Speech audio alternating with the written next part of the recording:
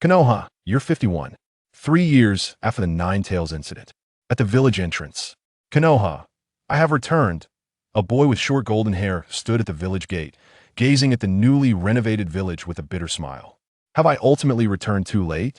He bore a striking appearance, not merely due to his resemblance to the fourth Hokage, but also because of his handsome features juxtaposed with his tattered clothing, creating a stark contrast. Had it not been for the ninja headband emblazoned with the symbol of Konoha upon his forehead, one might mistake him for a mere traveler rather than a ninja. His name was Su Ming, a time traveler, and the adopted son of the fourth Hokage, Minato Namikaze. He was the nominal elder brother of Naruto Uzumaki, the Nine Tails Jinchuriki.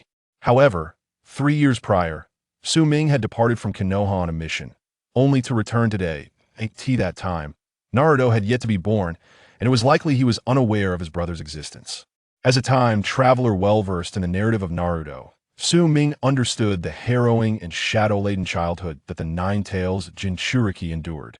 It was a burden that even adults would struggle to bear, yet weighed heavily on the young Naruto. The sacrifices made by the fourth Hokage and his wife to protect Konoha seemed to have been in vain, as their descendant faced such cruel treatment. The progeny of a hero, how utterly laughable. Taking a deep breath, Su Ming averted his gaze and stepped into the village. Having left for a crank mission 3 years ago, he had finally completed it after enduring numerous trials. Now that he had returned, he was determined to protect his frail younger brother. After registering his identity and ignoring the peculiar stares of the registering ninjas, Su Ming strode into the village. The streets were bustling with life, filled with laughter and joy. After walking for approximately half an hour, Su Ming arrived at the home of Naruto, as he remembered it. It was Naruto's home, not that of the fourth Hokage. The fourth Hokage and his wife would never leave their son in such a dismal place. Pushing the door open, a musty odor assailed him. Frowning, Su Ming fully opened the door. What met his eyes was reminiscent of scenes from his previous lives anime. Scattered clothes, instant noodle containers strewn about, and milk long expired yet still consumed. Even though he had anticipated this, witnessing it firsthand caused a sharp pang in his heart. That be why the timeline. Naruto was merely a 3-year-old child. A 3-year-old child, surviving on such meager provisions. Sarutobi, do you remember your father's wishes? Before he could suppress the fury rising within him, a figure suddenly appeared before Su Ming. A familiar dog-headed mask. An umbu. Without the third Hokage's orders, you are not permitted to approach the Demon Fox's dwelling. The voice that greeted him was icy and authoritative. Demon Fox? Gazing at the masked figure, Su Ming scoffed. Was this commanded by Sarutobi Hiruzen? Presumptuous. You dare to address the third Hokage by name. The umbu seethed with anger, glaring at Su Ming, the chakra around him swirling, indicating a readiness to strike at that moment. Su Ming, who had remained still, finally made his move. With a single hand, he drew his sword and swung it fiercely. The blade gleamed as it pierced through the darkness, pinning the shadowy figure against the wall. The figure struggled to break free, but Su Ming's cold voice resonated once more. I advise you to remain still. The life of a mere shadow holds little value in my eyes. After locking eyes with Su Ming for several breaths, the shadow figure ultimately bowed its head in surrender, relinquishing its struggle. Su Ming retracted his sword, expertly flicking the droplets of blood from the blade. Clean this place. When I return, I expect to see a tidy room. With that, the sword was sheathed, leaving the shadow figure in a state of stunned silence. In that fleeting moment, it had sensed the breath of death. Such formidable swordsmanship and astonishing speed. Once Su Ming had departed, the shadow figure gazed at the disordered room, hesitated for a moment, and eventually stepped inside. Beneath the setting sun, in Konoha Park. However, it's time to go home. Daddy, dinner is ready. I'm coming. Everyone's heading home. Mommy. The joyful exclamations of a little girl pierced through the twilight, ringing with a jarring clarity. The children, once gathered, scattered suddenly like birds returning to their nests, each finding their own sanctuary in an instant. Only one remained, gazing enviously at the joyful scenes unfolding before him, his heart filled with yearning. At that moment, a parent caught sight of the solitary figure in the fading light. A flicker of disdain crossed their eyes as they reproached their child. What are you doing? Weren't you told not to play with that child? Come. Hurry home. The group hurried away, as if they had encountered a terrifying monster, eager to distance themselves. Shikamaru, time to go home. Choji, you too. Two more figures approached, calling their respective children. Goodbye, Naruto. See you. The two exchanged farewells before hastily grasping their father's hands, their faces beaming with joy. Yet Naruto stood alone, watching the receding figures, his expression one of desolation. The remnants of the setting sun lingered, casting a warm glow, yet the light surrounding that small figure could not dispel the darkness within his heart. Upon arriving, Su Ming beheld this very scene as, oh, this is how it is. Moved by the sight before him, Su Ming quickened his pace. Under the golden twilight, the two stood, one large and one small, facing each other. You must be here to take your little brother or sister home. After a pause, it was the smaller one who spoke first. But everyone else has left. You won't be able to take anyone with you. But I can help you look. With that, Naruto flashed his signature grin and gave a thumbs up. I am going to become Hokage, radiating with sunshine. So bright. Anyone who beheld such a smile would surely be infected, breaking into a grin themselves. Yet Su Ming could not return the smile. Instead, he fell into silence. Hey, what's wrong with you? Noticing something unusual, Naruto expressed his curiosity. Su Ming gazed at the petite figure before him with the disheveled hair, the slightly worn attire, and the dust-covered clothing of the golden-haired boy. He resembles his father so much. Stepping forward and shaking his head to wipe away the tears at the corner of his eyes, Su Ming reached out and playfully pinched Naruto's ear, tugging it gently while breaking into a grin. Why, foolish little brother, I have come to take you home. Chapter 2. He is a competent brother. Are you truly my brother? On the street, a tall figure walked alongside a small one. When he turned back, he caught a fleeting glance from the child that suddenly dropped. In that brief moment, Su Ming perceived a glimmer of hope mingled with a profound fear that seemed to engulf the child. Was everything merely an illusion? Before Su Ming could respond, the voice resonated once more. They call me the fox spirit, claiming I am an orphan, and everyone in the village despises me. I suppose a child like me does not deserve to have family, does he? Naruto lifted his gaze, mustering all his strength to meet Su Ming's eyes, forcing a smile, albeit strained. Brother, you are not real. You are here to mock me, aren't you? To tease me, right? As he uttered these words, he smiled. A sunlight-like grin despite its forced nature. I am destined to be the Hokage. Such tricks cannot deceive me.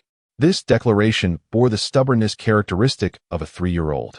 Tragically, however, all this was painfully true. Without hesitation, Su Ming seized Naruto's ear, feigning anger. Foolish child, what nonsense are you thinking? Ow, ow, ow, let go.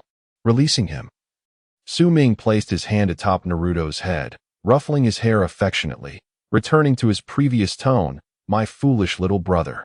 I am not foolish. I am destined to become Hokage, right? Ha. As they strolled along the streets of Konohagakure, the larger figure carried the smaller one on his back, moving slowly.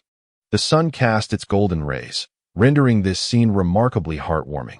Yet, throughout their journey, Naruto, perched on Su Ming's back, was restless, bombarding him with questions. Brother, why did you come back only now? I was on a mission. Oh, are you a ninja? Yes. Brother, are you very strong? Yes. Will you protect me? Of course. Brother, when you were away, I was so scared, so very scared. At just 3 years old, after a flurry of questions, the young Naruto eventually drifted into a deep slumber upon Su Ming's back, sleeping soundly. Su Ming reflected on Naruto's earlier words, unable to find tranquility. 3 years old. While other children relished their carefree childhoods, his brother had endured such experiences.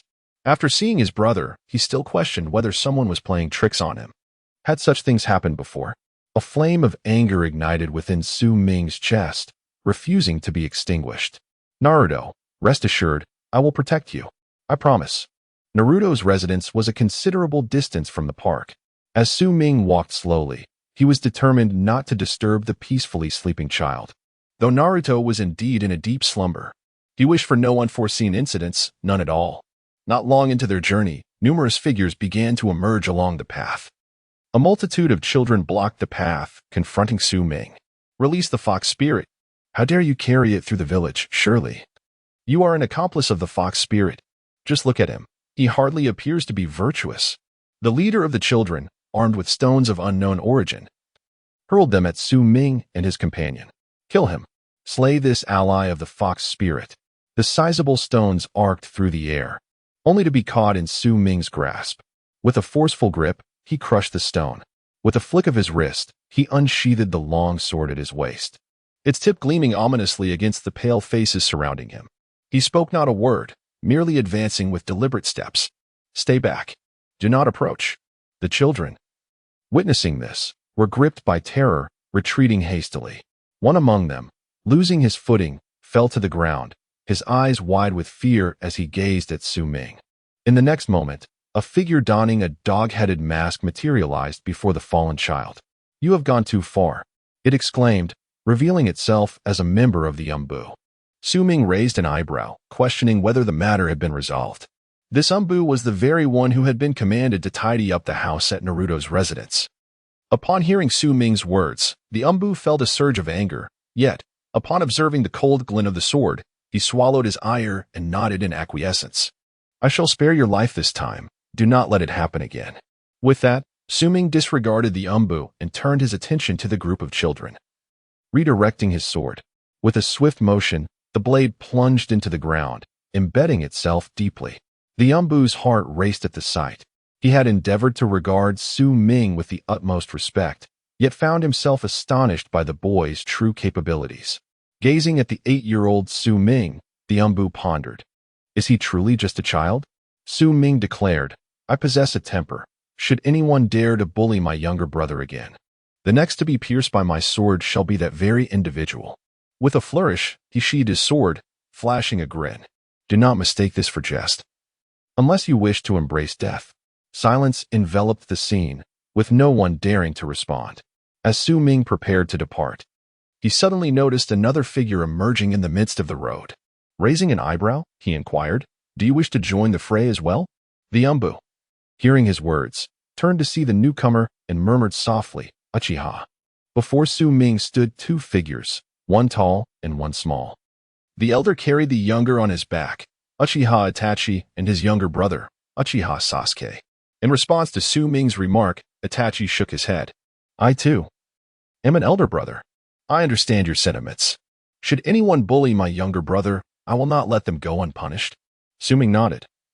Observing the prodigious talent of the Uchiha clan up close for the first time, the 7-year-old boy who could contemplate life with the wisdom of a Hokage, tirelessly striving for both his village and family. A boy who, despite a penchant for sweets, had endured a lifetime of hardship. At this juncture, Itachi was merely 8 years old, having just awakened his Sharingan according to the original narrative. However, for Su Ming, such details held little significance. After the demise of his parents, the only matter of importance was Naruto. Anything unrelated to Naruto was of no concern to him. As Su Ming took a step forward, he unexpectedly addressed Itachi, who was accompanied by Sasuke. If you truly cherish your younger brother, endeavor to trust him, to believe in his abilities, rather than arbitrarily dictating his path. Upon hearing these words, Itachi visibly trembled. Just as he regained his composure and intended to respond, Su Ming had already turned away, carrying Naruto on his back. Itachi fell into silence. After a brief moment, Sasuke, nestled against Itachi's back, lifted his small head. Nisan, who was that person? He is a competent elder brother, Itachi replied, casting a fond glance at Sasuke. What I meant was, is that person strong? Very strong. Itachi rarely displayed such a serious demeanor. The moment he drew his sword, I felt as though I could perish beneath its blade. How can that be? Nisan is the strongest. Sasuke's eyes brimmed with confusion. Fortunately, due to his tender age, Sasuke soon forgot the matter.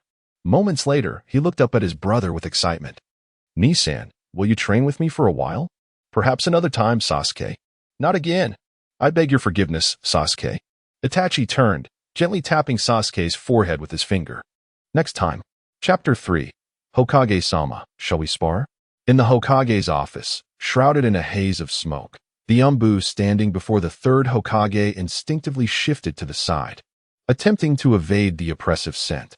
Yet, it was a futile endeavor. Sarutobi Hiruzen set down his large pipe, exhaling a plume of smoke, and spoke with a hint of complexity in his tone. He has returned? Indeed, and he has taken Uzumaki Naruto with him, even addressing you, Lord Third, by name. Devoid of any respect, reported the Umbu, relaying the information candidly.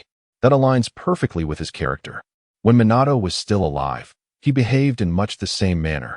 Sarutobi mused to himself. You may return. There is no need for you to continue monitoring. Given Su Ming's temperament, if you persist, he may truly resort to violence against you. The Umbu hesitated, but, sir, the importance of the Nine-Tails Jinchuriki. I am aware, Sarutobi replied. But you cannot defeat him. Indeed. The Umbu, donned in a dog-headed mask, felt a shadow of despair wash over him. Not only can we not defeat him, but perhaps we wouldn't even manage to withstand a single blow. After all, he is a genius who astonished even the fourth Hokage. Withdraw, Sarutobi commanded.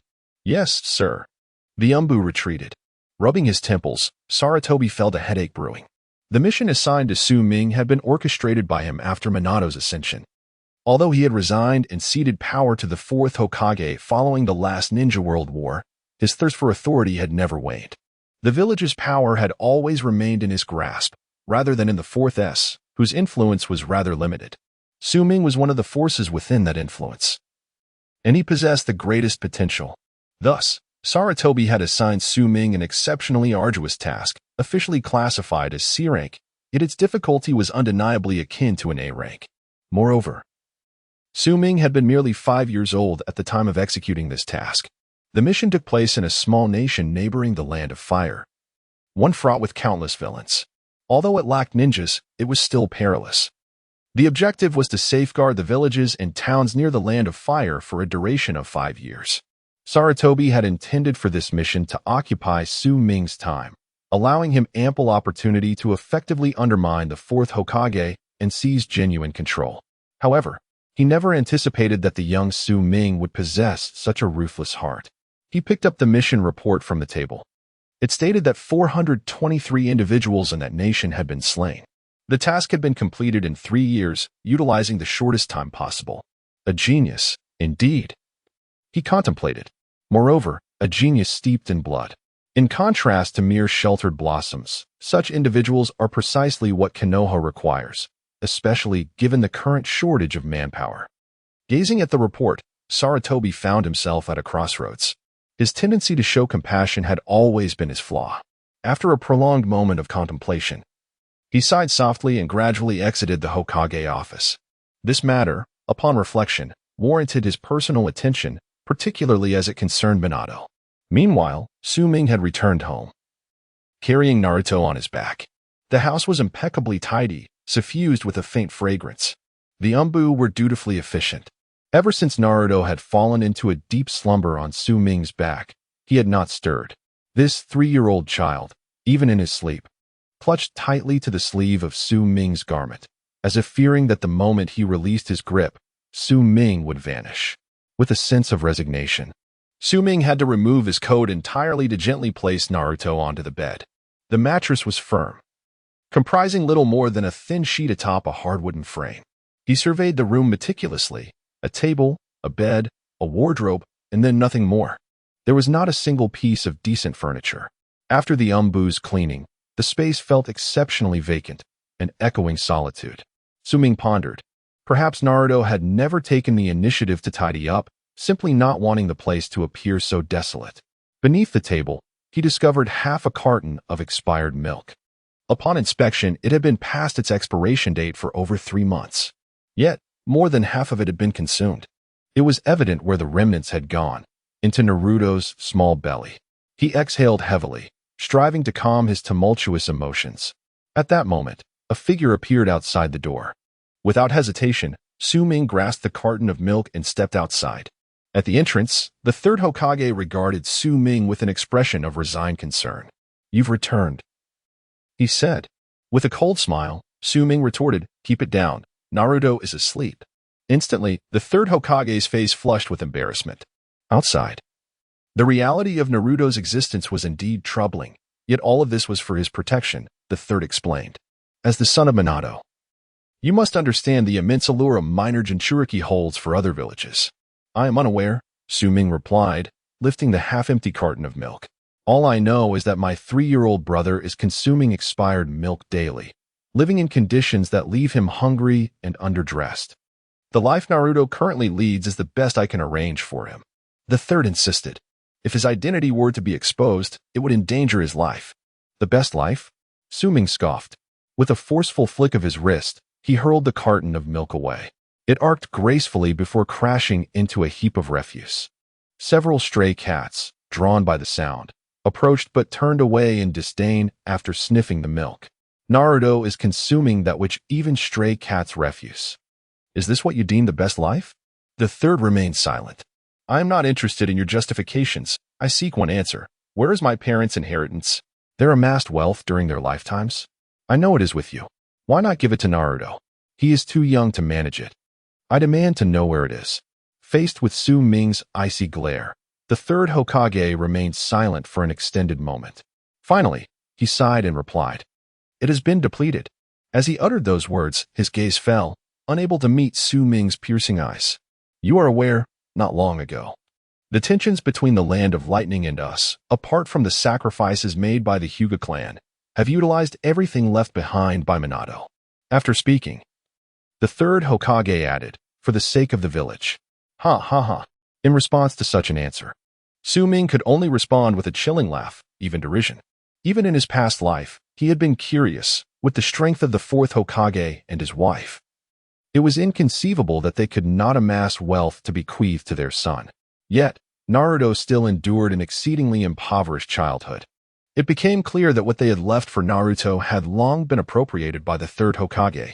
The third Hokage truly embodies hypocrisy. The atmosphere fell into a deep silence for an extended period. Ultimately, when the third Hokage attempted to say something further, he was directly interrupted by Su Ming. He gazed at the third Hokage, his eyes chillingly fierce. He declared, "Third Hokage, let us engage in battle. Let us engage in battle." Chapter 4, perhaps next time, Itachi. Lord Third Hokage, let us engage in battle. The words emerged so abruptly yet flowed with an undeniable naturalness. Sarutobi was momentarily taken aback, gazing at the resolute Su Ming. How many years had passed since anyone dared to so openly express hostility towards him, let alone issue a challenge? Even Danzo, who had long coveted his position, and Orochimaru, who had recently defected, lacked the courage to utter such words. Yet now, they came from the lips of a mere child. You are no match for me, Sarutobi replied. Su Ming said nothing, his right hand slowly resting upon the hilt of his sword. His movements were deliberate and unhurried. However, at that moment, Sarutobi felt an unexpected weight emanating from the 8-year-old, a pressure that was both alarming and formidable. Sarutobi sought to dissuade him. You must trust me, trust the village. I will look after Naruto. His words were abruptly shattered by a sudden rush of wind. Then, with a swift motion, the sword was drawn. Sarutobi's eyes widened in shock as the pressure surrounding him intensified, and he sensed that failure to defend himself would result in a grave consequence. Instinctively, he began to form hand seals, preparing to summon the Monkey King. Leaning back, he attempted to retreat, but it was too late. A flash of sword light sliced through the air, striking him without flourish. As the third Hokage, renowned as a master of the shinobi arts, his combat experience was extensive. Even against a surprise attack, he could typically respond in the blink of an eye. Yet, he had miscalculated in the face of this direct assault. Drip. Blood fell to the ground. A long gash marred Sarutobi's arm, blood gushing forth. He stared in disbelief at the unfolding scene, struggling to comprehend that he had been wounded. Clang. The sword was sheathed. Su Ming did not spare a glance at the third Hokage, merely turning away. I shall take care of Naruto. If there is nothing else. Lord Third, I kindly ask you to leave. Sigh, you child. Sarutobi exhaled in resignation. I have kept Watergate's house for you. You may move in tomorrow, but it must be just you. Naruto cannot come. In response to the third Hokage's words, Su Ming did not halt his steps, offering only a disdainful snort filled with mockery. Sarutobi was left with no choice but to depart. Today marked the most powerless moment he had experienced since assuming the role of Hokage. Confronted by a child, he felt more helpless than during the last Great War. He realized he had failed Naruto, not fulfilling Minato's entrusted responsibility. Yet, halfway down the path, Sarutobi glanced back at the vanishing figure of Su Ming. His mind was resolute, and no alteration of plans would ensue. Even with Su Ming's return introducing a myriad of uncertainties, the course he envisioned must persist. The Nine Tails would remain the guardian of Konoha. At this moment, Su Ming refrained from entering the house, as the hour was still early and Naruto remained in slumber. He was reminiscing about his recent battle with the third Hokage. Indeed, the third was formidable. With his current strength, he was utterly incapable of matching him, even with his extraordinary abilities. Nevertheless, he felt compelled to fight for Naruto. Achieving the level of Sarutobi was not something that could be accomplished overnight, even with his unique advantages. The power he possessed was derived from a system known as the Glory of King's Template. Under Su Ming's will, a translucent template materialized in his mind. Host, Su Ming World, Naruto Unlock Template, Glory of King's World, Kitsune Yuki Unlock Percentage, 4, 2 upon reaching a template progress of 5. The first characteristic of the template character will be unlocked. Kitsune Yuki Template Characteristic, Sharpness. Upon reaching a template progress of 20, the next character template will be unlocked. Template Points, 25 Daily Tasks, Practice Swordsmanship, Reward 0. 2 Template Progress, Completed. This template system was remarkably straightforward. By completing daily tasks, he could unlock corresponding templates and simultaneously acquire their abilities. The Iajutsu he employed during his encounter with the third Hokage was derived from the Kitsune Yuki template. He was a genius swordsman, albeit a solitary one, whose sword skills were undeniably potent. When perfected, they could sever all. The Naruto world was fraught with peril. Even with the system, Su Ming had faced numerous life and death battles. Yet, he had survived and stained his sword with blood. A sword that has tasted blood is indeed a treasured blade. Shaking his head to clear his thoughts, Su Ming cast his gaze toward the sole corner of the room that could serve as a hiding place. Come out, Itachi. You've been waiting there for quite some time. Haven't you? As his words fell, Itachi's figure slowly emerged from the corner. As expected of you, Ming-san. Itachi offered his praise without reservation. To deliver such a strike that even Lord Third was injured, it is only fitting that you are recognized as Konoha's foremost genius. Su Ming remained silent. Indeed, he had once been regarded as Konoha's greatest prodigy. However, after he embarked on missions, his name had been deliberately erased from memory, consequently allowing Itachi to assume that mantle. Yet, the two had never truly competed against one another, as Su Ming had left too early, and their paths had scarcely crossed. At this moment, as Itachi spoke, Su Ming sensed the implication in his words. That strike, this meant that Itachi had seen it clearly. Even the third Hokage had failed to grasp its essence, yet Itachi. Indeed, had he activated his Sharingan already? By the timeline, Itachi should have awakened it at this point. Is there something you wish to discuss?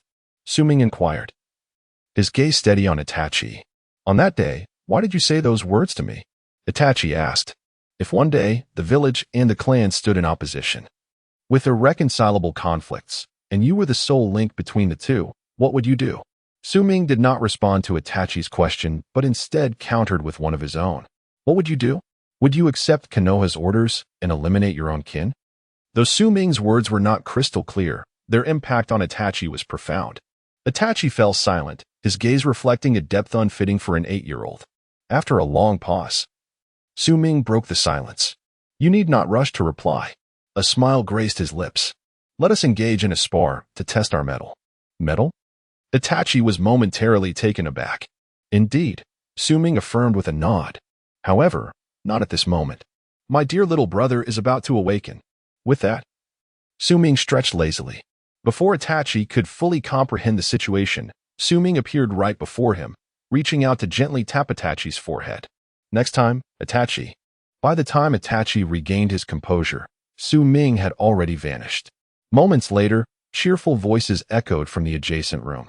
Brother, I'm hungry. Then let us have ramen. Miso flavor. Yay, you're the best, brother. I want a big bowl. Haha, I'll make sure you're so stuffed you can't walk. Chapter 5. A brother's duty to set an example. In the early morning, before the sun had risen, a young figure could be seen practicing swordsmanship. 1 strike. 2 strikes. Several strikes.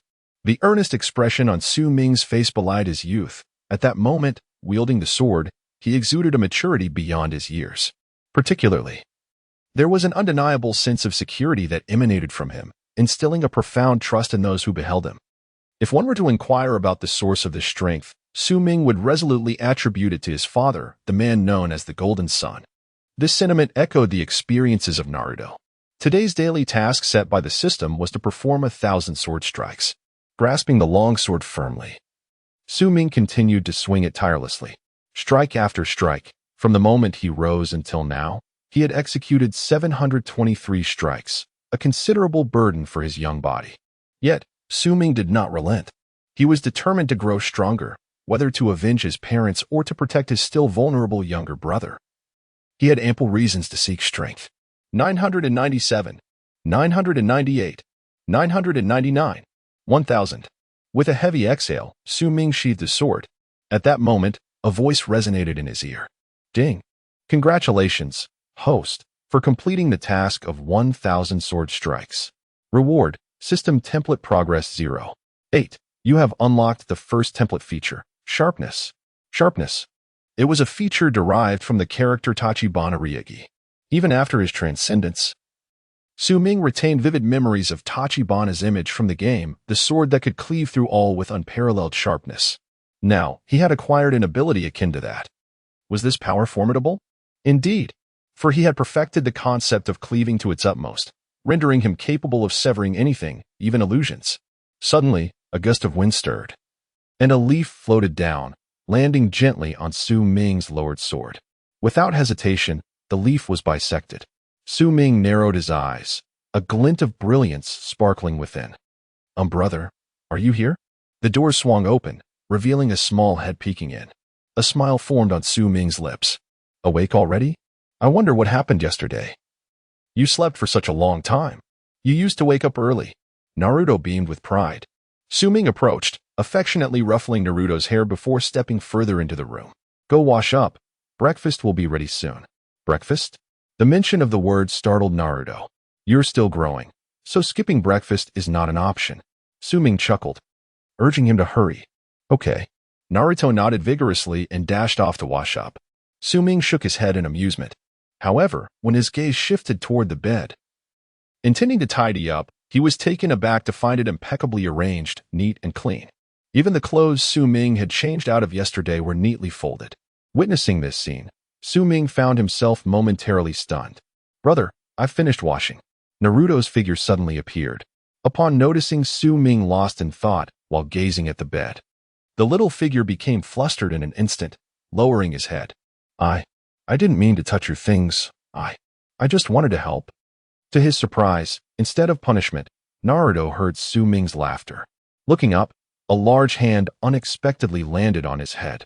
Su Ming unabashedly ruffled Naruto's hair. I've never seen clothes folded so poorly. My foolish little brother, I shall teach you next time.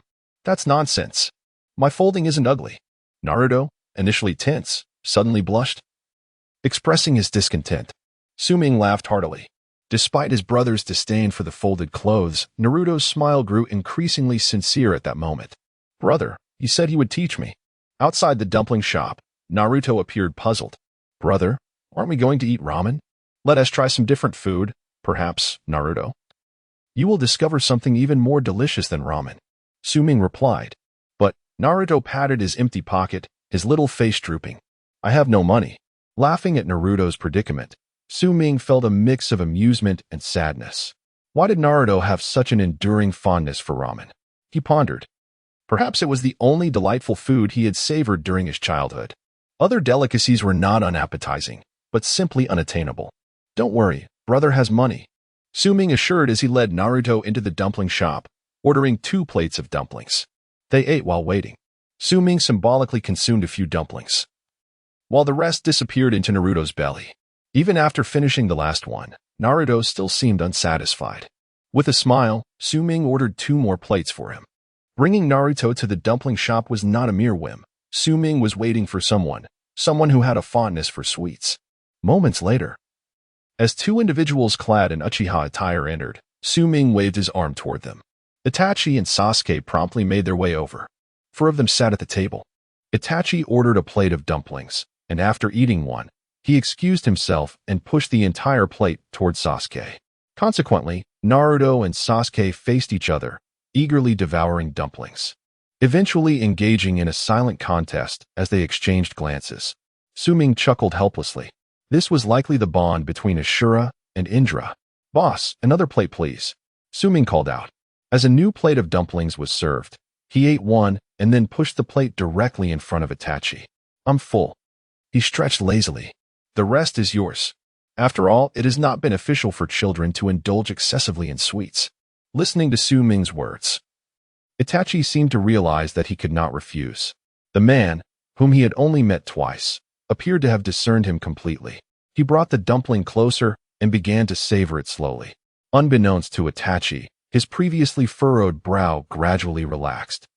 He became immersed in the delightful experience of the sweet treat. "Is it delicious?" Suming suddenly inquired. This question caused Itachi to tremble slightly in that moment. He instinctively lowered his guard and surrendered to the pleasure. Is this the power of Ming-san? Before Itachi could ponder further, Suming's voice resonated once more. "We agreed to spar after you finish eating." Upon hearing Suming's words, Itachi instinctively set down the dumpling and rose. However, Suming had anticipated this reaction and added, "Wasting food is not the example an elder brother should set for his younger brother." This statement firmly seated Itachi back in his place, compelling him to obediently finish the dumpling. Meanwhile, the two little ones beside Suming exchanged glances upon hearing the word fight, their eyes sparkling with excitement. Chapter 6. Naruto, dare to speak ill of my brother, and I shall strike you. In the Konoha training ground, two figures stood in opposition, Itachi and Suming. Itachi's expression was notably grave, as he sensed the overwhelming pressure emanating from Suming, although no blows had been exchanged yet. The oppressive aura had already caused beads of sweat to form on his brow. In stark contrast, Suming appeared utterly relaxed. Scrutinizing the Uchiha prodigy before him, a mere 13 years of age, yet capable of annihilating an entire clan. Though there were influences from Obito involved, Itachi's strength was undeniable. At 13, he wielded the Manjiki Sharingan. Such talent was truly terrifying. "There's no need for concern," Suming proclaimed. "Unleash your full strength. Do not worry about injuring me." His hand rested casually on the hilt of his sword. Instinctively, Itachi took a step back, recalling how Suming had once used this very move to injure the third Hokage. Caution was imperative. However, he quickly realized that retreating would lead to failure. Offense was the best defense. In the next moment, 5 shuriken appeared in Itachi's hand, which he swiftly hurled in 5 different directions towards Suming. All of Suming's escape routes were effectively sealed. Impressive. Sasuke, seated at the edge of the training ground, stared in awe, his mind reeling. Yet, before he could fully appreciate his brother's prowess, a cold glimmer flashed before him. Then came the sound of clinking metal. 5 crisp notes echoed as the shuriken were effortlessly strung together by Suming's blade, dismantling what seemed to be a flawless attack with a single stroke. Sasuke's eyes widened in astonishment. His brother's opponent is formidable. Meanwhile, Naruto was utterly mesmerized. His mind fixated on a singular thought. Brother, how cool. However, this was not the end. With his sword in hand, Suming executed a swift slash, his unparalleled speed carrying him instantaneously before Itachi. Itachi's pupils dilated, and he instinctively recoiled, but it was too late. Swish! The long sword cleaved through, severing Itachi's body in two, followed by a resounding thud as he vanished. Shadow clone. Suming's lips curled into a smirk. Such a combat aptitude. Truly worthy of the Uchiha name. Yet, this skirmish was only becoming more thrilling. From the side, 5 shuriken were launched once again. Suming raised his sword to parry, and in an instant, he vanished, reappearing in front of Itachi. With a vertical swing of his blade, he struck with astonishing speed. Itachi's pupils widened once more as a vivid crimson tomo materialized in his gaze. Sharingan. Swish. The sword plunged into the ground, half its length embedded in the earth. While Itachi narrowly evaded the strike, gazing at the sword, which had almost entirely sunk into the ground, Itachi's astonishment was beyond description. As a member of the Uchiha clan, he had always carried an innate pride, a sense of pride deeply ingrained in the very essence of their lineage.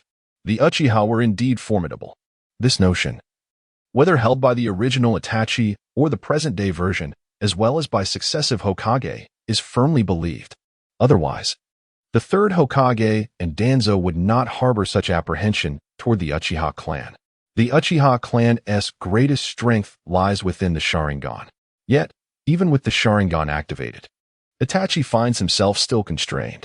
He has made several attempts to seize the initiative, only to discover that all his efforts are in vain. Why is this so? He bears no signs of any bloodline limit, indicating that Su Ming is merely an ordinary ninja. But how could an ordinary ninja possess such formidable strength? In the heat of battle, myriad thoughts raced through Itachi's mind. Yet, the more he pondered, the deeper his confusion grew. The doubts that plagued Itachi were beyond even Su Ming's ability to elucidate, for he could not explain the concept of wielding a system's advantage. Itachi, too, found this incomprehensible. Thus, the only recourse was to battle. Experiencing the conflict firsthand would yield the simplest understanding. Ding! Dodging Su Ming's attack, Itachi hurled shurikens while retreating.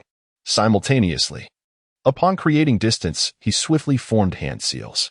It must be said, Itachi's speed in forming seals was terrifyingly swift.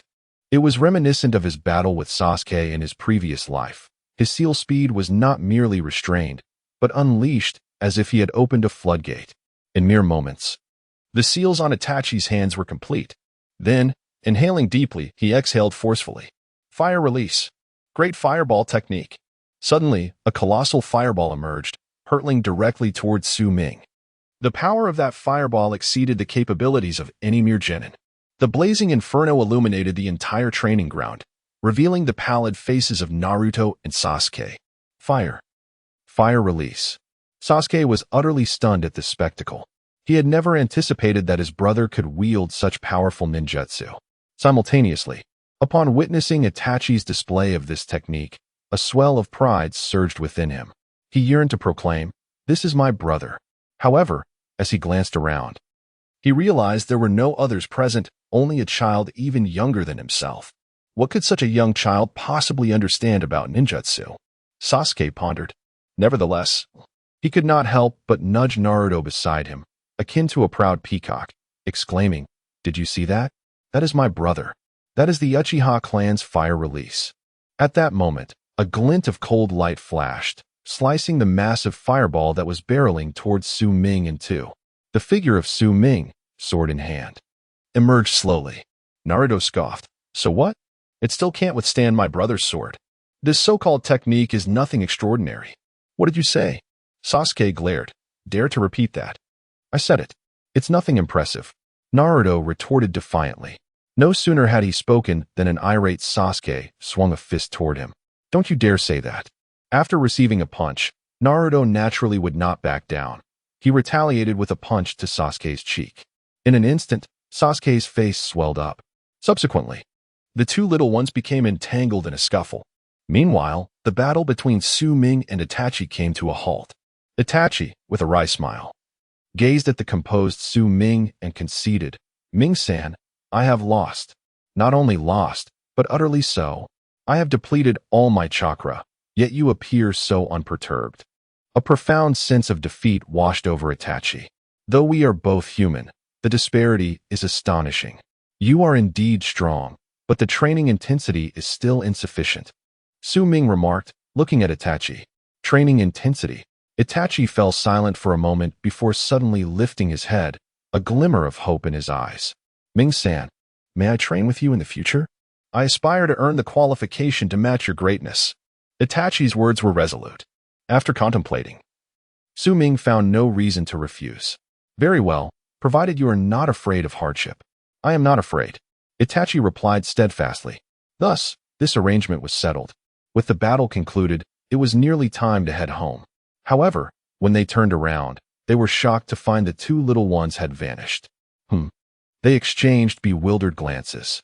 Ultimately, they discovered them amidst a patch of grass.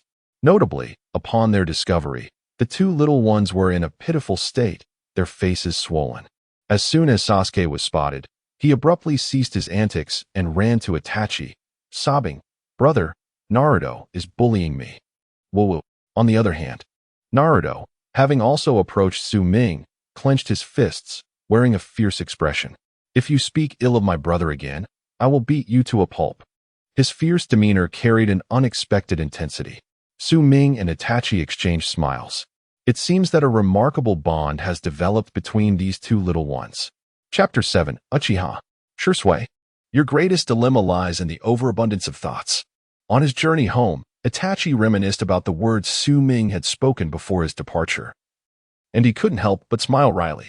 Am I indeed overthinking? Yet, the current dynamics between the village and his clan had become increasingly apparent to him. How could such revelations not provoke a whirlwind of thoughts? The more he comprehended the Uchiha, the more he recognized the formidable strength of his lineage. If a point of irreconcilable conflict were to arise between them, Itachi's expression grew increasingly somber. At this moment, he suddenly yearned for companionship, wishing someone could share this burden with him. Unconsciously, Su Ming's figure materialized in his mind. Shaking his head, he continued to smile bitterly. "Nisan, I'm in so much pain," came the plaintive voice of Sasuke walking beside him. Itachi smiled faintly and beckoned Sasuke closer. "Come here, Sasuke." With a joyful expression, Sasuke climbed onto his brother's back. In that instant, he was merely a child leaning on his elder brother. Meanwhile, Su Ming observed Naruto beside him with a hint of exasperation. He had intended to carry Naruto home, only to be met with rejection. The reason for this refusal was that Naruto felt his brother was exhausted from a recent altercation and insisted he could walk on his own. How heartwarming, yet pitiful. Su Ming shook his head. Although in his previous life Naruto could not fully grasp the profound anguish of losing loved ones, at this moment, having found family, he surely learned to cherish it. This understanding was something Sasuke could not fathom either. He perceived his world as engulfed in darkness, leading to his suffering, yet never considered that his existence had previously known no light. Thus, even the faintest glimmer would be desperately clung to. Returning to the present, Su Ming noticed Naruto's puzzled expression. "Brother, where are we going? This isn't the way home." Indeed, it was not the path home. Su Ming instinctively tousled Naruto's hair and gently replied, "Winter is approaching. We need to buy some warm clothing." Oh, Naruto nodded. At some point, he had learned to comply, to embrace his brother's plans, and to find joy in them. He was no longer alone. Su Ming led Naruto into a nearby clothing store. However, just as they were about to enter, he noticed a figure at the entrance. The most striking feature of this figure was an exceptionally rare dumpling nose. Clad in a dark, high-neck short-sleeved shirt and triangular guards, with matching pants and leg wrappings, and a small tanto sheathed at his back. The resemblance to a familiar visage was unmistakable. Upon seeing this silhouette, Su Ming's mind swiftly recalled the name, Shursui. Uchiha Shursui. Yet, their interactions had been minimal. After exchanging glances and a brief smile, Shursui turned away. Su Ming proceeded into the clothing store with Naruto. Inside, the shop was nearly empty, or perhaps devoid of customers altogether. The overall ambience was dim, and to his astonishment, all the garments were thick and in small sizes. Upon closer inspection, one would discern that everything is tailored to Naruto's size. Even in a children's clothing store, such a coincidence seems implausible. Thus, there can only be one explanation: illusion. The name Shursui of the body flicker technique is renowned throughout the ninja world. With an unruffled demeanor, Su Ming's hand rested upon the hilt of his sword. Suddenly, he drew the blade and thrust it toward a diagonal rear. Swoosh! The sword penetrated the wall, its length mostly swallowed by the structure. The scene before him began to transform. What was remarkable, however, was that as Su Ming observed, the shopkeeper, who had initially gazed at Naruto with contempt, now wore an expression of fear under the blade's threat. Before he could utter a sound, Su Ming's cold gaze swept over him in an instant. Purchase clothing. The equally frigid command compelled the shopkeeper to tremble slightly before he stepped forward to attend to them. With Su Ming's heightened perception, he was acutely aware that Shursui had already departed. Although he did not fully grasp Shursui's intentions behind casting the illusion, it seemed that the situation was unfolding favorably. At the very least, the shopkeeper was now exerting considerable effort in assisting Naruto, even referring to him as young Master Naruto, a privilege typically reserved for Konohamaru. The clothing transaction proceeded swiftly, to the point where they were charged significantly less than expected. Su Ming was left pondering whether this was due to Shirsui's influence or the sword he had embedded in the clothing store's wall. Nevertheless, Naruto was ecstatic. And that was sufficient. Brother, that shopkeeper was really nice. On the way home, Naruto appeared quite animated. In the past, very few shopkeepers would sell me anything. And even if they did, it would cost a fortune. In response to Naruto's exuberance, Su Ming merely smiled and ruffled his hair. His resolve to protect Naruto growing ever stronger. Upon returning home, Su Ming encountered Shisui once again. It was evident that Shisui had been waiting for him. Su Ming tousled Naruto's hair and said, "You go home first. I need to have a word with this brother." "Okay," Naruto obediently replied, clutching his new clothes as he headed home. "Is this your younger brother? Quite adorable." After Naruto's departure, Shisui approached. Much more well-behaved than Sasuke, was Shirsui's assessment. To this, Su Ming simply smiled, watching Naruto's retreating figure, and suddenly inquired of Shisui, "Do you not find him frightening? After all, he is widely known in the village as the Nine Tails." "Frightening?" Shisui shook his head. "He is merely a child. Even if there is something to fear, it is only the Nine Tails, not Naruto himself." Su Ming was somewhat taken aback. This was the first time he had heard such a perspective regarding the Nine Tails and Naruto. He had always assumed that the Uchiha clan, especially Shisui, would harbor a different viewpoint, particularly given the stigma surrounding the Nine Tails incident and the blame placed upon the Uchiha for controlling it. As the clan's prodigious youth, Shisui was undoubtedly a focal point of suspicion. Yet, he was astonished to receive such an equitable response. To Naruto in the present moment, this indeed seems to be a fair response. Regrettably, Su Ming shook his head. Normally, Shisui would not have much interaction with Naruto. In fact, in comparison, I find you to be even more formidable. Shisui gazed at Su Ming, articulating each word, despite lacking any bloodline limit. "You possess the ability to suppress my clan's Sharingan and even silently dispel my Jinjutsu. You enrolled in the academy at the age of 3 and graduated in merely half a month, obtaining your ninja qualifications. By the age of 5, you undertook missions alone, and over the course of 3 years, annihilated an entire nation, accomplishing that seemingly C-rank task, which was far more challenging than it appeared. To be candid, if you were not the adopted son of the 4th Hokage, I would genuinely suspect that you were an undercover agent sent by another ninja village." "Undercover agent?" Su Ming chuckled. "Have you ever encountered an undercover agent with such exceptional talent? Which ninja village would be so foolish?" As for the explanation, similar to Itachi, Su Ming finds it difficult to elucidate what exactly Hanging Wall entails. Thus, let Shisui continue to speculate. Put your Uchiha intellect to good use. Chapter 8. The Nine Tails, Shall We Converse? Are you up for a duel? Suddenly, Shisui gazed at Su Ming with a hint of eagerness, reminiscent of the bond between you and Itachi. To his surprise, what he anticipated as an acceptance was met with a direct refusal from Su Ming. Shaking his head, Su Ming suggested a different time. While he indeed wished to witness the Uchiha clan's Susanoo, now was not the moment. He pointed to a small head peeking through the nearby window and smiled gently, indicating that it was currently a time for rest. Shisui paused, noticing Naruto beside him, and shook his head. It seemed that being able to play alongside Itachi also indicated a certain brotherly affection. He then recalled Su Ming's words, Susanoo. Shisui's pupils contracted sharply. How did he know? Before Shisui could inquire further, Su Ming had already turned and waved goodbye as he departed. Watching Su Ming's retreating figure, Shisui's expression grew increasingly serious. Ming-san, indeed worthy of Itachi's esteem. Su Ming approached the entrance of the room and pushed the door open. Naruto, who had been eagerly waiting, immediately leaped at him, clinging onto Su Ming like a sloth. Su Ming smiled softly at this endearing younger brother, finding his clinginess rather delightful.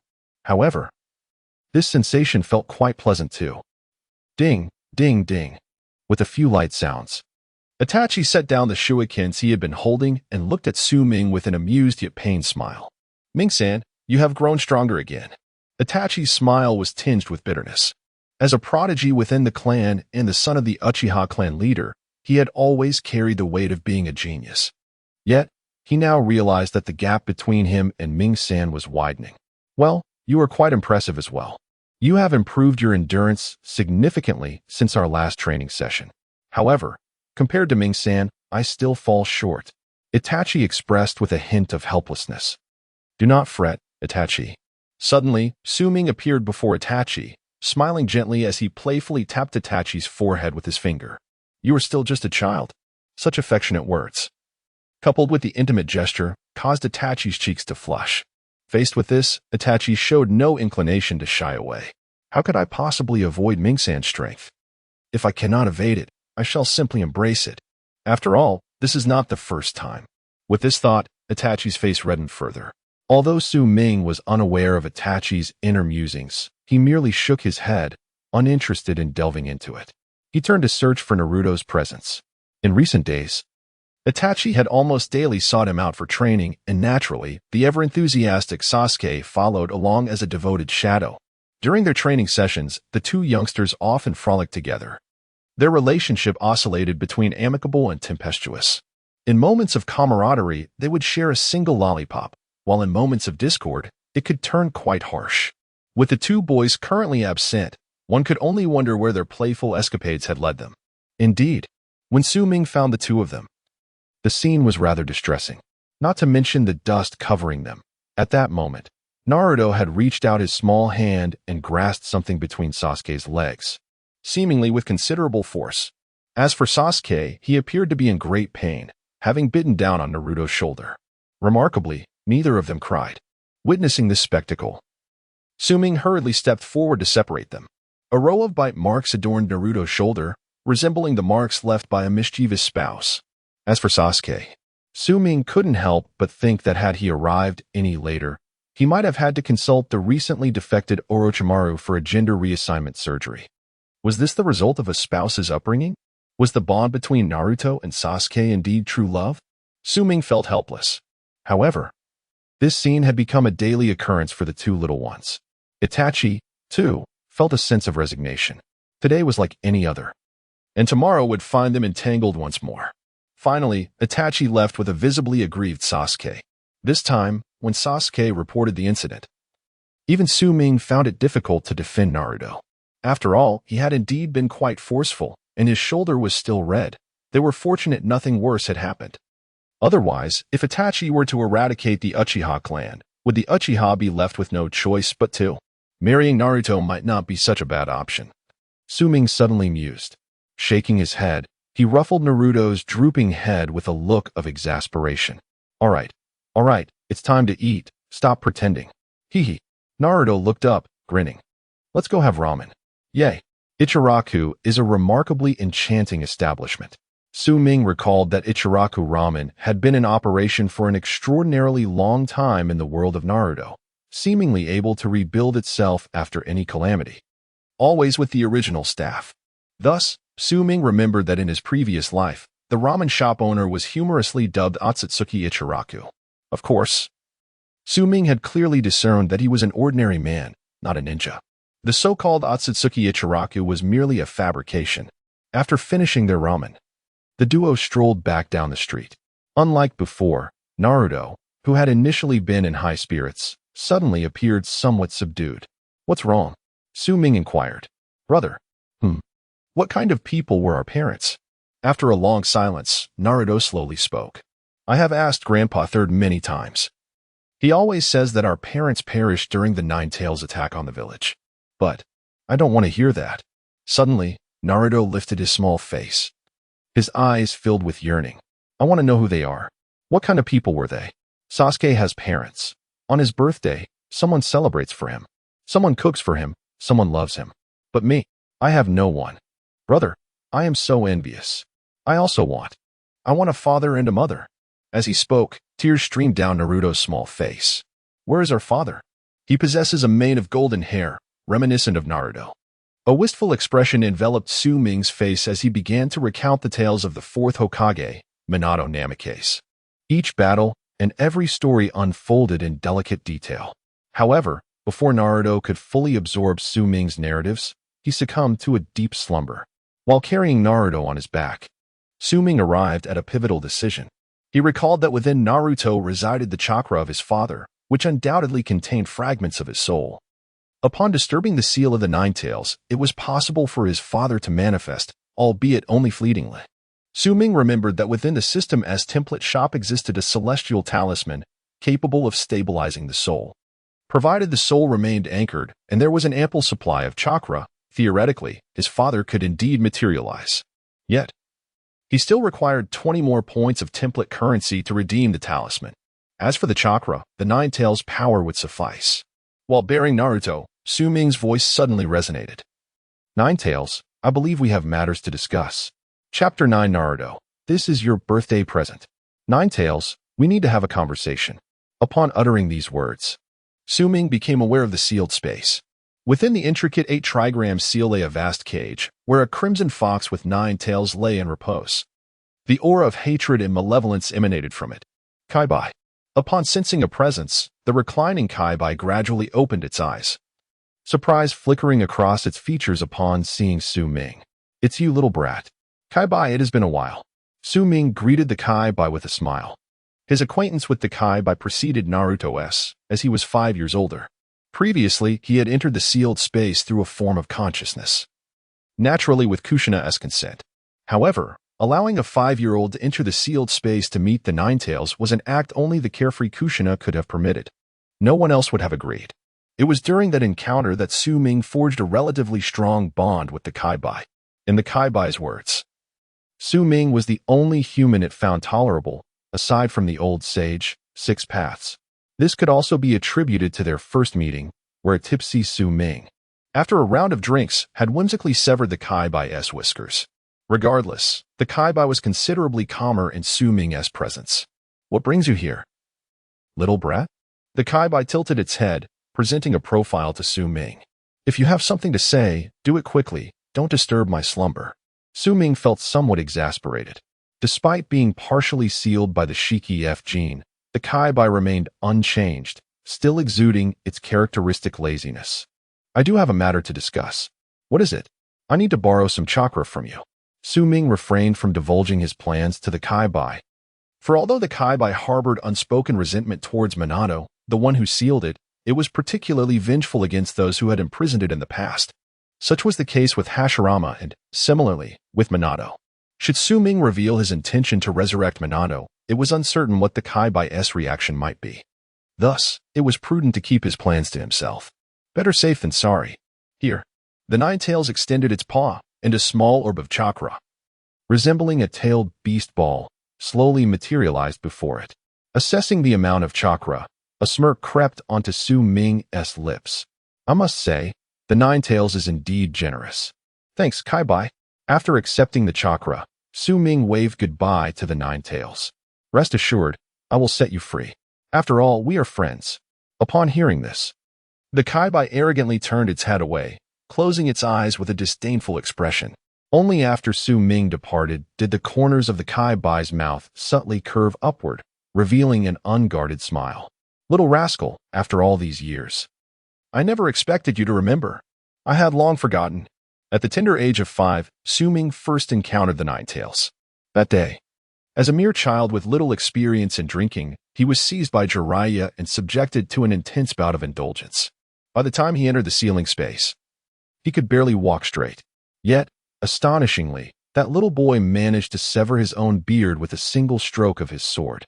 As the Nine Tails reminisced about Su Ming's gaze that day, he perceived it as that of a wild beast, one that stood on equal footing with him. This was precisely why the Nine Tails was inclined to befriend Su Ming. To him, they were peers. After the boy had severed his beard, Su Ming patted his chest and assured the Nine Tails, "Rest easy. I will rescue you. I shall grant you your freedom." Following this proclamation, he leaned against the Nine Tails and promptly fell into a deep slumber. What a little imp. The Nine Tails couldn't help but smile at the memory.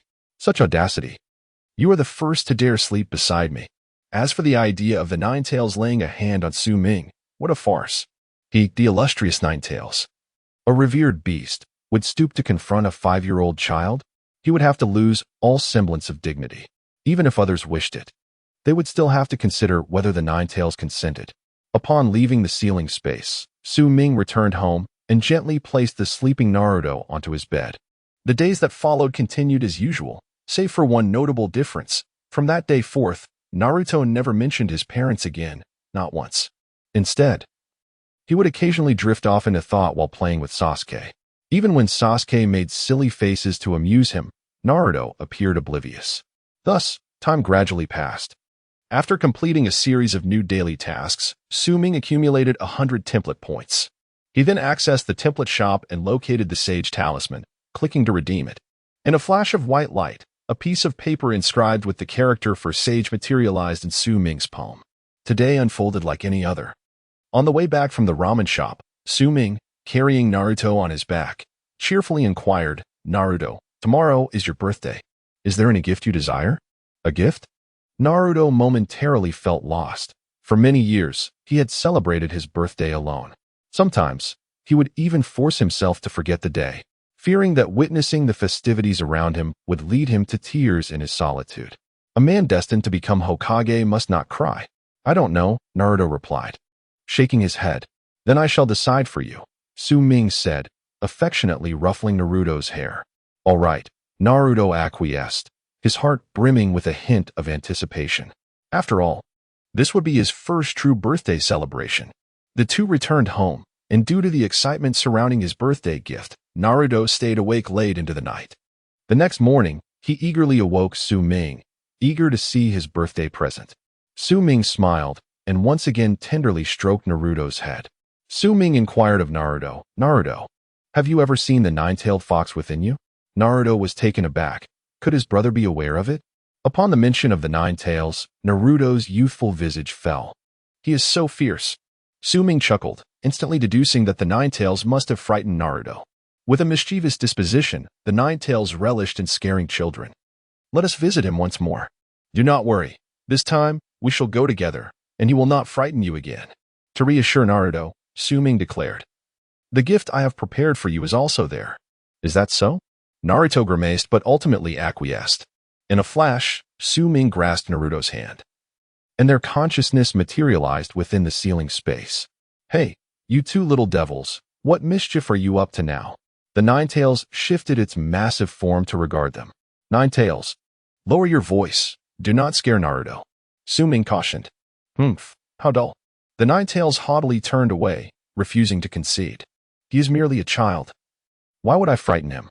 Su-Ming chose to ignore the creature's antics, firmly holding Naruto's small hand as the moment approached. Then, under the astonished gaze of the Nine Tails, he tore down the talisman. At that instant, a radiant golden light erupted. It was none other than Minato Namikaze, their father. Chapter 10, Naruto's Past and Kurama's Quirks. Chapter 1.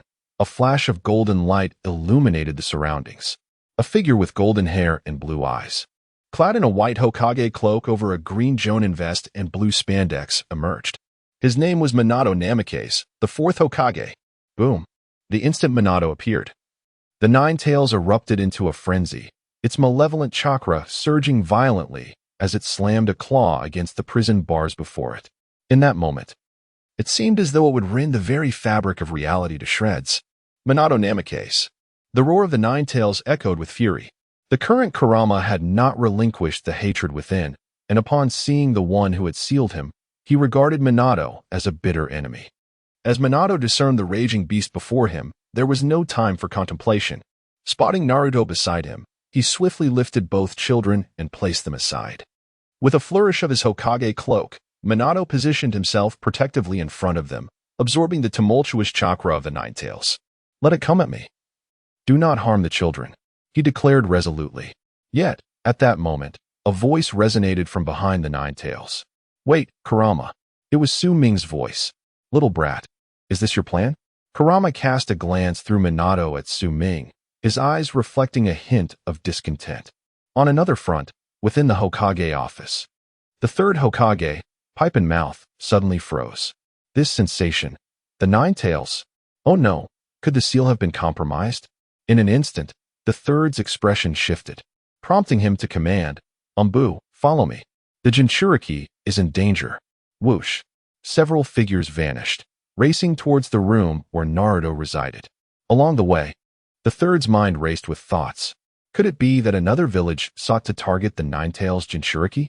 But there had been no reports from outside. Within the seal's domain, Kurama was decidedly displeased. His irritation arose not from Su Ming releasing the fourth, but from the fact that the boy had not consulted him first. You better give me an explanation. Understanding that before him was merely the chakra left by Minato within Naruto, Kurama settled down, adopting an aloof demeanor as he awaited an explanation from Su Ming. Feeling the curious gaze of Minato upon him, Su Ming felt a twinge of embarrassment. "Isn't today Naruto's birthday? I wish to surprise him." Minato responded incredulously. "Is this what you call a surprise? This is sheer terror. Unleashing the Nine Tails to celebrate Naruto's birthday? Are you planning to unleash a tailed beast bomb and turn the entirety of Konoha into fireworks?" He felt an immediate headache coming on. This child's recklessness surpassed even Kushina's. "Su Ming, you must understand, the Nine Tails is exceedingly dangerous," Minato urged, maintaining his composure. Fortunately, nothing untoward occurred, and the Nine Tails gradually calmed. Then, the esteemed Hokage, Minato Namikaze, finally turned his gaze towards Naruto, who stood beside Su Ming. With his golden hair and azure eyes, the resemblance to Kushina was unmistakable. Unconsciously, Minato's expression softened. And disregarding the presence of the Nine Tails, he gently inquired, "You must be Naruto, correct?" To Minato's surprise, Naruto exhibited no signs of joy upon seeing him. Instead, he displayed a wary demeanor, retreating behind Su Ming. "Who are you?" Minato was taken aback. "Did Lord Third not inform you? I am your father." "Father?" Upon hearing this, Naruto let out a cold laugh. "I have no father. I am an orphan, a demon fox. I have no father. None." With that declaration, Naruto's consciousness became ethereal, and he instinctively distanced himself from the scene. Su Ming was somewhat astonished, yet could empathize. Since his birth, Naruto had never received fair treatment, subsisting on expired milk and leading a solitary existence devoid of friends. All he had known was relentless loneliness and the stigma of being called a demon fox. How could he possibly accept the sudden emergence of a father, especially one renowned throughout the village as a great hero? Sighing, Su Ming lamented. "He is but a 3-year-old child." Observing Naruto's departure, Minato wore a bitter expression. He had never anticipated that his first encounter with Naruto would unfold in such a manner. What on earth is happening? Minato looked to Su Ming, seeking answers. "Su Ming, what is the meaning of this?" With a heavy sigh, Su Ming found himself at a loss for words to convey to this father. Ultimately, he could only say, "Naruto has endured much hardship, immense hardship." "Can you tell me more?" Minato's heart ached at Su Ming's words. His own son did not recognize him and referred to himself as a demon fox. What could this possibly mean? Taking a deep breath, Su Ming turned his gaze towards the Nine Tails behind Minato, speaking solemnly. "Kurama, you must have witnessed all that Naruto has endured, correct?" Naturally, Kurama replied with a hint of pride, adding, "The experiences of little Naruto are indeed quite intriguing. Even I did not anticipate that he would face such treatment." It compelled me to exclaim, "Minato, you truly are a fool." Minato, momentarily taken aback by Kurama's words, felt the weight of his shortcomings towards Naruto. Nevertheless, he could only plead, "Nine Tails, please, enlighten me." Seeing Minato's humbled demeanor, Kurama felt a sense of satisfaction. After a brief pause, he lifted his head and declared, "Well then, since little Su Ming has spoken, and you, Minato, are in this state, I shall share with you." With that, he gestured with a claw, and before Su Ming and Minato, images began to materialize, depicting scenes where the two individuals wore scant clothing. And the setting appeared rather inappropriate. Suddenly, Su Ming's expression grew somewhat peculiar. Wasn't he that Hashirama and Uzumaki Mido? Moreover, during such a time, the Nine Tails actually possessed such a penchant? Upon witnessing this scene, Minato Namikaze was equally taken aback. He suddenly pondered. Could it be that he and Kushina, along with the Nine Tails, were also? That was a misstep. Under the unusual gazes of the two individuals, the Nine Tails could hardly maintain his composure. Were it not for his crimson exterior, Su Ming might have discerned the flush on his face. Subsequently, he pointed again, and the scene changed instantaneously. In the new imagery, a young Naruto traversed the street, confronted by a group of older children glaring at him. "Demon Fox. It's that demon fox again. Let us kill him." How absurd. What was the third Hokage thinking, allowing a demon fox to remain in the village? The scenes unfolded frame by frame, akin to watching a film. This prompted Minato to tremble uncontrollably. Naruto. Chapter 11. If you wish to apologize, go speak to Naruto yourself.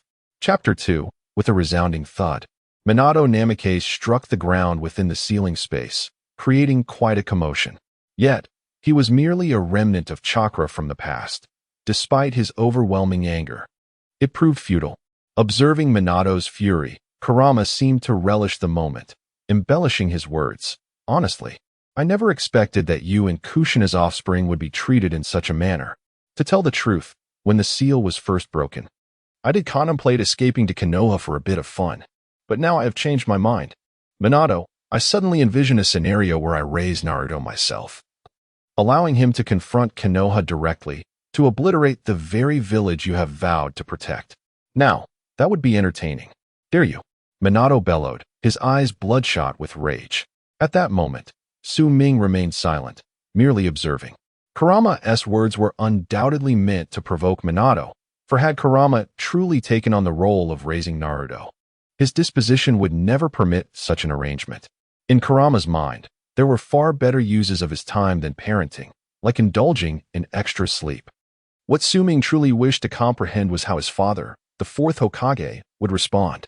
Outside, after emerging from the ceiling space, Naruto felt a tinge of despondency as he stared blankly at the ceiling. For a 3-year-old child, the events of the day had been overwhelming. However, this was a necessary journey. Su Ming had envisioned this moment, though he had imagined Minato being a constant presence in Naruto's life, knowing that certain realities must be faced. Father and son, this bond transcended mere blood ties. He held no doubts regarding Minato's love for Naruto. Yet, as Kurama had pointed out, when Naruto ultimately stood in opposition to the village, how would Minato choose between his roles as the fourth Hokage and as a father? Would he choose to destroy Konoha or to restrain Naruto? The sun shone brilliantly outside as Naruto lay quietly on his bed. Suddenly, a voice called from the doorway, "I'm coming in." Creak. The door swung open to reveal Sarutobi Hiruzen, his expression slightly somber. He struggled to fathom how the seal of the Nine Tails could have weakened. There were no signs of ninja intrusion outside Naruto's room, indicating that the seal had not been breached by an outsider. But could it be Su Ming? Upon entering, Hiruzen surveyed the room. It had been quite some time since his last visit, and it appeared much tidier. It seemed that Su Ming's return had positively influenced Naruto. Having an older brother was certainly not a bad thing. At the very least, it created a bond within Konoha. "Is your brother not here?" Hiruzen inquired after his inspection, turning his attention to Naruto. Naruto glanced around the room and shook his head, yet confusion lingered in his gaze. He recalled just moments ago being with his brother. Yet now perhaps it was for the best that he was absent. Sarutobi smiled faintly, finding the situation conducive to his examination. "Grandfather Third, what brings you here?" Naruto inquired. "It has been a while since I last visited you. This time, I came to check on your health," he replied. "Oh," Naruto responded with little enthusiasm, lifting his shirt to reveal his belly. Sarutobi immediately glanced over. The seal appeared to be slightly loosened. There was no lingering chakra from the Nine Tails, indicating it was likely an accident. "There is nothing to worry about. Your health is quite robust," Sarutobi remarked cheerfully. Naruto had grown accustomed to these routine checkups, which the third Hokage often conducted. Initially, he believed it was out of genuine concern for him. However, everything became clear once he glimpsed the fox within him. Naruto was never foolish. After the examination, Sarutobi felt reassured and pulled an envelope from his robe, placing it on the table. "This is your living allowance for the month. Do not spend it recklessly." With that, he turned to leave. At that moment, Naruto, who had been silent, suddenly lifted his head, as he often did. "Why don't I have parents? Did I not tell you?" Long ago, the third turned back, his gaze as cold as ever. "It is the tale of the Nine Tails, is it not? Many sacrificed their lives, including your parents. But I want to hear not of that. I wish to know what my father and mother were like. What difference does it make to know?" The third turned away, departing without a backward glance. "The dead do not return." His words were harsh and resolute. This scene was witnessed by several within the ceiling space, the Nine Tails, Su Ming, and Minato Namikaze. The difference lay in the expressions. The Nine Tails wore a mocking grin, while Minato's face was etched with profound sorrow. The recent events felt more tangible and infuriating than the fragments the Ninetales had shown. Minato clenched his fists tightly, only to release them helplessly. What could he do with this knowledge? He was merely a remnant of chakra, powerless to affect anything. He could not even compel his son to acknowledge his identity as his father. What a failure! In that moment, he felt a deep sense of helplessness. Is this the village you vowed to protect? Are these the people you entrusted? Minato, your eyes seem to harbor a troubling question. The Ninetales, lounging nearby, commented without restraint. Unlike before, Minato offered no rebuttal, his heart heavy with bitterness. How could there be merely a question? For a fleeting moment, he yearned to confront the third Hokage, demanding to know why Naruto had to endure such a fate. Why not publicly acknowledge him as the son of the fourth Hokage, the child of a hero? His chakra was dwindling rapidly. Minato raised his head, casting a sorrowful glance at Su Ming beside him. I acknowledge that I have failed as a father, not having adequately accompanied Naruto. I do not seek his forgiveness, but please, tell him for me, I am sorry. With those words, Minato Namikaze turned away. The white Hokage cloak, emblazoned with the title of fourth Hokage, was conspicuous, yet his figure exuded an overwhelming sense of solitude. In that moment, he was no longer the fourth Hokage, but merely a father who had failed to care for his child. If given another chance to choose, what would you decide? Upon hearing this, Minato's face reflected a glimmer of nostalgia. If I could choose again, I would cherish every moment with Naruto. For I am a father. Yet, time is no longer on my side, nor do I possess the privilege of choice. Snap! Suddenly, Su Ming clapped his hands, then smiled and said, "That's not how it works. If a father wishes to apologize, he should do so directly to Naruto. Such matters are not for me to handle." However, turning around, Minato was instantly taken aback upon seeing what Su Ming held in his hand. It was the chakra of the Ninetales. Chapter 12, The Cunning Ninetales. Part 3, The Chakra of the Ninetales, indeed, was something that Minato Namikaze was exceedingly familiar with. However, his current situation was rather unique. The Ninetales could indeed bestow its chakra upon others. Yet, Minato sighed with a bittersweet smile, for mere chakra alone would not suffice. What if we add this? In Su Ming's other hand appeared a white talisman, inscribed with the prominent character for sage. A sage talisman? Minato was momentarily taken aback. He had never anticipated that Su Ming possessed such a talisman. It was undoubtedly beneficial to him, and he could sense its efficacy on the soul. This signified that he could remain, as a father, and witness Naruto's growth. Ninetales, would you mind lending your chakra? Su Ming turned to the lounging Ninetales. As you wish. The Ninetales replied, nonchalantly turning its head aside, as long as you don't disturb my slumber. Despite its seemingly indifferent demeanor, the Ninetales subtly inclined its head. Casting a sidelong glance as Su Ming shattered the sage talisman to bestow upon Minato. With a flash of golden light, Minato, who had been dissipating, solidified entirely. Subsequently, Su Ming extended the chakra orb from the Ninetales, and upon absorbing it, Minato's form stabilized completely. He could now remain here, albeit in a spiritual state, confined to the ceiling space. Nevertheless, this was more than sufficient for Minato, as it allowed him to witness his son's growth. For him, who yearned to atone for his duties as a father, this was a profoundly cherished opportunity. Once the Ninetales chakra was expended, Minato looked at Su Ming with palpable excitement. Su Ming, where did you acquire such a sage talisman? Merely observing Minato's reaction, Su Ming understood his thoughts and replied, "Father, rest assured. There are more of these sage talismans, and we can resurrect Mother as well." However, Su Ming's voice lowered as he met Minato's gaze.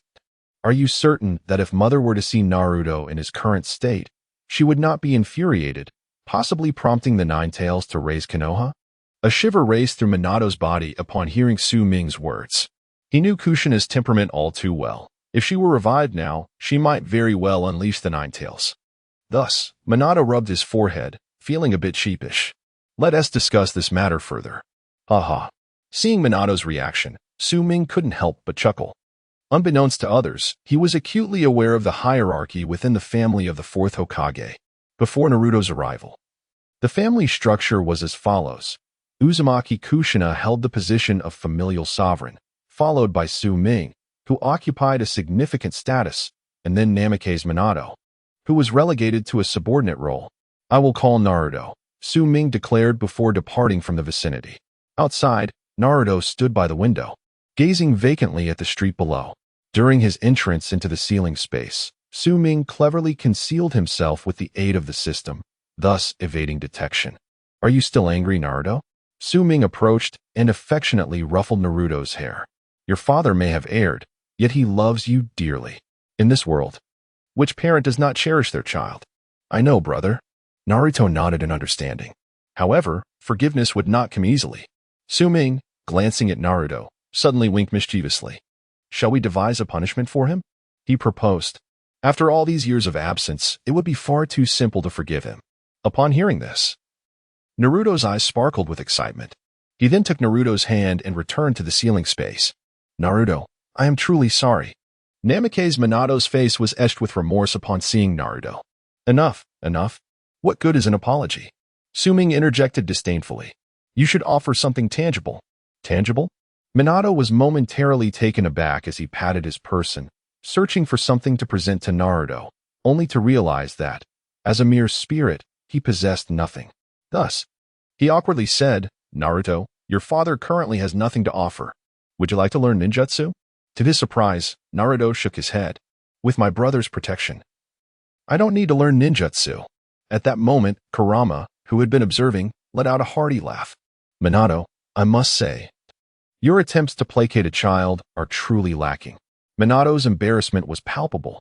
After all, it was his first time as a father, and he had been unable to fulfill his responsibilities before meeting his untimely demise during the Ninetales invasion. Allow me to offer a suggestion, Kurama suddenly exclaimed, a sly grin spreading across his face. Realizing that little Su Ming thwarted his plans for revenge against Minato, he pondered alternative methods. Having watched Naruto grow, and with Minato eager to make amends, Kurama thought it prudent to devise a cunning scheme. Heh, Minato, you've now fallen into my clutches. Kurama turned to Naruto with a mischievous glint in his eye. Have you ever heard of riding a horse? Naruto blinked in confusion but nodded slowly. Minato's expression shifted dramatically, while Su Ming regarded Kurama with an approving smile. Wait a moment, Minato began to protest. However, Kurama, having already made up his mind, swiftly interjected. Didn't you promise to make it up to Naruto? Are you afraid to ride a horse? After all, Hashirama had no qualms about it. Well, Watergate reluctantly agreed. He then positioned himself on all fours and lay down. Naruto climbed atop him. Go. Go. Father, hurry up, faster. Haraha. Go. Haraha. Haha. Naruto's laughter resonated throughout the ceiling space. For nearly an entire day, Naruto and Su Ming spent their time here. This was Naruto's happiest birthday to date. Of course, while Naruto reveled in joy, Kurama was not idle either and enjoyed himself as well. Taking advantage of Watergate's momentary distraction, he stealthily swiped at Watergate's backside twice with his paw. This led Kurama to find Naruto increasingly endearing. Meanwhile, Watergate experienced the joy of fatherhood. Later that evening, Itachi and Sasuke arrived to celebrate Naruto's birthday. After indulging in cake, an exuberant Naruto pulled Sasuke aside and whispered, Sasuke, let me tell you a secret. My father is the fourth Hokage. As he spoke, Naruto's face brimmed with pride. Chapter 13, The Prodigy, Minato Namake's. Chapter 1, Within the Hokage's Office. A haze of smoke lingered as Hiruzen Sarutobi, with a pipe clenched between his teeth, squinted at the young man clad in Uchiha attire before him. Shursui has informed me that despite your tender years, your aptitude qualifies you for the Umbu, Itachi. Before Sarutobi, Itachi Uchiha knelt on one knee, his head bowed low. However, you must understand that the relationship between your clan and the village has become quite delicate. Should I recruit you into the Umbu, many may voice their discontent. Sarutobi spoke slowly. Itachi remained silent. But fret not, for I have faith in you, Itachi. You are you, and they are they. You are distinct from one another. The third Hokage revealed his characteristic benevolent smile. After all, you are the future gem of the village. A gem? Itachi contemplated this term, a flicker of confusion crossing his eyes. Thus, Itachi, the Umbu welcomes you. Sarutobi extended his hand, beaming with warmth. Yet, Itachi felt a lingering sense of bewilderment.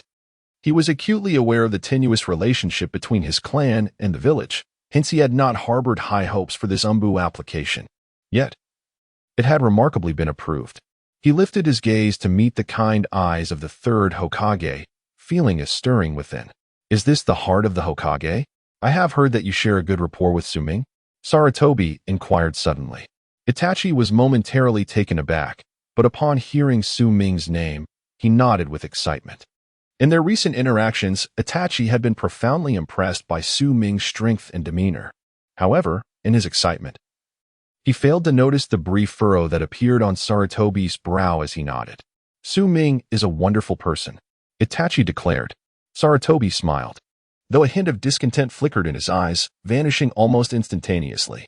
If your first mission upon joining the were to monitor Suming, would you be willing to accept? Monitor Suming? Why? Itachi questioned. There is no issue with Suming himself, the third stated. But his brother is the Jinchuriki of the Nine Tails. Within him lies a fusion of malevolence and desire, the Nine Tails. My concern is that Suming may be swayed by the Nine Tails, potentially engaging in actions detrimental to the village. Should such a scenario arise, the village may have no choice but to intervene. As Hokage, I would rather avoid such an eventuality. After all, you are the future of the village. Thus, Sarutobi gazed intently into Itachi's eyes, filled with kindness. Are you willing to accept this mission to protect your friend? I am willing, Itachi affirmed, a surge of excitement coursing through him. This mission must remain confidential. The third Hokage reminded him. I understand. As a ninja, I shall not divulge my mission. Itachi nodded before departing the office. Shortly after Itachi's exit, a brooding Danzo entered the room. Hiruzen, I have heard that the seal on the Nine Tails is weakening. Indeed. Sarutobi did not deny it. The matter of the Nine Tails seal becoming loosened cannot be concealed. Furthermore, Danzo's root organization possesses remarkably efficient intelligence. In my opinion, the Nine Tails should be confined and closely monitored by designated personnel. This would prevent any incidents of seal instability. Sarutobi, what do you think of my suggestion? Danzo took a direct seat opposite Sarutobi, gazing at his old comrade. Sarutobi shook his head. He was the son of Minato. With a chuckle, Danzo could not contain his laughter. The son of Minato? Now you acknowledge him as such? If Namake's Minato were aware of your treatment towards his son, he surely would not extend his gratitude. Now you use this as an excuse? Do you take me for a fool, Danzo? Enough of this idle chatter. I have but one question. Is this matter related to that young boy who has just returned? The boy in question naturally referred to Suming. Sarutobi shook his head, indicating that he was not present at that time, and thus it should have no connection. That is fortunate. Otherwise, I would have to resort to some special measures. Danzo sneered. He had his own methods concerning Konoha. Anyone posing a threat to Konoha would be dealt with through his distinctive tactics. For instance, Sakumo Hatake. For instance, the once mighty Senju clan, and subsequently, the Uchiha clan. Of course, should Suming also present an issue, Danzo would not hesitate to employ his special measures. As for the identity of the fourth's adopted son, he feared not even the legendary Konoha White Fang, Sakumo Hatake, let alone a mere adopted child. If the fourth's biological son received this treatment, what of an adopted son? This matter is under my control. You need not concern yourself with it. Sarutobi stated. Humph. Danzo refrained from retorting and rose to depart. After his birthday, Naruto turned 4. According to the customs of the Ninja Academy, at the age of 5, one is expected to enroll. Consequently, Minato found himself quite occupied. For the first time, he was troubled by his son's impending enrollment. Witnessing Naruto's current way of life, Minato could not help but doubt that Naruto would grow up as healthily and happily as he hoped. His foremost concern was that Naruto would not be bullied once he entered school. Thus, he began to teach Naruto ninjutsu. However, when it came to personally instructing ninjutsu, Minato found himself in a state of exasperation. Suming had previously believed that Konoha had only 2 true geniuses, Naruto and Konohamaru. This was because Naruto had taught Konohamaru the Rasengan, and Konohamaru had learned it from Naruto. Suming had previously assumed that Naruto's poor teaching skills stemmed from Jiraiya. But to his surprise, Naruto, I am about to impart to you a truly formidable ninjutsu. Wow, Naruto exclaimed, his face alight with anticipation. The first essential of this ninjutsu is rotation. Minato declared. The second essential is power. Naruto's expression remained eager. And, most importantly, the third essential. It is a finishing move. This ninjutsu is classified as A rank, a super technique that seamlessly integrates rotation, power, and lethality, the Rasengan. Upon finishing his words, a pale blue Rasengan materialized in the palm of Minato Namikaze. Incredible! How astonishing! Naruto exclaimed with eager anticipation. Yet, he pondered, can I truly master such a formidable technique? That is precisely why I am here to teach you. Minato replied with a smile. Moreover, even someone of limited intellect can learn this move. Subsequently, a water sphere appeared in Minato's hand. This was specially prepared for you, he explained. To practice, you must use this water sphere. The objective is to strike it with a resounding bang and shatter it. With a swift motion, the water sphere burst apart. It is that simple. Minato beamed with delight. Su-Ming remarked, this truly is the genius of a master instructor. I, Su-Ming, shall henceforth call you the strongest. Chapter 14 Irika. After witnessing the educational methods of Minato Namikaze, Su-Ming could not help but place a hand upon his forehead, utterly exasperated. It became evident to him that Naruto's approach to instructing Konohamaru was indeed a tradition passed down from Minato. What does it mean to strike once and then have it explode? Su-Ming cast a sympathetic glance at Naruto. I still don't quite grasp it. Naruto scratched his head, wearing a look of bewilderment. Minato was also taken aback, asserting that it was quite simple. Just a strike followed by an explosion. With a clap, a water sphere in Minato's hand burst once more. Su-Ming pursed his lips, unable to watch any longer. From this perspective, Irika's teaching methods seemed far superior. Eventually, after much frustration and futile attempts to guide Naruto, Minato helplessly called Su-Ming over. Su-Ming, could you explain to Naruto how to use the Rasengan? Su-Ming was momentarily taken aback. The Rasengan? It's simply a matter of having hands? How could he teach Naruto? He certainly couldn't just say. Just use your hands, could he? That would be rather absurd. How about this, father? Perhaps you could teach Naruto another ninjutsu? After all, the Rasengan is an A-rank technique, which might be a bit too advanced for Naruto at this age. Minato pondered this and realized the truth. After all, Naruto was only 4 years old. When he first developed the Rasengan, it took considerable time, and expecting Naruto to learn it at such a tender age was indeed premature. In light of this, let us select a different ninjutsu. Ultimately, the fourth Hokage changed his mind. Naruto, this technique is a bit too challenging. Let us try something else.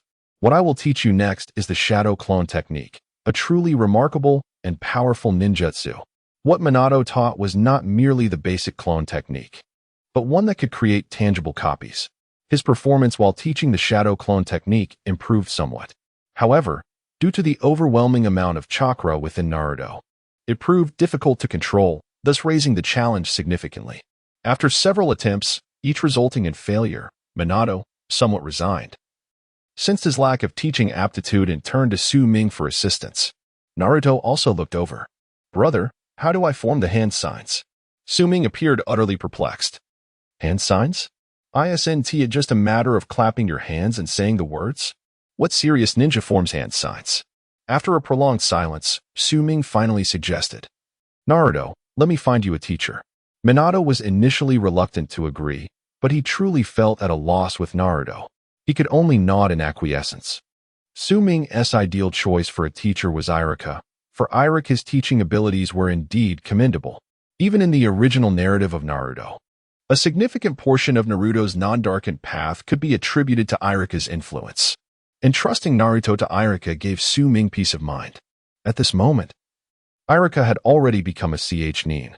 As the squad leader, he became acutely aware of the brutal reality of the ninja world, which gradually fostered a sense of weariness within him regarding the incessant disputes and wars.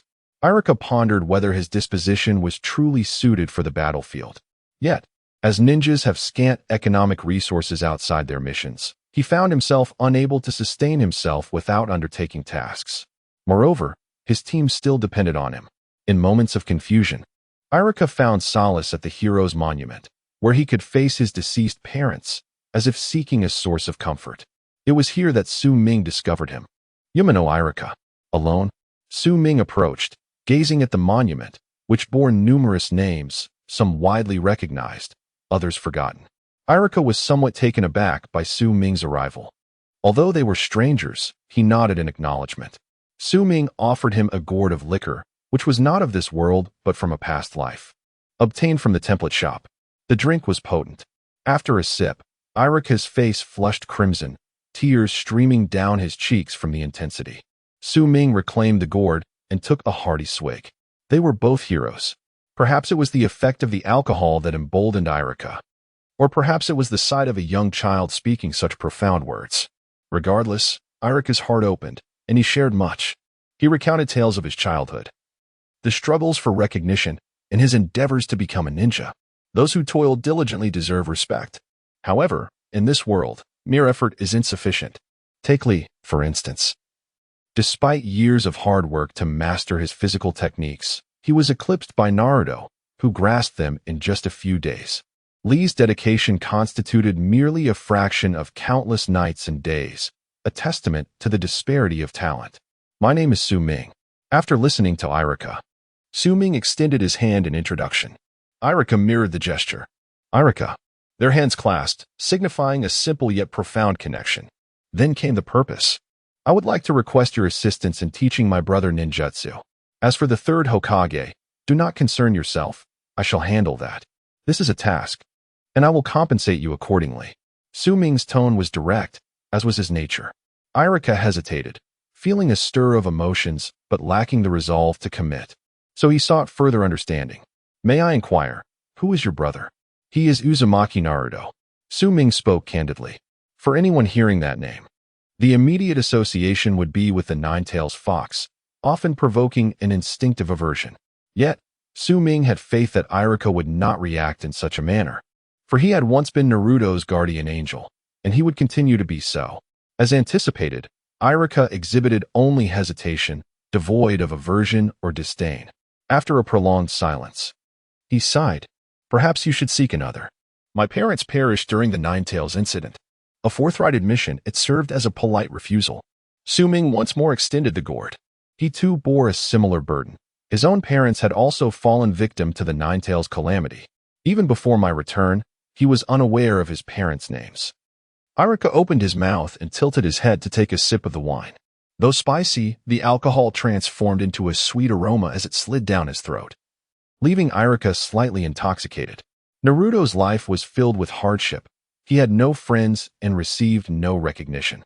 Nevertheless, he remained optimistic, aspiring to become Hokage. Suddenly, Su Ming's expression turned serious. Irika, you must understand, it was the Nine-Tails that killed your parents, not Naruto. Irika fell silent, refraining from a response. And do you know who his parents are? Irika cast a questioning gaze. His father, known as the Yellow Flash, single-handedly altered the course of the last great ninja war and sacrificed his life to save the village. At this point, Irika's heart had already begun to grasp the answer. Yet he awaited Su Ming to articulate it.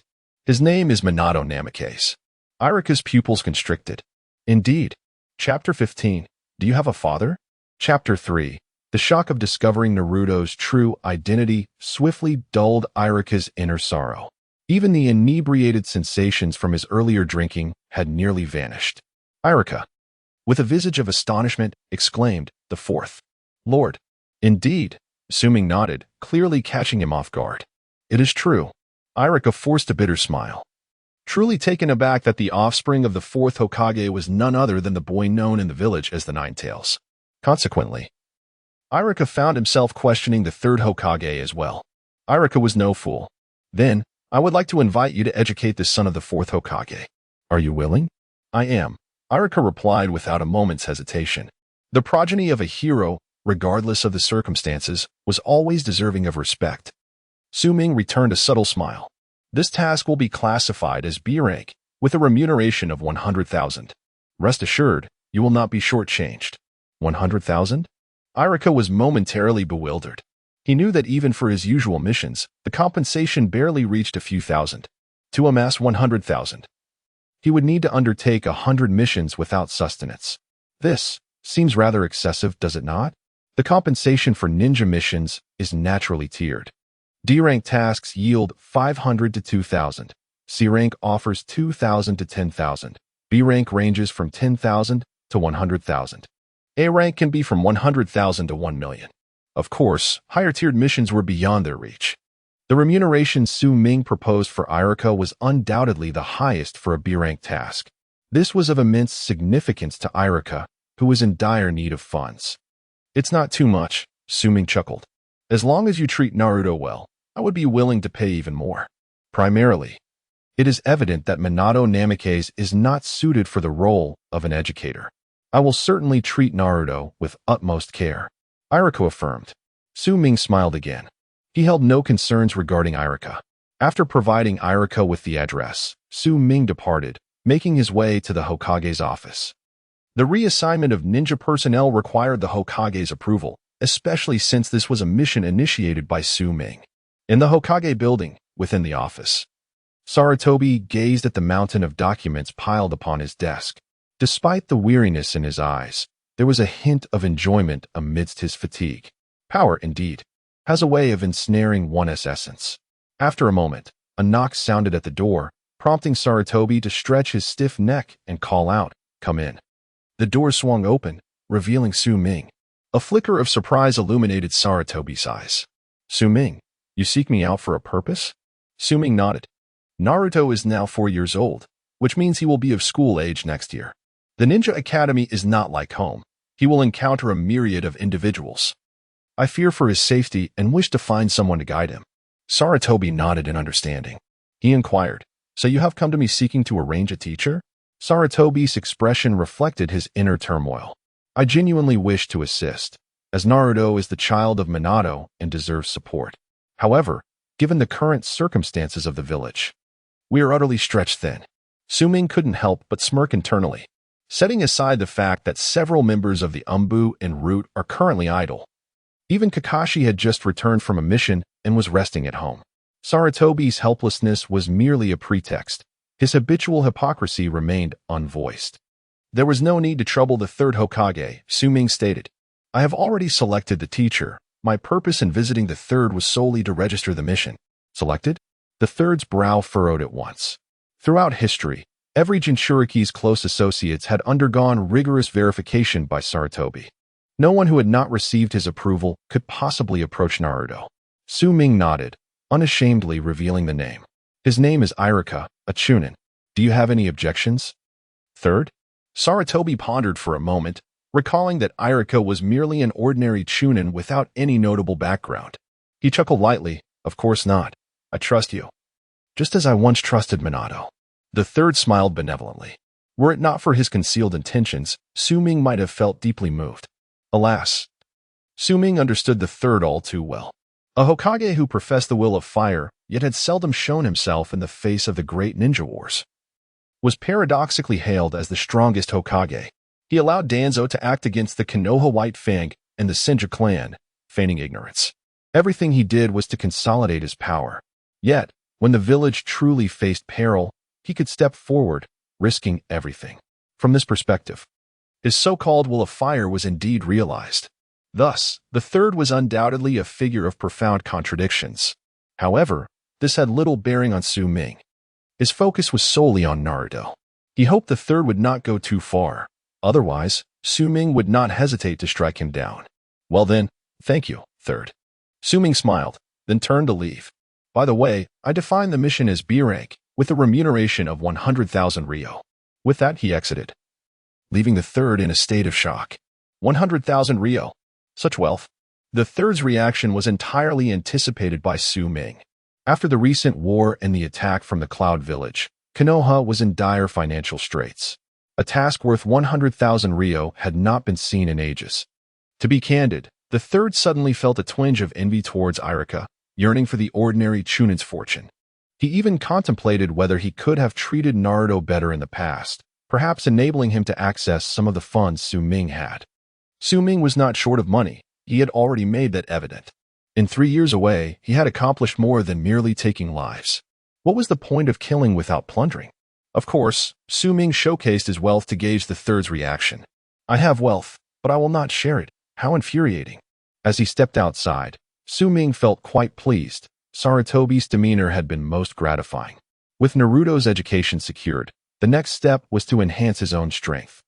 In this tumultuous world beset by conflict, where circumstances shift in the blink of an eye, life is perpetually under threat. Konoha has long ceased to be a haven of safety. To safeguard his younger brother, he is compelled to enhance his own strength. Thus, he is resolute in his pursuit to unlock the next template. Currently, the progress of the first template stands at 15.6, with merely 4 remaining. On his way home, he must cross a small river.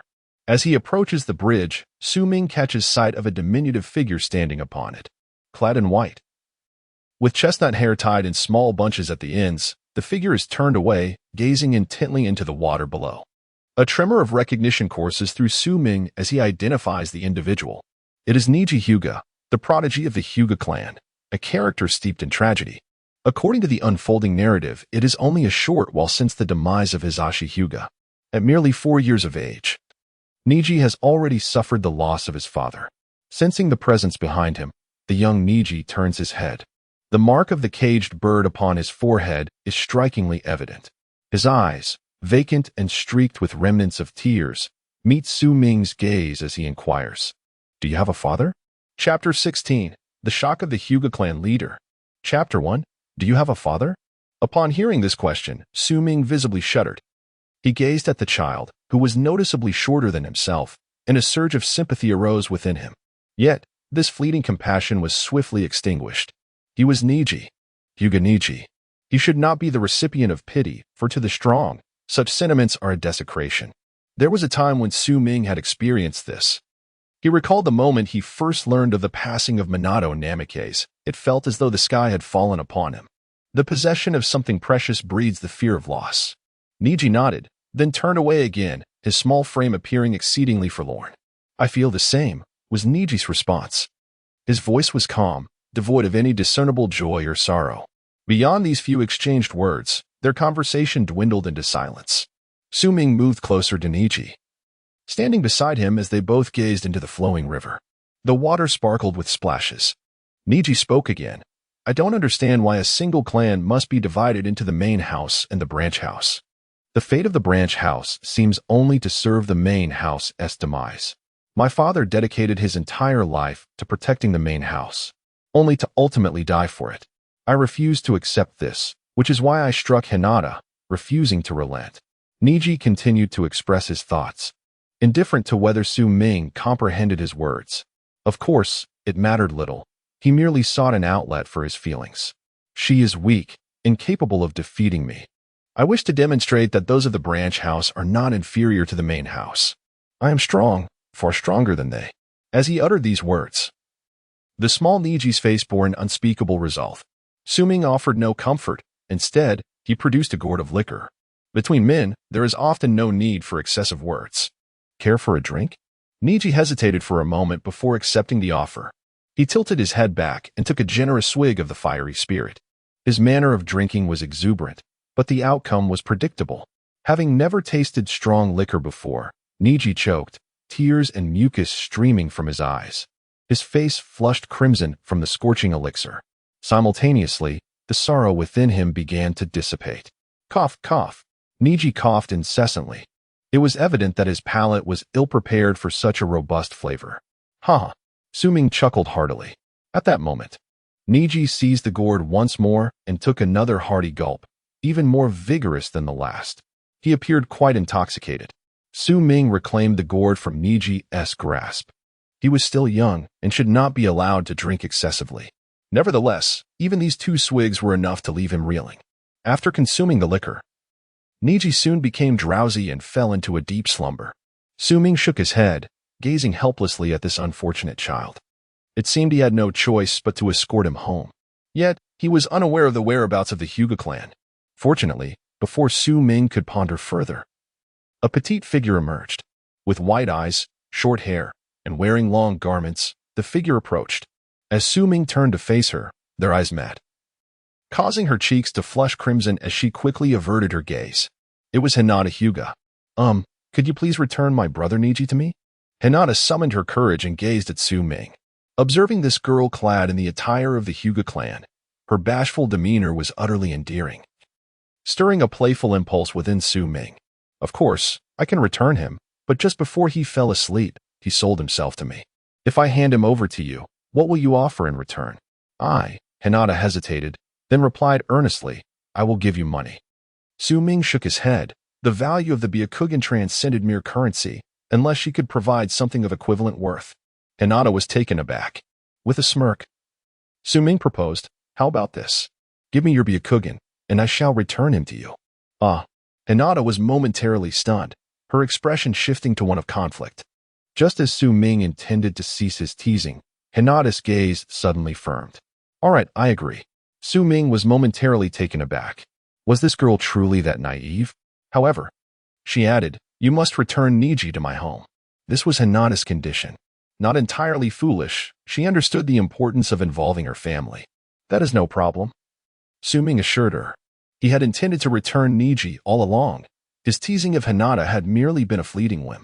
Moreover, he was curious to witness the current state of the esteemed Hyuga clan of Konoha. Su Ming hoisted Niji onto his back and followed Hinata home. Along the way, although Hinata walked ahead, her furtive glances towards Su Ming did not go unnoticed. When caught, she would blush and stammer, I wasn't looking at you.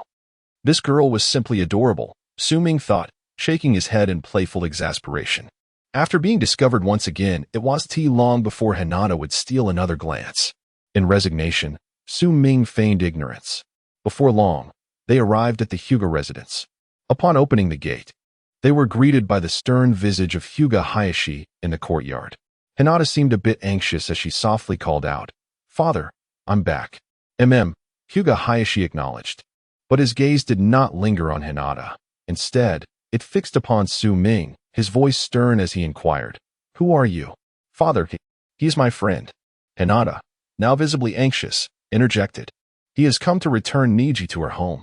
Hinata was not foolish. Her shyness merely concealed her true feelings. Through their interactions, she had sensed that this charming young man was not a threat. Those who were shy often possess remarkable courage in specific circumstances. And Hinata was no exception. Su Ming was somewhat astonished that she would stand up for him. Her unwavering innocence was truly endearing. Shaking his head, Su Ming gently lowered Niji from his back. To his surprise, the famed Hyuga clan, renowned as Konoha's foremost elite, exhibited behavior akin to a startled bird. Such hospitality was hardly worth his time. Just as he resolved to turn away, Hyuga Hayashi moved. His arms coiled around Su Ming like creeping vines, swiftly encircling him. 8 trigrams palm. Su Ming turned around, drawing his sword with fluid grace. A glimmer of icy brilliance flashed forth, embodying an unparalleled sharpness as it sliced through the air. This strike, even the formidable Hinata Hizashi dared not meet head-on. The 8 trigrams palm, returning heaven, witnessing her father's execution of this technique. Hinata's heart surged with astonishment to its zenith. At that moment, a singular thought consumed her. So powerful. Crack. It shattered. The defense of the 8 trigrams palm, returning heaven, was cleaved apart by Su Ming's relentless assault. Seizing the opportunity, Su Ming hurled a kunai with ferocity. Hizashi tilted his head to evade it. Yet, before he could exhale in relief and prepare for another offensive, he suddenly realized that Su Ming had vanished from sight. Swish. The Byakugan flared open. In the very spot where the kunai had landed, a surge of chakra materialized instantaneously. Then, a figure emerged, grasping the kunai firmly. Hizashi's pupils widened in shock.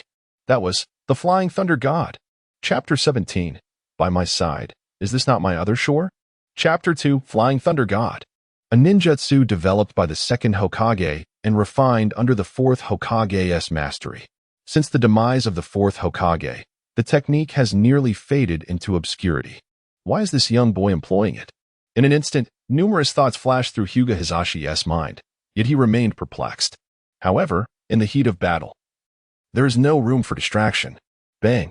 Hyuga Hizashi turned to defend himself but was forcefully repelled. In Su Ming's hand, a swirling mass of pale blue chakra was strikingly apparent. Hyuga Hizashi's eyes widened once more. That is, the Rasengan, another technique of the 4th Hokage. Why? Hizashi halted, gazing at Su Ming in confusion. The blow he had just received left his arm still tingling. Such a formidable youth. Hizashi was astonished. This boy appeared to be no more than 8 or 9 years old, yet held the upper hand in their confrontation. Do not be surprised what the fourth could do. I can do as well, Su Ming spoke slowly. Of course, he didn't possess those abilities, but he could claim to. If another had uttered such words, Hizashi would have scoffed, yet he believed this boy. He had no choice but to believe. Who exactly are you? He reiterated his earlier inquiry. Su Ming. Su Ming, Hizashi murmured, then suddenly raised his head in astonishment. The adopted son of the fourth Hokage? Su Ming nodded. Upon confirming Su Ming's identity, Hizashi lowered his guard entirely and prepared to invite him inside. Yet, Su Ming declined. He had his own pride. I had thought that a prominent clan like the Hyuga would possess a commendable hospitality, but I was mistaken. The Hyuga clan is no different. With that, he turned on his heel and walked away without a moment's hesitation. Hizashi's face flushed with embarrassment. He wanted to urge him to stay, but found himself unable to do so. At that moment, Hinata spoke up. Su Ming-kun, wait a moment. Su Ming paused, turning with a smile. The warmth of his smile resembled the sun's first rays. Next time, Hinata, forgive me. He reached out to gently pat her forehead. I still like you. With those words, he vanished. Hinata's face turned crimson, her mind a blank, consumed by a singular thought. Ming-kun said he likes me bang. Hinata collapsed backward. As he caught her, Hyuga Hizashi was filled with fury. How dare this boy tease his daughter right in front of him? It was utterly outrageous. After a moment of rage, Hizashi sighed, carrying the unconscious pair back inside. How could he not see Hinata's condition? She had clearly succumbed to her feelings. And Niji, he sighed heavily, a look of nostalgia crossing his features. Hizashi. I will take good care of him. I promise to look after your son. I will. After placing the two little ones properly, Hinata Hizashi departed from this place. And Su Ming's appearance profoundly affected his mood. At merely 8 or 9 years of age, he displayed such remarkable prowess. Furthermore, his younger brother, the Nine-Tails Jinchuriki, with whom he had interacted, left one pondering whether this was a blessing or a curse. Alas, such a headache. The plight of young women is indeed a burden. At such a tender age. As night fell, both Hinata and Niji gradually awakened, with Hinata rising slightly earlier. However, upon regaining consciousness, she recalled fainting in front of her father and decided to feign unconsciousness once more. Each time this thought crossed her mind, her face flushed crimson. How utterly embarrassing. When the two little ones were together, Niji, upon awakening, was greeted by the sight of a blushing Hinata. In Niji and I, she stammered. Niji replied with a detached acknowledgement. Preparing to turn away. Following their father's death, he harbored no favorable sentiments towards the main branch of the clan, and neither did Hinata. Niji, shall we have a conversation? At that moment, the door swung open, revealing a resolute Hizashi Hyuga, who entered holding a sealed letter. I intended to wait until you were older to share this with you, but I did not foresee that my hesitation would lead to your suffering. Please forgive me. Hizashi extended the letter to Niji, who opened it, his gaze trembling. This is Father's handwriting. The letter read, Niji, my time is limited. Within this brief span, there are matters I wish to disclose to you. The situation between the Cloud Village and Konoha must reach a resolution. The Byakugan must not fall into the hands of outsiders. Originally, my brother intended to sacrifice himself, but as a branch member, our mission is to protect the main family. I incapacitated him. Niji, what you have always perceived is merely a fade of your father's ineffectiveness, but this time, I did not perish for the sake of the clan. I died to protect you, my brother, my family, and indeed the entire village. This is my will.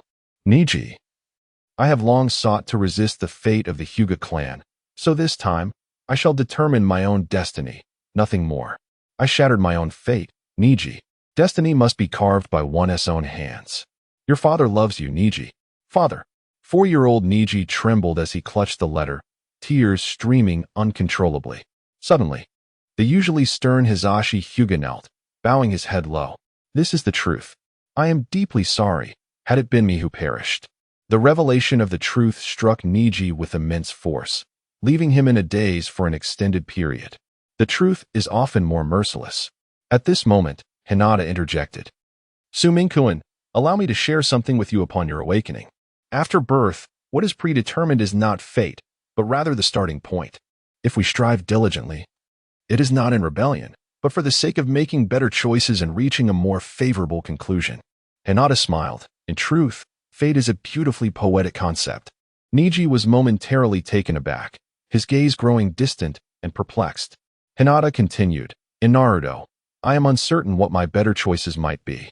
Yet I am resolute in my desire to strive towards keeping pace with Su Mingjun. I believe that his side must surely be my own distant shore. As she spoke these words, Hinata beamed with a beauty and joy reminiscent of the sun. The name Hyuga indeed signifies a direction towards the sun. It seems that our clan, too, ought to labor towards that luminous goal. Lord Hyuga, Lady Hinata. Niji trembled, tears glistening in his eyes. At this moment, the chasm that once separated them had vanished. Father, is a person's fate destined to drift like clouds along a predetermined path? Or can one choose their own direction? I am still grappling with this uncertainty. Lady Hinata mentioned that her destiny lies beside Su Mingjun. I believe I should feel the same way, shouldn't I? Su Mingjun is truly a wonderful person. Beneath the azure sky, Niji lifted his gaze, revealing a smile as radiant as the sun. Chapter 18. The Importance of Danzo. Chapter 3. After departing from the Hyuga household, Su Ming returned home. He had already provided guidance regarding Niji's situation, trusting that Hayashi Hyuga would manage it well. At present, Su Ming's mind lingered on the image of Hinata as he left. That girl is truly adorable.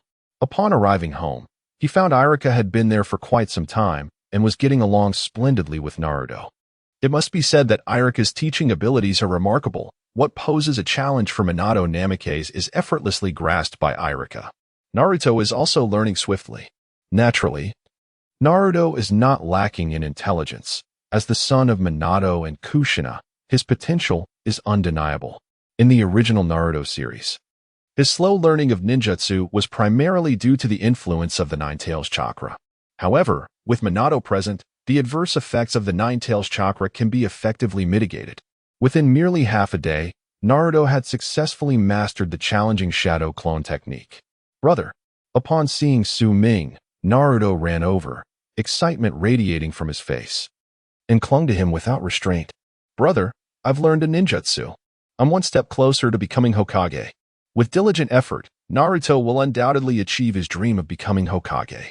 Su Ming affectionately ruffled Naruto's hair, a broad smile adorning his face. Su Ming, now that you're back, I must take my leave, Irika said, rising to bid farewell. Thank you, Irika. No need for thanks, Irika replied, affectionately patting Naruto's head, his face lighting up with joy.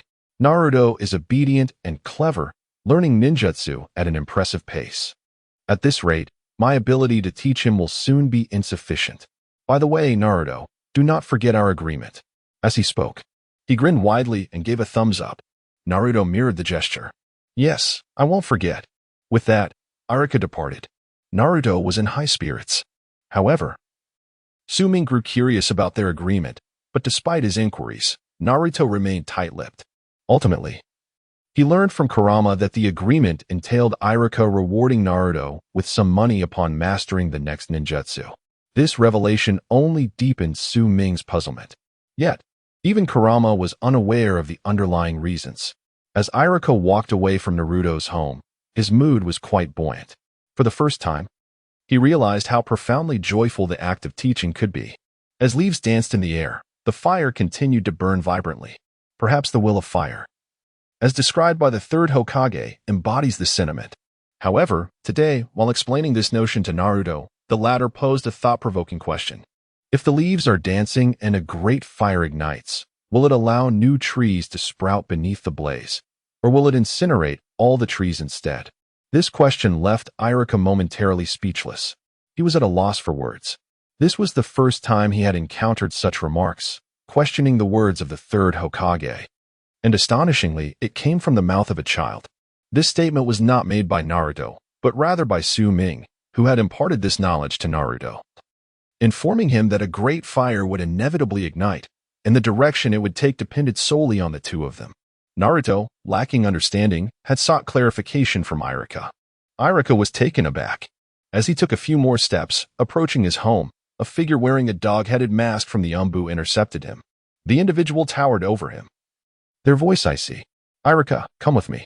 The Hokage wishes to see you. In the Hokage's office, shrouded in perpetual mist, the third Hokage, Sarutobi Hiruzen, tirelessly exhaled clouds of smoke, surveying the village he governed. The door was knocked upon, and after receiving permission, Irika entered. Lord Third, you summoned me?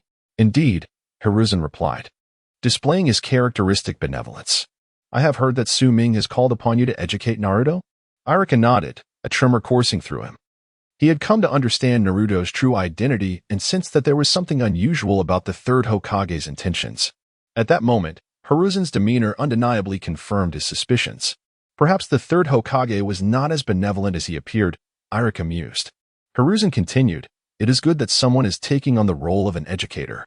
You may not be aware, but Naruto is the son of the fourth Hokage and Kushina. Irika was somewhat taken aback, not by the revelation itself, but by the fact that the third Hokage had chosen to disclose such information. Observing Irika's reaction, Hiruzen assumed Irika was entirely unaware of this fact and felt a pang of regret for not having tested his knowledge earlier. However, the words had already escaped his lips. I have always wanted to afford Naruto the treatment he deserves, but as Hokage, I must consider the broader implications. Revealing Naruto's identity could expose him to numerous dangers. Hiruzen maintained his benevolent expression, a demeanor that easily led others to believe his words and trust him deeply. Irika nodded in silence. I am very grateful to you, Hiruzen said, reflecting on the hardships Naruto had endured over the years. A hint of melancholy crossed his face. Irika's perception of the third Hokage began to shift. Yet he had matters of his own to discuss. Lord Third, I actually have something to tell you. Oh, pray, do share. I aspire to educate the next generation of the village. In the place where leaves dance in the air, the fire of life continues to burn brightly, illuminating the village and encouraging the new saplings to sprout. This is the will of fire that you, Lord Third, have imparted, and I wish to convey it even more effectively to the next generation. I implore your support. Hiruzen smiled faintly, rising to approach Irika. Your thoughts are commendable. When Naruto begins his schooling, you shall be his first teacher. Irika, I have faith in you. As Irika departed, he remained somewhat skeptical of the third Hokage's words. No matter how one viewed it, the identity of the Nine-Tails Jinchuriki held far more allure than that of the fourth Hokage's son. In this light, it seems that the third Hokage must have ulterior motives. After Irika departed, Danzo entered, his gaze chilling. That young man has once again approached the Hyuga clan. Sarutobi Hiruzen suddenly squinted his eyes. Did I not mention that this matter was not to be meddled with? Danzo sneered. I will keep a watchful eye on anyone who poses a threat to Konoha, without exception. It is evident now that this young man harbors ulterior intentions. Hiruzen cannot afford to be lenient this time. You must understand the significance of the Nine-Tails Jinchuriki. What do you intend to do? After a lengthy pause, Hiruzen spoke. Danzo coldly replied, he has not undertaken a mission in quite some time. As a ninja, how could he possibly refrain from fulfilling his duties? Upon hearing Danzo's words, Hiruzen hesitated for a moment, but ultimately nodded. The Nine-Tails is exceedingly vital. Chapter 19, B-Level Task. Chapter 1, Ding. Congratulations, host, on completing the task of wielding your sword 2,000 times today. Reward, 0, 5 of the system template. Ding. The host Shinming Dao, Orange Right Capital System template, has reached 20. The system will now unlock the next template for the host to draw. Shall we proceed? Draw. As Su Ming's voice fell, the system commenced the drawing of the template. Moments later, ding. Congratulations, host. You have drawn a new template. Shadow Blade, Lonling Wang. Boom. At that instant, a shadow materialized within Su Ming's mind. He was a specter concealed in darkness, an intrepid assassin. His gaze was infused with ferocity and pride. At this moment, Su Ming tightly closed his eyes, as if merging with the darkness itself. When he opened his eyes, he transformed into the figure within his mind, wild and aloof. Tap, tap. The sound of footsteps approached, and upon hearing it, Su Ming turned to look. It was Itachi, who had just arrived. Before he could greet Su Ming, he was startled by Su Ming's current demeanor. Simultaneously, a shiver coursed through him, as if he were being scrutinized by a beast. It was the scent of death. Me-san, Itachi called out. The wildness in Su Ming's eyes softened, and he replaced it with a bright smile, radiating warmth. "You're here, Itachi," he exclaimed, patting Itachi's shoulder, just as he always did. "Come in." The two engaged in training as they had in the past, yet the newly unlocked template granted Su Ming an evident superiority. Meanwhile, Itachi, distracted by his own thoughts, found it increasingly difficult to keep up. After a mere exchange of moves, Itachi was defeated. "Sheath your sword." Observing Itachi's troubled expression, Su Ming inquired, "Is something the matter?" Itachi paused, then forced a smile. "You noticed, me-san." Su Ming rolled his eyes. "It's written all over your face." "I'm not blind." Itachi exhaled deeply. He was unsure when it had come to pass that the master of concealing his emotions would reveal everything in front of Su Ming, even joy and sorrow. After regaining his composure, Itachi seemed to resolve himself, his expression turning grave. "Me-san, have you been affected by the Nine Tails?" Pfft. Su Ming burst into laughter at Itachi's serious demeanor. He had anticipated a different concern, not this. Patting Itachi's shoulder reassuringly, he replied, "The Nine Tails cannot affect me. My bond with Kurama is unbreakable. Besides, I promised Kurama I would let him out for a stroll in the future." Hearing Su Ming's words, Itachi's expression softened considerably. "Let us call it a day here, Itachi," Su Ming said with a smile. "I still have tasks to attend to." As he turned to leave, Itachi hesitated once more. Calling out to Su Ming again, "Me-san, I know," Su Ming smiled. "It's about the third Hokage, right? I trust you, Itachi. You are my brother." With that, he departed. The very same words, when uttered by Su Ming, resonated with an air of sincerity. As he watched Su Ming's departing figure, his gaze grew increasingly resolute, and he silently vowed that no one would harm Ming, saying, "No one." Su Ming bid farewell to Naruto. Strangely, there was no profound sense of loss in Naruto's demeanor at their parting. Instead, he exhibited an unexpected strength, even giving a thumbs up with a cheerful smile, saying, "Brother, you must do your best." "All right, my dear brother." With the presence of Minato Namikaze, Su Ming felt no anxiety concerning Naruto's safety. However, he anticipated that the third Hokage would intensify the indoctrination of Naruto's thoughts after his departure. Little did he know that within Naruto resided two formidable beings, Kurama and Minato Namikaze. Altering Naruto's mindset would not be a simple task. As Su Ming journeyed onward, he reflected on the mission assigned to him by the third Hokage, a sardonic smile gracing his lips. The mission was classified as B rank, involving the apprehension of a nin with a reward of 10,000 ryo. Ironically, Su Ming's current ninja rank was merely that of a genin. Yet he was tasked with capturing a nin. Moreover, upon examining the designated location, his smile grew more sardonic. Well-versed in the original Naruto narrative, he was intimately familiar with that place, one of Orochimaru's secret hideouts. To suggest that Orochimaru was merely a nin was truly a ludicrous jest. In fact, Su Ming had encountered Orochimaru on several occasions, a perilous man, or rather, an exceedingly complex individual. Whether he could be classified as a man remained an intriguing question, one which Su Ming doubted Orochimaru would waste time contemplating. At that time, Orochimaru had wished to study Su Ming, only to be thwarted by Minato. Both Orochimaru and Su Ming had felt a sense of regret. Orochimaru lamented the loss of an intriguing subject for research, while Su Ming sighed at the missed opportunity for a sumptuous snake feast. As for whether he could defeat Orochimaru, that was an inconsequential matter. As Su Ming traversed the village, he happened upon a familiar silhouette near the bathing area.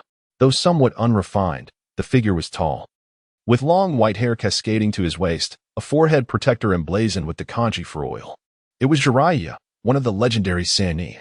Regrettably, he was currently crouched, peering through the wooden slats into the women's bathing area, nearly drooling in anticipation. With a sigh, Su Ming facepalmed, recognizing the familiar antics. At that moment, an idea struck him. He swiftly performed the transformation jutsu, assuming the guise of Tsunade. He approached Jiraiya and tapped him on the shoulder, exclaiming loudly, "Jiraiya, you are peeping again." Startled, Jiraiya's face turned pale, and upon turning to see Tsunade's form, he fell backward in shock, landing squarely on the ground.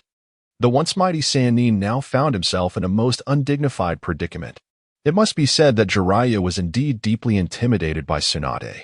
However, It did not take long for him to discern the truth. Narrowing his eyes, he gazed at Su Ming and inquired, "You are not Tsunade. Who are you?" Su Ming crossed his arms, and as they intertwined, a ripple of realization washed over him. How could he have forgotten that Tsunade had grown so much? "What did you say?" Su Ming maintained a facade of defiance. Yet, Jiraiya smirked. "Although you bear a striking resemblance, and Tsunade has indeed matured, you seem to have overlooked the most crucial detail." "What is that?" "Tsunade is never this gentle." At that moment, Jiraiya's expression fell dramatically. If it were truly Tsunade, I would have already fled the village. Su Ming reflected, this memory is indeed profound. With a sudden thud, Su Ming transformed back and looked at Jiraiya. Smiling as he said, "I have a mission in mind. I wonder, Mr. Jiraiya, would you be interested in joining me? It concerns Orochimaru." Chapter 20, Pain, Scorpion.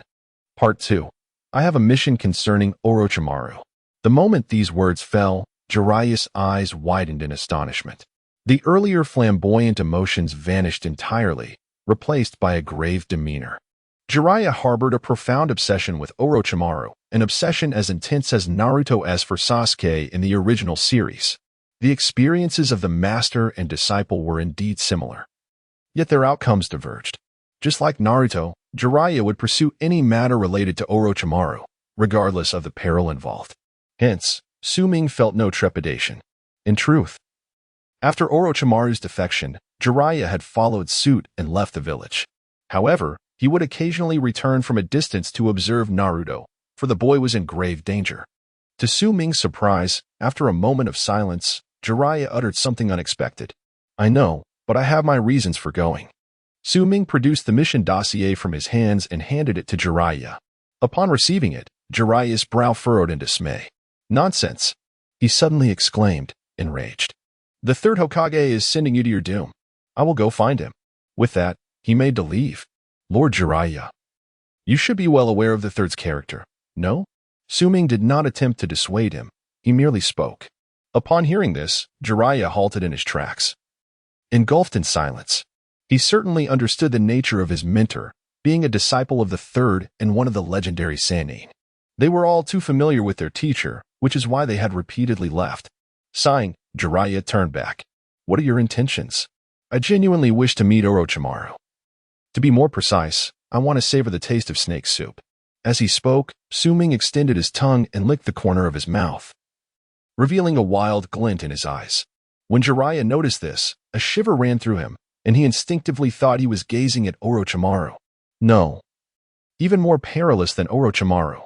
Were it not for the knowledge that you are Minato's son, I would certainly suspect you to be Orochimaru's illegitimate offspring, Jiraiya remarked. Su Ming chuckled softly, remaining silent. He was curious, if Orochimaru indeed had a child, would the child call him daddy or mommy? An intriguing topic. The two set forth on their journey. Orochimaru's stronghold was not far from the Land of Fire, so they arrived in a short span of time. However, as they approached the stronghold, Jiraiya appeared somewhat hesitant. Rather than mere hesitation, it was fear. He understood all too well that he could not persuade Orochimaru to return. Yet, a flicker of obsession lingered in his heart. Moreover, there was little common ground between them. Jiraiya, skilled in sage techniques, could not match Naruto's verbal prowess, leaving him at a loss. In their dynamic, while Jiraiya was lecherous, Orochimaru cared not for gender. Compared to Jiraiya's voyeurism, Su Ming mused that Orochimaru might simply seize the body of another, smirking at Jiraiya and saying, "Jiraiya, how do you find this new vessel?" That scene, accompanied by Orochimaru's voice, was likely to cast a shadow over Jiraiya's entire life. At that moment of hesitation from Jiraiya, Su Ming sensed the emergence of two powerful presences. They stood outside Orochimaru's stronghold, clad in black cloaks adorned with red clouds. Among them, one figure stooped, entirely shrouded beneath the cloak, save for a tail resembling that of a scorpion protruding from behind. The other, with orange hair and an indifferent expression, was strikingly marked by purple ripples in his eyes. Their identities were unmistakable, Pain and Sasori of the Red Sands. Orochimaru stood opposite them. "We have gathered considerable intelligence regarding you, including your investigation into the Akatsuki," Sasori remarked. "Oh, is that so? It seems your visit today is one of hostility," Orochimaru replied, licking his lips and revealing a chilling smile reminiscent of old. However, I am well acquainted with your affairs, Sasori of the Red Sands. Even though you conceal yourself within this puppet, your true weapon must be the third Kazekage. Am I correct? Upon hearing this, a cold glint flashed in Sasori's eyes. Oh, are you quite informed? I believe I have never disclosed such secrets. I have a keen interest in intriguing matters, Orochimaru remarked, casting a greedy gaze towards the other side. The legendary eyes of the Sage of Six Paths hold great research value. The Akatsuki organization is becoming increasingly fascinating. I am truly eager to delve deeper. At that moment, chakra surged within Orochimaru, signaling his intent to strike. Yet, Pain suddenly turned his head, addressing another direction. You too, you have been watching for quite some time. It is time to reveal yourselves. Both Orochimaru and Sasori were taken aback, then shifted their attention elsewhere. They were astonished to find themselves in the presence of the legendary Rinnegan. Two figures emerged. Jiraiya? Orochimaru recognized him immediately. It has been a long time, Orochimaru, Jiraiya replied. Su Ming, after surveying Orochimaru, turned his gaze to the other two. According to the unfolding narrative, it was now Sasori and Pain's turn to invite Orochimaru to join the Akatsuki. Konoha. Sasori narrowed his eyes, a murderous intent emanating from him.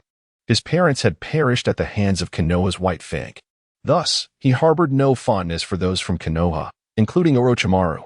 Are you two his accomplices? If so, I would not mind eliminating you both as well, Sasori declared. Su Ming observed that while they were not accomplices, he had no qualms about dealing with bothersome individuals before confronting Orochimaru. His words ignited an immediate surge of hostility from Sasori. Are you looking for death, you little brat from Konoha? At that moment, a flash of cold light erupted, momentarily blinding those present. When their vision cleared, the tension in the air was palpable. A crimson-haired youth has emerged onto the scene, embodying the essence of Scorpion. What a formidable sword! Observing Su Ming wielding the blade, Orochimaru suddenly felt a surge of excitement. Involuntarily licking his lips, his gaze towards Su Ming brimming with desire. It appeared that this was indeed the perfect offering. Meanwhile, Pain's indifferent eyes flickered momentarily. The swiftness of that strike was such that even he could merely perceive a fleeting shadow. It was astonishingly rapid. Bang! The puppet fell to the ground. And Scorpion exhibited a grave expression. This was one of the rare encounters where his cherished H-Rin could not cope. Moreover, it shattered with such speed. He lowered his gaze to the ground, where the H-Rin lay severed in two, the cut smooth and even. Do you not require the mightiest weapon? Su Ming inquired with a cheerful smile, brandishing his longsword. Chapter 21. The Astonished Pain and Su Ming's Sword, Part 3, as Su Ming wore a beaming smile. Scorpion found himself hesitating for the first time, his confidence wavering. In that moment, he felt as if, should his opponent so desire, he could cleave him in two with a single stroke. The crimson-hued puppet, renowned for its formidable hardness, could still be manipulated by Scorpion even when damaged. Yet, under the threat of that sword, he felt utterly bereft of control. Scorpion fixed his gaze upon Su Ming. It seemed that the latter's sword possessed a suppressive effect on puppets. Su Ming continued to smile. Moments ago, he had unleashed the formidable power of a sword that had unlocked 20% of its template progress, a blade imbued with the sharpness of the divine dream. Capable of cleaving through the very fabric of reality. Even a puppet would be no exception. Scorpion remained silent, while Orochimaru suddenly interjected. So this so-called Akatsuki organization is nothing remarkable after all, lacking the courage to confront even a mere child. Orochimaru had certainly observed Su Ming's strength. That previous strike posed a risk of death, even if he were to engage personally. Nevertheless, this did not deter him from disparaging Scorpion before him. Why don't you come and try? Scorpion retorted with a cold smirk. That would be unwise. I could hardly bear to part with such a perfect physique, Orochimaru replied, turning his attention to Su Ming. May I inquire your name, young one? Certainly, I shall divulge it for a sumptuous snake stew. Su Ming jested. Upon hearing this, Orochimaru's pupils constricted, revealing a hint of exasperation. So it is you. Indeed, it is I, Su Ming confirmed. Hey, little boy, Scorpion suddenly proposed. Why not join us? In return, I could prepare you a delightful snake stew. I assure you, it would be quite delectable. Su Ming was taken aback. He had not anticipated an invitation from the Akatsuki. While his curiosity about the organization was piqued, he could not possibly accept. After all, the current leader was Obito, the very foe responsible for his parents' demise. He sought vengeance, but the timing was not yet right. What if I capture this snake for a stew, and you join us instead? Scorpion suggested, noticing Su Ming's silence. Su Ming smiled. I actually believe, Mr. Scorpion, that you may not emerge victorious. With that, he approached Orochimaru and patted him on the shoulder. What do you think, Snake Man? Orochimaru licked his lips, oblivious to Su Ming's gesture. His strength still lacks a bit. Then let us put it to the test, Scorpion declared coldly, producing a new puppet. Meanwhile, Pain furrowed his brows, sensing that Su Ming's prowess was indeed formidable. Otherwise, Scorpion would not have dared to extend an invitation. Though such actions were not commanded by Obito, they could be considered an unexpected boon. Heh. Orochimaru cackled eerily, unleashing a gust of wind as he lowered his body and charged directly at Scorpion. Scorpion responded with a derisive grin, manipulating his puppet to strike back. Boom! A resounding crash echoed through the air. As the dust settled, it revealed Orochimaru sprawled on the ground. Scorpion wore a mocking expression, while Jiraiya's brow furrowed in concern. Su Ming maintained a smile on his face. Just as Scorpion was about to speak, Pain suddenly interjected, "It's not over yet." With a swift movement, the fallen Orochimaru abruptly lifted his head and opened his mouth, from which emerged yet another figure of Orochimaru. This time, however, he bypassed Scorpion and soared directly toward Pain. The Rinnegan, I shall claim it now. I have long yearned for its power. Orochimaru's laughter echoed through the air, yet Scorpion showed no intention of intervening, instead wearing an expression of derision. Ignorance. As Orochimaru charged, Pain remained impassive, not even hinting at any movement. Have you been struck dumb? Orochimaru cackled ominously.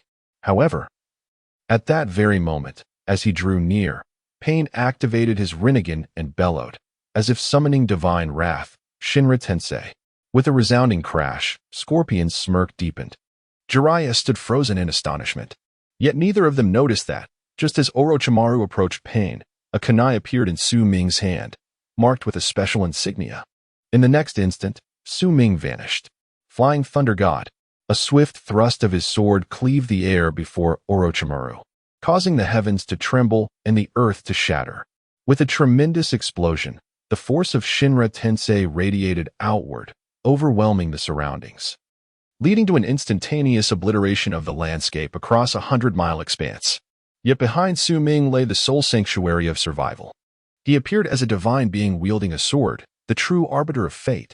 Pain regarded the figure before him, momentarily taken aback. "You are formidable," he remarked.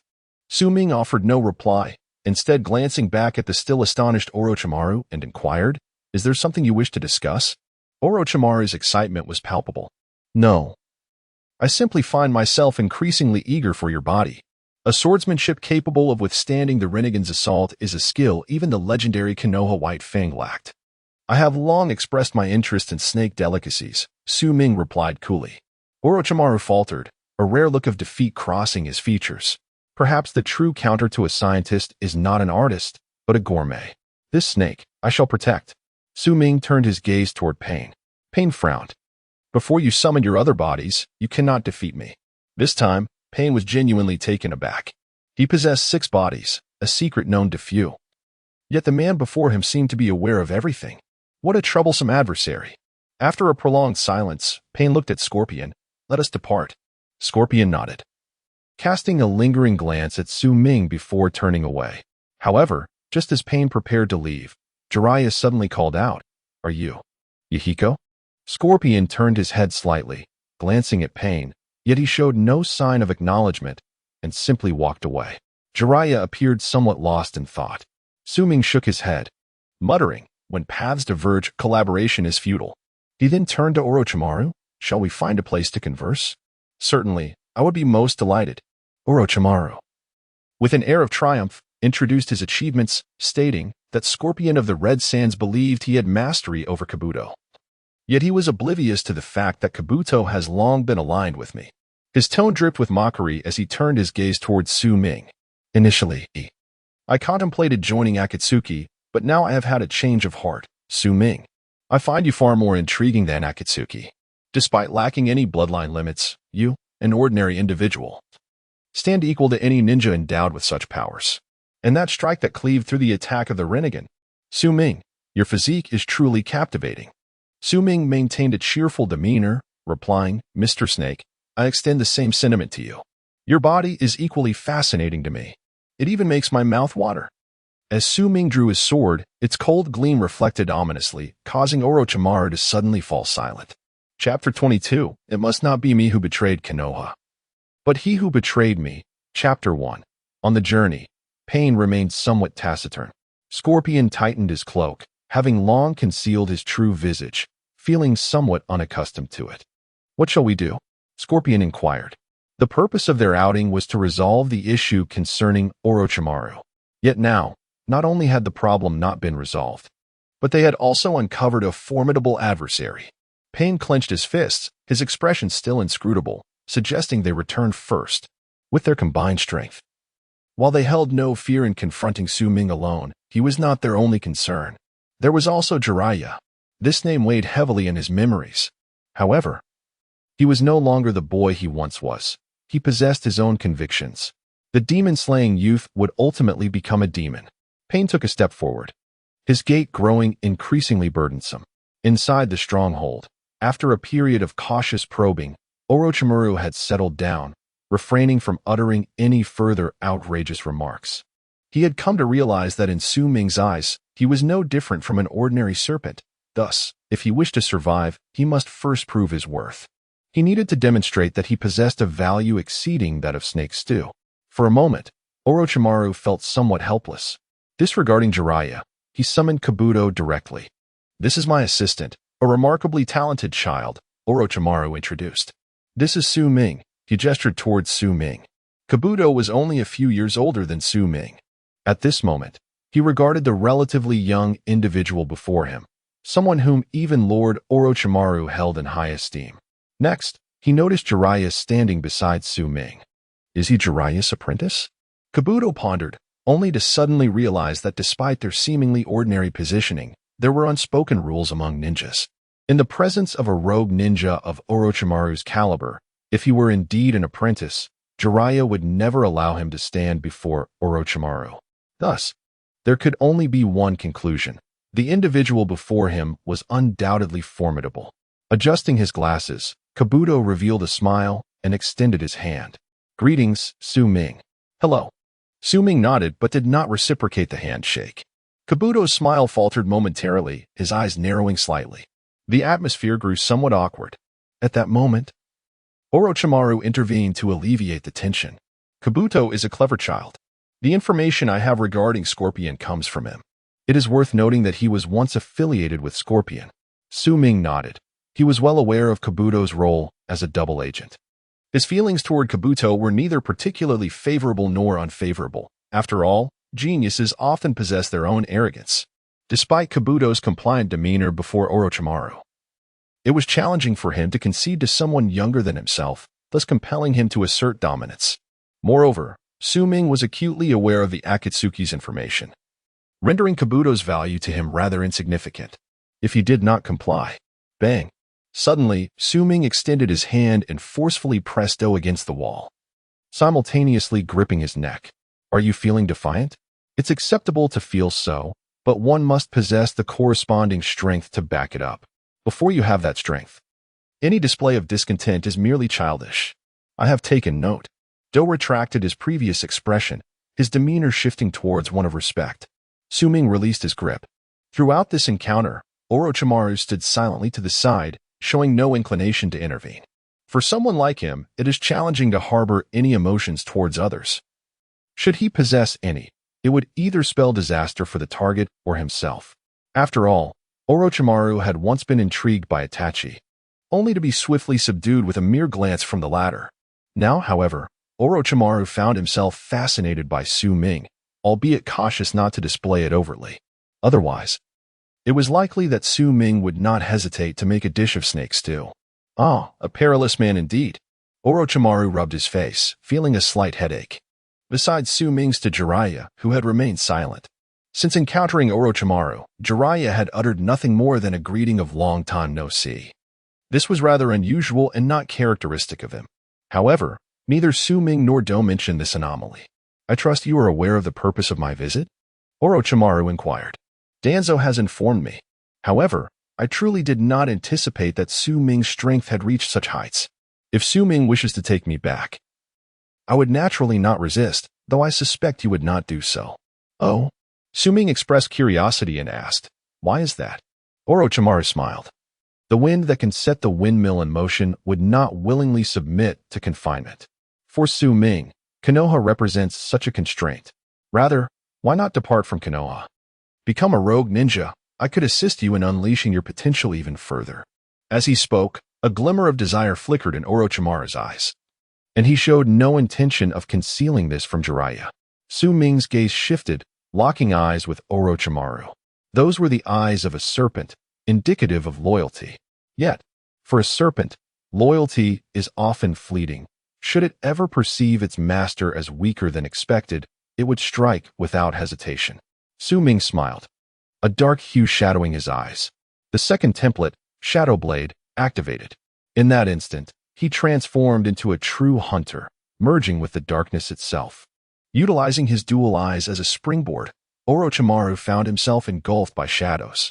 The ability of the second template, unlike the first, bore resemblance to illusion techniques but was distinct from them. Su Ming preferred to refer to this capability as a domain, specifically the Dark Domain. Within this abyss, he became the sovereign. The path traced by his blade delineated his territory. With a snap of his fingers, Su Ming elicited a tremor from Orochimaru, who then jolted awake. His eyes now filled with astonishment. Su Ming chuckled softly, contemplating that perhaps Mr. Snake's understanding of rogue ninjas aligned closely with what the ninjas themselves professed.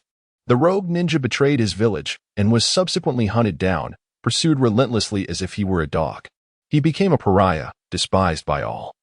This existence is one I cannot find appealing. However, my interpretation of a rogue ninja differs somewhat from that of Mr. Orochimaru. Orochimaru cast a sidelong glance. Su Ming continued. Mr. Orochimaru views a rogue ninja as one who has betrayed Konoha, yet my perspective diverges.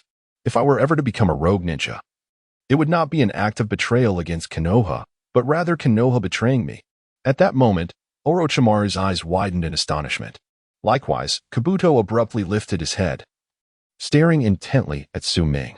Yet, the malice previously reflected in his gaze was replaced by a glimmer of light. That light was Su Ming's. Chapter 23. Please give Konoha a chance. Part 2. No one anticipated that Su Ming would utter such words. Despite his formidable strength, many in the ninja world possess immense power from a young age. Kakashi became a Genin at 12, and Itachi annihilated the Uchiha clan at 13.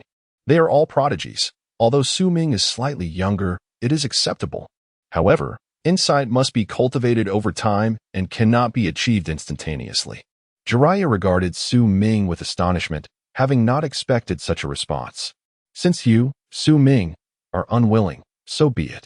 Nonetheless, this position will always remain reserved for you. Orochimaru indicated toward his head, signifying that he was ready to assist whenever Su Ming desired. Su Ming smiled and turned to Jiraiya. Mr. Jiraiya, now that you are here, you do not intend to remain silent, do you? Orochimaru licked his lips, focusing intently on Jiraiya. I could never return, Jiraiya. You must understand. Jiraiya nodded, fully aware of the lingering obsession within him while also recognizing Orochimaru's true nature.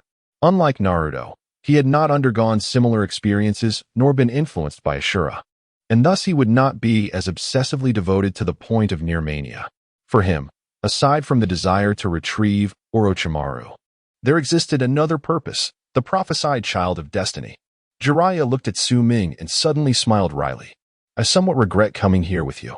You, my friend, are far too powerful and perilously dangerous. He added, more dangerous than Orochimaru. Orochimaru narrowed his eyes, slightly displeased, but he could not deny the truth in Jiraiya's words.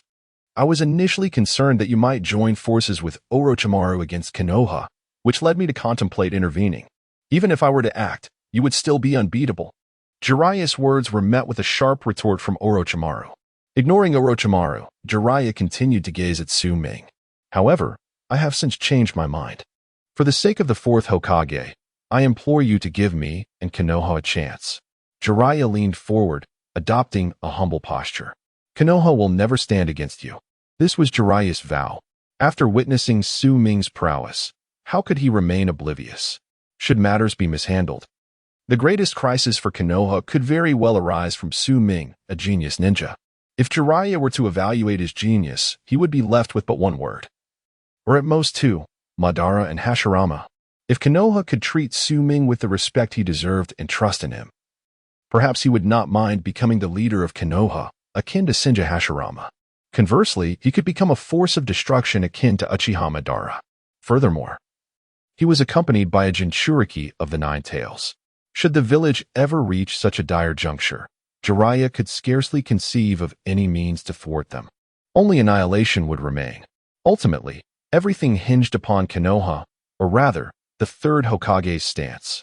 Jiraiya sighed, hoping that Master Sarutobi would recognize the gravity of the situation. Meanwhile, a question arose in Jiraiya's mind. Could Su Ming be the prophesied child? However, upon reflection, he shook his head. The prophesied child should be capable of forming bonds with tailed beasts, yet there were none around Su Ming. It seemed unlikely, and he hoped it was so. Su Ming replied that he was indifferent to the fate of Konoha, but he cared for Naruto. With his current strength, he could protect himself, yet Naruto was still young. He deserved a joyful childhood and a nurturing environment. For this reason, Su Ming was willing to grant Konoha an opportunity. Thank you, Jiraiya nodded before departing. He needed to return to the village to alert Konoha and urge the third Hokage to devise better countermeasures, while also ensuring better treatment for the brothers. After all, Su Ming was not merely the young host of the Nine Tails, he was a fully fledged eagle. After Jiraiya's departure, Orochimaru intended to invite Su Ming to examine his research findings. However, when Su Ming casually pointed out the deficiencies in his work, Orochimaru's expression changed abruptly, revealing a fervor in his eyes alongside Kabuto, a zealous thirst for knowledge.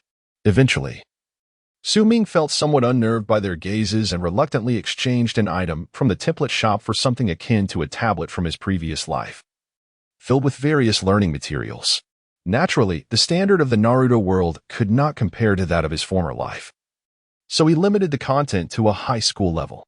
Nevertheless, it was enough to make Orochimaru's eyes gleam with excitement. When Orochimaru inquired about the name of the item in his hands, Su Ming mischievously replied that it was called Ding-ing, and the videos viewed on it were referred to as online courses. Orochimaru nodded, displaying a surprisingly reverent demeanor as he thanked Su Ming for allowing him to attend online courses on Ding-ding. Su Ming couldn't help but find Orochimaru's demeanor amusing, especially with the name Ding-ding. However, he soon had to admire Orochimaru's attitude towards learning. It was truly commendable. Kabuto also eyed the Ding-ing with great desire, gazing longingly at Su Ming for a while, but upon receiving no indication from him, he appeared somewhat disheartened. Disregarding Kabuto's disappointment, Su Ming instructed him to show him around. Orochimaru's base was extensive, filled with numerous individual rooms housing various experimental materials and subjects. Human experimentation was commonplace here. Yet, as they passed one particular room, Su Ming's attention was captured. Compared to the other rooms, this one was exceptionally clean, devoid of any dust. Upon entering, he found a tidy young boy seated on a bed, with white hair, green eyes, red eyeshadow on his eyelids, and 2 red dots between his brows. Su Ming instantly recognized his identity, Kumahira, a survivor of the Kagaya clan and a wielder of the formidable bloodline limit, Shikatsu Miyaku. Although he appeared only briefly in the original Naruto series and still bore the guise of youth, Su Ming easily identified him. Kumahira, Lord Su Ming has arrived. Should you not bow in respect? Standing aside, Do spoke sharply. Su Ming raised his hand to halt him. Yet, Junmalu rose nonetheless, gazing at Su Ming and cheerfully exclaiming, "Master Su Ming." Su Ming nodded in acknowledgement. Junmalu possessed the extraordinary ability to manipulate osteoblasts and osteoclasts at will, even controlling calcium concentration to forge bones, rendering his structure harder than steel. Consequently, he boasted formidable offensive and defensive capabilities. In the original narrative, Gaara's absolute defense was shattered by Junmalu, Had it not been for his eventual ailment, the outcome of their confrontation might have been quite different. Su Ming's most profound impression of Junma Lu was not solely his overwhelming strength, but also his unwavering loyalty. One could assert that he was the finest subordinate. Su Ming had not anticipated encountering him in this place. Chapter 24. Pursuing Truth with Lord Su Ming. Junma Lu, a solitary soul. Are you alone? Su Ming inquired. Casting a glance at Junma Lu. Yes, my lord, came the response. Although honorifics were employed, fear was absent. The room was shrouded in darkness, dimly lit. As Su Ming surveyed his surroundings, it seemed Junma Lu anticipated his thoughts, voicing, in truth, I do not despise the dark. It has accompanied me throughout my upbringing. Su Ming nodded. A person raised in darkness may often find solace in it. Much like the ties between Zabuza and Haku, Sasuke and Naruto. Or Junma Lu and Orochimaru. It has been pondered that had Junma Lu encountered Zabuza instead of Orochimaru, perhaps the outcome would have differed. Now, Junma Lu stood before Su Ming. However, unlike before, Su Ming observed that Junma Lu's eyes lacked illumination. He remained ensnared by darkness. It seemed the world had deviated somewhat with Su Ming's arrival. Junma Lu had yet to pledge his allegiance to Orochimaru. Su Ming queried, what do you despise? Junma Lu fell silent for a moment before raising his head. I loathe solitude. I detest being unneeded. The darkness is not frightening. What terrifies me is the loneliness. In that obscurity, his small eyes appeared to vanish entirely, dimming. If one is truly unnecessary and devoid of purpose, why continue to exist? This was his inquiry. Yet, Su Ming extended his hand, resting it upon Junma Lu's head, a glimmer of light, Su Ming's light. As Junma Lu looked up, a faint glow sparkled in his eyes amidst the darkness. There is no inherent significance in merely existing, yet living may lead to the discovery of intriguing experiences. Su Ming tousled Junma Lu's hair. Just as you have arrived here, I have found you. With a snap, Do ignited the candle, illuminating the room, casting light everywhere, including into Junma Lu's eyes. Sensations of Su Ming's warmth coursed through him, and for the first time, a yearning blossomed within Junma Lu, a desire to follow in Su Ming's footsteps. Come, let us depart. Su Ming gently caressed Junma Lu's face, smiling softly. His smile radiated brightness akin to the candlelight. Though darkness may serve as a solitary refuge, it is the light that embodies true hope. I too wish to seek the truths of the world alongside Lord Su Ming. In that moment, the youthful Junma Lu made a resolute decision. He left the room with Su Ming, following closely behind, his spirits evidently lifted. However, at that moment, Do wore an expression of hesitation. Su Ming noticed this and asked, Is something troubling you? Do replied, Junma Lu is quite unique. He has suffered from an illness since childhood, one that even Lord Orochimaru cannot remedy. Therefore, even if Lord Su Ming were to request him from Lord Orochimaru, I fear. His words trailed off.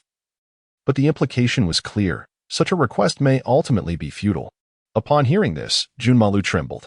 The fear of being unneeded was his greatest dread. For Junmaru, the most indelible memory is that of battle, for it is only in the throes of combat that he feels truly needed. A bone spike materialized in his hand, and without hesitation, he thrust it towards Do. Just then, a hand clasped around his wrist. Junmaru looked up to see Su Ming, his face beaming with a smile. Junmaru sought to explain, but Su Ming shook his head, reassuring him, Fear not. I possess a solution for your affliction. Is that true? Junmaru inquired. Certainly. The bone spike vanished, and Junmaru returned to his former self. His strength was formidable, even at such a tender age. Had it not been for Su Ming's swift intervention, Do might have met a dire fate. The reason behind this near calamity lay in Do's words, which led Junmaru to believe he was urging Su Ming to abandon him. Do, having narrowly escaped death, felt a pang of anxiety. He had been walking alongside Junmaru but now hastily moved to the other side. At Do's current strength, he was utterly outmatched by Junmaru. He spent 80 template points to exchange for some medicine from the template shop, which he handed over to Junmaru. With the system in place, Junmaru's ailment was no longer a concern. However, despite Junmaru's obedient demeanor, Do dared not meet his gaze again. The earlier scene had instilled a profound fear within him. Meanwhile, on another front, Pain returned to the Akatsuki and immediately sought an audience with Obito. What transpired? Obito inquired, his exposed Sharingan revealing a hint of confusion beneath the small hole in his mask. Although Orochimaru's abilities were commendable, Sasori's prowess was equally formidable, compounded by the Rinnegan's might, leaving no room for error. Yet now, they had encountered two Leaf Ninjas. Pain recounted the events truthfully, and Obito fell into contemplation. He had not anticipated such a talented ninja to emerge from the Leaf. He turned to Pain and asked, "Is there any chance we could recruit him?" Pain shook his head, stating firmly, "He has already declined our offer. He will not join us." "What a pity," Obito replied, his gaze turning cold. "Since he refuses to ally with us, he will undoubtedly become our adversary when we collect the tailed beasts. It would be prudent to take action preemptively." Additionally, Noki of Awagakure had reached out, hoping we could create some turmoil for the Leaf. Although provoking the Leaf may not be the wisest course of action at present, the compensation offered by Noki was simply too enticing to ignore. "Nagato, prepare accordingly." Pain nodded and departed. Despite Awagakure's participation in the last Shinobi World War, they had been thwarted by a surprise attack on their logistics by the Yellow Flash, preventing their involvement in the battle. Most of the ninjas in the village had been preserved. When it came to sheer numbers, Iwagakure possessed a significant advantage over the Leaf. The absence of any gains from the last war left Noki quite displeased, especially after Kumogakure recently dealt a blow to the Leaf, further stirring Naka's restlessness. Recently, he has been contemplating how to instigate conflict and compel Konoha to provide compensation. The military strength of Awagakure is indeed the pillar of Naka's confidence. Moreover, he is acutely aware of the personality of the Hokage of Konoha. Aside from the second Hokage, who possess some degree of cunning, the other Hokages can be rather unimpressive. The first Hokage would give away tailed beasts without hesitation. The fourth's reign was remarkably brief, leading to his untimely demise. And as for the third Hokage, one could succinctly summarize him with a single word: cowardice. During the last Shinobi World War, despite Konoha's clear advantage, they resorted to diplomacy. What else could this be but cowardice? Thus, Noki concluded that even if conflict arose with Konoha, Sarutobi Hiruzen would not dare to escalate matters. Even if a battle were to ensue, how could Awagakure possibly fear it? Beneath the mask, Obito fell silent for a moment before rising. He wished to witness firsthand the young man who had managed to sever the assault of the Rinnegan. If possible, he might even take direct action. Chapter 25. The water could not be more murky. Chapter 1. Konoha. The village remained as tranquil as ever. The streets bustled with life, and smiles adorned the faces of its inhabitants. However, the child, often referred to as the fox demon by the villagers, had not been seen for some time. Yet, it seemed that no one truly cared. Outside, the vibrancy continued unabated. Inside a small house, one could hear bursts of joyous laughter emanating from within, a sound so delightful. "Naruto, you must train diligently," Iruka admonished, attempting to adopt a serious demeanor before Naruto's radiant smile ultimately melted his resolve. With a resigned sigh, he added, "Naruto, if you do not put in the effort, we cannot fulfill our promise." Upon hearing Iruka's insistence, the previously playful Naruto suddenly adopted a more earnest expression. "All right, I concede." Within the ceiling space, Minato Namikaze felt a sense of exasperation. Only after Su Ming departed did he fully grasp the nature of the agreement between Naruto and Iruka. They had agreed that should Naruto train earnestly and meet Iruka's expectations, he would receive a sum of money. Of course, Naruto was not particularly interested in the money. He wished to use his earnings to treat his brother to a bowl of ramen, one adorned with his own specially crafted ingredients. In fact, he had even decided to name this unique dish Naruto Roll. Beneath the sun, Naruto trained vigorously, his determination unwavering. Before long, a small head peeked around the door. However, upon witnessing the scene in the yard, disappointment flickered in those tiny eyes. It was Hinata. Noticing her, Iruka waved. "Ah, you've come to see Su Ming again? You've arrived a bit early. Hasn't he returned yet?" Since Su Ming's departure, Hinata frequently visited, waiting for his return, yet each time she left with disappointment. "Oh." Hinata's head drooped, and she walked away, a visage of dejection. "Hinata-sama, let us return to our training. Only by becoming stronger can we protect Su Ming in the future." Niji smiled beside her. "Yes." Hinata nodded earnestly, her resolve hardening. "I will grow stronger to protect Su Ming." The two departed, Yet unnoticed, a figure leaned against a nearby tree. Itachi quietly observed, whispering to himself, in truth, I wish to protect Su Ming as well. Not long after Hinata's departure, a somewhat stooped figure appeared at the entrance, clad in a white Hokage robe. Just a glimpse was enough for Iruka to ascertain the identity of the visitor. Lord, Third Hokage. Iruka bowed respectfully. Iruka, did I not tell you? There is no need for such formalities, Sarutobi said kindly. You are Naruto's teacher. There is no need for these customs. Yet, Iruka remained resolute. The Third Hokage is indeed a hero of the village. Due respect must be maintained. Sarutobi nodded, his gaze towards Iruka growing increasingly approving. No one dislikes praise. Not even the Third Hokage. Since Su Ming's departure, the Third Hokage had been seen more frequently, almost more than Hinata herself. Each visit was either to inquire about Naruto or to bring him small trinkets, giving the impression of genuine concern for the boy. However, Naruto, you needn't train anymore. The esteemed Third Hokage has arrived. Iruka called out. Upon hearing this, Naruto halted his training and rushed over. Grandpa Third, what delightful gift have you brought for me this time? Haha, this is merely a trinket, but I found it quite amusing. So I decided to bring it along. As he spoke, Sarutobi produced 2 crystal-clear glass orbs from his hands and placed them into Naruto's. Wow, they're so beautiful. Thank you. Grandpa Third. Naruto beamed with excitement. Haha, I'm glad you like it. Sarutobi ruffled Naruto's hair, creating a heartwarming scene of grandparental affection. Yet, once Sarutobi departed, Naruto's cheerful expression swiftly faded. With a decisive motion, he tossed the glass orbs into a nearby heap of refuse. Looking at Iruka, he exclaimed, Iruka-sensei, let us continue our training. Iruka nodded, accustomed to such behavior. Those glass orbs were indeed trivial baubles, easily purchasable from street vendors, barely worth a few coins. Oh. Third Hokage, could you be any more dismissive? Iruka shook his head. At Orochimaru's lair, the lights were bright.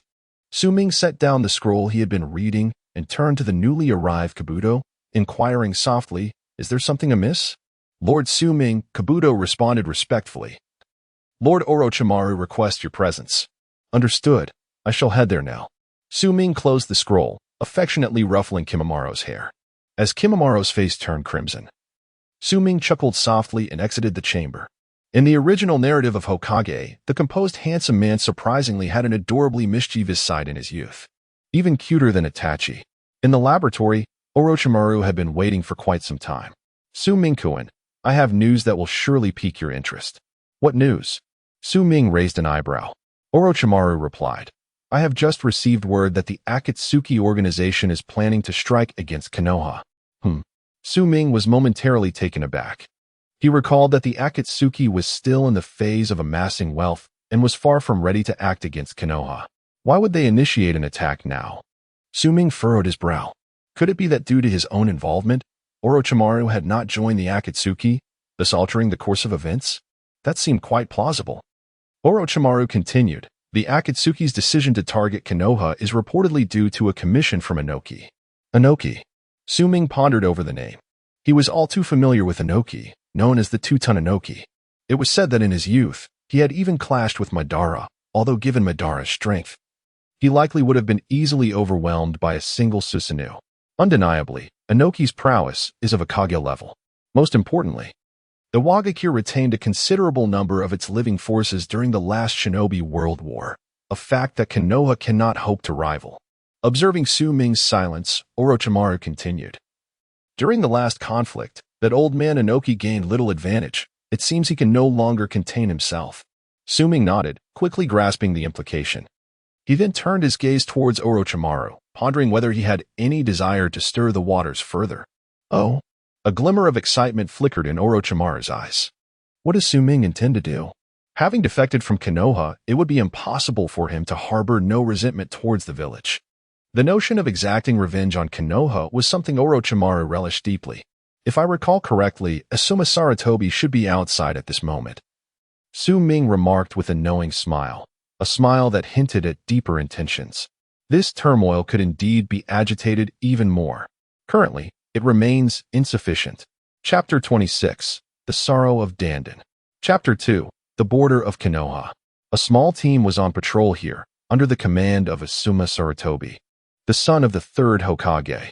However, he had long since departed from Konoha, even though he was acutely aware of the current situation back home.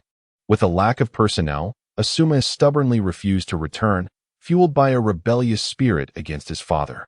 Lighting a cigarette, he took a deep drag, oblivious to the disapproving glares from those around him. Despite his constant defiance of his father, he found a certain charm in smoking, a habit he shared with his father. Hiruzen Sarutobi. Coughing slightly, he was lost in thought, his mind filled with the image of Kurenai Yuhi, his goddess. As he contemplated, he finished one cigarette and reached for another. At that moment, a flash of cold light suddenly struck towards him. Asuma instinctively dodged, unable to warn his comrades in time. Boom! A deafening explosion followed, and the teammates who had been beside him moments ago lay lifeless. Witnessing this grim scene, Asuma's expression turned icy. As the smoke cleared, a youthful figure emerged. Though young, the boy wielded a bone sword that radiated a chilling aura. Jumuru. Despite his tender age, Jumuru possessed formidable strength. Asuma, the son of the Hokage, was relatively strong himself, yet his teammates were not as capable. Who are you? Asuma glared at Jumuru. With a smirk, Jumuru's bone sword scraped the ground, slowly pointing towards Asuma, his gaze lifting slightly. Asuma Sarutobi? At that moment, realization dawned upon Asuma. The hidden mist village. The corpse bone path. A wave of terror washed over him as he summoned a short blade, channeling chakra into its edge. This was Asuma's signature ability. Unfortunately, he was not facing Jumuru alone. Earth release. Earth flow wall. Boom. A wall of earth surged from the ground at astonishing speed, and had Asuma not reacted swiftly, he would have been struck directly. As he dodged, Jumuru's bone sword elongated in an instant, charging towards Asuma without hesitation. Jumuru was born for combat, despite his youth. His prowess was not to be underestimated. Clang! The bone sword clashed against the short blade, and to Asuma's astonishment, even with his wind chakra-infused edge, he could barely leave a mark on the bone sword. Such tough bones. Asuma's expression grew grave. Engaged in combat, he found it difficult to extricate himself. And at that moment, the earth flow wall continued to rise with frightening speed, catching him off guard. Asuma was struck directly from above. Thud. He hit the ground. His senses slightly blurred. Is this all the son of the Hokage can muster? Came a voice nearby. Asuma strained to lift his head, yet could not discern the figure's visage, only noting the emblem of 2 stones upon the forehead protector he wore. That was the symbol of the hidden rock village. Asuma succumbed to unconsciousness. Truly, Mr. Snake demonstrated remarkable prowess, effortlessly concluding the battle with merely an intermediate ninjutsu. Suming emerged, offering commendation. Orochimaru removed the forehead protector of the hidden rock village and casually crushed it. However, what truly astonished him was this young child. Possessing such formidable strength at such a tender age, were it not for Su Ming's favor, he might have coveted this body for himself. Su Ming remained silent.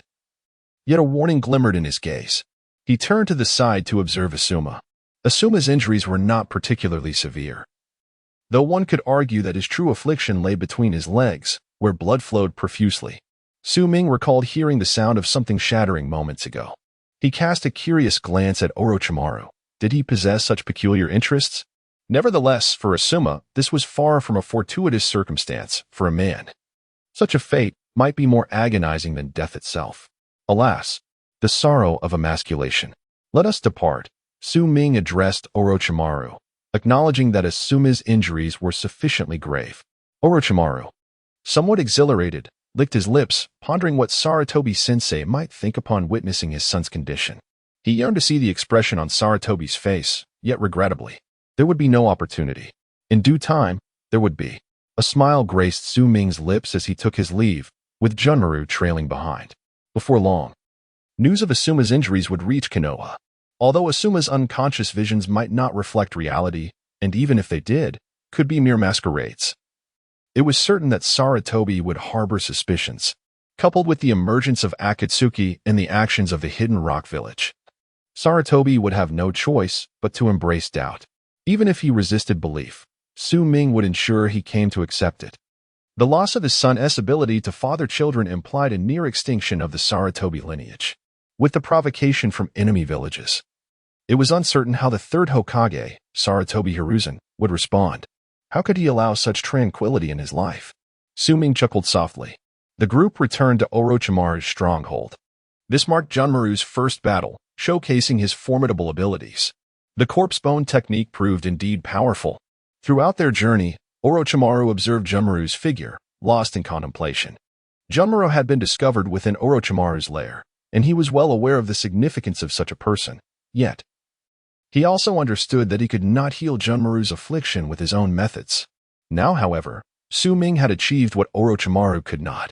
Orochimaru's gaze flickered, and he suddenly inquired, Su-Ming, if I complete my studies within the confines of the nail, shall I be able to catch up to you? Su-Ming was momentarily taken aback before chuckling. Not even close. The knowledge you seek is still vast. Observing Su-Ming's retreating figure, a glimmer of intrigue danced in Orochimaru's eyes. Su-Ming truly was an enigmatic individual. Chapter 27. Uchiha Madara. I, Su-Ming, shall refer to you as a hero. Chapter 3. Su-Ming contemplated when he would return to Konoha. Orochimaru turned to Su-Ming and inquired, Return to Konoha? Su-Ming chuckled. Is it that simple to go back? Sarutobi must believe I will perish at your hands, and if I were to return just like that, they would be displeased. Observing the smile on Su-Ming's face, Orochimaru narrowed his eyes. With his understanding of Su-Ming, he knew he would not be so benevolent as to consider Sarutobi and Danzo. The performance had only just begun. Su-Ming grinned and affectionately caressed the face of Kimimaro beside him. Calculating the time, it appears guests are arriving. Let us go greet them. Orochimaru was taken aback, uncertain of who the guests Su-Ming mentioned were. Could it be that Sarutobi had sent someone after him? Or perhaps it was Danzo's men. With a sense of intrigue, Orochimaru followed Su-Ming outside their hideout. Outside, the wind was fierce, stirring up clouds of dust, beneath which stood a solitary figure. With short hair, an orange mask adorned with black stripes, and a long black hooded cloak, his weapons concealed within the sleeves were chains linking his wrists. The visible eye beneath the mask displayed a prominent Sharingan, with a distinctive three-tomo pattern. His name, Uchiha Obito. Indeed, when Su-Ming had driven away Pain and Scorpion, he had suspected Obito would come. However, it was merely a conjecture at the time. Yet, with the information from Orochimaru, Su-Ming was nearly certain that Obito would arrive. Eager to witness the individual who had repelled the renegade. As anticipated, there he was. Gazing at the exposed Sharingan, Orochimaru squinted. Uchiha? He frowned. Recalling the plethora of information about the Uchiha clan, yet none matched the man before him. Who could he be? Indeed, Obito directly confessed. Deliberately lowering his voice to a gravelly tone, I am Uchiha Madara. This revelation left Orochimaru momentarily stunned, while Su-Ming burst into laughter. Uchiha Madara? Do not insult Madara. What are you laughing at? Obito exclaimed, his exposed Sharingan brimming with fury as he glared at Su-Ming. Nothing, merely laughing at your unworthiness, Su-Ming replied, raising his gaze and disregarding Obito's anger. The Uchiha Madara I know is a figure who dared to clash with Senju Hashirama, one who boldly challenged the entirety of Konoha. Though he lost, he did so with honor and integrity. Uchiha Madara would never be someone who hides his true face. Listening to Su-Ming's words, Orochimaru cast a sidelong glance, surprised at Su-Ming's profound understanding of Uchiha Madara. Indeed, in the Warring States period, had it not been for Senju Hashirama, Uchiha Madara would have undoubtedly been recognized as the foremost of them all. Even in an era where the pillars existed, he, Uchiha Obito, shone as a brilliant star. Jiraiya has always been regarded as a hero, yet Su-Ming has persistently believed that if Jiraiya qualifies as a hero, then Obito undoubtedly deserves the title of a great champion. This champion signifies a formidable leader. Are you questioning me, Uchiha Obito? With a narrowed gaze, Obito's fury reached its zenith. Su-Ming merely chuckled coldly, asserting that if he were indeed Uchiha Obito, he should reveal his true self. Obito has never hidden behind a mask, even as time ravaged his visage. In Su-Ming's recollection, Uchiha Obito embodied this principle, refusing to don a mask even in the face of aging. Such is the pride of the strong, a concept that Obito evidently fails to grasp. You are the one who repelled Pain, aren't you? I see you're playing with fire. With that, Obito ceased his idle chatter and launched himself towards Su Ming with remarkable speed, one that would render most ninjas unable to react. Yet, at this moment, Su Ming was surrounded by no weaklings. Junmaru was the first to respond, summoning a bone sword to his hand. Without hesitation, he advanced and swung the sword in a fierce strike. Obito showed no intention of evasion, colliding head-on, just as the bone sword was about to cleave through him. A flicker of disdain crossed Obito's exposed Sharingan. The bone sword passed through his form without any hindrance. Kamui, a space-time ninjutsu, bypassing Junmaru and Orochimaru. Obito appeared directly beside Su Ming. Excitement gleamed in his eyes, as if he anticipated that Su Ming would soon meet his demise at his hands. However, in that moment, a slight smirk graced Su Ming's lips. He locked eyes with Obito, and as the latter drew near, a wave of darkness surged into his gaze. Second template. Shadow Blade activated. The realm of darkness enveloped them both instantaneously. For a fleeting instant, Obito's body froze, though it was but a moment before he broke free. Yet, in the realm of skilled combatants, even a brief lapse could prove decisive. A pale blue, rotating sphere of energy manifested in Su Ming's hand, and without obstruction, it crashed forcefully into Obito's face. Rasengan. With a resounding impact, Obito was sent hurtling away, akin to a kite severed from its string, crashing heavily to the ground. The force of the Rasengan left cracks upon the mask he wore. Struggling to rise, Obito was consumed by uncontrollable rage. Rasengan. Su Ming's lips curled into a mocking smile. Relishing the sensation of having struck Obito with the same technique twice. How does it feel to be hit by the same move? The last time Obito was bested was also at the hands of a Rasengan, during the Nine Tails Rampage, executed by the fourth Hokage. Regrettably, at that time, the fourth was preoccupied with Kushina and Naruto, and did not engage Obito extensively. Today, however, Su Ming refrained from wielding a sword and employed the same technique, which was far from simple. He intended to evoke memories within Obito. "Who are you, really?" Obito demanded. "The one who intends to kill you," Su Ming replied coldly. "Treasure your life, for in the future, I shall personally come to claim it." With that, he turned away, paying no heed to Obito, who was on the brink of eruption. Su Ming did not lack the desire to eliminate Obito, rather. He found himself devoid of effective means to restrain the powers of Kamui. Previously, he had only managed to slightly affect Obito with the domain power of the second template. For the prowess of the Manjiki Sharingan was exceedingly formidable. Once the Uchiha clan awakens the Manjiki, there is a qualitative leap in their strength. Until he devises a reliable method to limit Kamui, Obito remains virtually invincible. Furthermore, there is another crucial point. Obito is not only his adversary but also Naruto's. In this lifetime, as long as he exists, there is no way he would allow Ashura to influence Naruto, leading him to forgive the murderer of his parents. Obito must die. He must perish. Chapter 28. The Operation Against Konoha. Part 1. Su Ming departed without a trace of hesitation, not even casting a glance at Obito. As if he were a mere figment of imagination. Outside the stronghold, the wind and sand swirled tumultuously. The mask adorning Obito's face began to fracture, the cracks widening to reveal glimpses of what lay beneath. Yet, the few individuals making their way toward the stronghold showed no intention of turning back. Su Ming. A flash of rage ignited within Obito's Sharingan, etching that name deeply into his memory. He remained oblivious to the reasons behind Su Ming's mastery of the fourth Hokage's jutsu or his knowledge of the events that had transpired that day. Nevertheless, such details mattered little. He simply desired Su Ming's demise, just as Su Ming sought to end his life. Konoha. Hokage's office. Sarutobi slammed the letter he held onto the desk, his irritation palpable. The missive had originated from a Wagakure. The cause of his ire was the contents of the letter, which indicated that several IWA ninjas had vanished within Konoha, with the village suspecting foul play at the hands of Konoha's inhabitants, demanding an immediate investigation. Should Konoha fail to comply, a Wagakure threatened to take matters into their own hands.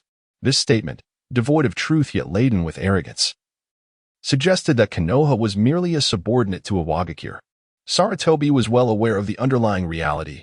A Wagakure was merely seeking compensation, fueled by their displeasure at the benefits the Cloud Village had reaped from the recent incident involving the Nara clan. Such audacity was utterly intolerable. Did they truly believe Konoha to be an easy target? In that instant, Saratobi instinctively contemplated a direct response to Inoki, challenging him to war if that was his desire. However, a voice within him urged calmness. After much deliberation, he ultimately shook his head with a sigh. Konoha, while proudly proclaiming itself as the foremost ninja village, was merely a claim. Engaging in battle with Iwagakure would spell disaster. Thus, Saratobi sighed as he summoned the Umbu, instructing them to investigate any actions taken against Iwagakure. Though he knew full well that no such actions had occurred, it was essential to maintain a fa of diligence. With a soft creak, the Umbu departed, and Danzo entered. Saratobi, what do you intend to do? With a heavy sigh, Saratobi responded, what else can I do? Inoki is likely seeking compensation for his grievances stemming from the Cloud Village's gains. Danzo nodded, aware of the situation. Actually, I have an idea. What idea? Saratobi asked, surprised. He knew Danzo well. While his abilities were limited, his ambitions were vast. In times of crisis, he seldom relied on Danzo's counsel. Yet now he found himself intrigued by Danzo's unexpected proposal. Danzo smirked. If Inoki desires compensation, let us grant it to him. Grant it. Saratobi's expression fell. Disappointment etched across his face. Initially, he had harbored hopes that Danzo might indeed possess a sound strategy. It appeared he had merely indulged in wishful thinking. Konoha is now in dire financial straits. If compensation could truly be provided, would Saratobi be so troubled? Observing Saratobi's incredulous expression, Danzo continued, although we lack funds, the prominent clans possess resources. For instance, the Hyuga and Uchiha clans. This time, Inoki has evidently come prepared. If we cannot offer compensation, the two villages are likely to plunge into direct conflict. Konoha simply cannot afford to engage in war. Those major clans, being part of the village, are bound to contribute to its welfare. If the village is financially incapacitated, they will inevitably bear the burden. Saratobi felt a twinge of concern. This could easily incite resentment among the clans. Yet, at this moment, there seemed to be no viable alternatives. After all, you were the Hokage. Danzo sneered.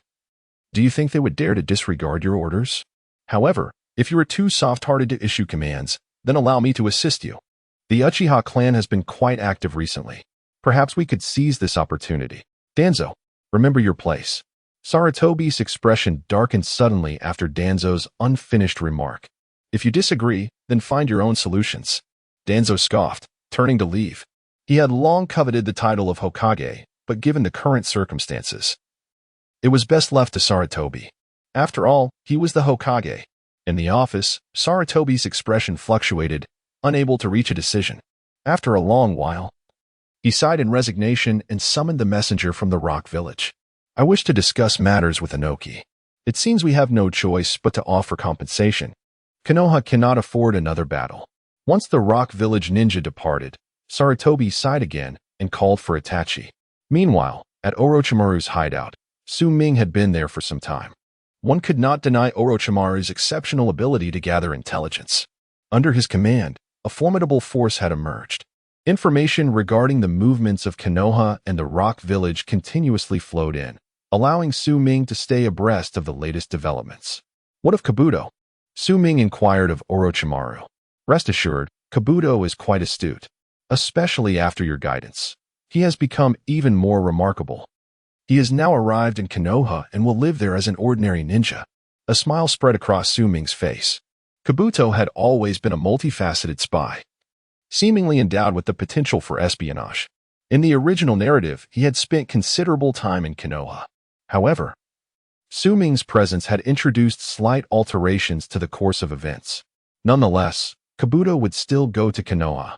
This time, he would not serve as Orochimaru's spy, but rather as Su Ming's. With a faint smile, Su Ming declared, in a few days, once the arrangements in Konoha are settled, I shall have him disclose the contents of the letter from Iwagakure to the entirety of Konoha. I want everyone to understand what kind of person he, Saratobi Hiruzen, truly is. The letter reached Su Ming before it arrived in Konoha, subsequently making its way to Saratobi. Listening to Su Ming's words, Orochimaru felt a rush of excitement. His animosity towards Saratobi and Konoha was profound. Every matter concerning Konoha piqued Orochimaru's interest, particularly in this instance. Oh, Teacher Saratobi, you remain unaware of the true nature of the devil you've provoked. I wonder how long you can endure this battle against such a fiend. I do hope you can last a while longer. Otherwise, it would be dreadfully dull. Su Ming, with his wicked charm, was oddly endearing. Orochimaru then departed. Chapter 29. The True Nature of Su Ming and the Transformation of Junmalu. Itachi, you must be well aware of the current state of the village. The village can no longer withstand conflict. This is true for both myself and the Uchiha clan. Konoha is no longer the invincible Konoha it once was. Should war erupt, countless lives will be lost. Perhaps those of the Uchiha you know, perhaps mine, or possibly Su Ming's or Sasuke's. As he uttered Sasuke's name, Saratobi forced himself to suppress the discomfort that stirred within him, yet even so, he could not express these words with tranquility. He, Saratobi Izashi, was the father of Saratobi Sasuke, and the Uchiha, naming a child Sasuke, isn't that simply cruel? Each time Saratobi heard the name Sasuke, he felt a surge of frustration, especially in the presence of the Uchiha clan. This sentiment was particularly pronounced when faced with Itachi, who was devoted to his younger brother, especially now, in this humble demeanor, as if he were yielding. Perhaps the demise of the Uchiha clan in the original narrative of Hokage was somehow intertwined with the name Sasuke. Lord Third, I understand everything you have said. Upon my return, I shall discuss it with my father. Among the words spoken by Saratobi, the ones that resonated most profoundly with Itachi were simply two names, Su Ming and Sasuke. Very well. Saratobi nodded and continued, Itachi, the safety of the village now rests upon your shoulders. Itachi nodded and departed. Once Itachi had left, Saratobi exhaled deeply. Since Itachi had agreed, this matter should be resolved without issue. Afterward, Saratobi gazed out the window. The night had deepened, and twinkling lights emerged, rendering Konoha a scene of splendor. Saratobi approached the window, captivated by the view. After a considerable time, he clenched his fist. Konoha was still his Konoha. In the following days, news from Konoha had reached Iwagakure, yet Inoki showed no inclination to intervene personally. He sent his subordinates instead, deeming it sufficient for Konoha. This news also reached Konoha, and through Kabuto's means, it spread throughout the village. Presently, all of Konoha was aware of the impending negotiations with Iwagakure. Moreover, the delegation sent was not comprised of their leader or any significant figures, merely ordinary ninjas. The previous incident with Kumogakure had been well concealed, with few ordinary villagers aware. But this time was different. Kabuto's prowess was remarkable. Not only did the entire village become aware of the situation, but it also incited indignation among them. Many began to question the third Hokage's handling of affairs. At this moment, within the Hokage's office, Saratobi slammed his palm onto the table, his face contorted with rage. You had better provide me with an explanation as to how this news was leaked. Before Saratobi stood several Umbu, Danzo, and a ninja from Iwagakure. Following Saratobi's outburst, the Iwagakure ninja displayed a disdainful demeanor. This matter, naturally, could not have originated from my village of Iwagakure. As the third Hokage, I hope you can manage this situation well and not let us down. With that, he turned on his heel and strode out, disregarding everyone else entirely. Saratobi was seething with anger, slamming his palm onto the table, startling the few Umbu present. Danzo, however, remained unfazed, though he too wore a grim expression upon witnessing the audacity of the Iwagakure ninja. He understood that this ninja's brazen behavior stemmed from the belief that Konoha would not dare to retaliate. Despite Danzo's dissatisfaction, he truly felt powerless to act. After a considerable pause, Saratobi's fury subsided somewhat, and he turned to the Umbu, commanding, "Investigate. I want to know who is responsible." The Umbu conducted a thorough investigation but could not ascertain who had leaked the information. Nonetheless, among those familiar with the news, aside from a few steadfastly loyal Umbu, there were two others, Uchiha Itachi and Uchiha Shisui, both members of the Uchiha clan. Considering their motives, undermining Saratobi's authority was well within the capabilities of the Uchiha clan. Moreover, they managed to disseminate the information throughout the village in a remarkably short time. Such power was exclusive to a few prominent clans. Contemplating this, Saratobi's gaze flickered with unease. However, Despite Danzo's persistent urging for Sarutobi to take action, the rational Hokage shook his head in refusal. Even if it were the Uchiha clan behind this, he would feign ignorance. After all, who would bear the financial burden owed to Iwagakure? Sarutobi was far from Navii like Danzo. As the news spread rapidly at that moment, Su Ming, accompanied by Kimimaro and Orochimaru, intercepted the route from Iwagakure to Konoha. It wasn't long before the Iwagakure contingent appeared. Contrary to the rumors, they were not mere ordinary ninjas. There were 5 in total, 2 of whom Su Ming recognized. One was Akatsuchi, the bodyguard of Inoki, and the other was Kuratsuchi, known for her remarkable legs and the granddaughter of Inoki. Amidst the swirling sands, the figures of Su Ming and his companions appeared slightly blurred. Yet their presence on the critical route was unmistakably intentional. Akatsuchi, along with the other 3, instinctively positioned themselves in front of Kuratsuchi, warily eyeing Su Ming and his companions. Observing this, Su Ming let out a soft sigh, feeling a twinge of regret for not being able to see her legs. Kuratsuchi was slightly older than Su Ming, in her teens, with long, shapely legs and fair skin. Su Ming lamented this missed opportunity. In truth, aspects of his character were inherited from the 4th Hokage. Yet it was not a complete inheritance. The 4th Hokage, often referred to as a small son, radiated love for every resident of Konoha. As an adopted son, Su Ming had both surpassed and fallen short of his predecessor. Where he fell short was in his lack of energy to extend love to every villager, though he certainly harbored affection for every beautiful girl. In terms of surpassing, Su Ming's affection transcended village boundaries. He could extend his love to attractive girls from other villages as well. In other words, he was a true romantic. Su Ming ran his fingers through his hair, always believing that his golden locks were a stroke of fate. If fate has made me golden, then I must embrace it. Su Ming's emotional fluctuations were keenly perceived by Junma Lu, who promptly approached, brandishing an oversized bone knife that far exceeded his physical proportions. With an exceedingly serious expression, Junma Lu declared, "Hand over the girl." Su Ming was taken aback, unable to fathom that such words would escape Junma Lu's lips, especially delivered with such earnestness. Orochimaru, too, was momentarily stunned. Although he seldom concerned himself with gender, he found the situation decidedly peculiar. This child seemed rather amiss. Meanwhile, on the other side, Chidu and the other 3 guards felt deeply insulted. Haidu, being the granddaughter of Inoki, was effectively their master. The humiliation of a master is a death sentence for a servant. Enraged, the 4 of them let out a furious roar and charged at Junma Lu. Without hesitation, Junma Lu swung his bone knife. Chapter 30. The Collapse of Sarutobi. Chapter 3. Kamaru engaged in battle with Akatsuchi and 3 others, while Su Ming and Orochimaru observed from the sidelines, showing no intention to intervene.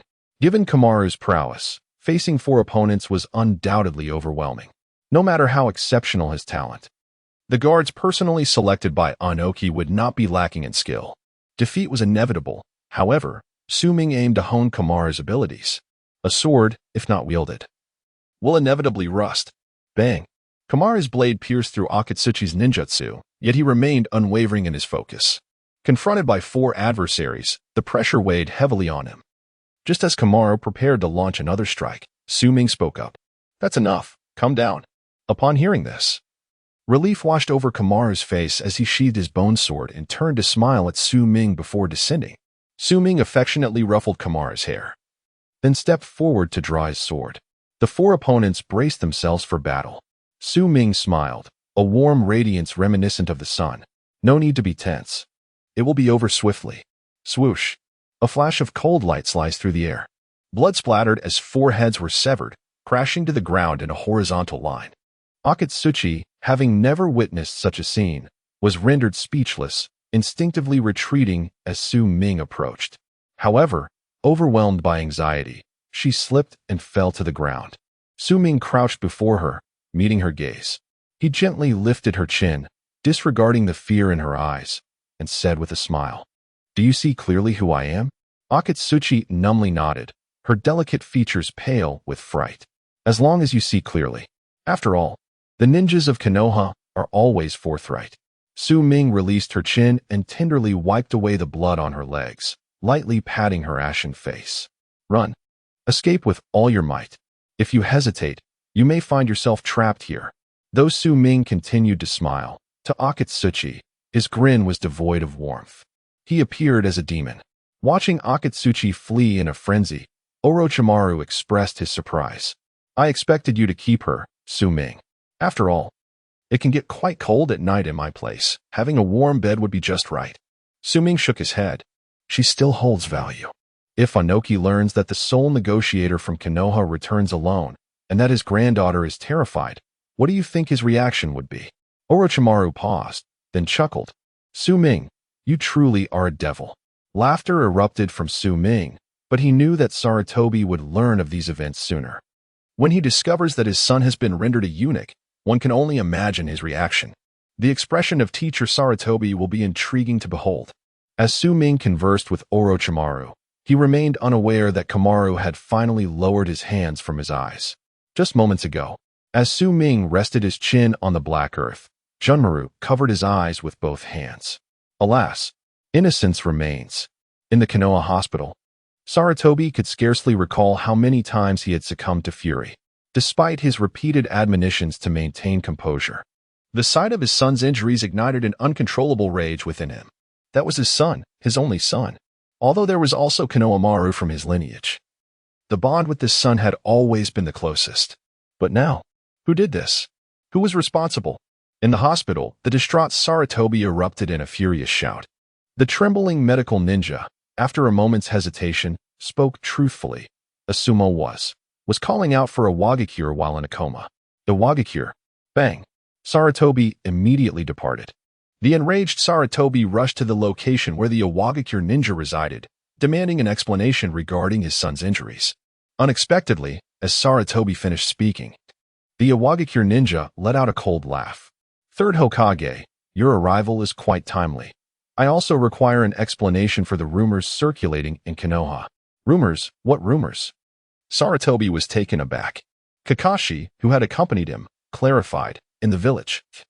There are whispers from an unknown source claiming that a negotiating ninja from Iwagakure was killed by Su Ming for insulting Konoha. Now, the villagers are proclaiming Su Ming a hero, asserting that he is striving to uphold the reputation of Konoha as the foremost ninja village. Bang. At this moment, Sarutobi's face turned a deep shade of fury. For the first time, he harbored thoughts of killing Su Ming. When the initial rumors had surfaced, he had considered the possibility of Su Ming's involvement, yet he was out on a mission to capture Orochimaru. Surviving that endeavor was already a feat. How could he possibly engage in anything else? Little did he expect. It was indeed him. Following the previous incident, the villagers had reached a boiling point of discontent towards Iwagakure. Now, with Su Ming's actions resulting in the death of the Iwagakure envoy, it naturally bolstered Konoha's reputation as the premier ninja village. However, war? Who would bear the burden of the impending conflict? Sarutobi felt an overwhelming surge of anger in his chest, as if his lungs were about to explode. At that moment, the Iwagakure ninja coldly stated, Third Hokage. We have Iwagakure demand an explanation. An explanation, you say? Were it not for his restraint, Sarutobi would have unleashed a torrent of curses, but he ultimately held his tongue. Simply stating, I will handle this matter. If it is not resolved properly, the hands of Iwagakure shall not reach Konoha. Meeting Sarutobi's fierce gaze, the Iwagakure ninja wisely fell silent. We shall await your favorable response, Third Hokage. Sarutobi departed. This day proved to be the most hectic of his life. All due to Su Ming. He even began to suspect whether Asuma's incident was also orchestrated by Su Ming. The crux of the matter lies in the fact that, given Su Ming's current standing within the village, even if he were to return, I would be powerless to impose any direct punishment upon him. Damn it. At that moment, the door to the Hokage's office swung open, and Jiraiya entered. He had naturally heard the rumors circulating in the village, but due to his haste, he was not fully informed. He only knew that the villagers held Su Ming in high regard. Thus, Jiraiya breathed a sigh of relief, thinking to himself that Sarutobi-sensei had quite the discerning eye. It seemed that the third Hokage shared my sentiments and also found Su Ming commendable. Just as these thoughts crossed his mind, Jiraiya was met with the furious gaze of Sarutobi Hiruzen. Before he could utter another word, a loud crack echoed through the room as the desk, a relic passed down from the first Hokage, shattered into splinters. Saratobi's face darkened to the hue of a charred pot as he bellowed, "Get out." Chapter 31: The Imminent War. Chapter 1. In the village of Awagakure. Ohayaki's spirits were remarkably high during the morning hours. He presumed that Saratobi Hiruzen lacked the audacity to instigate a war, and therefore, compensation from Konoha was assured. His next objective was to fortify the strength of Awagakure. However, by the afternoon, he received intelligence from his subordinate ninjas that Kuratsuchi had returned, alone. Ohayaki stepped outside to greet her. Kuratsuchi appeared disheveled, her face smeared with dirt, and her entire form, save for her white legs, was coated in the dust of her journey. What of Akatsuchi and the others? Ohayaki squinted, his expression darkening. Upon seeing Ohayaki, Kuratsuchi, trembling with fear, finally found solace and threw herself into his arms. Ohayaki offered her comforting words. After a short time, her emotions stabilized enough for her to articulate the truth. Konoha, they truly dared to act. As his gaze shifted, Ohayaki noticed the red handprints on his granddaughter's legs. Kuratsuchi paused, realizing that these marks were remnants of blood that Suime had wiped away, a detail she had momentarily overlooked in her focus on escape. She recalled Suime muttering while cleaning her wounds, "Indeed, white looks better." Was this the doing of a Konoha ninja? Ohayaki inquired. Kuratsuchi nodded. "Very well, go rest now," he said, patting her shoulder and offering a few words of reassurance. Once Kuratsuchi departed, Ohayaki's countenance transformed into one of fury. He had only just resolved to discuss compensation. Yet in a swift turn, the guardians of Awagakure had been slain, and his granddaughter had been disrespected. "Saratobi, you truly have some nerve. You wish to negotiate? Very well. I shall speak with you myself," Ohayaki bellowed, raising his hand. "Ninjas of Awagakure, follow me. We are heading to Konoha." At his command, the ninjas of Awagakure mobilized in unison, leaving only a few to guard the village as they made their way toward Konoha. Ohayaki's actions were tantamount to declaring war. In Konoha, as Itachi emerged from his father's chamber, he bore a heavy expression. He had anticipated that persuading his father, Uchiha Fugaku, to accept the third Hokage's terms would be a daunting task, fully prepared for the possibility of his father's outright refusal. To his surprise, however, Fugaku had readily acquiesced, agreeing to the request for the Uchiha clan to compensate. Itachi had always believed that relations between the village and his clan had deteriorated to a point of irreconcilable conflict. Yet he found himself mistaken. "Itachi, what business do you have with the clan leader at this late hour?" A few Uchiha clansmen approached him. "Listen well, Itachi," they warned, their eyes glinting with coldness. "Do not even think of betraying the Uchiha clan. We in the Umbu have our ways of communicating with others. Should you engage in any treachery, we shall not spare you. Konoha is the home of the clan." The news of Itachi's induction into the Umbu had already circulated among the Uchiha, leading to animosity from several clan members, particularly the more radical ones. Itachi turned his head and discerned the mockery and disdain etched on the faces of the three individuals before him. Their demeanor suggested that they viewed him not as kin, but as an adversary. "Remember our words well," the trio uttered with icy expressions. At that moment, Itachi's pupils transformed, and his Sharingan manifested as he vanished in an instant, reappearing before them. With a resounding thud, the three collapsed, utterly defenseless. Itachi gradually straightened his posture and stated, "I recall mentioning that one should not judge another by their appearance, nor assume that I possess an abundance of patience that allows for such generalizations. You speak of clans. Yet you are the very type of individuals who egregiously misjudge the extent of your capabilities, oblivious to the depth of my own." As he spoke, Itachi advanced towards the trio. His pace was deliberate, each step a torment for them. In his hand, a kunai materialized. Fear gripped the three as one stammered, What are you going to do?" "My disappointment in the Uchiha has reached its zenith. This time, let me make your limitations abundantly clear." With that, he raised his hand. Suddenly, a voice pierced the tension. "Nisan, please stop." It was Sasuke's voice. Hiding nearby, Sasuke felt a surge of anxiety. He recalled his brother once proclaiming that the Uchiha clan was one to be proud of, their clan emblem a testament to that pride. Yet now, Itachi froze. With a thud, the kunai he held was hurled into the wall. Bowing his head, he murmured, "I apologize. I acted impulsively." he relinquished his resistance. Unwilling to expose Sasuke to the horrors of excessive bloodshed, his brother was still so young. Itachi was subsequently apprehended and imprisoned on charges of harming his kin. As the clan departed, none noticed that at that moment, the Sharingan in Itachi's eyes had evolved into the double tomo. Meanwhile, within the Hokage's office, a haze of smoke lingered. News from the front lines had arrived. The ninja dispatched from a Wagakure had indeed been slain by Su Ming. This revelation was genuine and signified the potential for war between the two villages. However, the current state of Konoha rendered it incapable of engaging in conflict. The only clans he could mobilize were the Hyuga and Uchiha. Yet during the last Shinobi World War, the Uchiha, despite their contributions, had not received their due rewards and had been forcibly distanced from the core of village power. Consequently, persuading them to participate in battle would prove exceedingly challenging. As for the Jainin, the village's elite combatants, Konoha was severely lacking. The older generation had perished or departed, while the new generation had yet to fully mature. Presently, Konoha was far from the formidable first shinobi village it had been before the Third Great Ninja War, an outwardly strong facade that was hollow within. Moreover, Sarutobi had received word that Noki, upon learning of the situation, had summoned the ninja of a Wagakure to march towards Konoha. It appeared that he would not relent easily. More critically, following a Wagakure's actions, other ninja villages had also begun to stir, Kumogakure and Kirigakure among them. Sarutobi rubbed his forehead, plagued by a terrible headache.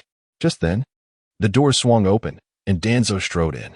I had foreseen that this lad would bring calamity. It would have been better to eliminate him sooner.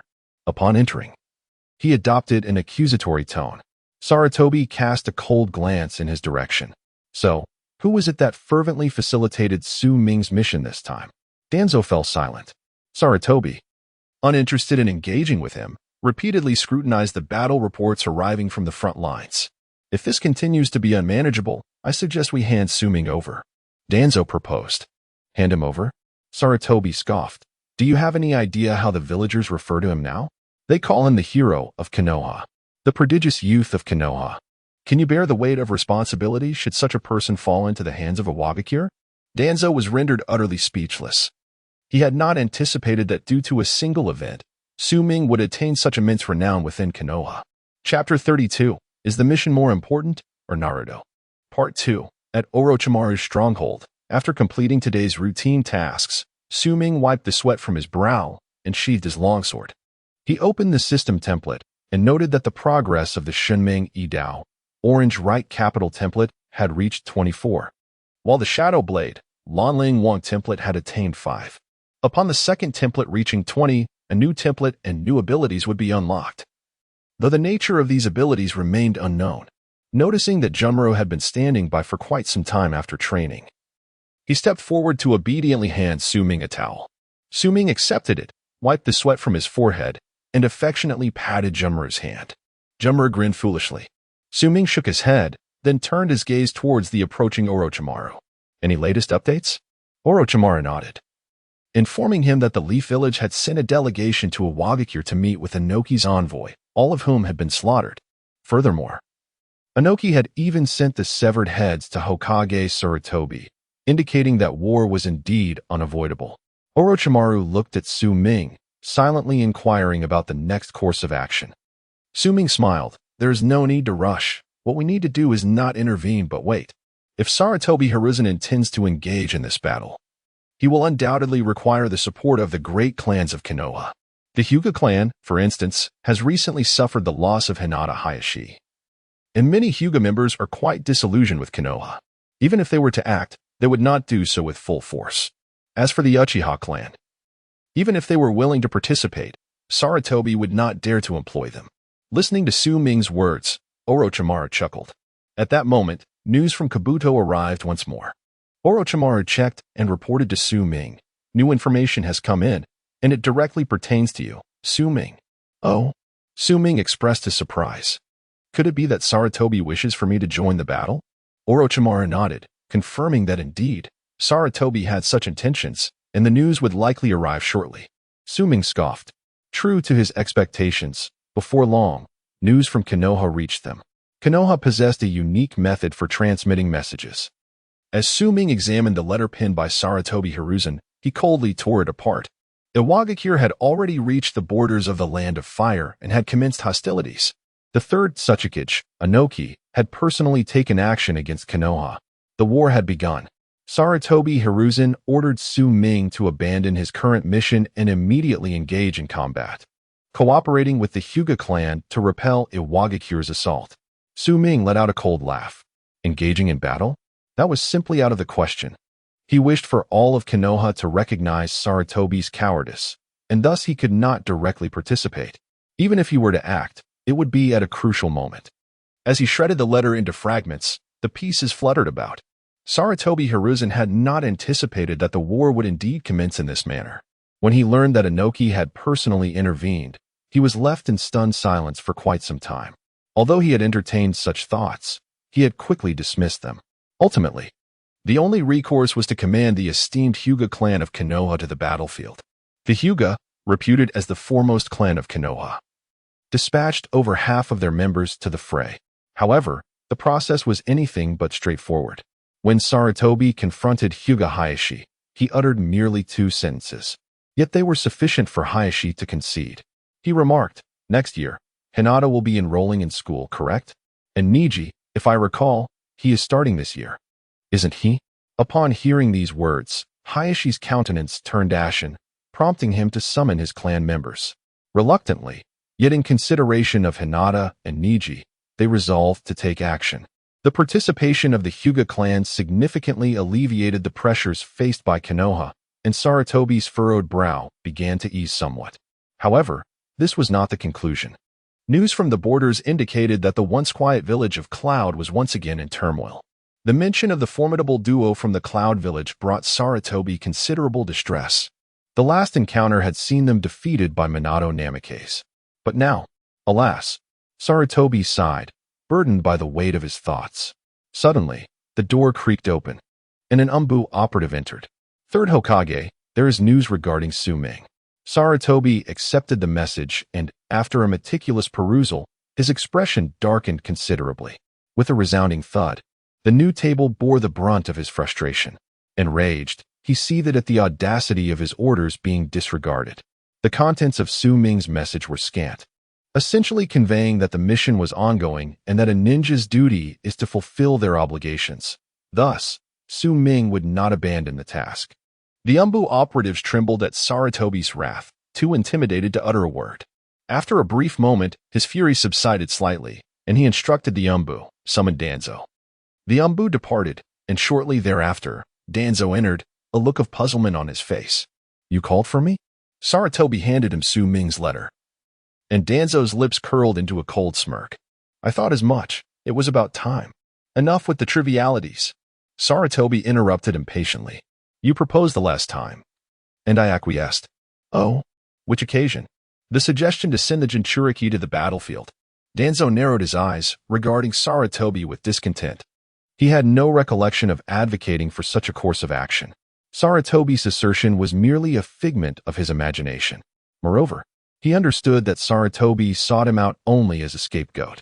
After all, Sarutobi's illustrious reputation would not withstand the shame of sending a 4-year-old child into battle. "What if I refuse?"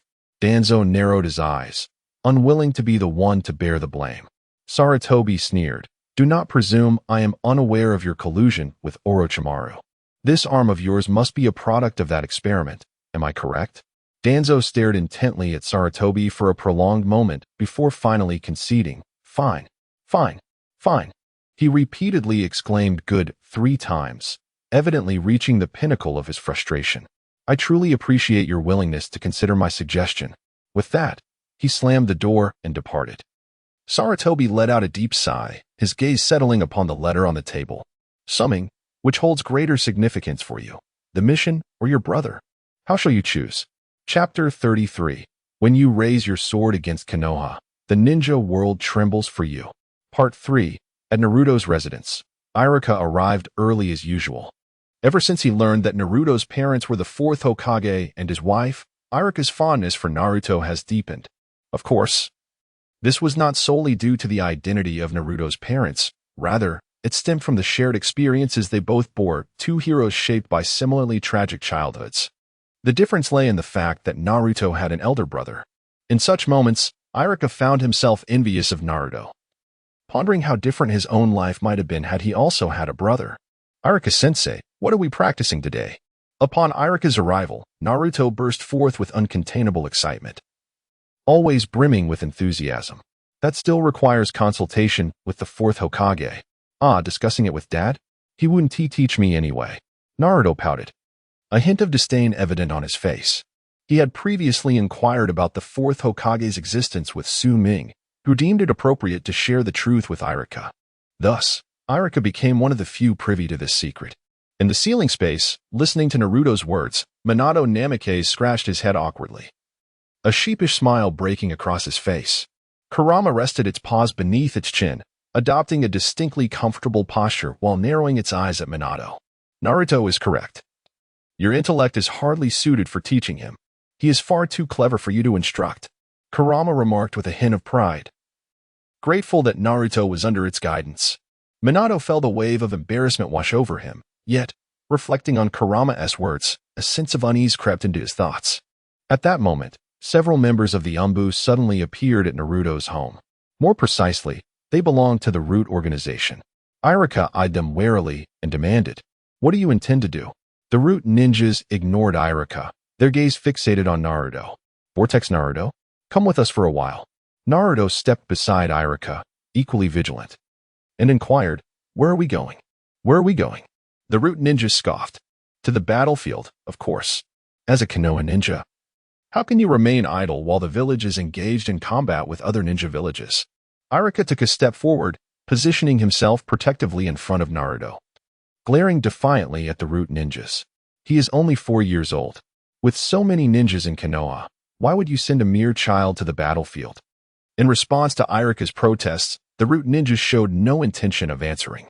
They simply turned their attention back to Naruto, coldly stating, "Come with us." In the ceiling space.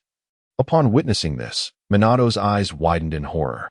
Both he and his wife had sacrificed themselves for the village, and he had hoped that, after their demise, Konoha would treat their child with kindness. Yet Naruto's childhood had been fraught with darkness. Without Su Ming's presence, Minato could scarcely imagine the life Naruto might have endured. But now, amidst the ongoing conflict between Konoha and other ninja villages, they dared to thrust a mere 4-year-old child into the fray. Was there truly no one left in Konoha to protect him? If it weren't for the fact that Namikaze Minato was indeed trapped within the confines of the ceiling space, he would have demanded an audience with the third Hokage. "Why do you not take to the battlefield yourself, but send my son in your stead?" At that moment, the last flicker of hope he held for Konoha shattered completely. No wonder the legendary Sannin chose to depart one after another. Konoha had become a land of sorrow. "Will you take the initiative, or shall we be compelled to act on your behalf?" Observing Naruto's prolonged silence, several Root ninjas urged him forward. Iruka attempted to intercede, but was halted by Naruto's gesture. "There is no need, Iruka-sensei. You cannot stop them." Iruka's expression dimmed. Indeed, he could not halt them. These individuals were the elite shinobi of Konoha, elite shinobi. How absurd. At that moment, even he felt compelled to question the third Hokage. Why were these elite ninjas absent from the battlefield, while a mere 4-year-old child was thrust into the fray? "I will not stop you." Iruka stood resolutely before Naruto, fixing his gaze upon the group. "But I have one request. I wish to join Naruto on the battlefield." "Iruka-sensei, you needn't do this," Naruto said, looking at him. Iruka shook his head gently. "No, Naruto, I will stand by your side." He clasped Naruto's hand tightly, smiling. "With a teacher beside you, fear not." "Yes, I'm not afraid." Naruto nodded. "So this is Konoha, the village my parents fought so valiantly to protect." Iruka gazed at Naruto with warmth. "Perhaps my strength is not great enough to assist you in battle. But, Naruto, what I can offer is my unwavering presence at your side, come what may, even in life or death. This is something Su Mingjun taught me." "Very well. We accept your request." The Root ninjas remained indifferent to Iruka's plea. To them, it was merely a matter of one more life lost versus one less. They had no attachments. Their only concern was the orders of Danzo-sama. Meanwhile, their leader, Danzo, lay comfortably at home. The war in Konoha? That was a matter for Sarutobi to fret over. Naruto and Iruka were dispatched to the battlefield. At this moment, Itachi remained confined within the Uchiha clan's prison, unaware of the developments. This news, conveyed through Kabuto's hands, swiftly reached Su Ming's ears. Upon receiving the information, a wave of murderous intent erupted from Su Ming, so intense that even Orochimaru instinctively formed hand seals. In that instant, he felt as though death was imminent. "Kimimaro, prepare yourself. We are departing." Kimimaro nodded in response. In a matter of moments, Su Ming and Kimimaro stood at the entrance of their base, ready to leave. "Orochimaru, conduct your affairs diligently in the future. We shall collaborate again." Su Ming departed, accompanied by Kimimaro. Orochimaru watched their retreating figures, rendered speechless for an extended period. Before departing, Su Ming's words were clear to him. The future collaboration he referred to was undoubtedly aimed at Konoha. Although Su Ming Jun was formidable, he could not confront a ninja village single-handedly, even one that was not united in purpose. Human strength does have its limits. In the past, I often yearned to become the wind, propelling the windmills. Now, I have discovered the joy of waiting for the winds to rise. Su Ming Jun, you are that very breeze. For you, I shall diligently cultivate my influence until the day you decide to strike at Konoha. Observing Su Ming's retreating figure, Orochimaru revealed a smile, brimming with excitement. "Oh, Hirazina, you have made a grave mistake this time. A blunder far greater than allowing me to escape. Indeed, age brings confusion." Orochimaru turned and walked towards his stronghold. From this moment on, he would prepare for that day. He firmly believed that when Su Ming aimed his sword at Konoha, the entire ninja world would tremble in response. Chapter 34. Su Ming Jun, we are all waiting for you. Chapter 1.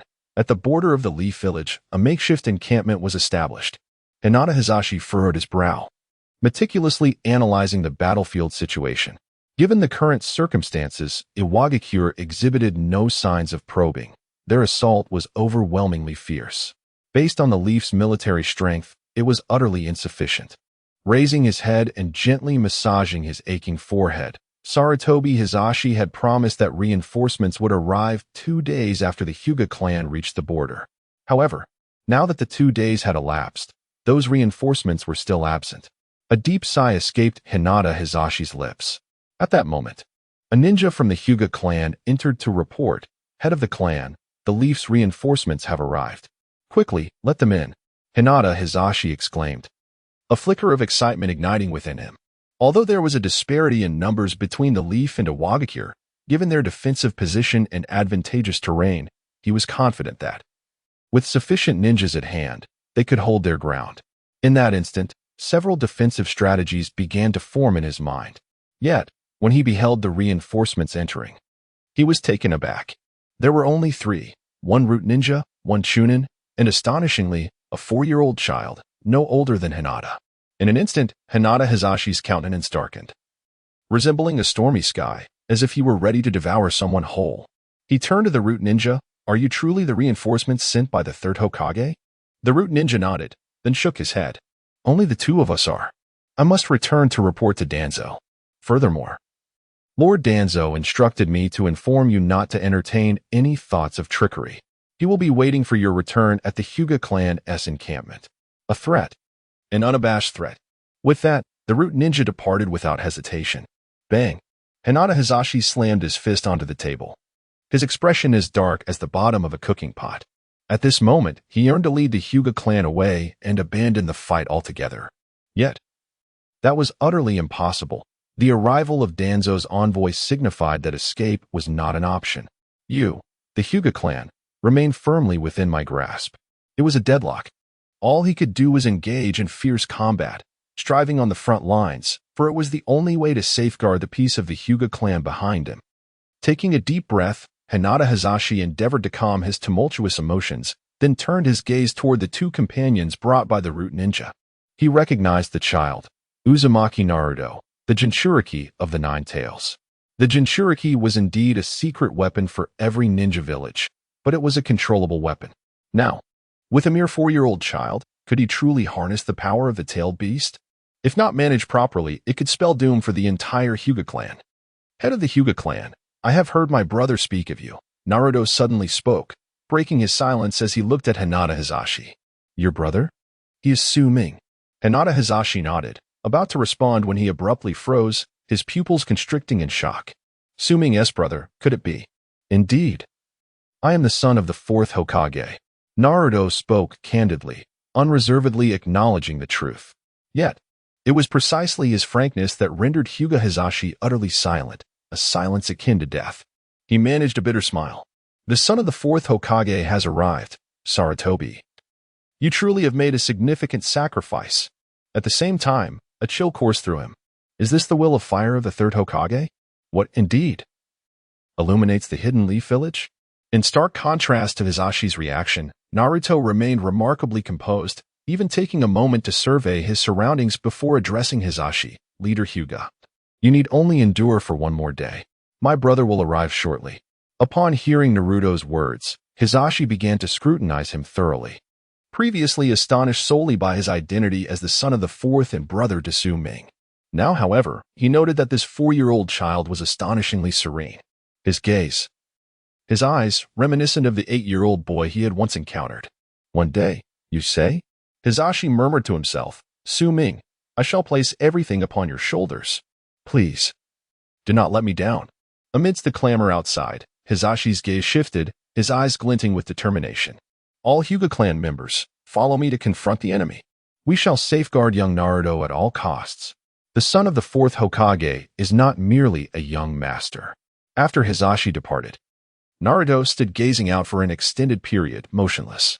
Brother, I will patiently await your arrival. I promise to be obedient. On the road to the land of fire, 2 figures raced forward, Su Ming accompanied by Kunmaru. At this moment, Kunmaru felt a pang of guilt, despite exerting his utmost effort. He realized he could not keep pace with Su Ming. If only he were faster, he would not be a burden to Ming-sensei. He must strive to grow stronger. The distance to the land of fire was diminishing. Su Ming's eyes were filled with urgency. Naruto, wait for me. I shall never allow anyone to harm you. Never. The Iwagakure forces launched another offensive, their numbers vastly outnumbering those of Konoha. The reason they had been held at bay thus far was due to the Hyuga clan's ability to utilize their Byakugan to detect enemy movements and set traps.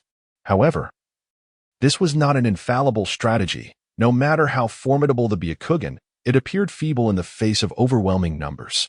Now, under Naka's direct command, they had breached Konoha's defenses. Once they overcame this stronghold, nothing would stand in their way to the heart of the village. Noki soared into the air, unleashing a devastating earth release technique.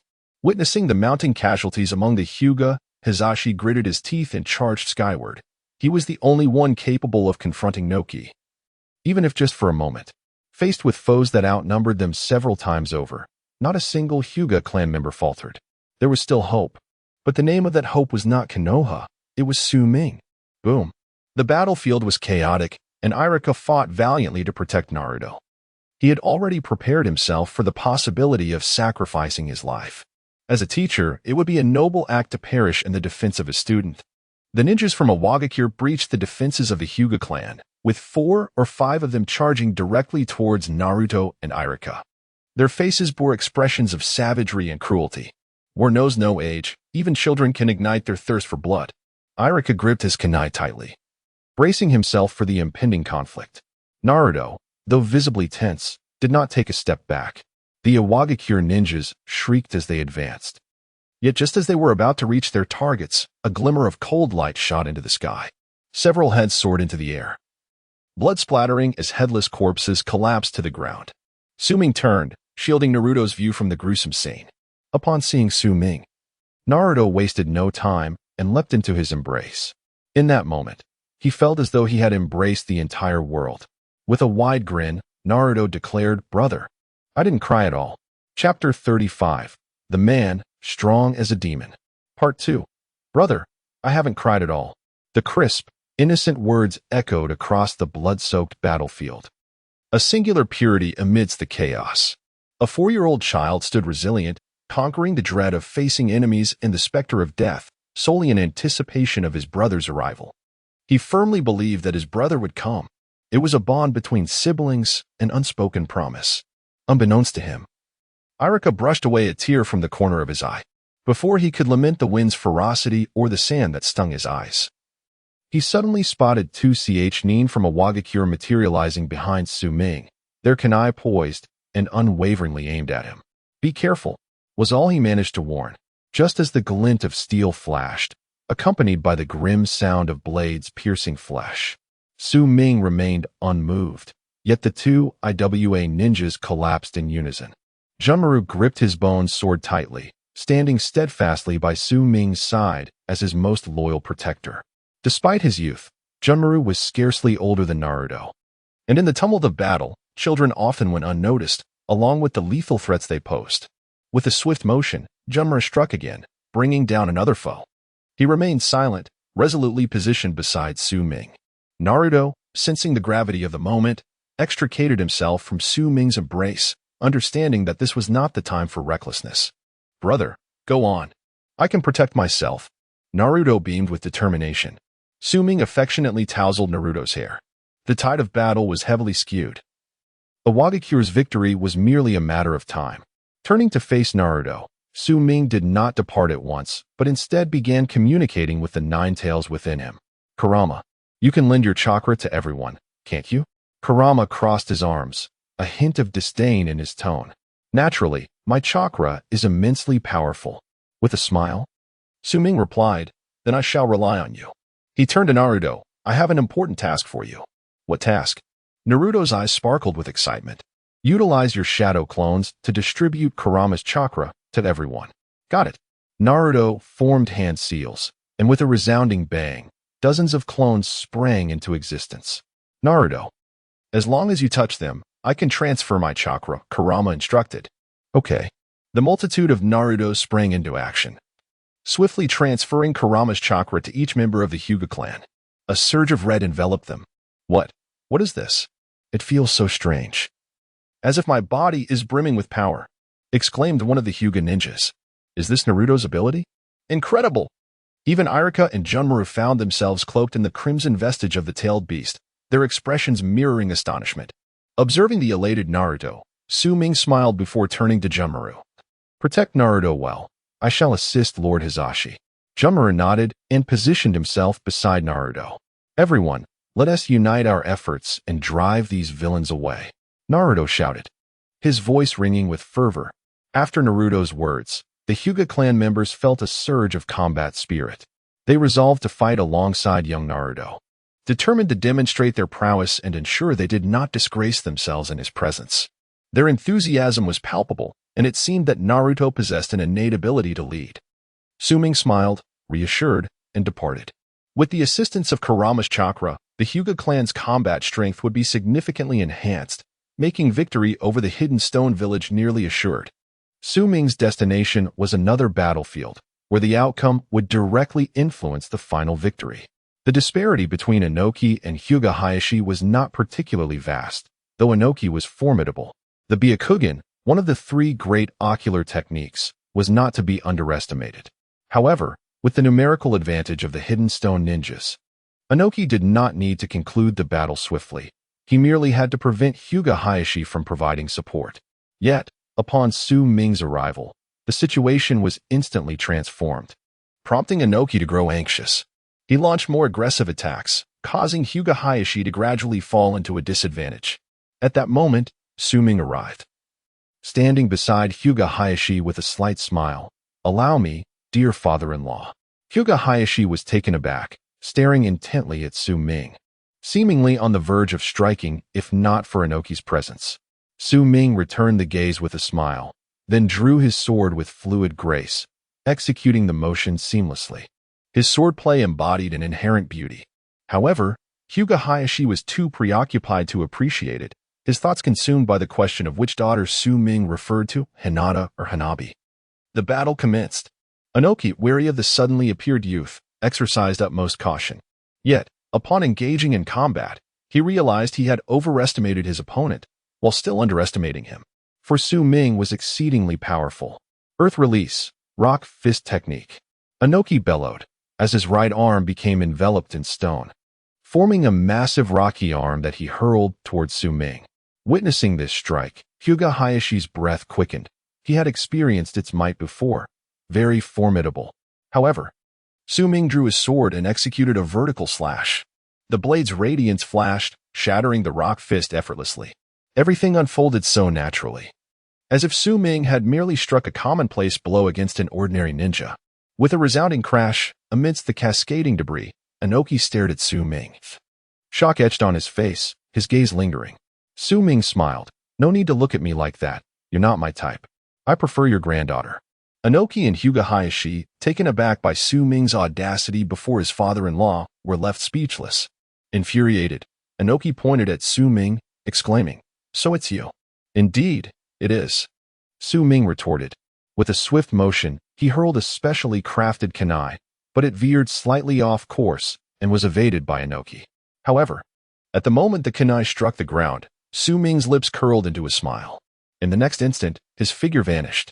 When he reappeared, he was already behind Inoki. "Flying Thunder God, Elder, do take care of your back while you're out." With his palm open, a pale blue swirling chakra sphere materialized.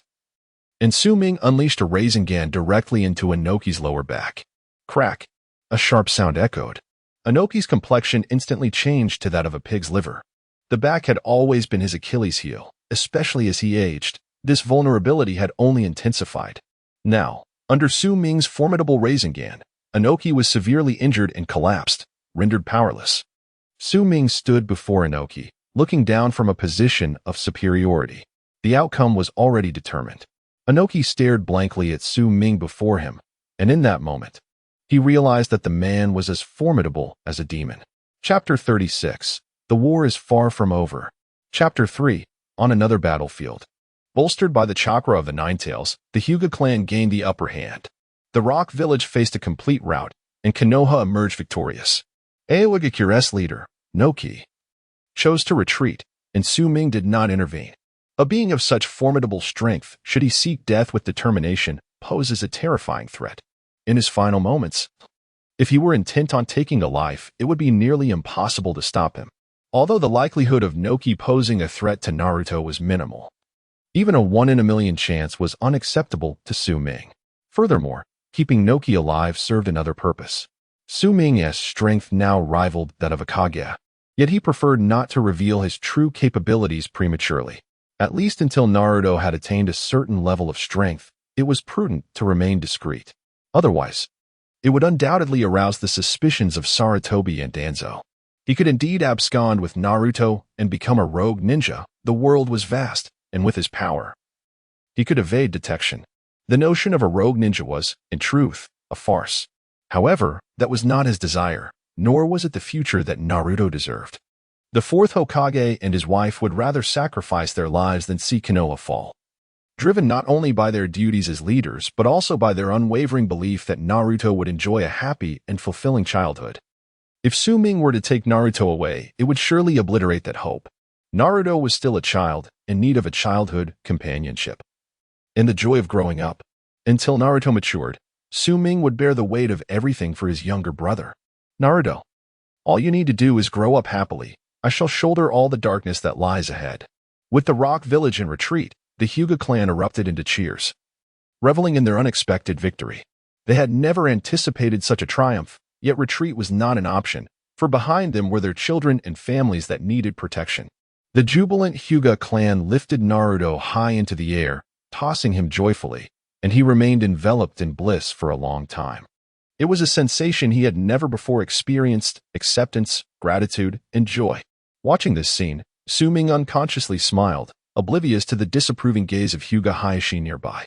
Soon after, Hayashi approached Su Ming, fixing him with an intense stare. "What is it about my daughters that has captured your interest?" Hinata was 4 years old, and Hanabi was a year younger. Given Su Ming's strength, it would not be difficult for him to win over either, especially as Hinata had clearly fallen for him. Yet Hayashi sensed that Su Ming harbored other intentions. Indeed, as Hayashi posed the question, Su Ming smiled. Why does the esteemed father-in-law fixate on just one? Would it not be delightful to have both? With a grin, Su Ming patted Hayashi on the shoulder and turned towards Naruto, while Hayashi's expression darkened, devoid of any joy. Though Konoha and the rock village had emerged victorious, a shadow loomed over the celebration. However, in another battle, he suffered a complete defeat. The news of victory returned to Konoha, and the next step was to return. Yet, upon returning to Konoha, tranquility was not destined to prevail. Sarutobi Hiruzen would pay closer attention to Su-Ming. Nevertheless, Su-Ming remained utterly unfazed by these matters. Naruto and the Hyuga clan coexisted harmoniously, save for Hyuga Hayashi, who persistently avoided any interaction with Su-Ming. Everything else was exceedingly well. It was not until the evening that Su-Ming finally encountered Hyuga Hayashi, and he approached with a glass in hand. "Care for a drink?" Su-Ming inquired. "Humph." Hyuga Hayashi turned his head aside, ignoring Su-Ming. With a smile, Su-Ming paid him no mind, indulging in his own drinking. "I hope Lord Hyuga can keep my strength a secret," Su-Ming stated, his tone notably serious, refraining from jesting by calling him father-in-law. "Why?" Hyuga Hayashi was taken aback. "Shouldn't revealing your strength be advantageous? Then, no one would dare to bully you anymore." Su-Ming shook his head. "It's not the same." He gazed at Hyuga Hayashi. "If my strength is revealed and news of my victory over Inoki reaches Konoha, how do you think my reputation in the village would fare?" "Extremely well. You would be hailed as a hero of the village. Perhaps even the next heir to the title of Hokage among the villagers," Hyuga Hayashi affirmed. Su-Ming replied, "The last person of such stature was Hatake Tsukumo. I presume Lord Hyuga is aware of his fate?" Hyuga Hayashi paused. Hatake Tsukumo, known as the White Fang, was a man who single-handedly penetrated Sunagakure, eliminated Chiyo's son, and returned unscathed. He was a man of such formidable strength that he could don the Hokage's mantle. In truth, had the White Fang still been alive after the demise of the fourth Hokage, the position of Hokage would likely have fallen to him. Yet, the reality was that he took his own life after being blamed for a failed mission. That man possessed strength akin to that of a Kage. "You mean?" Hyuga Hayashi looked at Su-Ming, disbelief etched on his face. It seemed that Lord Hyuga had become too comfortable in Konoha over the years. Su-Ming remarked with a teasing smile. The wars of Konoha had never truly ceased. They merely transitioned from the forefront to the shadows after the conclusion of the Third Great Ninja War. Beneath the light, darkness had never vanished. It had always existed. Hyuga Hayashi fell silent. Su-Ming chuckled softly and departed. Upon returning to his residence, he found Naruto, rosy-cheeked and clinging to Komidori's shoulder. "Brother, you're so much more handsome than Tobirama. That guy only knows how to hide in his brother's embrace, whining like a baby. So pathetic. You're the ray I'll catch. Pick up. Come, let us have a drink." This was the scene that greeted Su-Ming upon his return. Komidori was visibly exasperated, yet utterly helpless in the face of a drunken Naruto. Su-Ming face-bombed. Naruto's drinking habits were truly abysmal. He hurriedly stepped forward and pulled Naruto away. Had he not acted swiftly, he suspected Naruto might have gotten himself into trouble. Once separated, Naruto promptly fell into a deep slumber. Su-Ming shook his head in resignation. After soothing Jamaru, Su-Ming, who was devoid of any sleepiness, gazed out of the window. Tomorrow, they would arrive at Konoha. Even Hinata Hizashi was unaware that the war was far from over. Upon their return to Konoha, the true battle would commence. The genuine adversaries, at times, are not the outsiders but rather those within. In times of external conflict, their presence remains elusive. Yet when the dust settles and the spoils of victory are to be shared, they will not hesitate to emerge and strike a fatal blow. This sentiment, whether felt by the Konoha White Fang, the Uchiha clan, or the long-extinct Senju clan, is universally understood. Such is the nature of Konoha. Chapter 37. On what grounds? Chapter 1. At the entrance of Konoha village, the third Hokage, Hiruzen Sarutobi, along with Danzo and several other ninjas, awaited the return of the Hyuga clan. They had stood there for quite some time, yet no sign of the Hyuga had emerged, from the early morning until the sun reached its zenith. And now as it began to set, still no one appeared. What could be the cause? Was it not agreed that they would return today? Danzo glanced impatiently at Hiruzen. And upon hearing his voice, Hiruzen finally shifted his gaze after a prolonged silence.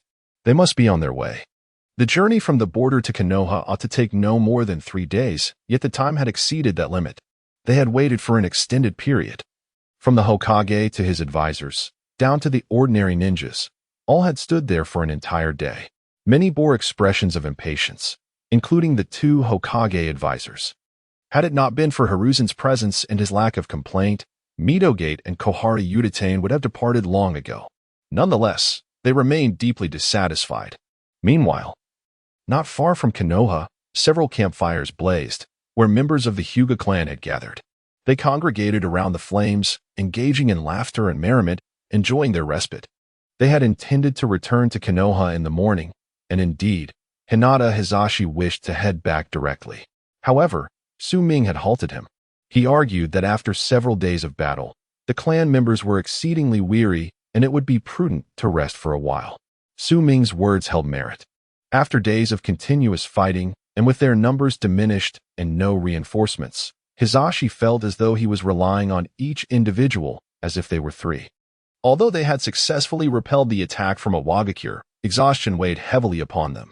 Hizashi acquiesced to Su Ming's request, but to expedite their return, he decreed a mere half-day of rest. This half-day was the only opportunity for these valiant guardians of Konoha to relax. And it was perhaps the most tranquil moment they would experience, for they were soon to return home. Home is always a warm haven, is it not? As they resumed their journey, Su Ming held Naruto's hand, while Naruto grasped Kinmaru's. The smallest among them beamed with joy.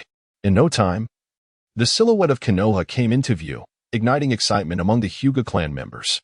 Particularly when they spotted numerous ninjas gathered to welcome them, their hearts surged with elation, almost compelling them to shout, "We have returned. We are heroes." Yet, confronting them was a chilling voice. "Why have you returned so late?" It was Danzo. The Hyuga clan collectively froze. Midogate's voice was icy. "Do you have any idea that we have waited for you all day? From morning until now. You had better provide us with an explanation." Hizashi initially stood stunned, then awkwardly replied, "Esteemed advisor, after repelling the forces of a Wagakure, our clan was simply too fatigued. So I ordered them to rest for a bit." "Rest?" Midogate scoffed coldly. "Do you not realize that due to your unilateral decision, we have accomplished nothing today, causing significant losses to the village?" Hizashi was rendered speechless. A profound silence enveloped the entire Hyuga clan. The once fervent enthusiasm and joy have been ruthlessly extinguished. Even the ninjas of Konoha furrow their brows, yet they dare not voice their dissent against the words of the Hokage's advisor. Sarutobi Hiruzen let out a sigh, as if he had anticipated this scene long ago, preparing to offer some words of consolation. However, Su Ming emerged. He cast a glance at Hajie Han. Han smirked. "What do you wish to say?" Su Ming remained silent, merely drawing his sword. With a swift flash, a cold glimmer erupted. Han barely registered the movement before he felt a chill across his face.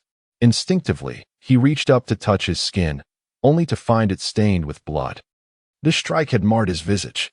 Terror gripped Han's expression, while Su Ming remained impassive. "I lack patience, so if you have any final words, I suggest you speak quickly." Blood dripped from the sword's tip, and the surrounding ninjas stared at Su Ming in stunned silence, his demeanor still one of icy indifference. "I do not comprehend the urgency of the esteemed advisor's matters," he continued, "unless you are simply seeking your own demise. If that is the case, I offer my apologies. In fact, to express my regret, I could escort you on your final journey." The longsword twirled, its cold light gleaming ominously. Han instinctively took a few steps back. They fought on the front lines to safeguard the village's tranquility. Su Ming pointed towards the Hajie clan, speaking slowly. "They have toiled day and night, without rest, to protect the village and their families from harm. They risk everything for this cause. May I inquire, esteemed advisor, where were you while they battled fiercely to defend our home?" Confronted by Su Ming's inquiry, Han and his companion averted their gazes, stumbling over their words. Where were they? They lounged comfortably at home, scheming on how to manipulate the new generation of Konoha to heed their commands. Nothing could establish their authority more effectively than targeting the recently triumphant Hajie clan. Moreover, upon our return, we never demanded anyone wait for us. You both volunteered to be here. Waiting for us is your affair, not ours. If this stirs discontent within you, then I regret to inform you, you may leave. You may leave. Su Ming spoke these words without reservation. The members of the Hajie clan, including their leader Hajie Hayashi, felt a surge of excitement. At that moment, Hayashi glanced at Su Ming with newfound appreciation, contemplating that having such a son-in-law might not be a poor choice after all. However, Han and his companion, TZ, fell silent under Su Ming's words. Yet, standing nearby, Danzo could not help but sneer. Su Ming, if I recall correctly, you departed the village on a mission. Did you not? Has that mission been accomplished? Has it been accomplished? Naturally, it had not. Not only was it a task to apprehend Orochimaru, but later, Konoha had forcibly sent Naruto to the battlefield, leaving Su Ming with no choice but to follow. Yet now, in Danzo's words, it had become a point of leverage against him. At this moment, the ever-silent Sarutobi Hiruzen finally spoke. It was merely a task, and moreover, Su Ming, alongside the Hyuga clan, safeguarded the village, emerging as its hero.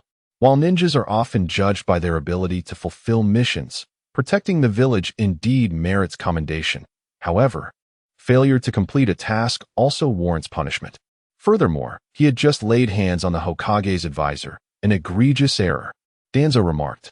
Sarutobi Hiruzen shook his head, seemingly acquiescing to Danzo's assertion. He wore a despondent expression, embodying a sense of helplessness. Yet, as Hokage, he possessed the authority to countermand Danzo at this moment. He merely sought to utilize Danzo's influence to suppress Su Ming. This intent was evident to any discerning observer. The Hyuga clan displayed visible anger. Hinata Hizashi was about to speak, but was halted by Su Ming. Now was not the time to clash with Sarutobi. Protecting Konoha and the unfulfilled mission balanced each other.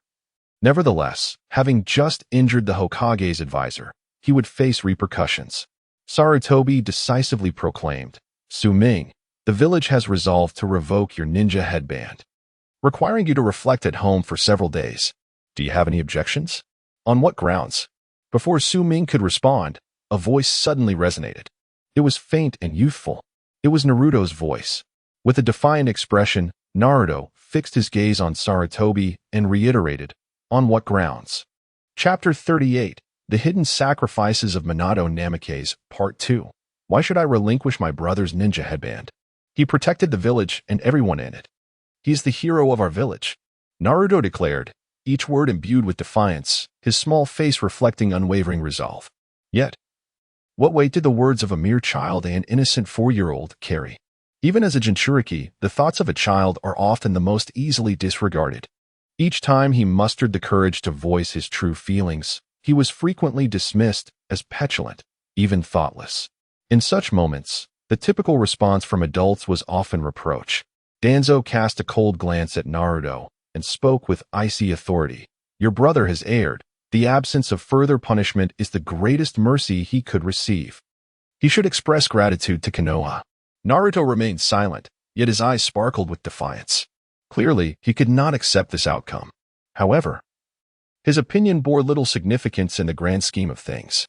Sarutobi's face betrayed a hint of guilt, as if he found it difficult to bear. Naruto. A village must adhere to rules for every child to thrive healthily within its confines. Rules are meant to provide us with protection, and we must abide by them.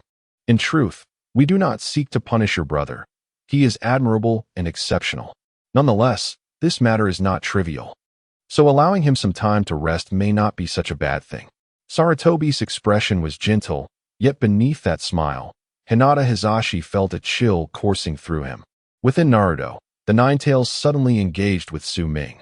Little Su Ming, I can no longer stand by and watch these old men's actions. If Naruto were older and capable of shouldering my power, I would have relished the opportunity to confront them myself. Su Ming offered a faint smile, appreciating the sentiment from the Nine-Tails. If Naruto were older and able to bear the burden of the Nine-Tail strength, then what would it matter if Konoha faced annihilation? Alas, Naruto was still but a child, and the depths of Konoha's waters ran deep, with both Danzo and Sarutobi wielding considerable influence. Even if war were to erupt now, many ninjas would hesitate to act against Naruto due to their apprehensions regarding his identity. Yet, in the face of life and death, such concerns would fade away. Kakashi, Might Guy, and the Inuzuka, Nara, and Akimichi clans still represented formidable strength within Konoha. To confront an entire village alone was a daunting challenge. Su Ming was indeed powerful, yet in comparison to the likes of Hashirama and Madara, he still fell short. Growth was essential. Su Ming removed the ninja headband from his forehead and handed it to an Anbu ninja. At that moment, he abruptly drew his sword. A flash of cold light sliced through the air, and blood spattered as an arm was severed and fell to the ground. Danzo clutched his dismembered limb, glaring furiously at Su Ming. With a chilling demeanor, Su Ming warned, "My brother is still young. Speak kindly to him. Otherwise, next time, I would not hesitate to sever your head." Danzo trembled. The speed of that strike was astonishing, reminiscent of a legendary figure, Konoha's White Fang. Tsukumo Hatake, a man worthy of wearing the Hokage's mantle. Su Ming departed with Naruto and Junmaru. As the Konoha ninjas beheld Su Ming approaching, they instinctively recoiled, none daring to obstruct his path. They cleared a path for 3 individuals to pass, with Naruto and Junmaru closely following behind. However, unbeknownst to anyone, a flicker of malice passed through the young Naruto's eyes. His brother, after all, was his sole companion. Once Su Ming departed, the heavy atmosphere gradually dissipated, allowing Danzo to finally display his resentment with a cold huff before taking his leave. The 2 advisors to the Hokage also exited, leaving only Sarutobi Hiruzen and a group of ninjas. Sighing softly, Hiruzen turned to Hyuga Hizashi, intending to offer words of praise, but as the words lingered on his lips, he found them lacking in substance and ultimately abandoned the thought, giving Hizashi a pat on the shoulder before departing. The members of the Hyuga clan appeared equally dejected. Hizashi sighed as the visage of the 4th Hokage surfaced in his mind. "Is this what you fought so desperately to protect, Konoha?" Throughout the journey, Naruto remained silent, his spirit somewhat subdued. Su Ming turned back, ruffling Naruto's small head, and chuckled. "What are you pondering?" "Brother, why do they treat you this way?" Naruto inquired, bewildered. "Perhaps it is because they are afraid that you will grow stronger and seize what belongs to them." Naruto appeared to grasp some of it, yet he firmly believed that his brother would never act in such a manner. Su Ming remarked, "Some things, even if I would not do them, others may still think so. Just like before, people feared you, not because you intended to harm them, but because they believed you might. Sometimes, humans can be far more terrifying than tailed beasts." Su Ming chuckled and shook his head. Indeed, the 9 Tails is truly adorable. Naruto's spirits lifted upon mentioning the tailed beast. In the ceiling space, as Naruto spoke, Kurama rolled his eyes, muttering, "How can this grand lord be adorable?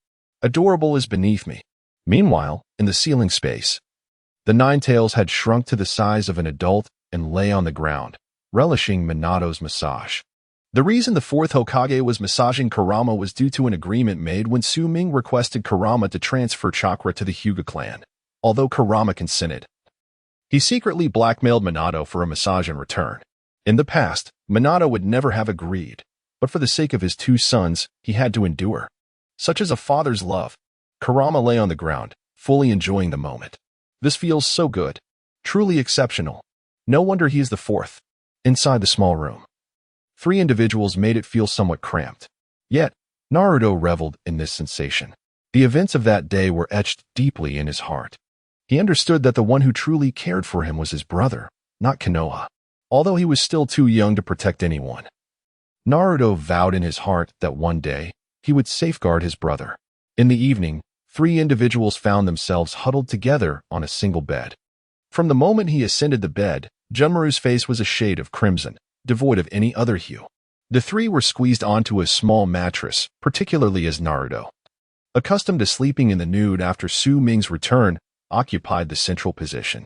Due to his tender age, Naruto tossed and turned throughout the night, rendering it difficult for Junmaru to drift into slumber. Such an experience was unprecedented for both Naruto and Junmaru.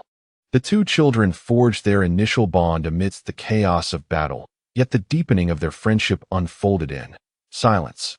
Chapter 39. Indeed, the younger brother wishes to protect his elder brother too. Chapter 3. The following morning, Su Ming rose early to prepare for his sword training. However, upon awakening, he discovered that Junmaru had already gotten up and was diligently practicing outside. Upon seeing Su Ming, Junmaru's face flushed with embarrassment. One must admit, Junmaru appeared rather endearing in this state. Su Ming could not help but pinch his cheek, laughing heartily. Today's daily task consisted of practicing swordsmanship 3,000 times. Su Ming unsheathed his sword and struck again and again, the sound of slicing wind resonating through the air. Remarkably, every strike Su Ming executed, in both angle and force, mirrored the previous one. This was an exceptionally challenging training regimen, yet Su Ming held himself to exceedingly high standards. Time swiftly passed under the sun, with the young man drenched in sweat. Two figures, one large and one small, moved in unison. 2,997, 2,998, 2,999, 3,000. Completion. Su Ming sheathed his sword. A notification chimed, congratulating him on completing today's task of practicing swordsmanship 3,000 times, rewarding him with a progress update of 0. 7 for the first template and 0. 9 for the second. With this progress, Su Ming's first template, Divine Dream Blade, Orange Right Capital, had reached 29. 4, while the second template, Shadow Blade, Lonling King, had progressed to 9. 1. Once the second template achieved 20, Su Ming would be able to draw a new template, although this would require time. After finishing their training, the door swung open, revealing Naruto, who emerged while yawning. However, this time, when Su Ming opened the door, Naruto did not exclaim, "Brother, I'm hungry." Instead, he scanned the surroundings, seemingly searching for something. This behavior piqued the curiosity of both Su Ming and Junmaru.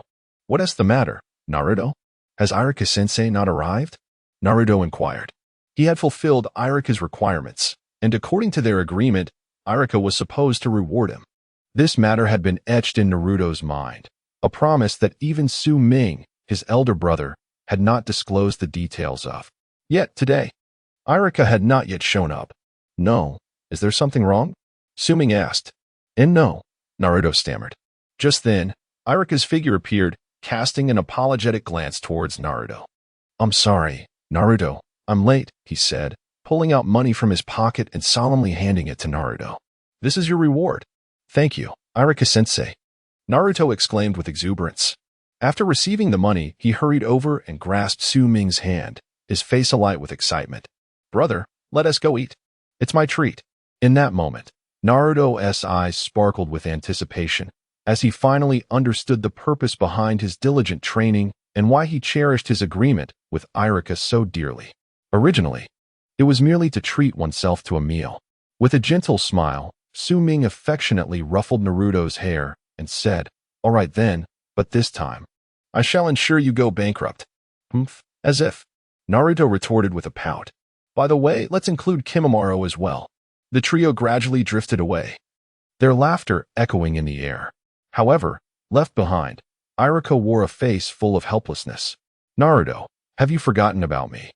Irika felt an ache in his heart. The meal was incredibly joyful for the three of them, as Naruto fulfilled a long-held desire. Later, they returned home. Shedding their identities as Konoha ninjas, Su Ming felt a sense of ease. Not long after Su Ming's return, Itachi arrived, accompanied by Sasuke. "Ming-san." Itachi bore an expression of deep remorse. "When Naruto was in trouble, I was preoccupied with other matters, so—" "Not at all," Su Ming responded with a smile, patting Itachi on the shoulder. "Naruto is perfectly fine now, and besides, it was not your fault. You are still just a child." Itachi instinctively wished to argue, thinking, "Aren't you also a child, Ming-san?" But upon meeting Su Ming's warm smile, he unconsciously swallowed his words. It seemed that in front of Ming-san, he truly was just a child. "Naruto, are there any dumplings left?" Su Ming inquired, tilting his head.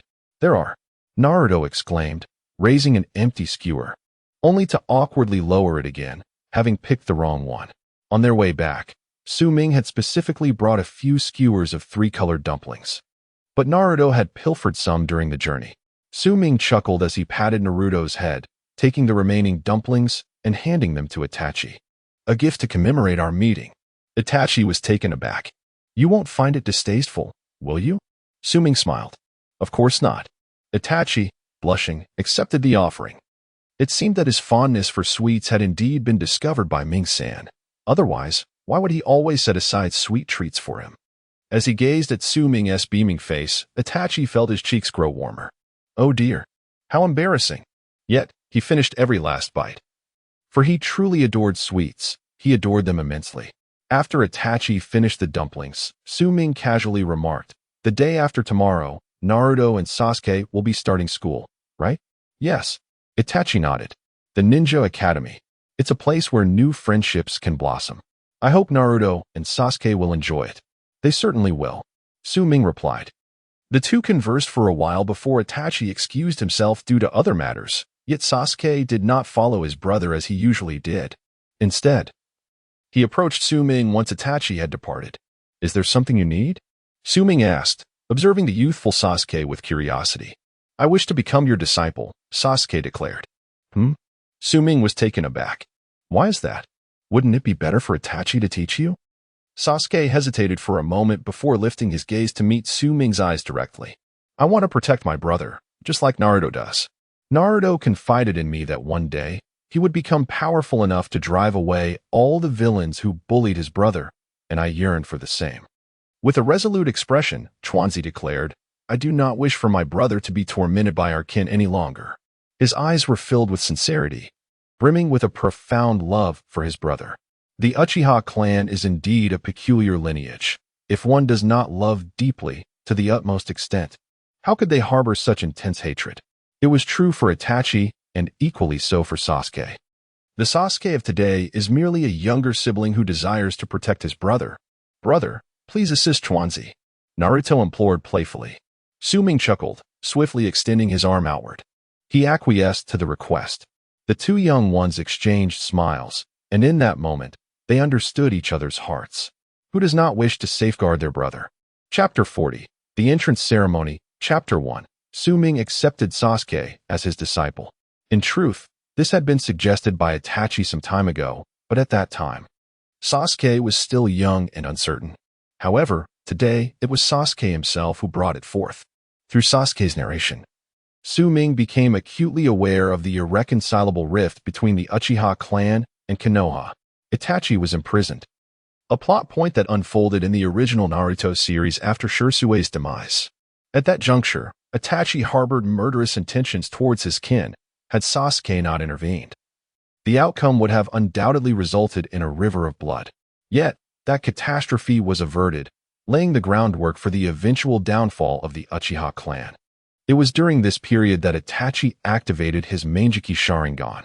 Now, it appeared that events were transpiring ahead of the original timeline.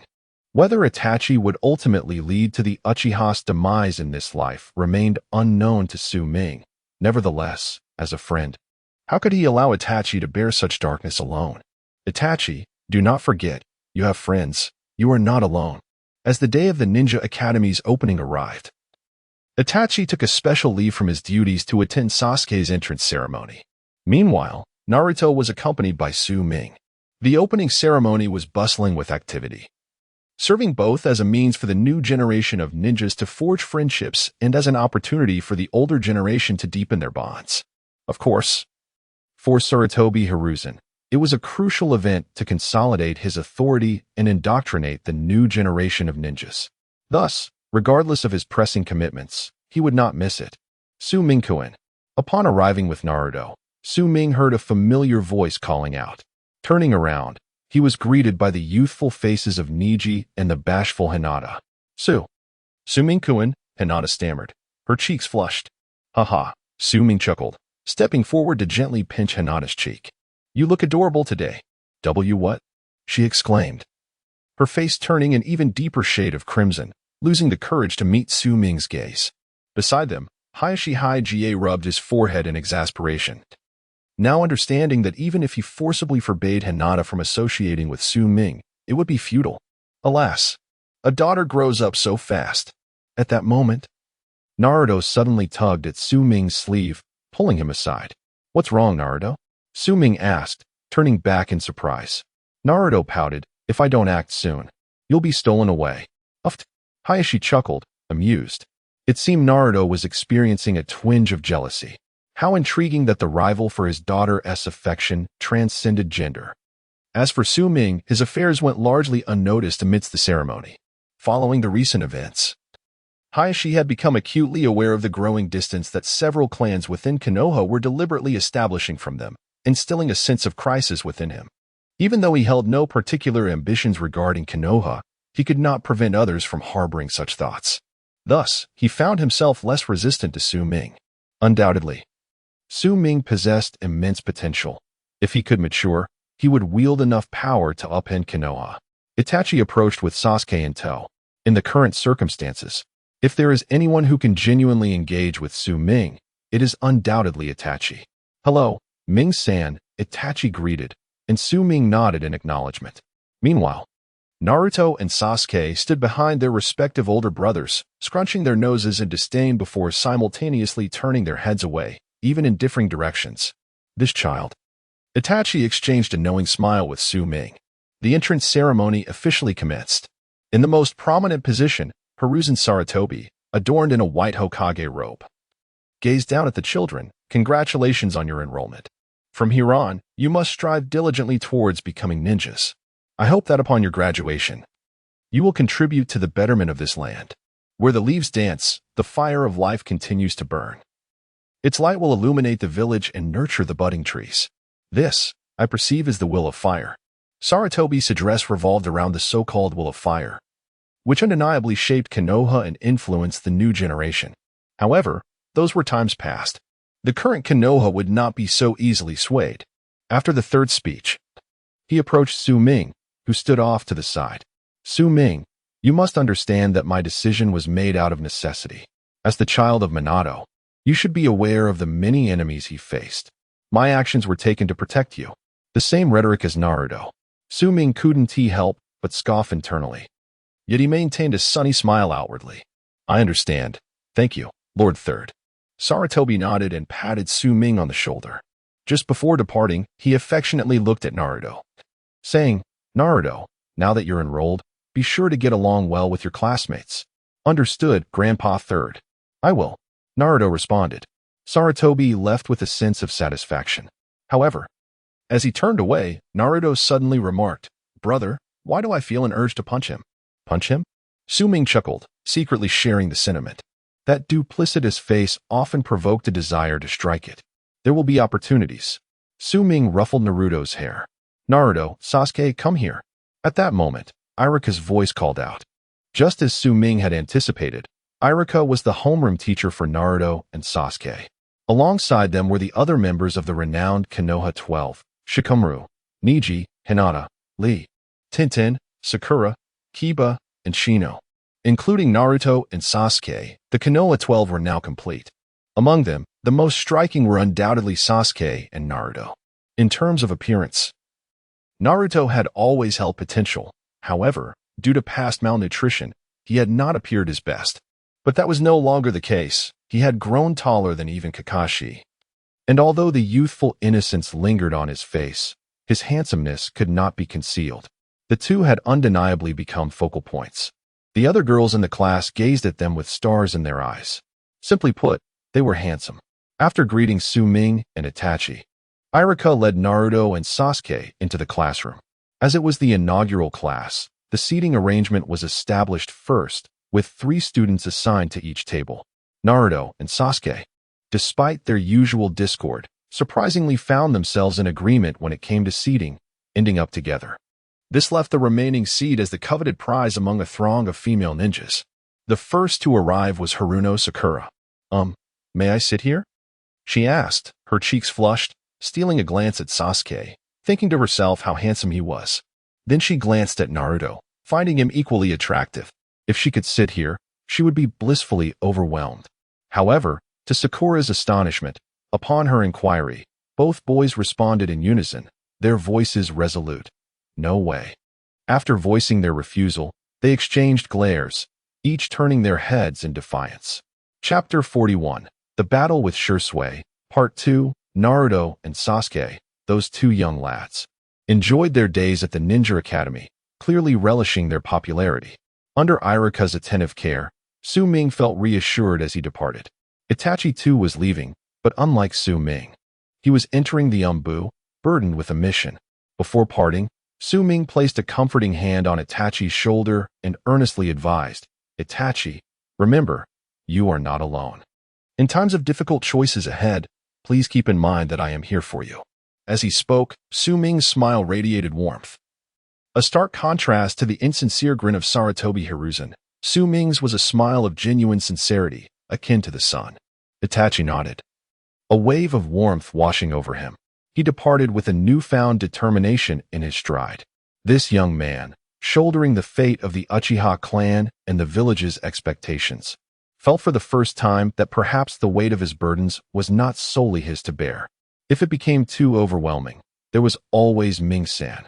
However, before that, he must endure on his own. He did not wish to fall too far behind Ming-san.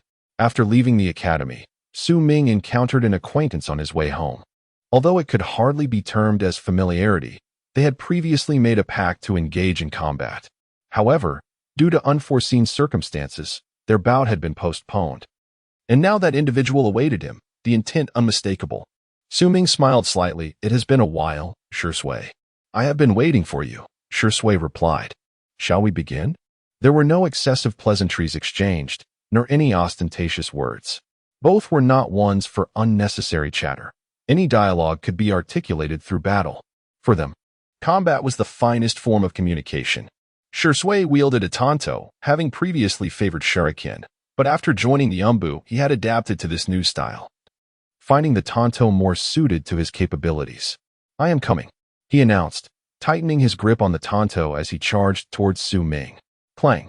The swords clashed.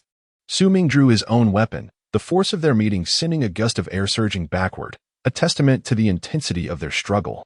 Meanwhile, not far off, a figure observed quietly from the shadows, white hair, a black mask, and a forehead protector obscuring the left eye. The attire alone made his identity clear: Hatake Kakashi, the son of the White Fang. Kakashi, hidden away, watched the duel between Shui and Su Ming. Unlike his usual nonchalance, a serious expression adorned his face. In fact, to better witness the unfolding battle, he lifted his forehead protector, revealing his Sharingan. It was only upon exposing his eye that he was truly taken aback. Such remarkable swordsmanship. Kakashi had only witnessed such skill in one other individual, a name he was most reluctant to utter. Because of him, in a bid to save his companions, he relinquished his mission, only to be condemned later, even by those he had saved with his own hands. Ultimately, he took his own life, leaving behind the young Kakashi. What style of swordsmanship is this? The duel between the two reverberates repeatedly in Kakashi's vision. The Uchiha clan possesses a unique bloodline limit, and the formidable power of the Sharingan is something Kakashi knows all too well. Yet, another boy, wasn't he the child of Minato-sensei? How could he be so strong as well? Shocked and bewildered. Yet the battle rages on. Shizum, you need not hold back. Feel free to employ your ocular techniques. Otherwise, defeating you like this would be dreadfully mundane. Listening to Su Ming's words, Shizum retreated, and in an instant, his eyes transformed, revealing the three-tomo Sharingan. Truly commendable, Shizum. Su Ming marveled internally. He immediately activated his three-tomo Sharingan. After the Sharingan appeared, Shizum simultaneously formed seals. As Shizum dashed forward, several identical figures of himself emerged, resembling afterimages. Body flicker technique. Shizum has long been renowned for his mastery of the body flicker technique, a testament to its might. Be careful, Su Ming-kun. As Shizum spoke, multiple copies of himself had already arrived before Su Ming. They struck simultaneously. Su Ming attempted to evade, but at that moment, one of Shizum's eyes suddenly shifted, causing Su Ming's vision to blur. Jinjutsu. Shizum's Jinjutsu. How formidable. From a distance, Kakashi's pupils constricted upon witnessing this scene. At that moment, he realized that had he been in Su Ming's position, he would have had no means to withstand Shizum's assault. Of course, this stems from Shizum's superior comprehension of the Sharingan compared to Kakashi. Yet, Su Ming moved. Even though Shizum had employed his Jinjutsu, it did not hinder Su Ming's actions. Whoosh! The long sword was raised, its cold gleam flashing. The figures of Shizum beside Su Ming were completely struck by the long sword, transforming into crows. Still a Jinjutsu. Kakashi was left dumbfounded. He and Shizum had long been aware of Kakashi's presence and did not shy away from him during their battle. When Shizum utilized his Jinjutsu, Kakashi was also enveloped, allowing him to witness what Su Ming could see. Thus, his astonishment deepened. At this moment, Kakashi instinctively believed that the battle was essentially over, for Su Ming had seemingly fallen into the illusion. With the Sharingan, Kakashi had come to appreciate the potency of such ocular techniques. One could say that falling victim to Jinjutsu equated to the end of the fight. Moreover, Shizum was particularly adept at Jinjutsu. However, Kakashi did not anticipate that Su Ming's sword strike was far from over. Just as the crows formed from Shizum's body took flight, they instantaneously disintegrated into ashes. With a single stroke, Su Ming shattered Shizum's Jinjutsu. As the illusion dissipated, Su Ming's sword pressed against Shizum's neck. Shizum smiled wryly, acknowledging his defeat. A defeat so absolute. Even when employing his most confident techniques of instant movement and illusion, he still faced defeat. How formidable. In truth, there is no need for you to suppress yourself. The Kaleidoscope Sharingan can indeed be unleashed, Su Ming remarked with a smile.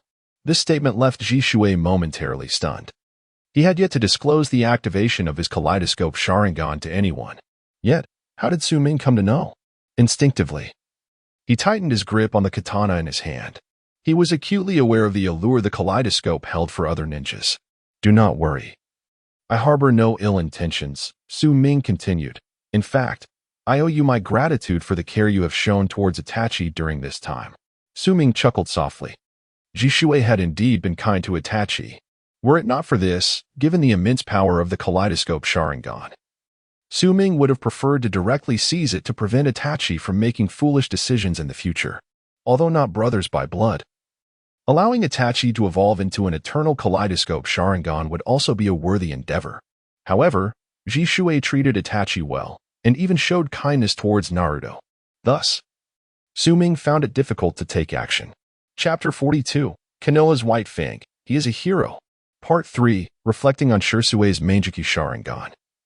Su Ming felt a tinge of regret. The number of individuals capable of awakening the Mangekyou Sharingan is exceedingly scarce. Apart from Itachi, Sasuke, Shirsui, and Fugaku, the only others readily accessible are Kakashi and Obito. Su Ming has a particular fondness for the Sharingan. Beyond its unique abilities, its aesthetic appeal is undeniably striking. It would be inappropriate to unilaterally claim Sasuke's and Fugaku's Sharingan, for Itachi would undoubtedly contest it fiercely. Shirsui's current state is also not conducive to action. However, it seems Kakashi and Obito might be viable options. With this thought, Su Ming shifted his gaze towards Kakashi, who was discreetly lurking nearby. Upon sensing Su Ming's attention, Kakashi instinctively trembled. Fortunately, Su Ming merely contemplated and did not act on his thoughts. You need not thank me. Itachi is not only my clan member but also my friend. This was Shirsui's sentiment, yet it was you who surprised me by getting along so well with Itachi. As a member of the Uchiha clan, Shirsui understood their inherent pride. Despite Itachi's outwardly amiable demeanor, he was, in fact, more proud than anyone else. A youth capable of earning Itachi's respect must be extraordinary. Perhaps it's because of my striking appearance. Su Ming chuckled, half-jokingly remarking, there are certainly many who covet my beauty, and as a result, have developed various sentiments towards me. Sometimes, being excessively handsome can be quite troublesome, bringing more complications than one desires. Su Ming sighed. Shirsui rolled his eyes, but could not deny the truth in his words. Su Ming shook his head, turning to Shirsui. Is there anything else?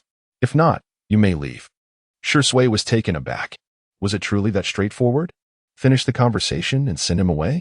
By the way, do not disclose your awakening of the Mangekyou Sharingan to anyone, especially the higher-ups in Konoha, Su Ming cautioned. The matters of the Uchiha clan should only be resolved by the clan itself. Do not place your hopes in anyone else. Furthermore, abandon any thoughts of using Kodo Amatsukami on Fugaku, unless you wish to bring ruin upon the Uchiha. Before Shirsui could fully comprehend, Su Ming had already departed. Pondering Su Ming's words, Shirsui found himself in a state of confusion. Itachi's friend is quite enigmatic. After leaving Shirsui, Su Ming directly approached Kakashi. Upon noticing Su Ming's approach, Kakashi momentarily panicked. Given his character, he had rarely engaged in such acts of eavesdropping, aside from the occasional research on intimate paradise. Now, it was evident that Su Ming had discovered him. Kakashi felt flustered, instinctively wanting to retreat. Come out, Kakashi, Su Ming called out. Kakashi froze for a moment, then reluctantly stepped forward. As he stood, he lowered the forehead protector he wore to conceal his Sharingan once more. Kakashi approached Su Ming, who began to scrutinize him with newfound attention. Draped in white long hair and adorned with a black mask that obscured his left eye, He donned a form-fitting black combat suit complemented by green Janin armor. His shoulders and back were emblazoned with the red insignia of the Umbu. This was the attire of Kakashi. However, upon gazing at Kakashi's black mask, Su-Ming was suddenly reminded of the original Naruto series, where Naruto and Sasuke speculated about what lay beneath that enigmatic mask. Was it thick lips or protruding teeth? At that moment, the seemingly aloof yet secretly passionate Kakashi was indeed quite intrigued by this mystery. Su-Ming, ever carefree, instinctively reached out to touch Kakashi's mask.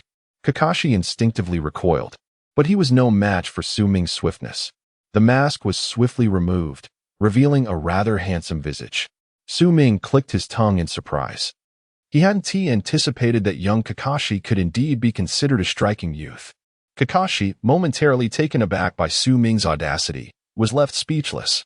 Unfazed, Su-Ming casually replaced Kakashi's mask and remarked, "Just a bit curious."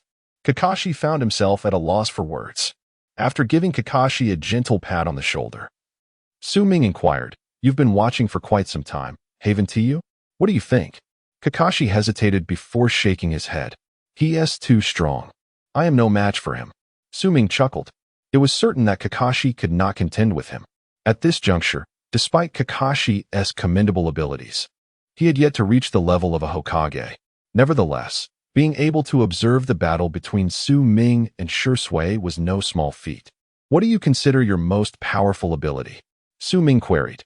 Kakashi pondered for a moment, and the first thing that came to mind was the Sharingan, followed closely by Chidori. He then articulated his answer. Su-Ming shook his head. Kakashi was utterly taken aback. The Sharingan was indeed formidable, yet it was inherently derived from another's power. No matter how adept he was in wielding it, he could never attain the intrinsic connection that belonged to its original bearer. Su-Ming explained. Many were aware of the origin of Kakashi's Sharingan. It came from Obito. Kakashi fell silent. The mention of Obito invariably brought forth memories that were far from pleasant. That might have been one of the few warm recollections of Kakashi's childhood. Yet it was ultimately marred. Su-Ming discerned Kakashi's thoughts, but chose not to dwell on them further. He proposed, "Have you ever considered training in swordsmanship?" Swordsmanship? Kakashi was taken aback. He had indeed never contemplated it, or perhaps he had been too afraid to. In the past, he had yearned for it, aspired to it, and even vowed to gain renown in the ninja world through his sword techniques. However, after the suicide of Tsukumo Hatake, all of that was shattered. The mere mention of swordsmanship was something Kakashi was reluctant to broach. His expression grew increasingly cold as he asserted, "I cannot wield a sword, nor will I ever." His words were resolute, tinged with disdain. Su-Ming shook his head and remarked, "Within the entirety of Konoha, there are but two individuals I truly admire. One is my father, Minato Namikaze, a true hero. The other, known as the White Fang of Konoha, is Tsukumo Hatake. He too is a hero." Su-Ming gazed intently at Kakashi, articulating each word with precision. Upon hearing Su-Ming's words, Kakashi's body trembled slightly. A ninja who cannot complete a mission is merely a waste. What does it matter if they save their comrades? They will still be criticized. After a prolonged silence, Kakashi spoke, his voice quivering. The death of his father had impacted him profoundly. Su-Ming asserted, "A ninja who sacrifices a mission for the sake of their comrades is never a waste. Conversely, those who abandon their comrades for the sake of a mission are the true scum." Su-Ming turned to leave, casting a smile at Kakashi before departing. "In truth, I still believe you are well suited for the blade." With that, Su-Ming walked away, leaving Kakashi in contemplative silence. Eventually, he lifted his gaze to the sky and murmured softly, "Father." Chapter 43, Itachi's Birthday, Part 1. Itachi, as of today, I bestow upon you the position of captain of the Umbu, in the name of the third Hokage. I hope you will strive earnestly. In the Hokage's office, Hiruzen Sarutobi, with a pipe in his mouth, patted Itachi's shoulder. "Lord Third." Itachi responded respectfully, "I have only recently joined the Umbu. Is it appropriate for me to assume such a role?" "There is nothing inappropriate about it," Hiruzen replied with a warm smile. "You are an exceptional young man. The village requires youth and vitality, and sometimes the infusion of fresh blood can be a wise choice. Moreover, Itachi, I have faith in you." Hiruzen's smile was reassuring. Itachi lowered his head, a posture that seemed respectful yet concealed the confusion in his eyes. The village and his clan. The contradiction between the two was fundamentally irreconcilable, and his clansmen exhibited nothing but arrogance and hubris. Yet, the village. If conflict were to arise, this Uchiha would only meet one fate: annihilation. In his mind, Itachi recalled the man behind Hiruzen, the one who assisted the Hokage, Danzo. With his ruthless nature, the Uchiha clan would be utterly obliterated, leaving only him, Itachi, to survive. Not even Sasuke would escape. Do not dwell on such matters. Suddenly, a large hand descended, gently patting Itachi's shoulder. I will handle the Uchiha situation, striving to find the best resolution. After all, we may have forgotten that the Uchiha are also a part of Konoha. Sometimes, believing in them could be the better choice. Lord Third. Itachi lifted his gaze, disbelief evident in his eyes. He had never imagined that the third Hokage could possess such a broad-minded perspective, yet the Uchiha. Go on with your tasks, Hiruzen instructed. Yes, Itachi replied, turning to leave. Just as he was about to exit, Hiruzen called out to him once more. During this sensitive period for the village and the Uchiha, try not to engage with Su Ming and Naruto too frequently. Otherwise, they may become entangled in the situation. I understand, Itachi nodded and departed. Within his gaze, something was gradually solidifying. Itachi had always felt that shouldering the responsibility alone would bring happiness to others. Even if it meant being misunderstood, he was stubborn yet magnificent. By a small river, Su Ming sat at the edge of a bridge, his legs dangling down. Beside him was a girl with beautiful long black hair, a beauty mark beneath her right eye, clad in a purple qipao and wearing protective wristbands. Notably, the iron headband of Konoha on her forehead signified her status as a genin. Her name was Uchiha Izumi, who had recently graduated from the Ninja Academy. Su Ming encountered her on his way back, though it can hardly be called fate, as Izumi had come specifically to seek him out for Itachi. Izumi was a strikingly beautiful girl, gentle, and likely the ideal type for many men. However, Su Ming shook his head. She was, after all, Itachi's girlfriend. At such a young age, few could rival Itachi in winning her heart. Nodded slightly, remarking, "Indeed, Itachi." Su Ming chuckled. For it was precisely this Itachi who possessed a unique charm that endeared him to others. As she listened, a thought crossed mind, causing her cheeks to flush delicately. Does harbor feelings for Itachi? Su Ming turned abruptly and inquired. The sudden question caught Uchiha off guard, her face turning crimson, reminiscent of a ripe apple. Yet, in the end, she merely nodded, her head bowing in shyness. Itachi feels the same, Su Ming continued. Oh, a simple response escapes lips, but at that moment, she felt an overwhelming urge to disappear into the earth from embarrassment. It was the expression of one who has discovered another's affection, filled with joy yet tinged with fear. Finally, summoned her courage. In a few days, it will be Itachi's birthday. I wish to prepare a gift for him, but I am uncertain what to give. Please assist me. This was intention. Itachi's birthday was approaching, a day he likely had not even noticed amidst his busy schedule with the Umbu and Uchiha matters. However, remembered, that alone was a wonderful thing. There was no need for extravagant gifts. If possible, perhaps a few skewers of dango, the kind she often enjoyed. Yet, hesitated, wondering if such a treat would appeal to Itachi, who rarely indulged in sweets. He will, undoubtedly, Su Ming assured her with a smile. Thank you, Su Ming. Rose, preparing to depart. However, after taking a few steps, she suddenly turned back and bowed to Su Ming. Please do not inform Itachi of my visit. I wish to surprise him. I beg of you. Su Ming smiled and agreed. Such a simple love, such innocent hearts. What Itachi lacked was never gifts, but companionship. A 13-year-old who had witnessed the slaughter of his entire clan, burdened by the weight of truth, it is difficult to fathom how he persevered. He had never even shared his fondness for sweets with his childhood friend.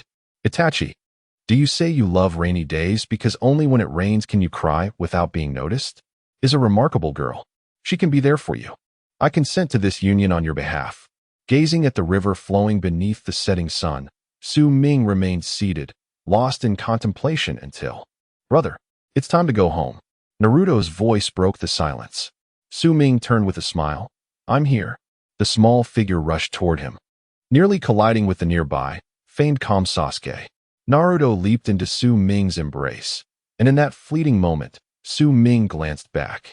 "Sasuke, would you care to join us?" "Oh." Sasuke appeared somewhat reluctant, yet he approached nonetheless. As he grasped Su Ming's hand, a glimmer of joy flickered in his small eyes. The three of them returned home, filled with happiness. If not for the lack of choice, who would willingly embrace solitude? Creak. The door swung open, exhausted from a long day's toil. Kakashi collapsed onto his bed, his mind flooded with Su Ming's parting words. In truth, perhaps the art of the blade suits you better. He rose, his gaze wandering aimlessly around the room. The furnishings remained untouched, just as they were during his father's lifetime. He had never dared to rearrange them. Some items, now rendered unusable, still occupied their original places, for Kakashi feared that any alteration would transform the essence of the space. The more he changed, the fewer traces of his father would remain, until ultimately, there would be nothing left to recognize. He was formidable, renowned as the copy ninja in the outside world. Yet within the confines of his home, he was merely an ordinary man yearning for familial affection. No matter how powerful his Sharingan, capable of replicating jutsu and movements, it could never replicate the warmth of love in his heart, nor could it capture the scent of his father. Kakashi retrieved a long-preserved, never-before-opened box. Inside lay a solitary short blade, known as White Fang, his father's most cherished weapon. At that moment, Kakashi grasped it tightly in his hand. Chapter 44. Su Ming's Plan, Part 2. As dawn broke, after completing his daily tasks, Su Ming accepted the towel handed to him by Junma Liu. Wiping his sweat while inquiring, "How have you been finding your stay here these days?" Junma Liu's cheeks flushed inexplicably, yet he nodded in response. In his youth, Junma Liu, due to his extraordinary strength and possessing the hardest bones in his clan, was revered as the ultimate weapon and confined within a prison.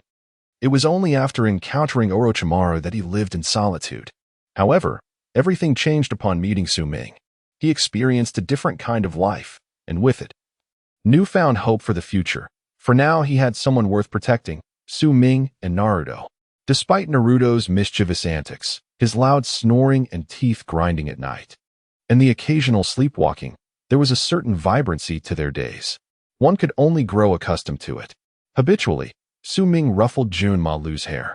He pondered how long such days could last. A confrontation between the Uchiha and Konoha was inevitable.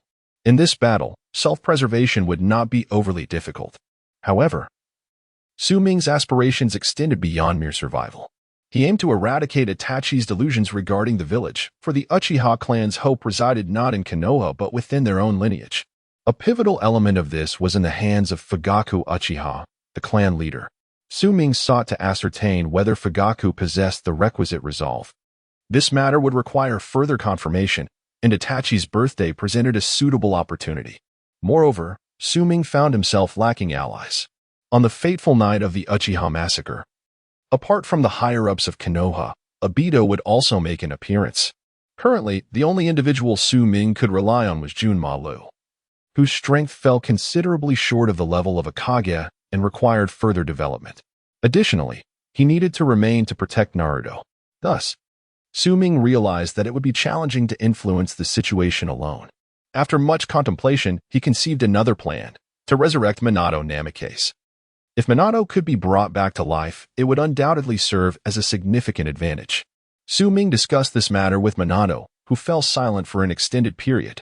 Resurrecting him was indeed feasible, as the fourth Hokage, although his tenure was brief, he had heard of the forbidden jutsu developed by the second Hokage. However, this technique was exceedingly cruel, requiring living sacrifices, and had long been classified as forbidden. Perceiving Minato's concerns, Su Ming reassured him, "Father, there is no need for worry. I have devised a method that does not involve such brutality." Minato nodded, but added, "Additionally, my soul is sealed, making resurrection a challenge. That is simple. I am acquainted with the Shiki F-Gene technique." Minato nodded, no longer insisting on his reservations. Su Ming took his leave. Shortly thereafter, Naruto awoke, washed up, and prepared to set off. Breakfast was typically enjoyed outside, alongside Kakashi. Not long after Naruto finished his morning routine, Sasuke happened to pass by Naruto's house, reluctantly pulled along by Naruto to share breakfast. Each time he witnessed Sasuke's unwillingness, Su-Ming could not help but smile genuinely. Sasuke was hardly sincere. While on the road, he inquired of Su-Ming about what made his brother the strongest. After a moment of contemplation, Su-Ming replied that it was the Sharingan.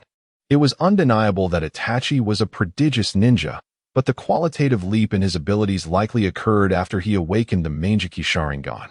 It was certainly reasonable to assert that Itachi's greatest strength lay in his Sharingan. Upon hearing this, Sasuke subtly probed into the method of awakening the Sharingan, to which Su-Ming merely shrugged. Such matters were better suited for inquiry directly with Itachi, who would possess far clearer insights. Sasuke nodded in apparent nonchalance. Yet he etched this information deeply in his mind. After sending the two youngsters on their way, Su-Ming did not leave immediately. Instead, he aimlessly wandered around the ninja academy, ensuring that no one was tailing him. Once he was certain of his solitude, he found a discreet spot to signal Kabuto. Lacking a means to contact Orochimaru directly, he was reliant on Kabuto. The Edo Tensei technique was certainly within Orochimaru's repertoire. However, he lacked a portion of the fourth Hokage's remains. Yet, Su-Ming possessed such a fragment. He needed to establish communication with Orochimaru. Before long, Kabuto arrived. "Lord Su-Ming," he greeted, bowing respectfully. Su-Ming nodded, gesturing for him to feel at ease. Nonetheless, Kabuto insisted on maintaining his formality. Once subdued, he was more obedient than anyone else. "Where is Orochimaru?" Su-Ming inquired. "At the border of the Land of Fire," Kabuto responded. Su-Ming was somewhat taken aback by this revelation. Orochimaru was wanted by Konoha and classified as an S-rank rogue ninja, and it was needless to say that Konoha was intent on capturing him. Yet, he had the audacity to remain within the borders of the Land of Fire. However, this proximity made things considerably more convenient. "I need to contact Orochimaru. I require his assistance to resurrect the fourth Hokage." "The fourth Hokage?" Kabuto paused momentarily before understanding. However, a hint of excitement flickered within him upon receiving this news. Having spent a significant amount of time in Konoha, Kabuto was well aware of Naruto's plight. If the fourth Hokage were to be revived and learned of Naruto's experiences, it would undoubtedly be fascinating. Perhaps they might even witness a clash between the two Hokages. The mere thought thrilled Kabuto, who excitedly licked his lips, revealing a sinister grin.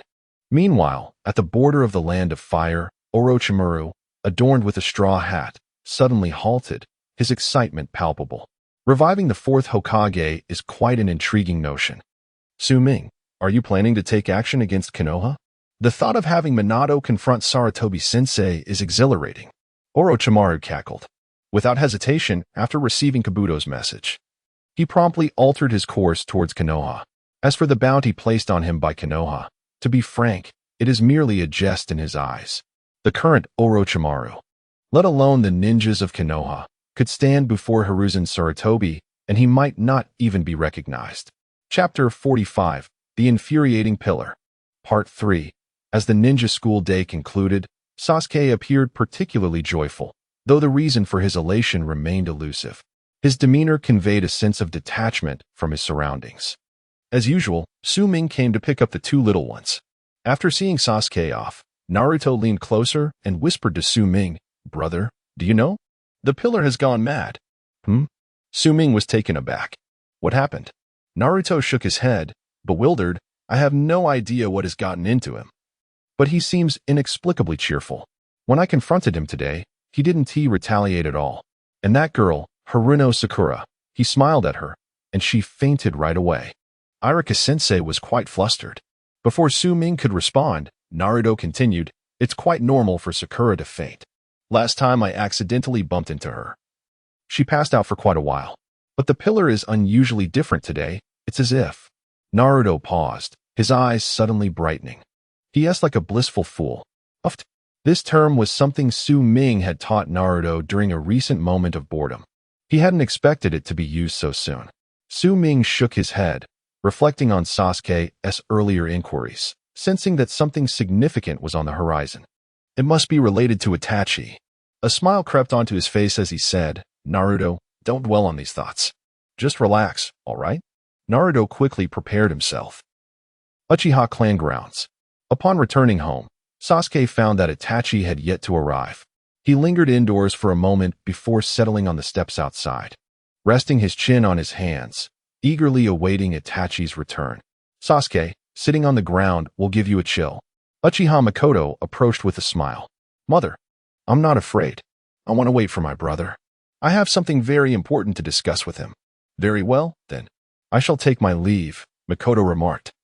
Entering the house, she glanced at her husband, Uchiha Fugaku, and reflected, Sasuke is becoming increasingly dependent on Itachi. Fugaku remained silent, his brows furrowed. After a brief moment, he seemed to notice Makoto's presence, offering a slight apologetic smile. Forgive me, I was lost in thought. Still pondering the village matters? Alas, Fugaku sighed. The clansmen's discontent with the village is growing, and it's becoming difficult to contain. I fear that when the time comes, do not overthink it. You should have faith that the third Hokage believes in us, Makoto reassured him, gently kneading Fugaku's shoulders to help him relax. If only the third truly trusted the Uchiha clan, then we would have fewer worries, Fugaku replied with a bitter smile. He understood Sarutobi's nature well. If Sarutobi genuinely believed in the Uchiha, he would not be beset by such troubles. But it is poor Itachi who suffers, caught in the middle. Fugaku felt a twinge of guilt. Then let us make it up to him. Itachi's birthday is approaching. Why not celebrate it? By the way, I heard he has made a good friend. We could invite him over for the celebration, Makoto suggested. This is indeed a splendid idea. Fujin gazed out of the window, where a familiar figure gradually appeared at the entrance. It was Itachi returning. Brother, Sasuke exclaimed, rushing towards him. Itachi intercepted Sasuke, feeling a mix of exasperation and affection for his younger sibling. Is there something you need, Sasuke? Of course. It's something monumental. What is it? Itachi was momentarily taken aback, observing the serious expression on Sasuke's face, one he had never seen before. Sasuke took a step back, his face solemn. Brother, I wish to awaken the Sharingan. Please teach me. The Sharingan must be your greatest ability, and I aspire to be as formidable as you. Utterly caught up in his excitement, Sasuke failed to notice Itachi's increasingly grave demeanor. The Sharingan. Is it something that can be awakened so easily? The conditions are exceedingly harsh. Do you wish for me to take action against our parents? Or do you intend to confront me? In an instant. Itachi was overwhelmed with frustration. Without hesitation, he drew a small blade from his waist and struck the sheath against Sasuke's forehead, gritting his teeth as he declared, I will not. He then turned away, but after taking a few steps, he suddenly turned back, adopting a profoundly serious tone as he admonished Sasuke. Sasuke, give up. I will not allow you to awaken it. Why? Sasuke asked, perplexed. Because I am your brother. Itachi's rare moment of commanding authority over Sasuke lingered in the air as he departed, leaving Sasuke in a state of confusion. There is no doubt that Su Ming was unaware of this matter. Had he known, he would have likely burst into laughter. The awakening of the Sharingan, while seemingly straightforward, is fraught with difficulty. Once one understands the conditions for its awakening, few would dare to pursue it. Who could bear to let someone they love face death? In the original Naruto narrative, had Sasuke the choice, he would undoubtedly prefer to forego the Sharingan rather than witness the demise of his parents and brother. Yet, he found himself with no alternatives. Sasuke entered his mother's room, feeling aggrieved. Meanwhile, Itachi sat silently in a corner, gazing quietly at the sky, pondering the clan and the village. In Naruto's training, aside from the regular exercises, there was training focused on controlling Kurama's chakra. The bond between Naruto and Kurama was quite compatible. Both were rather stubborn, but beyond that, there wasn't too much else. However, when conflicts arose, Kurama would behave like a child. In the end, Su Ming had to soothe both Naruto and Kurama, leaving him somewhat speechless.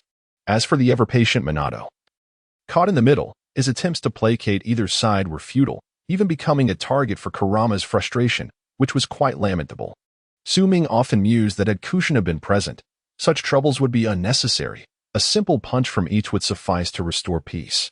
Without a doubt, Naruto would be the most obedient child in Konoha, and Kurama would be the most well-behaved tailed beast. Yet, the timing was not yet right. Without sufficient strength, reviving Kushina would yield more harm than good. He certainly did not want Naruto to witness a living tragedy akin to that of Hashirama. The day after tomorrow marks Itachi's birthday. However, when the invitation was extended, Itachi was absent, occupied with a mission, and instead, it was Izumi who arrived.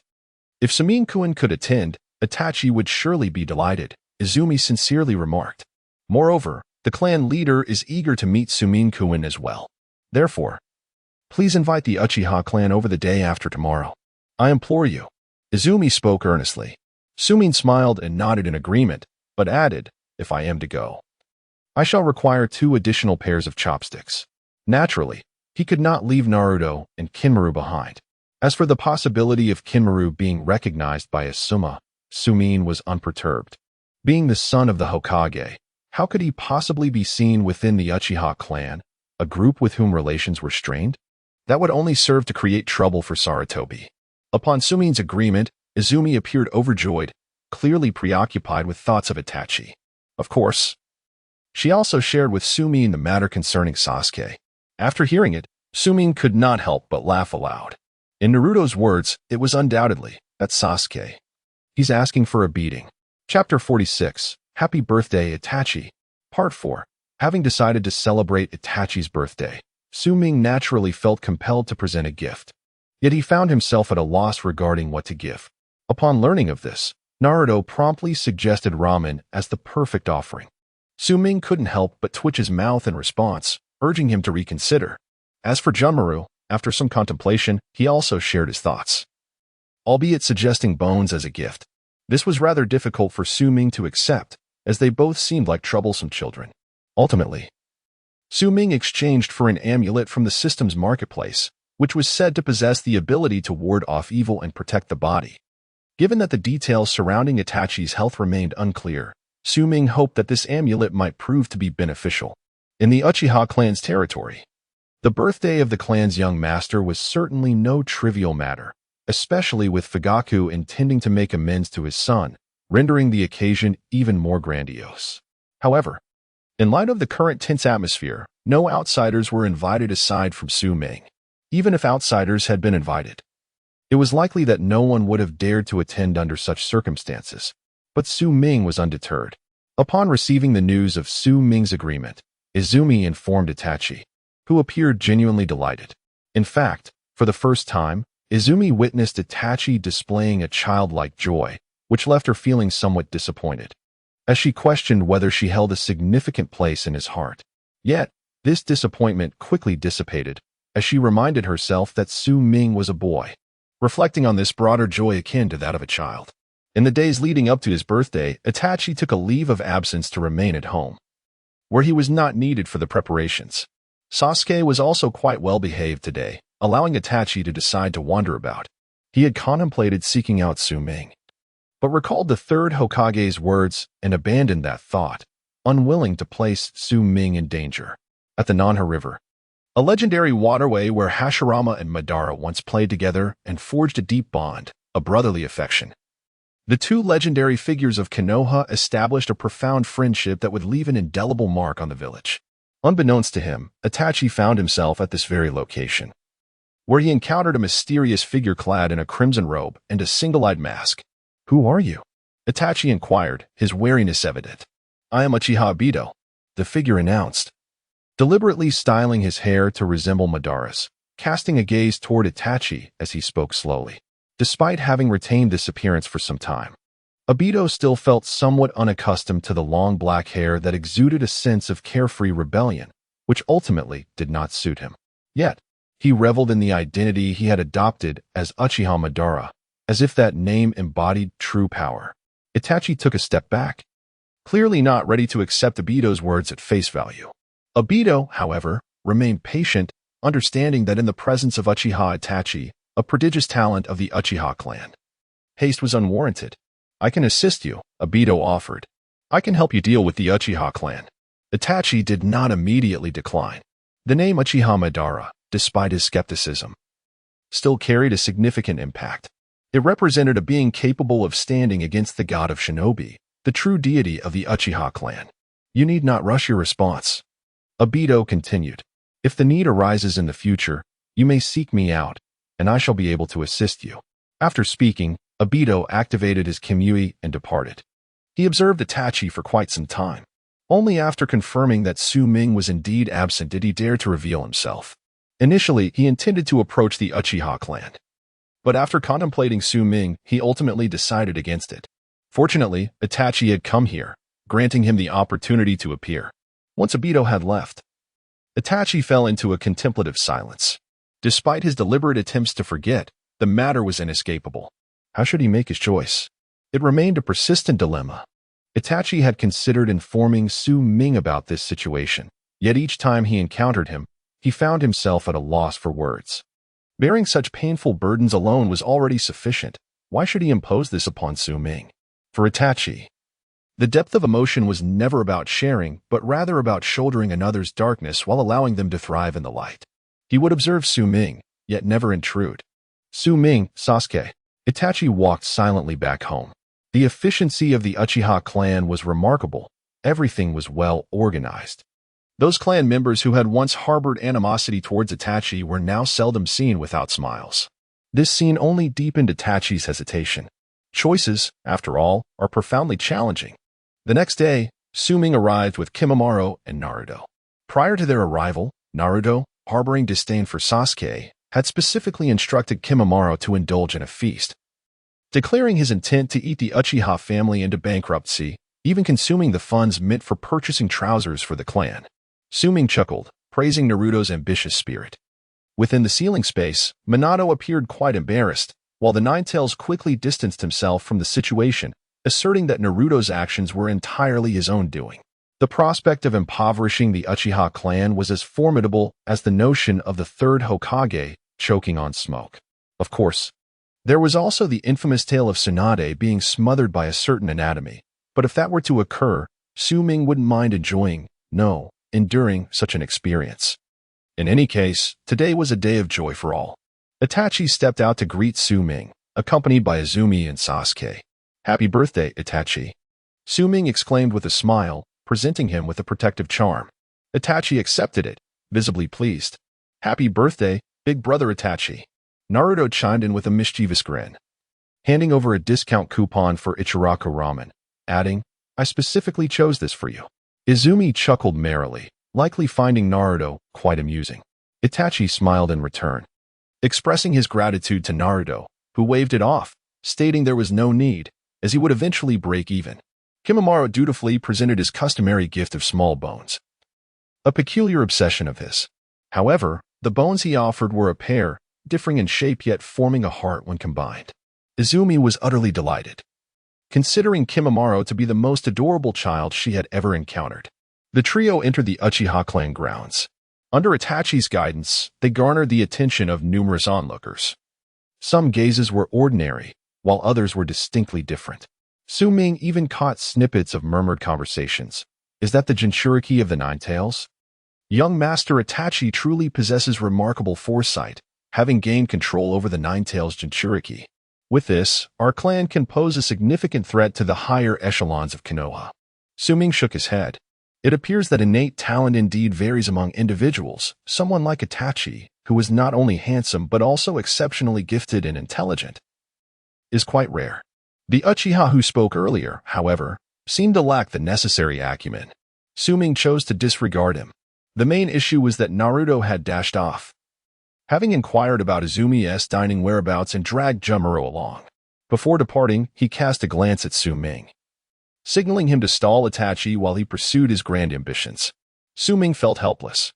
Prior to Naruto's exit, within the ceiling space, Kurama continued to mock Minato Namikaze, suggesting that Naruto should follow his lead. In truth, Minato wished to counter this, asserting that Naruto should follow Kushina, yet he refrained, fearing that Kurama might seize upon this as an opportunity to hold it against him in the future. Thus he endured in silence. Shortly thereafter, Uchiha Fugaku emerged and welcomed Su Ming with the courtesy befitting distinguished guests. This gesture reflects the goodwill of the Uchiha clan. Chapter 47. Fugaku, let us collaborate. Part 1. Itachi is a child with few friends. In the reception room of the Uchiha clan, Fugaku pushed the teacup in front of and towards Su Ming with a smile. It is a rare sight to see Itachi show such concern for someone.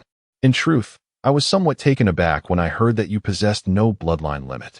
The alliances among great clans often hinge on social standing, and thus I conducted an investigation into you. Fugaku offered an apologetic smile. Forgive my impetuousness, Sumin-kun. He took a gentle sip of tea and continued, as the fourth, your standing is not inferior to that of the Uchiha. I extend the welcome of the Uchiha clan to you. Sumin also smiled, lifting his cup for a sip. Though his manner of drinking was markedly different from that of Fugaku, he consumed the tea in one swift motion. Since you, Lord Fugaku, have recognized my status as Itachi's friend, I shall refrain from further elaboration. He gazed at Fugaku, inquiring about the current state of affairs between the Uchiha and the village. Fugaku looked at Sumin, maintaining his gaze for a considerable duration. Upon confirming that Sumin was indeed serious, he was momentarily taken aback, unable to fathom that a 10-year-old child would concern himself with such matters. Naruto is 5 years old, and Sumin returned when Naruto was 3, which means 2 years have elapsed. Nevertheless, he answered, it is quite dire, due to the trust one hold in Itachi. Fugaku sighed, acknowledging that if the current situation continued, war would not be far off. Sumin nodded, aligning with his thoughts.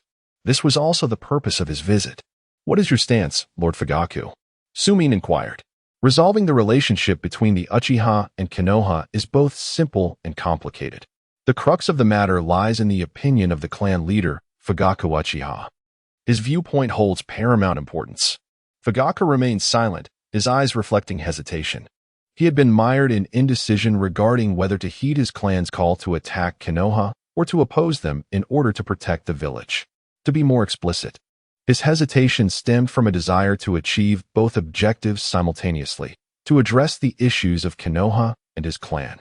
Thus, Itachi would join the Umbu. Yet, this was not the correct decision. In this world, there exists no perfect solution. Itachi found himself in a particularly agonizing position. Much of his suffering was born from the political turmoil, the indecision of Fugaku, and the ruthlessness of Danzo. What do you believe will happen if one day war truly breaks out between the Uchiha and Konoha? Which side will Itachi choose? Sumin adopted a more straightforward approach, pressing Fugaku for an answer. Fugaku fell into profound silence. He understood his son far too well. If the moment truly arrived, would Itachi genuinely side with the Uchiha? This was a question Fugaku dared not confirm. He lacked certainty. Itachi was Fugaku's pride. From a young age, he had the capacity to think with the perspective of a Hokage, which filled Fugaku with both pride and dread. The fear lay in the fact that when Itachi pondered these matters, he did so not as the leader of the Uchiha clan, but as a future Hokage. Observing the silent Fugaku, Sumin grasped the answer he sought. Itachi would never stand with the Uchiha. Absolutely not. Fugaku is well aware of this fact. If one day, Itachi were to eliminate the entire Uchiha clan, even his own parents, what would you do, Lord Fugaku? Fugaku fell silent. He had never contemplated such a scenario. He had never imagined that his son could take the lives of his own kin, or even his own. However, as he calmed his mind and pondered deeply, he suddenly realized that such a deed was indeed within Itachi's capability. With a bitter smile, he conceded, I have no choice, do I? He is my son. This was Fugaku's response. He intended to sacrifice himself. Fugaku was indeed a good father, but he was not a good clan leader. He had not guided the Uchiha towards prosperity. However, his love for his two sons ran profound. What a conundrum. Sumin shook his head. Were all members of the Uchiha clan this troublesome? Considering Itachi, considering Sasuke, and now having to ponder Fugaku as well. Truly, it seems I owe a debt to the Uchiha. Has Lord Fugaku ever considered that uttering such words might inflict deeper anguish upon Itachi? You might perish, bringing an end to your suffering, yet Itachi will endure the pain of the Uchiha's demise. Moreover, given Itachi's nature, Sasuke would remain. He would harbor hatred, fear, and seek every means to slay his beloved brother. Is this what you wish to witness? Sumin gazed intently into Fugaku's eyes. Fugaku trembled. He had not thought of such a depth of consequence. Yet, upon hearing Sumin's words, his eyes widened in horror. Indeed, he would not want that. Absolutely not. He lifted his gaze to Sumin, inquiring, seeking guidance on what to do next. Su Ming smiled. He had achieved his objective. He looked at Fugaku and softly said, Lord Fugaku, let us collaborate. For Itachi, and for Sasuke. Outside the reception room, Naruto painfully lifted his shirt, gazing at his round belly. Then glancing at the considerable amount of food still remaining beside him, feeling a sense of sorrow. He finally realized how absurd his previous thoughts had been. It is important to note that he had only consumed a portion meant for one, and there was still a substantial quantity left. Turning his head, he saw Kimimaro vigorously eating, having already finished his own serving and now tackling a second. Naruto swallowed in envy.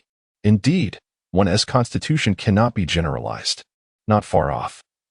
Shoji hid behind a cherry blossom tree, secretly watching as Itachi and Izumi sat together. He pouted, displaying his displeasure. However, Itachi and Izumi were quite happy. Izumi held 2 skewers of dango, offering one to Itachi, and the two blushed as they began to eat. Cherry blossoms fluttered down, landing softly on their shoulders. Izumi's head inched closer to Itachi's shoulder. Sasuke's mouth drew nearer to his nose, the angle sufficient to hang 3 oil pots. Nearby, Naruto chuckled, patting Kimimaro as he mocked Chuji. However, due to overindulgence in food and exuberant laughter, discomfort soon set in. Most importantly, the pillar had also taken notice. He swiftly shifted his gaze, unleashing all his fury upon Naruto. Just like in their childhood, the two engaged in a fierce scuffle. Yet this time, Naruto found himself at a disadvantage. Itachi, with an arm draped over Izumi's shoulder, observed his younger brother with a smile, while Izumi gently leaned against Itachi, quietly watching the scene unfold. Cherry blossoms continued to flutter down, their petals cascading like a dreamlike realm. However, not far away, in a concealed spot, several root ninjas suddenly rose, their eyes clouded as they departed from the scene. Chapter 48, Too Bloodthirsty. Part 2. As he gazed upon his subordinates, Danzo's mind began to whirl with thoughts. The emergence of the Jinchuriki within the Uchiha clan's territory signified a profound implication. As the village's clandestine weapon, the Jinchuriki possessed a catastrophic potential in times of war. Consequently, nearly every village clutched their Jinchuriki tightly, and Konoha was no exception. Now, with the Jinchuriki appearing in the Uchiha domain, and given that Danzo deemed the Uchiha a threat to the village, he couldn't help but suspect ulterior motives at play.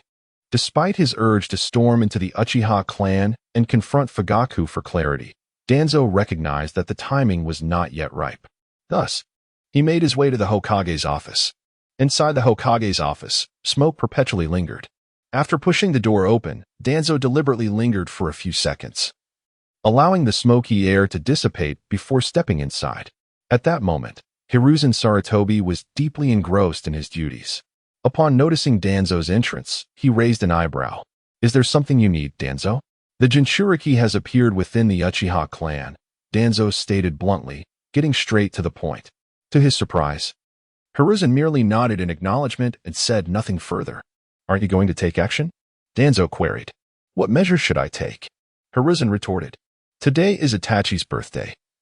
Naruto is merely going to celebrate with him. There is no need for alarm, Danzo. Danzo's face still bore a hint of hesitation. Yet, the matter of the Jinchuriki should indeed be of utmost priority. I understand, Hiruzen replied, but they should also be afforded some degree of relaxation.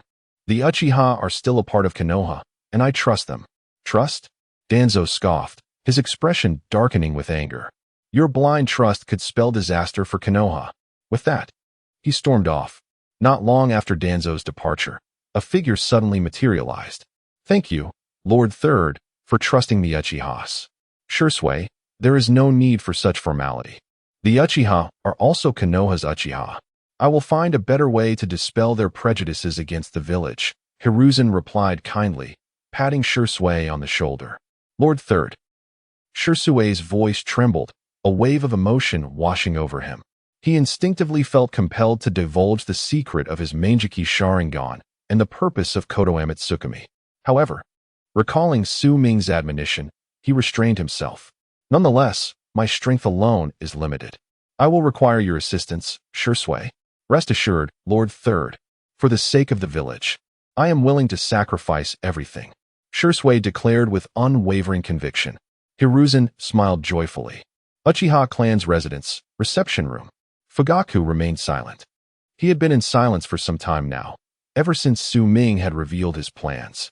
After a long pause, he finally lifted his gaze to meet Su Ming's. The strength of Konoha is formidable. Alone, the Uchiha clan cannot contend with it. Lord Fugaku need not rush to involve the entire clan. I possess numerous hidden cards, which shall be revealed in due time. However, at this moment, I cannot present them directly before you. What I seek now is simply a stance from you. A resolute attitude befitting a clan leader. This is not only for the benefit of the Uchiha, but also for Itachi and Sasuke's sake. After a brief silence, Fugaku finally nodded. Su Ming smiled and extended his hand. Shall we cooperate harmoniously? Fugaku mirrored the gesture, replying, to a pleasant collaboration. Their hands clasped together. Little did Fugaku realize that this conversation would alter the fate of the entire Konoha, and likewise, the destiny of the Uchiha clan. Of course, it would also change the lives of Itachi and Sasuke, the troublesome duo. Should he reflect on this moment in the future, Fugaku would deem his most prudent decision in life to be his alliance with Su Ming. In the days to come, when that great fire engulfed Konoha, threatening to consume it entirely, it would be the Uchiha who emerged from the ashes, reborn anew. In that moment, he would come to understand the magnitude of the powerful friend his son had made, a being comparable to a deity. Upon reflecting on his life, Fugaku would realize that his greatest pride was not the awakening of the Manjiki Sharingan, but rather the fact that he had a remarkable son. However, that is a tale for another time. Su Ming rose, and Fugaku stood to see him off. Upon opening the door, Su Ming was taken aback by the vibrant spectacle of blooming cherry blossoms. Beneath the trees, the people were filled with joy, save for Naruto and Sasuke. The two fools who were wrestling, their bodies adorned with fallen petals, resembling two whimsical flower boys. As Su Ming stepped outside, he noticed Itachi's face brighten with delight. After Su Ming nodded at him, that joy radiated further. This was observed by Izumi, who instinctively pouted, tossed her hair, and struck a charming pose. Under the cherry blossoms, the sight of her was particularly enchanting. Yet, Itachi had departed, having engaged in a delightful conversation with your father. Su Ming leaned against a post, watching the petals dance in the air. Itachi sat beside him, lost in silence. At that moment, Izumi realized the absurdity of her previous thoughts. Fortunately, Itachi beckoned to her, and she excitedly rushed over. Izumi is a wonderful girl, Su Ming remarked. Take good care of her. He recalled that in the original Naruto narrative, Izumi perished at the hands of Obito, calling out Itachi's name in her final moments. Her only reliance had been Itachi, perhaps. The tranquility did not last long. Danzo arrived, seething with anger. While Sarutobi Hiruzen might overlook the emergence of a Jinchuriki within the Uchiha clan, Danzo could not, especially as he believed it posed a grave threat to the village's safety. He had always maintained that Jinchuriki should be confined, locked away in a prison. Only in this manner can one exert better control. Thus, he arrived alone. He harbored no doubt that the Uchiha clan would dare lay a hand on him, for he was a key advisor to the Hokage and in command of the Root organization. Should the Uchiha choose to act against him, it would be regarded as a grave act of treason. However, it was Su Ming who initiated the confrontation, this fearless Su Ming. The moment Danzo stepped onto Uchiha territory, Su Ming rose from his seat, casually downing a drink he had procured from an unknown source, before striding toward Danzo. The Uchiha members were momentarily taken aback. Itachi was slightly stunned, while Izumi wore a look of deep concern. As for Naruto, he instinctively covered his eyes with his small hands, though his curiosity caused him to peek through the gaps.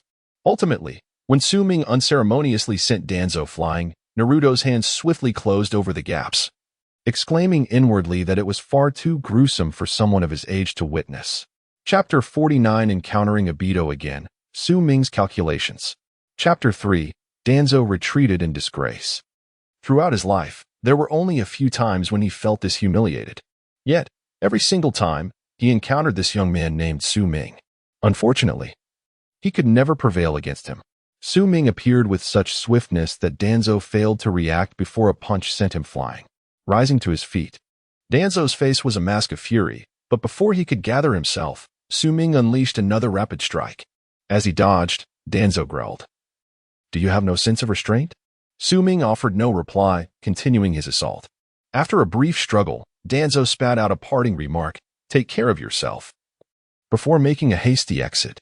His retreat was notably undignified. The Uchiha clan members remained in a state of bewilderment. Itachi wore a look of concern, while Izumi glanced at him.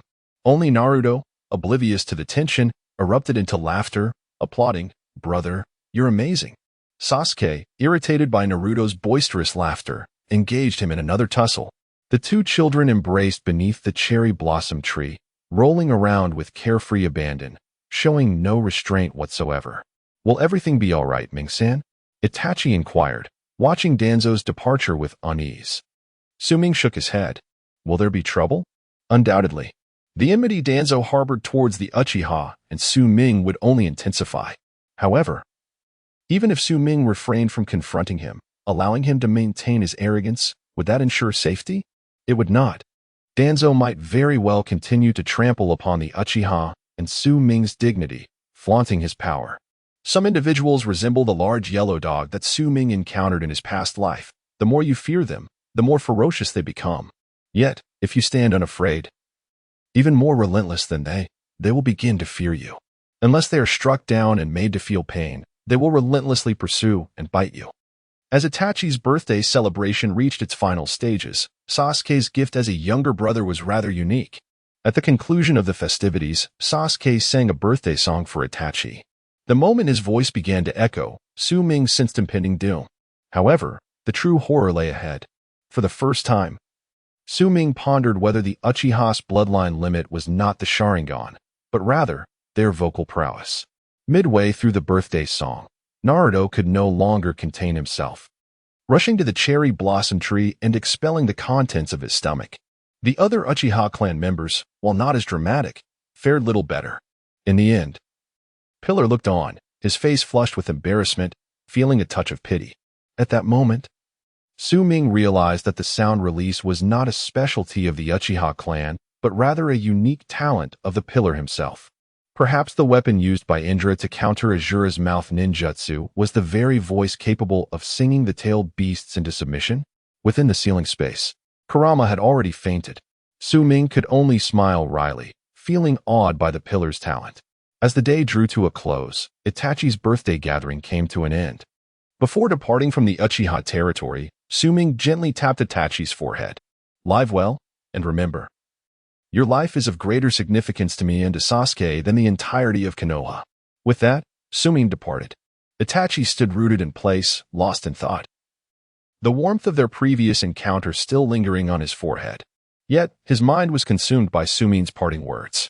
On their journey, Su-Ming grasped Naruto with one hand and Kanshamaru with the other.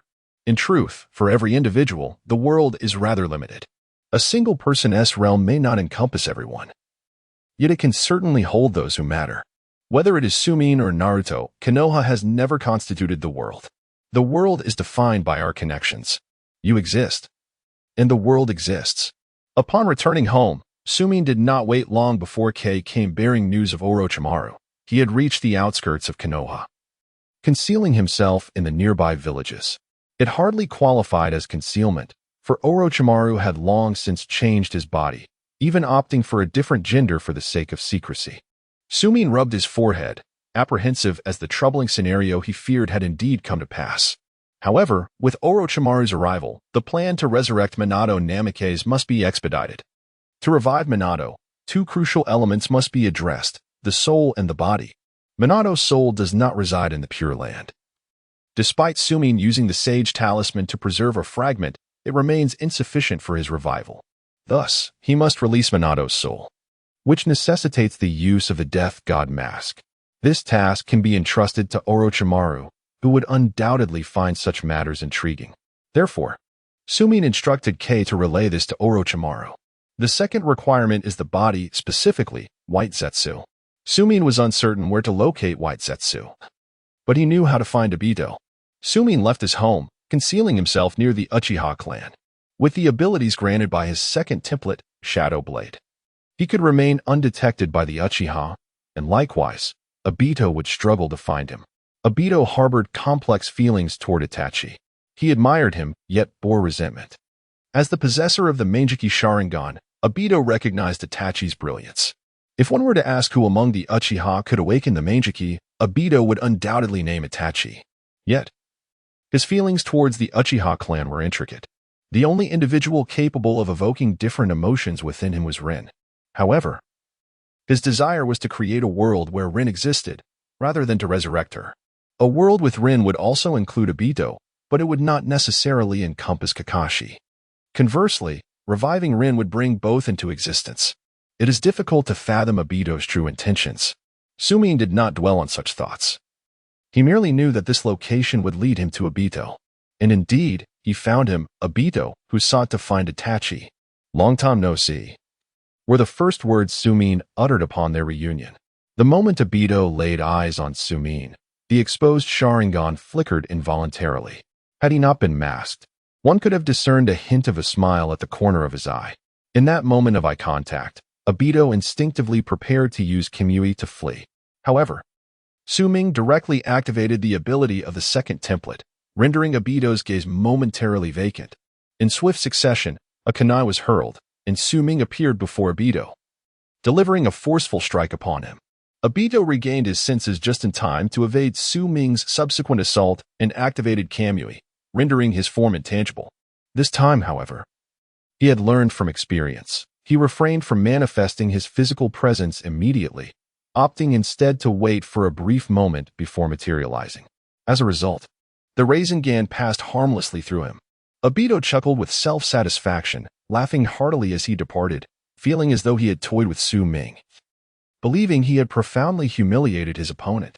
Yet, in truth, from the very first encounter, Sumin had inscribed the Flying Thunder God seal upon Obito's body.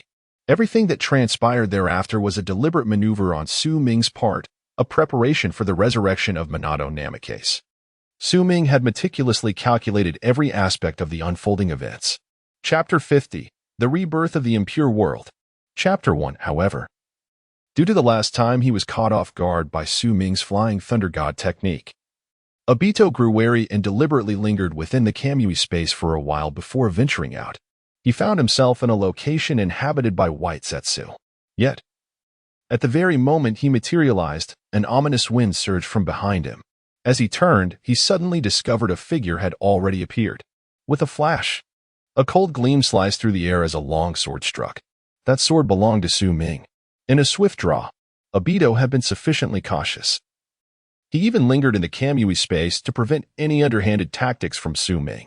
Although he harbored doubts about whether Sumin could truly reach him from such a distance, he was proven wrong when Sumin indeed arrived.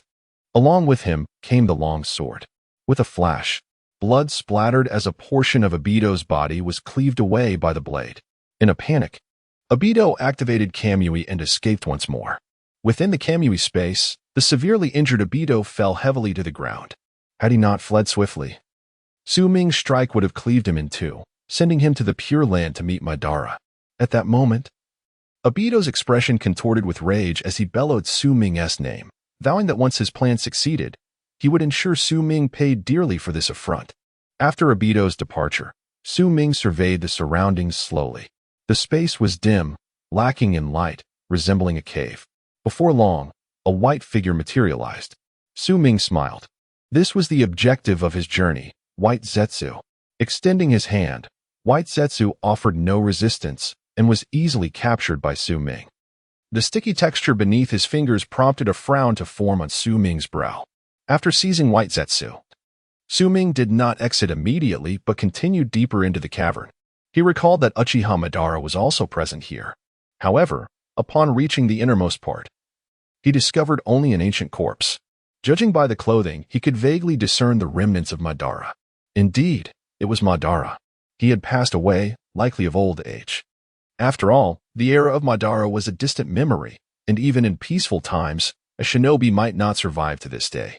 Furthermore, Madara had sustained grave injuries. With a soft sigh, Sumin reflected that had he encountered this Uchiha king, they might have shared a drink and engaged in a contest of strength.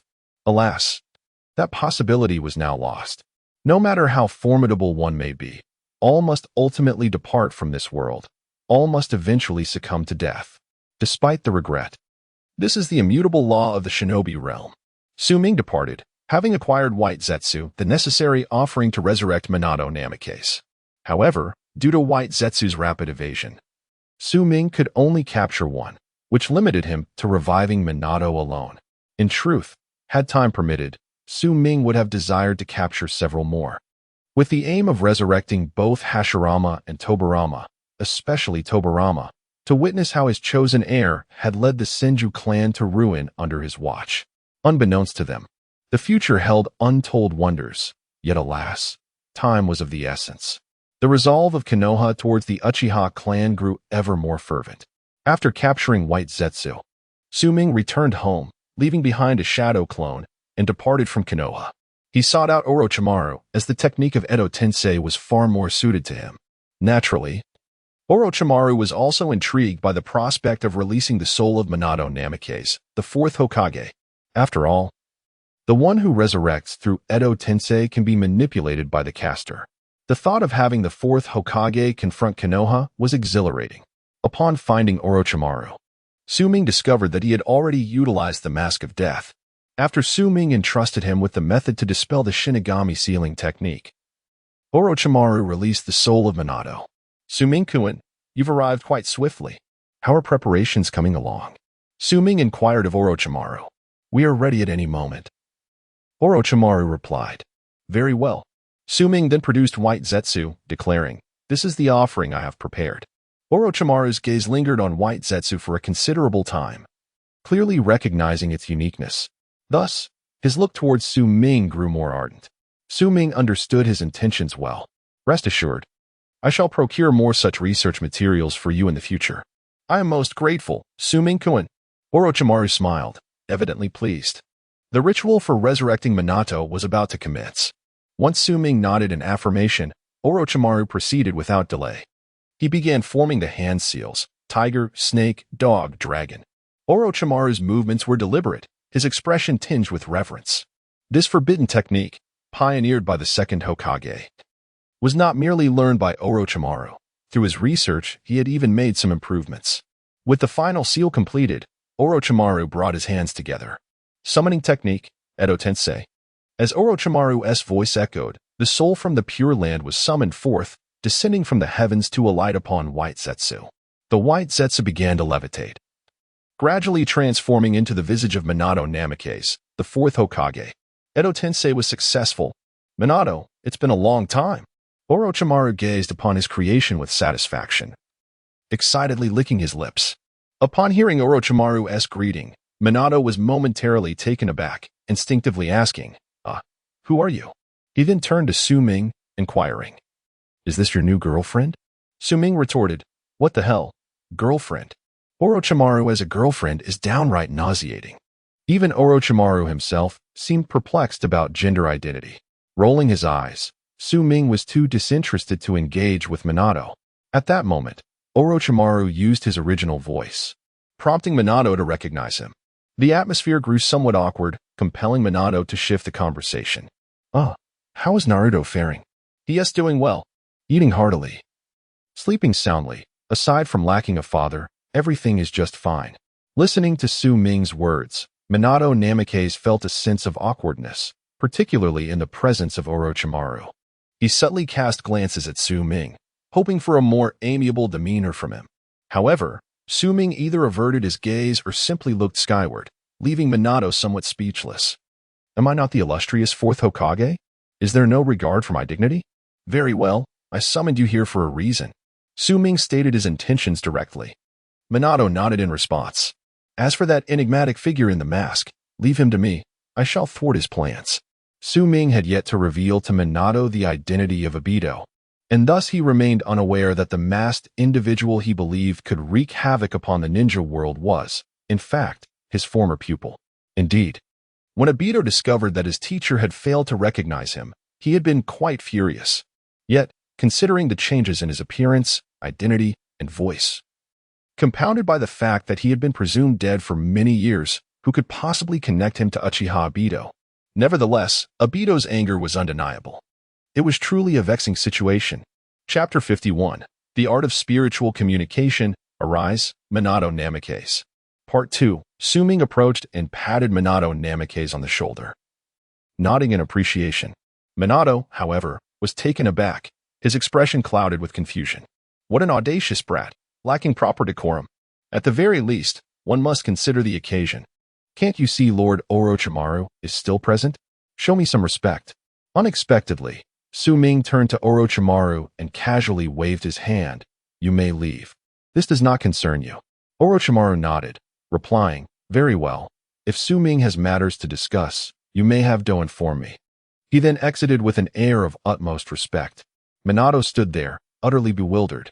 What is happening? That is Lord Orochimaru, a figure who commands such reverence. Yet he addresses my son with such deference? He stared incredulously at Su Ming. Su Ming shrugged. What are you staring at? I'm not your biological child. Minato thought to himself. He speaks the truth.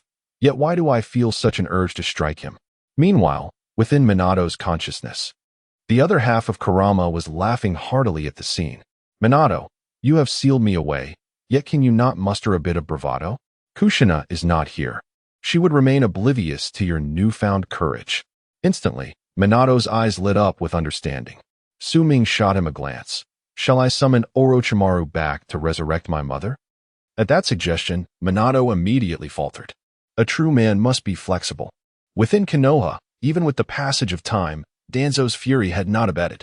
His mind was consumed with thoughts of Su Ming, wishing to reduce him to ashes. Yet, he found himself incapable of prevailing. He touched the bandages on his arm. Lost in contemplation. Izanagi last time, he had nearly lost control, but that had been among the Uchiha clan. Revealing himself would have posed too great a risk. This time, his gaze darkened, clearly plotting his next move. Recently, the Uchiha clan had been unusually active. He rose, determined to confront Hiruzen, feeling he could no longer tolerate the situation. In the Uchiha territory, Su Ming's sudden request for an audience astonished many Uchiha clan members. The clan leader's reception was particularly noteworthy, igniting varied thoughts among the onlookers. A few quietly slipped away, heading towards Naruto's home. In the reception room, how have you deliberated, clan leader Fugaku? Su Ming inquired directly. I trust you have made the most prudent decision befitting a clan leader. Fugaku smiled wryly. Here was a child barely older than his own son. Yet he felt an overwhelming sense of pressure in his presence, akin to facing the Hokage. I wish to witness your strength, he declared. Very well, Su Ming replied simply. With a snap of his fingers, he produced a specially crafted kunai, infusing it with a modicum of chakra, and exclaimed, summoning technique. Fugaku was left in a state of confusion. You can summon a spirit beast without forming any seals? Are you certain you are not jesting with me? However, when Su Ming truly summoned something, Faik was left in a state of shock, and upon realizing what had been conjured, his astonishment deepened. A singular thought reverberated in his mind. Incredible! Truly, he is the son of the fourth. To summon his own father as a spirit beast, how audacious. This will not do. I must ensure that Itachi keeps a distance from Sasuke, lest he be led astray. At that moment, Minato Namikaze, the fourth Hokage, appeared in the reception room and greeted Faik. Faik clan leader, it has been a long time. It was then that Faik comprehended the gravity of the situation. This fourth Hokage was indeed real. The fact that the fourth had perished was common knowledge, yet now. Do not worry, Lord Faik. While a person may die, it does not imply that they cannot be resurrected, Su Ming remarked with a smile. I can assure you. The fourth Hokage is indeed real. Faik was utterly astonished. Such grandiloquence, yet I find it appealing. He nodded. If that were the case, he harbored no objections. The Uchiha clan remained under his control, despite a considerable number wishing to engage in conflict with Konoha. Yet, equally, many did not desire such strife. Su Ming advised Faik to abandon them. The lizard regenerates its tail. The current plight of the Uchiha resembles that of a lizard. There can be no perfect solution. Sacrifices must be made. Faik resolved to take action. However, Su Ming shook his head, indicating that it was not so straightforward. Faik paused. The situation for both sides was already fraught with tension, and action was inevitable. Even if you were to eliminate those clan members now, Konoha would not spare the Uchiha clan. What is your suggestion? Faik inquired. Relocate the clan members who wish to wage war against Konoha, those obstinate ones, and completely forsake them, allowing them to become mere cannon fodder for the revival of the Uchiha, Suming articulated. Then, the remaining members should conceal themselves. Only when the Uchiha truly disappears will Konoha feel secure. Five fell silent, then nodded in agreement. To embrace death in order to achieve rebirth was the Uchiha's only path forward. Naturally, only 5 were privy to this plan: Suming, Fayek, Minato Namikaze, Orochimaru, and Kurama. The matter of concealment was entrusted to Orochimaru, who would use the Flying Thunder God technique to effect the relocation. Remaining hidden and undetected was indeed Orochimaru's forte. After all, a serpent possesses unique abilities, driven by the instinct to survive rather than become a mere dish. This plan was unknown to Shisui and Itachi, as Suming had no intention of informing them, particularly Itachi. Their relationship with Konoha was delicate. Should they become aware, it might arouse the suspicions of Konoha's higher-ups. As Suming departed, several Uchiha clan members made their way to Naruto's home, intent on capturing him. They harbored designs to control the Nine-Tails Jinchuriki, but alas, their aspirations were noble, yet their strength was lacking. After casting out a few Uchiha clan members, Junmura calmly returned, dusting off his hands. Upon his return, Naruto appeared self-assured, exclaiming, "I knew those few wouldn't stand a chance against you." Junmura shook his head. Naruto was taken aback. Are they really that strong? Junmura shook his head once more. Naruto was left utterly dumbfounded. Junmura extended 2 fingers, then retracted one, stating, "For these individuals, 1 finger suffices." Naruto, alongside Sasuke, was on the verge of striking Junmura upon hearing this. Was it truly necessary to feign such weakness? Was the Uchiha clan so feeble? Sasuke, once a staunch supporter of the Uchiha lineage, had faced numerous setbacks since becoming a disciple of Suming. Although Naruto possessed commendable strength, it was further exacerbated by the presence of his exceptionally formidable brother, who returned from his ventures with an even more extraordinary companion. Were there truly only so many geniuses in this world? Wasn't the Sharingan one of the 3 great ocular techniques? Why could he not discern its true power? Suming had returned, yet without Minato, it was not the appropriate time to reveal himself. Despite Minato's yearning to reunite with Naruto, he had to restrain himself. The seal within the space had dissipated, and aside from Kurama blinking and huffing, there was silence. Minato worried that Naruto might miss him, but Naruto was entirely oblivious. His focus solely on Suming. "Brother," he exclaimed with exhilaration. Chapter 52, The Movements of Uchiha and the Transformation of Sarutobi. Part 3, Upon his return. Suming brought back Shisui as well, certainly to assist in enabling the Sharingan for Sasuke. Once back, Suming turned his gaze towards Sasuke and posed a serious question. "Sasuke, do you wish to awaken your Sharingan?" At Suming's words, Sasuke was momentarily taken aback, only to be overtaken by a wave of ecstatic joy.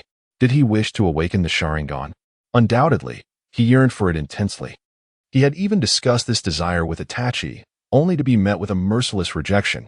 Now, with Suming's proposition, Sasuke did not hesitate and readily consented.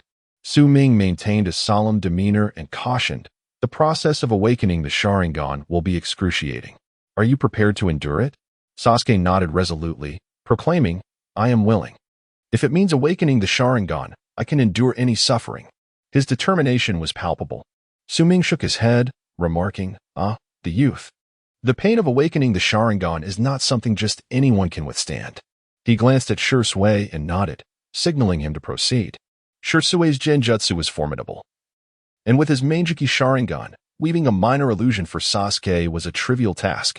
Soon, under Shisui's watchful gaze, Sasuke's eyes glazed over as he succumbed to the genjutsu. The illusion was meticulously crafted by Suming beforehand, a recollection of the night their clan was annihilated. In this haunting vision, his beloved brother would slaughter their entire clan, their parents included, dismissing Sasuke with a cold indifference. "Oh, my foolish younger brother. If you wish to kill me, then hate me, resent me, and live on in your wretched existence. Flee for your life. When you possess eyes like mine, then come find me." "No, no, no," Sasuke screamed, his heart wrenching in despair. He could scarcely fathom that his cherished brother had transformed into such a monster. His parents lay lifeless in a pool of blood, and Itachi's blade was stained with the blood of their kin. In the throes of anguish, Blood tears streamed down Sasuke's face. Suddenly, his eyes transformed, becoming a deep crimson. Within that sanguine hue, a tomo of the Sharingan emerged. The Sharingan had awakened. That's enough. Shisui, Su Ming instructed. Shisui nodded and ceased the Genjutsu. Sasuke gasped for breath. Even after escaping the illusion, the impact of the recent events weighed heavily upon him, causing him to regard Su Ming and Shisui with a hint of wariness. Su Ming offered no words of comfort, stating, "What you have seen may not be entirely false." Sasuke locked eyes with Su Ming, steeling himself. Strive for strength. That day is not far off, but until then, your only task is to fortify yourself. Su Ming patted Sasuke's shoulder, advising him not to disappoint Itachi. With that, he departed, leaving Sasuke with an unwavering determination. He seeks to safeguard his parents, to prevent that scene from unfolding. Protection. This is his path of endurance. The movements of the Uchiha clan only served to strengthen his resolve when they reached Danzo. Although he had been rebuffed during his last attempt to consult Sarutobi, this time would be different. The matter of the Jinchuriki was no trivial affair. Thus, when he stood before Sarutobi once more, his confidence had grown substantially. Sarutobi lifted his gaze towards Danzo. If this discussion pertains to the Uchiha, then there is no need to elaborate. We cannot take action against the Uchiha. Danzo appeared as if he had anticipated such a response, stating, "Naruto Uzumaki, has something happened? What is it?" Sarutobi's eyes narrowed. The matter of the Nine-Tails Jinchuriki is indeed significant. Unquestionably so. Danzo smiled, revealing that several Uchiha clansmen sought to take him away. Sarutobi, you must understand the gravity of the Nine-Tails Jinchuriki. If it falls into the hands of those with ill intent, the threat is immense. You should already comprehend the Uchiha's intentions without my elaboration. Sarutobi fell silent. Regarding the Uchiha, the policy has remained unchanged since the second Hokage's era, exclusion. They must be kept away from the core of the village and denied access to power. This was evident during the last Shinobi World War, when, despite having the upper hand, the three legendary Sannin retreated along with the Uchiha clan. Sarutobi understood that such an opportunity to establish authority must not be granted to the Uchiha. Otherwise, the consequences would be unimaginable. Yet now, they had dared to act against the Nine-Tails Jinchuriki. He gently pinched his pipe, pondering if there was truly no room for negotiation. This matter required further discussion with Shisui. He decided. Danzo remained silent, knowing that Sarutobi's compassion had always been his weakness. However, Danzo was also aware that even if Shisui were called upon, it would not alter the situation. Moments later, Shisui arrived. Lord Third, Lord Danzo, he greeted with a bow. Sarutobi gestured for him to forego further formalities and, with a worried expression, relayed Danzo's concerns. I still have faith in the Uchiha clan. The village cannot endure another civil conflict. I have always hoped to resolve disputes through peaceful means, but the difficulty is immense. Sarutobi sighed, his face etched with worry. Shisui remained silent. Absorbing the news of his clansmen's actions and recognizing the hostility such behavior would incite among Konoha's leadership, I summoned you to discuss a more effective strategy. After all, the Uchiha clan is ultimately a part of Konoha, and unless absolutely necessary, I do not wish to take action against them, Sarutobi said, looking at Shisui. Shisui continued to remain silent. Alas, Sarutobi sighed again. Perhaps I, as the third Hokage, have not done enough. Otherwise, we would not be facing such troubles. His lamentations revealed a few more signs of age upon his countenance. This scene unfolded before the eyes of Shisui. Finally, unable to contain himself, Shisui suddenly spoke.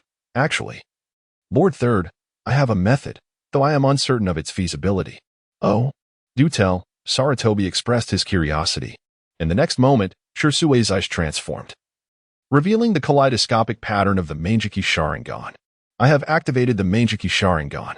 A sharp intake of breath echoed as both Danzo and Sarutobi were struck with astonishment, accompanied by a profound sense of trepidation. The Manjiki Sharingan posed an immense threat. Upon activating it, I awakened a power known as Kodo Amatsukami, which allows me to alter others' wills without detection. By modifying the will of clan head Fugaku, the issues between Konoha and the Uchiha would be resolved directly. Sarutobi suppressed his shock and responded. Then, Shisui, I must entrust this matter to you. Shursui nodded and departed. Shortly after his exit, Danzo cast a mocking glance at Sarutobi. But this time, Sarutobi did not refute him. He simply nodded in acknowledgement. Danzo smiled as he exited. The Manjiki Sharingan indeed posed a formidable threat. How could one trust such an Uchiha? Chapter 53, The Worrisome Intelligence of Uchiha, Part 1. In recent days, Hashirama, upon awakening his Sharingan, eagerly enlisted Naruto as his training partner.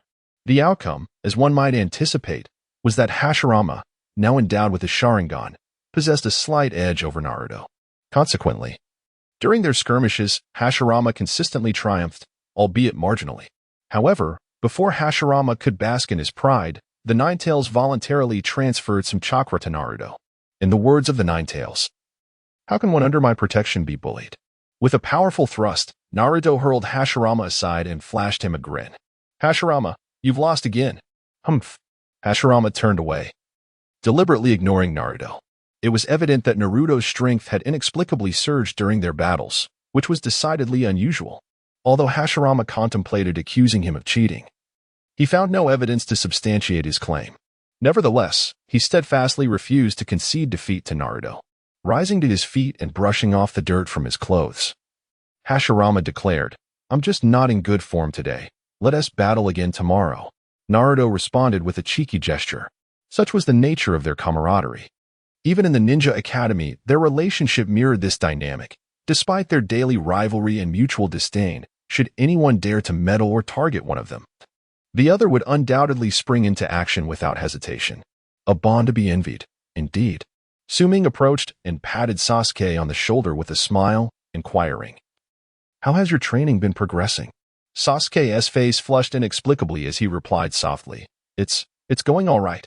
Naruto, standing nearby, chimed in with a teasing remark, "Indeed, it's going well. You fought 8 matches and won 3. That's progress." Upon hearing this, Sasuke seethed with anger. "You." Naruto burst into laughter and walked away, aware that his brother had something to discuss with Hashirama. Given Hashirama's possessive nature, it was prudent to keep some matters private. After Naruto's departure, Suming reassured Hashirama, "There's no need to rush. You've only recently awakened your Sharingan. With practice, you'll surely catch up to Naruto." Sasuke nodded in agreement. Suming, cognizant of the underlying issues, suspected that the interference of the Ninetales was a significant factor. Ever since Minato Namikaze appeared, the Ninetales had become increasingly invested in Naruto, eager to prove his greater concern for Naruto compared to Minato. Naturally, Minato lacked the ability to share chakra or teach jutsu as the Ninetales could, and Naruto had shown little interest in learning. Over time, this had led to the Ninetales' disdain for Naruto. The Ninetales reveled in his triumph, feeling as though all the grievances endured while confined within Kushina's womb had been avenged. Shortly thereafter, a figure appeared at the entrance, glancing around cautiously before stepping inside. It was Kabuto. "Lord Suming, we have a situation." Kabuto's voice conveyed urgency, indicating that the matter was indeed serious. Suming raised an eyebrow and inquired, "What has happened?" Kabuto replied gravely, "Shursui is in trouble." "Damn it." Suming's expression shifted dramatically. He had repeatedly cautioned against revealing the secrets of the Manjiki Sharingan. How could Shursui have disregarded his warnings? Suming slapped his forehead, a hint of headache creeping in. Is the Uchiha clan filled with fools? He mused, momentarily forgetting that Sasuke was nearby. Sasuke, perplexed, could only weakly remind him, "Master." Recalling his mention of Hashirama, Suming quickly added, "You don't count." Hashirama sighed in relief, yet the very next moment, he heard Suming's voice again. "You are even worse than a fool." Hashirama responded, "Master, is this really how you wish to proceed? Do you not consider the feelings of your beloved disciple?" However, Hashirama's pitiful gaze was entirely disregarded by Suming. He was not Itachi. Turning his attention to Orochimaru, Suming continued his inquiry, "Is Shursui still alive?" Orochimaru replied, "He has already escaped, but Danzo has dispatched people to pursue him." Suming inhaled deeply. "Ah, I understand. I shall handle this matter," he said with resignation. Orochimaru nodded and departed, having merely come to convey the news. Espionage had always been his primary occupation. "Master, where are you going?" After Orochimaru left, Su Ming wasted no time in preparing to leave, prompting Hashirama to ask in a stupor. To guard the corpse, Su Ming declared before making his exit. With Shui being pursued by Danzo, if Su Ming were to search for him now, by the time he found Shui, the body would likely be cold. Therefore, rather than searching for Shui, it would be wiser to wait at the spot where Shui had leaped. The Uchiha clan truly was a source of constant worry. Su Ming moved with remarkable speed and soon arrived at the southern bank of the He River, the very place where Shui had plunged into the abyss. However, having forgotten the exact location of Shui's leap, Su Ming could only rely on fate to determine whether he would encounter Shui again. Fortunately, Shui, displaying commendable resilience, soon appeared within Su Ming's line of sight. Su Ming rushed forward and rescued him, exchanging pills from the system's shop to help Shui regain consciousness. Upon awakening, the first action Shui took was to turn his head and retch to the side. This was, of course, a side effect of the pills, as Shui was already weak from losing both eyes and the impact of the fall had undoubtedly taken its toll.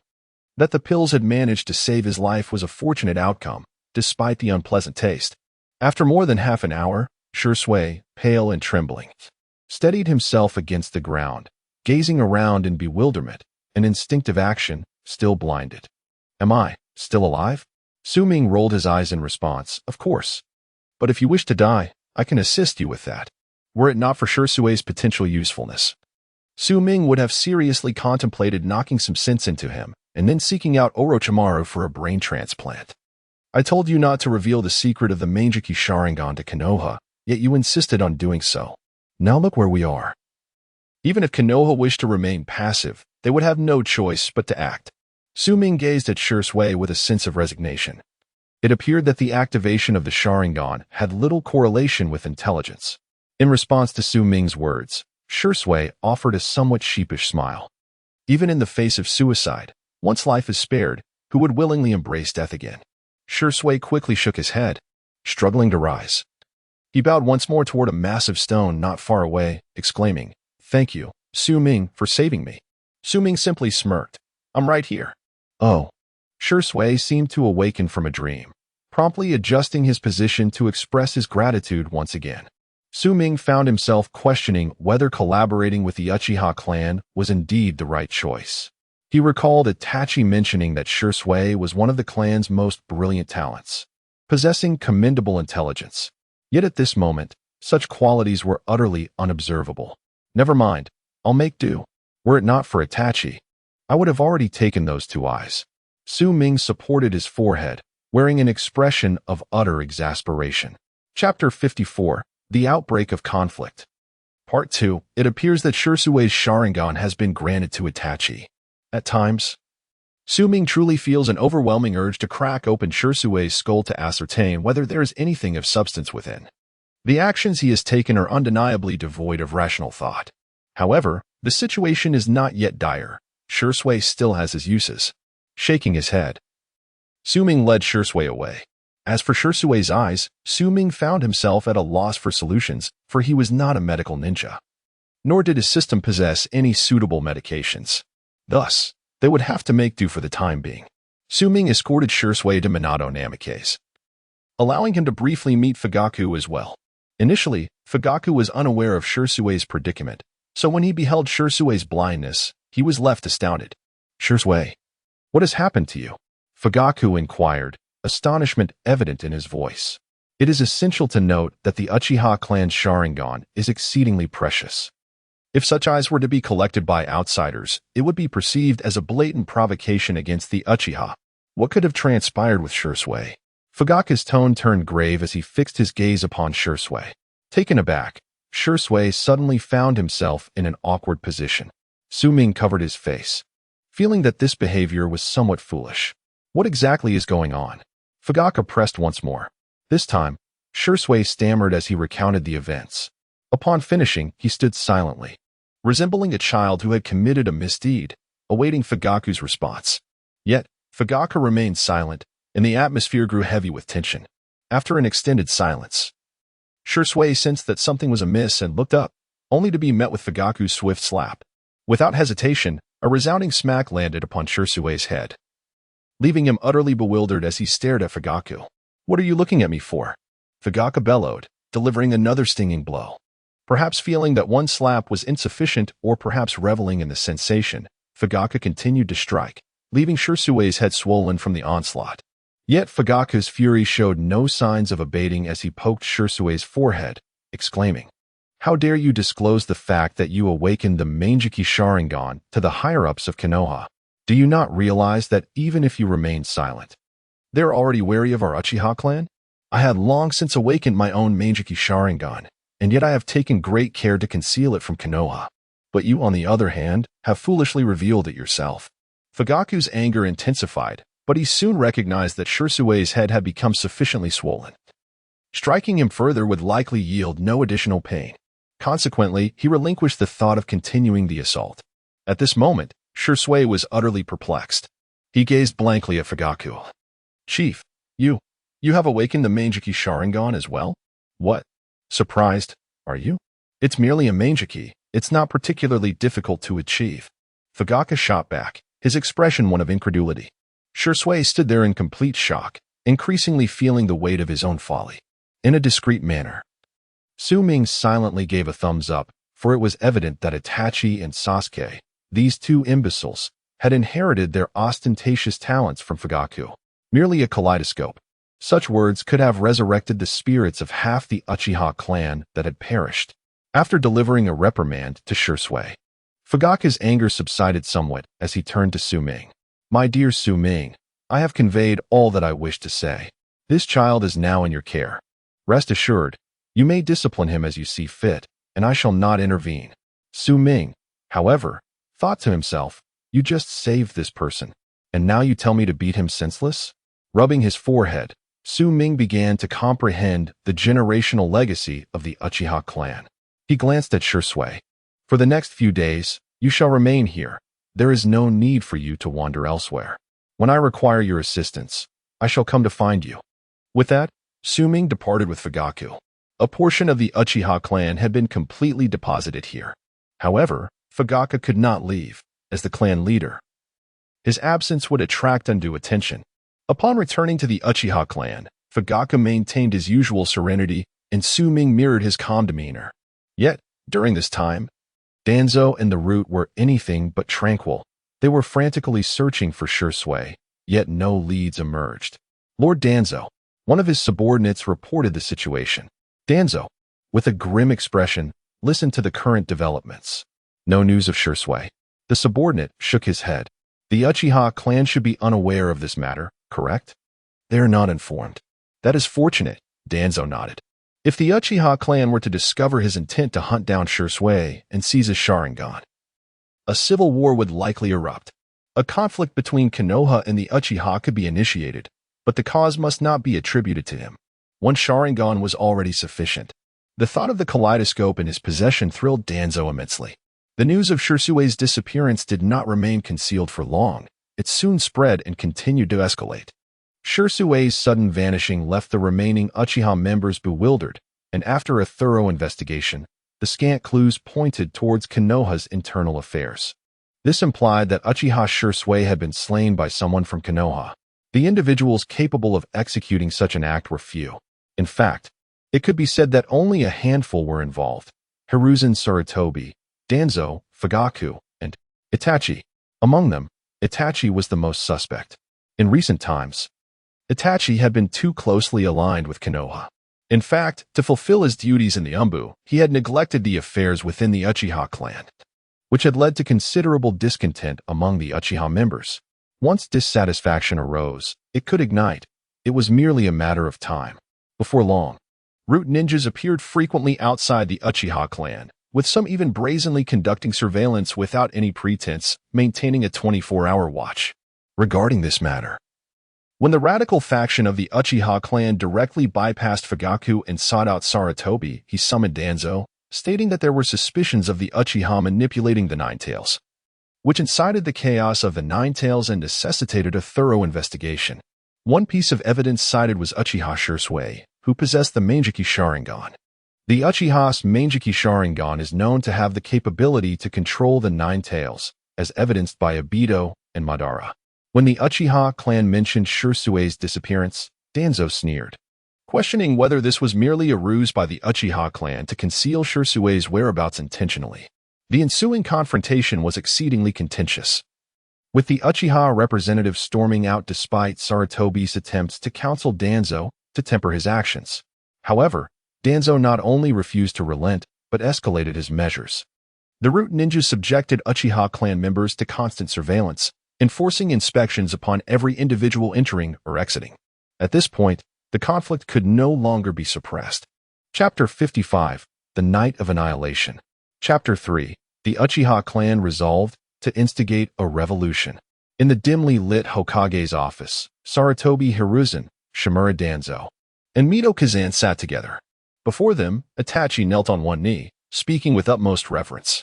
As he articulated his thoughts, he raised his gaze to observe the expressions of the three men. Time was of the essence. Before they made their move, it was imperative to strike first. Danzo narrowed his eyes and spoke directly. The Uchiha were once comrades. I believe we should seek resolution through dialogue rather than force. Leave this matter to me. Hiruzen slightly shook his head, not fully acquiescing. He glanced at the other two, and with no objections raised, the decision was thus settled. The group departed. As Itachi prepared to leave, Danzo called out to him. Itachi turned, locking eyes with Danzo. Despite the third's eloquent words, when the moment of truth arrived, he would undoubtedly protect Konoha. I hope you can make a choice. Stand with your family and face extinction together, or align with Konoha and, prior to the insurrection, safeguard your brother while exterminating the Uchiha clan. I trust you understand the gravity of your decision. Shock flickered in Itachi's eyes, although discontent with his clan. He had never contemplated their extermination. Ignoring Itachi's turmoil, Danzo continued, to protect the village, we must quell any unrest before it arises. The only shinobi capable of undertaking this role is a double agent from both Konoha and the Uchiha. Itachi, no one else is fit for this task. Danzo regarded Itachi with a serious expression. Are you willing to accept this mission? Itachi remained silent, offering no response. Danzo shook his head and prepared to depart. You would do well to decide swiftly before I issue my orders. Otherwise, the Uchiha, safe for you, shall not survive. With that, Danzo left, leaving Itachi in a haze of confusion. The village, the clan, the shinobi. He looked up at the sky. Makoto, what should I do? Upon exiting, Itachi found himself inexplicably drawn to the exterior of the Tsugumi residence. He stood outside, refraining from entering. The sounds of merriment within were audible even from his position. Brother, come quickly. Naruto's voice rang out. You sneak attacked me, you rascal. Sasuke's protest echoed. Haha. Naruto laughed heartily. Dare you challenge me? Behold my ultimate technique. Body technique. 1,000 years of pain. Ah. Sasuke's voice pierced the air, filled with anguish. Naruto's laughter was deafening. This scene left Itachi, who had intended to seek out Tsugumi, momentarily stunned. He halted, enveloped in silence. Makoto and Naruto were so joyous. If he were to intrude upon them, would he disrupt their lives? Furthermore, how could he involve them in matters concerning the clan and the village? Suddenly, Itachi chuckled, albeit forced. I find solace in knowing Sasuke is with Makoto. Itachi cast a furtive glance at Sasuke, gently wiping away the tears from the corners of his eyes. Forgive me, Sasuke. With that, Itachi departed. He had formed bonds of friendship, yet in moments of peril, he was even more reluctant to involve them. Itachi had few friends, Shisui and Su Ming. Shisui was gone, leaving only Su Ming. Live well, Ming-san. Carry my blessings. Shortly after Itachi's departure, Su Ming appeared at the spot where he had stood, gazing wistfully at Itachi's receding figure, letting out a soft sigh. Itachi, in the end, did you not speak? Once again, you bear the burden alone. But how could this be? Behind Su Ming stood Sasuke and Naruto, both looking at him with earnest expressions. Master, has my brother left? Sasuke inquired. Su Ming nodded. Yes. He is gone. He was a good brother. Sasuke fell silent, clutching his rear, appearing somewhat dejected. Naruto placed his finger under his nose, took a whiff, and grimaced, swiftly shaking his hand away. Remember what I taught you, Sasuke? Sasuke nodded, his tone suddenly turning grave. My foolish brother. As he spoke, the newly awakened Sharingan glimmered ominously in his eyes. Nearby, Naruto flicked his fingers several times, perhaps feeling the scent had diminished significantly before finally relaxing. In the seal space, Kurama sighed, extending a paw to his forehead in exasperation. Such a fine boy. How is it possible that he became foolish within just a few days of knowing Minato? A disruptive element, that Minato. Silently, Su-Ming gazed in the direction Itachi had vanished. This time, Itachi, I shall not allow you to bear this alone. He then brought Naruto and Sasuke back to the house. Activating the Flying Thunder God technique, he arrived at Fugaku's location. He looked at Fugaku and inquired, "How are things progressing?" Fugaku nodded. "Everything is ready." His demeanor bore traces of anger, prompting Su-Ming to seek clarification. Fugaku elaborated, "These individuals have audaciously bypassed me, representing the Uchiha clan to negotiate with Konoha. Where do they place me, the clan leader?" Fugaku was incensed. These actions had been taken without his knowledge, and only after the negotiations concluded did they come to inform him. He felt as though he had been thrust into a position of confrontation with Konoha without his consent. Despite his dissatisfaction with Danzo's maneuvers, he remained the clan leader. The affairs of the Uchiha clan were ultimately his to dictate. Such individuals could not be allowed to remain. They were a malignant presence within the Uchiha. That evening, Itachi would be arriving, and he requested Fugaku and his wife to prepare accordingly. "I will ensure Sasuke's safety," he assured. Fugaku nodded in agreement. Su-Ming then took his leave. This time, he brought Minato back to his home. When the two young ones laid eyes on Minato, they were momentarily stunned. Sasuke, having never seen Minato before, was caught off guard. As for Naruto, "Dad, when did you come out?" Kakashi Hitaki. He has already developed a murderous intent. Initially, he was concerned that, in his absence, Naruto would miss him.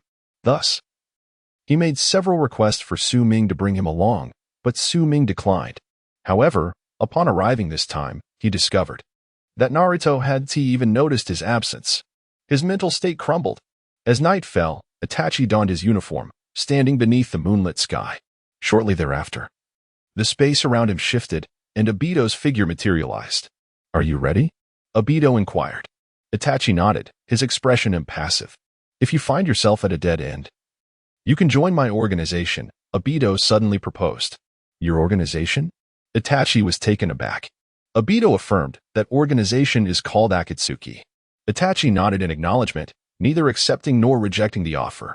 Subsequently, the two parted ways, heading towards the Uchiha clan's territory and the Konoha guard station respectively. The night of the massacre had begun. Chapter 56, Oh, My Foolish Brother. Part 1. The time spent with Minato, Namikaze, and Naruto served as a means of atonement for the debt he felt towards Naruto after such a prolonged separation. Although there existed a ceiling space for Minato, the current experience felt more tangible. Surprisingly, Tobirama exhibited an unusual docility in Minato's presence. This was undoubtedly influenced by Naruto's portrayal of his father, as Naruto had diligently endeavored to instill a sense of awe in Tobirama regarding Minato's prowess. Essentially, Naruto summarized all that frightened Tobirama, leading him to behave like a compliant little spouse upon encountering Minato. Within the confines of the Ninja Academy, the two left shadow clones behind, bolstered by Su-Ming and Kurama, ensuring that the clones would suffice until the Uchiha matter concluded. As for any potential discovery, Iriko was indeed an ally. As night fell, Su-Ming entrusted Junmaro with the responsibility of safeguarding Naruto, while he departed with Minato and Tobirama. When Tobirama left, Naruto disdainfully patted his shoulder, boldly declaring, "Don't embarrass me." The trio then parted ways. After Itachi and Obito separated, Itachi proceeded to the Uchiha clan grounds, while Obito made his way to the Konoha guard station. Thus, the three of them also diverged in their paths.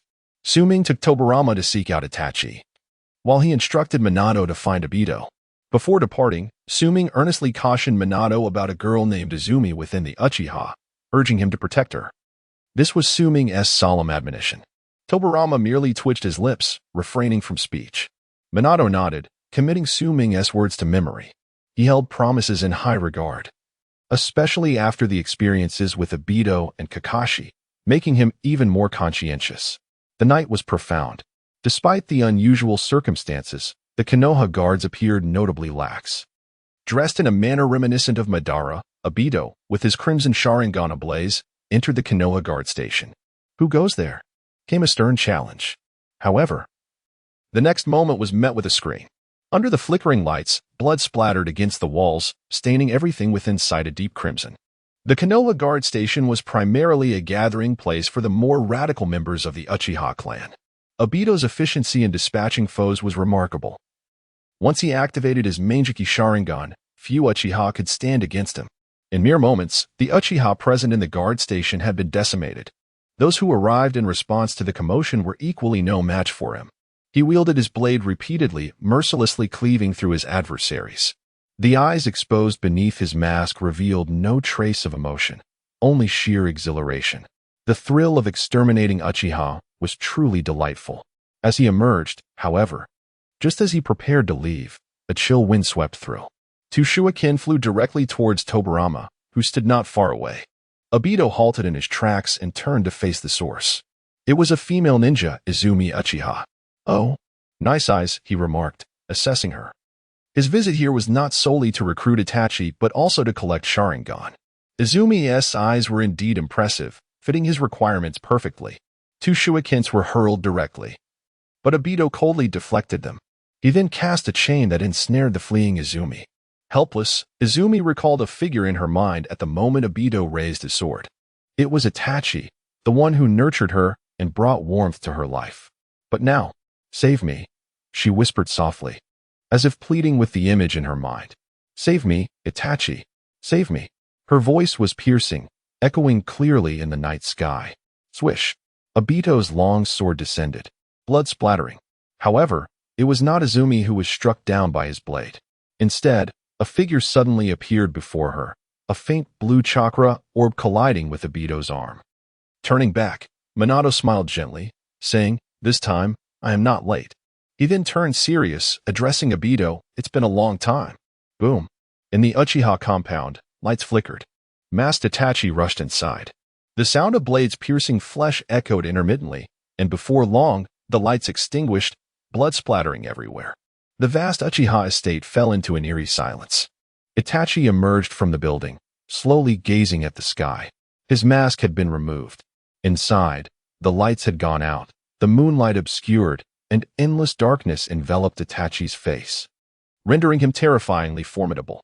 Blood dripped slowly from the tip of his sword as his heart turned cold, pressing onward. Suddenly, a figure appeared in the center of the path.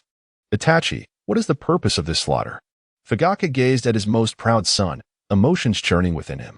Observing Itachi's demeanor, Fugaku instinctively contemplated retreating from the fight.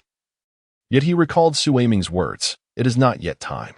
Crimson manifested in his eyes, the three tomo emerging before transforming into the kaleidoscope. Itachi's body trembled, his pupils constricting sharply. "Why are you doing this? What future do you see?" Fugaku inquired. In the next moment, Itachi's three tomo Sharingan transformed as well, revealing the kaleidoscope. At this moment, Fugaku's gaze was filled with the small figure of Sasuke. Itachi's eyes shifted. "This is the future I see." "I see, Sasuke." With a loud thud, Fugaku's form vanished. Itachi stared blankly at everything before him, murmuring, "Shadow clone?" He continued onward, deep in thought. His father had become his greatest adversary. This would be a battle between kaleidoscope Sharingan wielders. Outside Fugaku's room, Itachi hesitated. Just then, Fugaku's voice resonated from within, "Come in, Itachi. There are no ambushes." The door opened, and Itachi stepped inside. Uchiha Fugaku and Uchiha Makoto stood with their backs to Itachi. "Father, I do not wish to fight my own son." Itachi advanced. "You have chosen their side." From beginning to end, Fugaku's words remained calm. "Father, mother, and I. We understand, Itachi," the voice of Makoto. "In the end, I entrust Sasuke to you." Itachi stepped forward, his hand trembling around the blade. "No, do not be afraid." Fugaku's voice remained calm. "This is the path you have chosen. Compared to your suffering, ours is but a fleeting moment. Even if our thoughts diverge, I remain proud of you. You are truly a kind child." Humph. Outside the window, leaves fell gently. Itachi wiped away his tears and stepped out of the house. The clouds that obscured the moon were swept away by the wind, revealing a blood-red moon, much like the crimson pool beneath him. "Itachi, We have waited for you for a long time. Look up. Suming and Sasuke stood together. Itachi trembled, unable to believe his eyes. Ming-san. Suming remained silent. When his gaze met Sasuke's, Sasuke's expression was cold as he softly uttered, "My foolish brother." Chapter 57. Itachi, leave the responsibility to father. Part 2. Oh, my foolish brother. Sasuke's tender voice resonated throughout the surroundings, momentarily leaving everyone in a state of shock. Ming-san, why did you bring Sasuke here? He asked, urgency evident in his tone. At this moment, the Uchiha clan posed an immense danger, both for Sasuke and Suming. The threat of Sarutobi Hiruzen and Danzo's sudden appearance loomed. The lost bird returns home. I have come to guide him back, Suming replied. Itachi, feeling a sense of urgency at the sudden arrival of Suming and Sasuke, could not afford to be distracted. His eyes transformed into the Sharingan as he gazed upon Sasuke, intending to assist him in awakening his own eyes. However, as Itachi's gaze fell upon him, Sasuke also lifted his head. To Itachi's astonishment, his eyes had transformed as well, crimson and fierce. How is this possible? When did Sasuke? Itachi's eyes widened in disbelief, overwhelmed by the revelation. Are you surprised? Sasuke's voice cut through the air. I believed you could measure my abilities, brother. Yet, he shook his head, the implication clear. Oh, my foolish brother. If you wish to kill me, then harbor your hatred and curses. Live on in your wretched existence. Continue to evade. When I possess eyes like yours, I will stand before you and end your life. Itachi's heart raced, his shock difficult to quell. With Suming present, even if he wished to act against Sasuke, he found himself unable. Moreover, he harbored no desire to harm him. Sasuke awakening his eyes had disrupted all of Itachi's plans. Even now, he struggled to comprehend the reality unfolding before him. Are you astonished? A voice emerged from behind Itachi. He turned, his expression shifting dramatically. It was none other than his parents, Fugaku and Mikoto. Itachi's pupils constricted in shock. Father, mother, how is this possible? Fugaku stretched his limbs, appearing unconcerned as if nothing were amiss. Earlier, Itachi had refrained from taking action. Instead, his parents had chosen to harm themselves. But it was merely an act put on for Itachi's benefit. Fugaku smiled and glanced at Suming. This was Suming's idea. Confused, Itachi looked at Suming, who smiled gently and ruffled Itachi's hair. Itachi, welcome home. Fugaku and Mikoto stepped closer, standing beside Itachi. I once believed that death could resolve all issues. Yet, Suming enlightened me that it was merely an escape, forcing burdens onto our children. I still have the strength, Fugaku chuckled softly. Thus, I shall bear the weight for you both as much as possible. Itachi, Fugaku said sincerely, gazing at his son, release the burdens upon your shoulders. Allow your father to carry them. When I am too old to bear them, I shall pass them to you. After all, I am a man too. Fugaku smiled sincerely as he looked at his wife and son. Itachi, with trembling eyes, gazed at everything before him, tears cascading down his cheeks. For the first time, he wept like a child, a true child. In this moment, he was no longer an individual. He was Itachi Uchiha, a member of the Uchiha clan. Not the solitary figure of the past who had belonged to the Umbu. Thank you, Ming-san.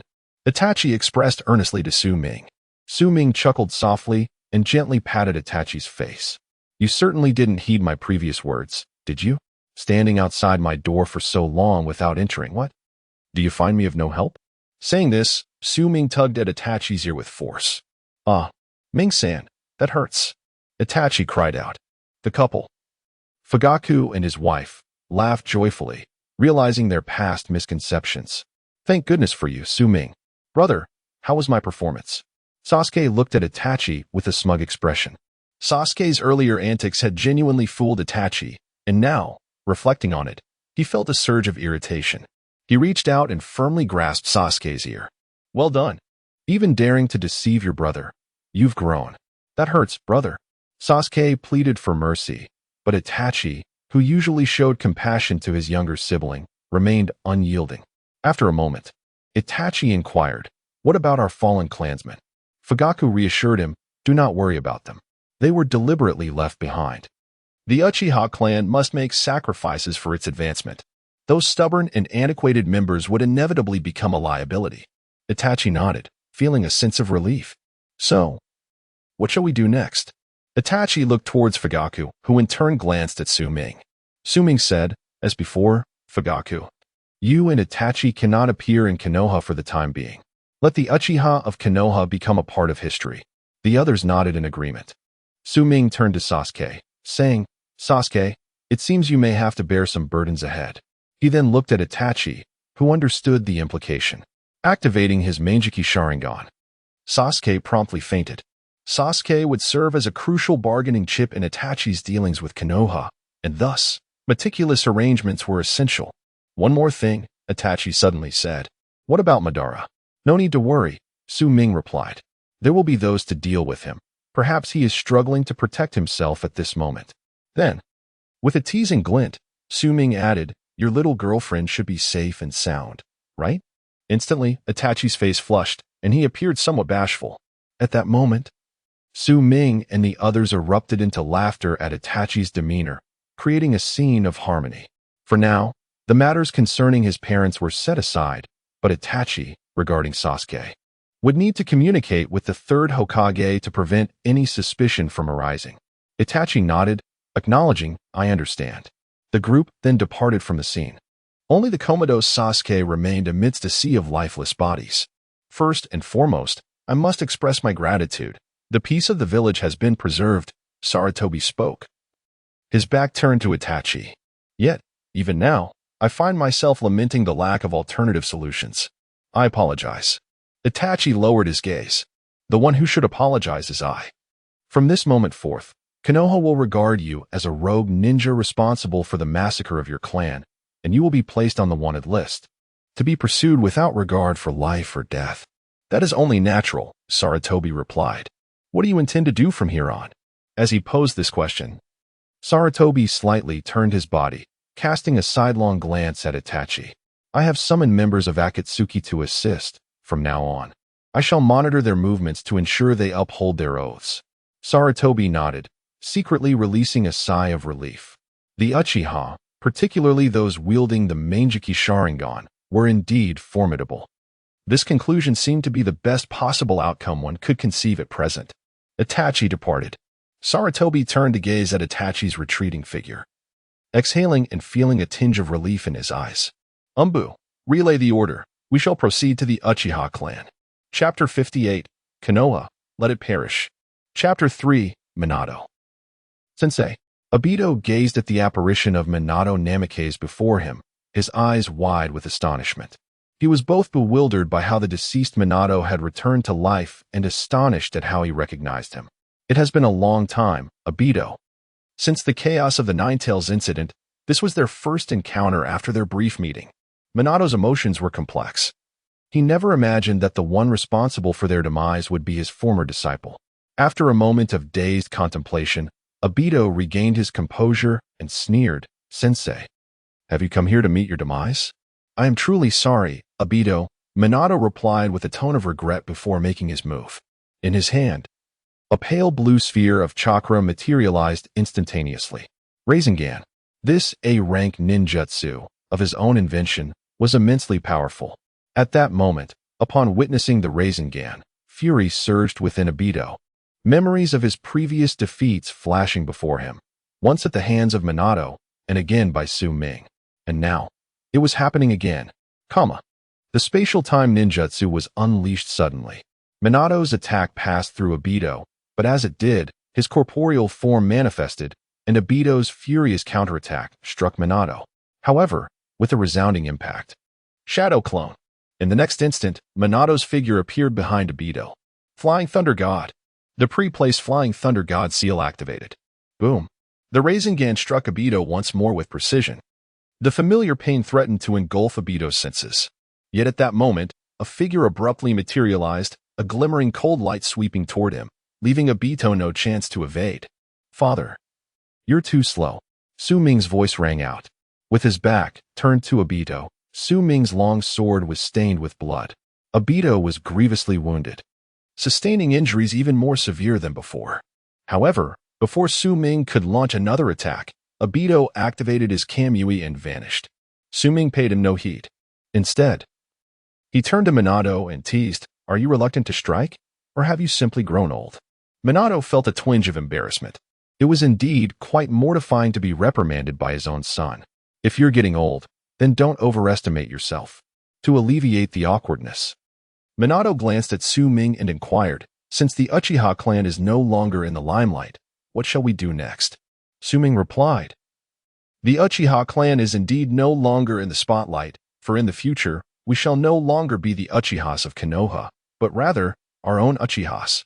Father, he continued, looking at Minato, you must understand that Konoha has always treated us poorly, and you should be aware of my intentions. Minato fell silent. He was well aware of Su Ming's thoughts. The wounds inflicted upon him and Naruto by Konoha over the years would undoubtedly demand retribution. The Uchiha's concealment was merely one step in a larger strategy. Konoha was no longer the Konoha of yore. Naruto has grown considerably, and Konoha must now pay the price. Su Ming's gaze was frigid as he slowly spoke. Let us go. Considering the time, Sarutobi Hiruzen will soon arrive, and you must leave. Su Ming declared. And you? Asked Minato Namikaze. Me? Su Ming smiled. The Uchiha clan has fallen.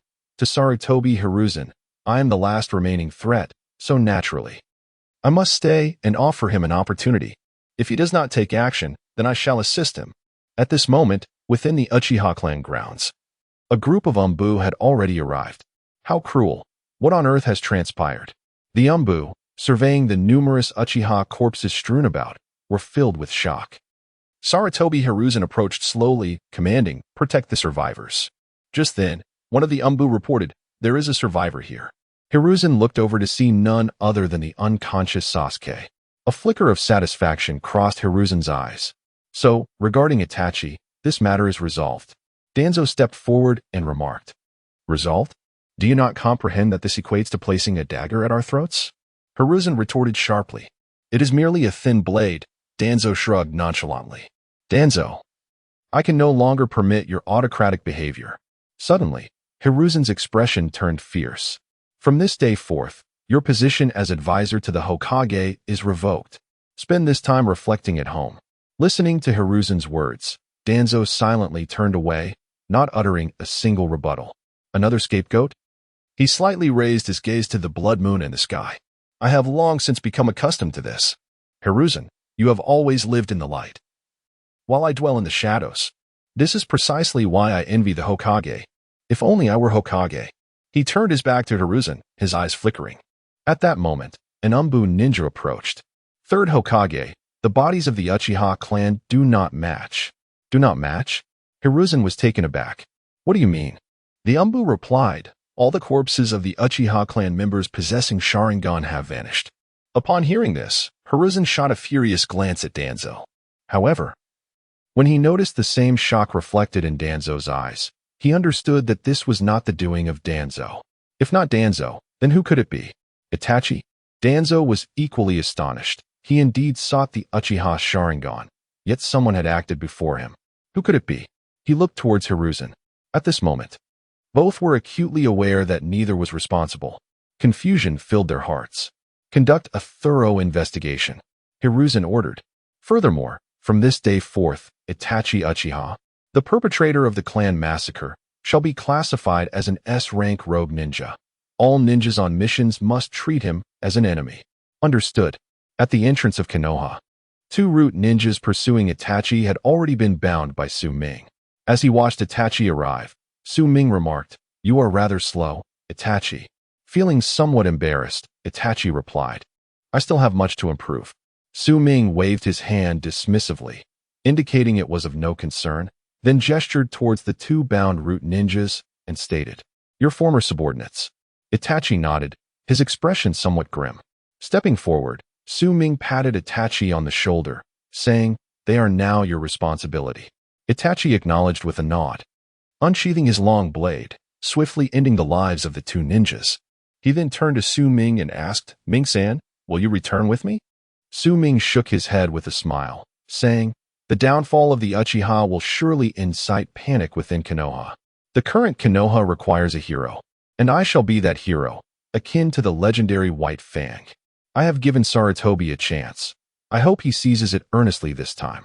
Otherwise, allowing Konoha to perish would be exceedingly dull. Suming laughed, his mirth reminiscent of a demon's. Naruto has grown, so what reservations could he possibly have? Konoha. Let it be destroyed. Chapter 59. Nine-Tailed Beast, I Seek Your Power.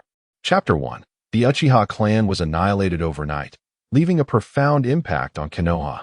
After all, the Uchiha clan was a formidable lineage that co-founded the village alongside the Senju clan, despite Sarutobi's efforts over the years to diminish the influence of these great families. The name Uchiha remained widely recognized. The sudden destruction of such a prominent clan would undoubtedly draw the attention of the villagers. The higher-ups of Konoha handled the situation with remarkable efficiency, as if they had rehearsed this scenario countless times. In the Hokage's office, Sarutobi Hiruzen, as usual, puffed on his pipe. Despite the mountain of documents piled on his newly acquired desk, he displayed no signs of discontent. The conclusion of the Uchiha incident felt akin to a thorn being extracted from his heart, bringing him immense relief. At present, there was virtually no one in Konoha capable of posing a threat to him. However, he suddenly recalled an uncertain variable, Sumi, the adopted son of Minato. Due to matters regarding Naruto, Minato's adopted son had gradually become an adversary, possessing remarkable talent. Most critically, his connection to Itachi. If he were to discover that Itachi had acted under Konoha's orders to eradicate his entire clan, the consequences were unpredictable. At that moment, a knock echoed through the door, and an Umbu member wearing a dog mask entered. "What is it?" Sarutobi inquired without raising his gaze. "Lord Third," the Umbu reported, "during our patrol, we discovered the corpses of 2 Konoha ninjas near the village entrance, along with the unconscious Sumi." "Sumi?" Sarutobi's eyes widened in disbelief as he stared at the Umbu. "Indeed," the Umbu nodded, "he appears to be gravely injured." In Sumi's hand, he clutched a ninja headband, Itachi's. "Itachi." Sarutobi's eyes narrowed, lost in contemplation. After a moment, he directed his gaze at the Umbu, issuing a command. "Take him to the hospital. Remember, this matter must not be disclosed to anyone." "Understood. Once he arrives at the hospital, ensure strict surveillance. Inform me immediately of any developments." The Umbu departed. In the empty Hokage office, Sarutobi continued to smoke his pipe. His brow furrowed. Why was Sumi at the village entrance? Was he attempting to confront Itachi? But how did he come to learn of Itachi's whereabouts? Although the situation was perplexing, Sarutobi knew one thing. The villagers must never be made aware of this incident. Otherwise, the image of Sumi, who risked everything to thwart Itachi, would garner immense prestige among the villagers. Moreover, his identity as the 4th Hokage's son could potentially threaten Sarutobi's position. It must not be exposed. After a moment's thought, Sarutobi chose not to bury himself in village affairs, instead rising and leaving the Hokage office. Sumi was transported to the hospital, yet this news was kept from everyone. Inside Konoha Hospital, after a moment of observation, the hidden figures deemed it safe to temporarily ease their vigilance. During this interval, Sasuke regained consciousness. In truth, he had been awake for some time, merely feigning sleep due to the presence of a watcher nearby. Now that their observer had departed, he turned to his companion Su Ming and whispered, "Master, why have you come in as well?" Suddenly, Su Ming, appearing gravely injured on the hospital bed, opened his eyes. "I came to the hospital to check in and, incidentally, to play the hero," he stated, his voice robust and devoid of any semblance of injury. Sasuke paused, utterly perplexed by this response. Su Ming chose not to elaborate further, to obscure the true nature of the Uchiha clan's demise. All blame would be shifted onto Itachi by Sarutobi. In fact, Sarutobi was willing to tarnish Itachi's reputation to enhance his own standing, exaggerating his role in the Uchiha massacre to bolster his authority and solidify his dominance within Konoha. This manipulation was a skill Sarutobi had mastered. Su Ming's plan was to deliver a decisive blow to Sarutobi just as he prepared to accept the consequences of his machinations, thereby seizing the fruits of his labor. While this scheme was straightforward, Su Ming worried that Koharu might not grasp its intricacies, leading him to forego an explanation. After all, political matters were far less engaging for Koharu than vying for attention from his sister-in-law. The two conversed for a brief moment before footsteps echoed outside, prompting them to fall silent and feign unconsciousness once more.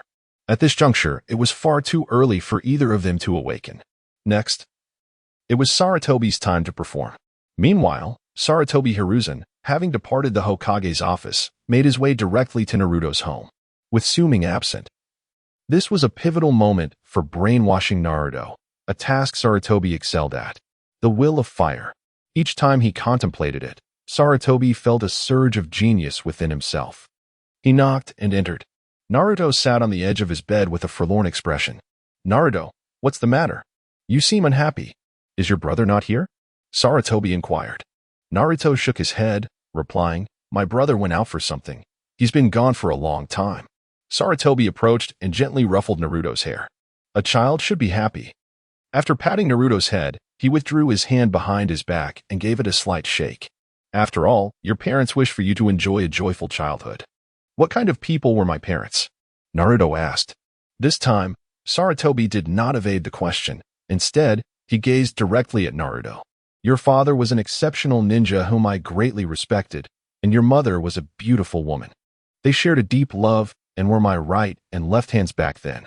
As he spoke, a gentle smile crept onto Sarutobi's face, radiating warmth. Naruto seemed to be moved by this revelation, fixating his gaze on Sarutobi. At that moment, Sarutobi continued, "In truth, your parents entrusted you to me in their final moments. I have been preoccupied with Hokage duties, and in doing so, I have regrettably overlooked you. After much contemplation, I have decided to make amends with you. Henceforth, I shall bestow upon you a greater allowance. Naruto, do strive to excel."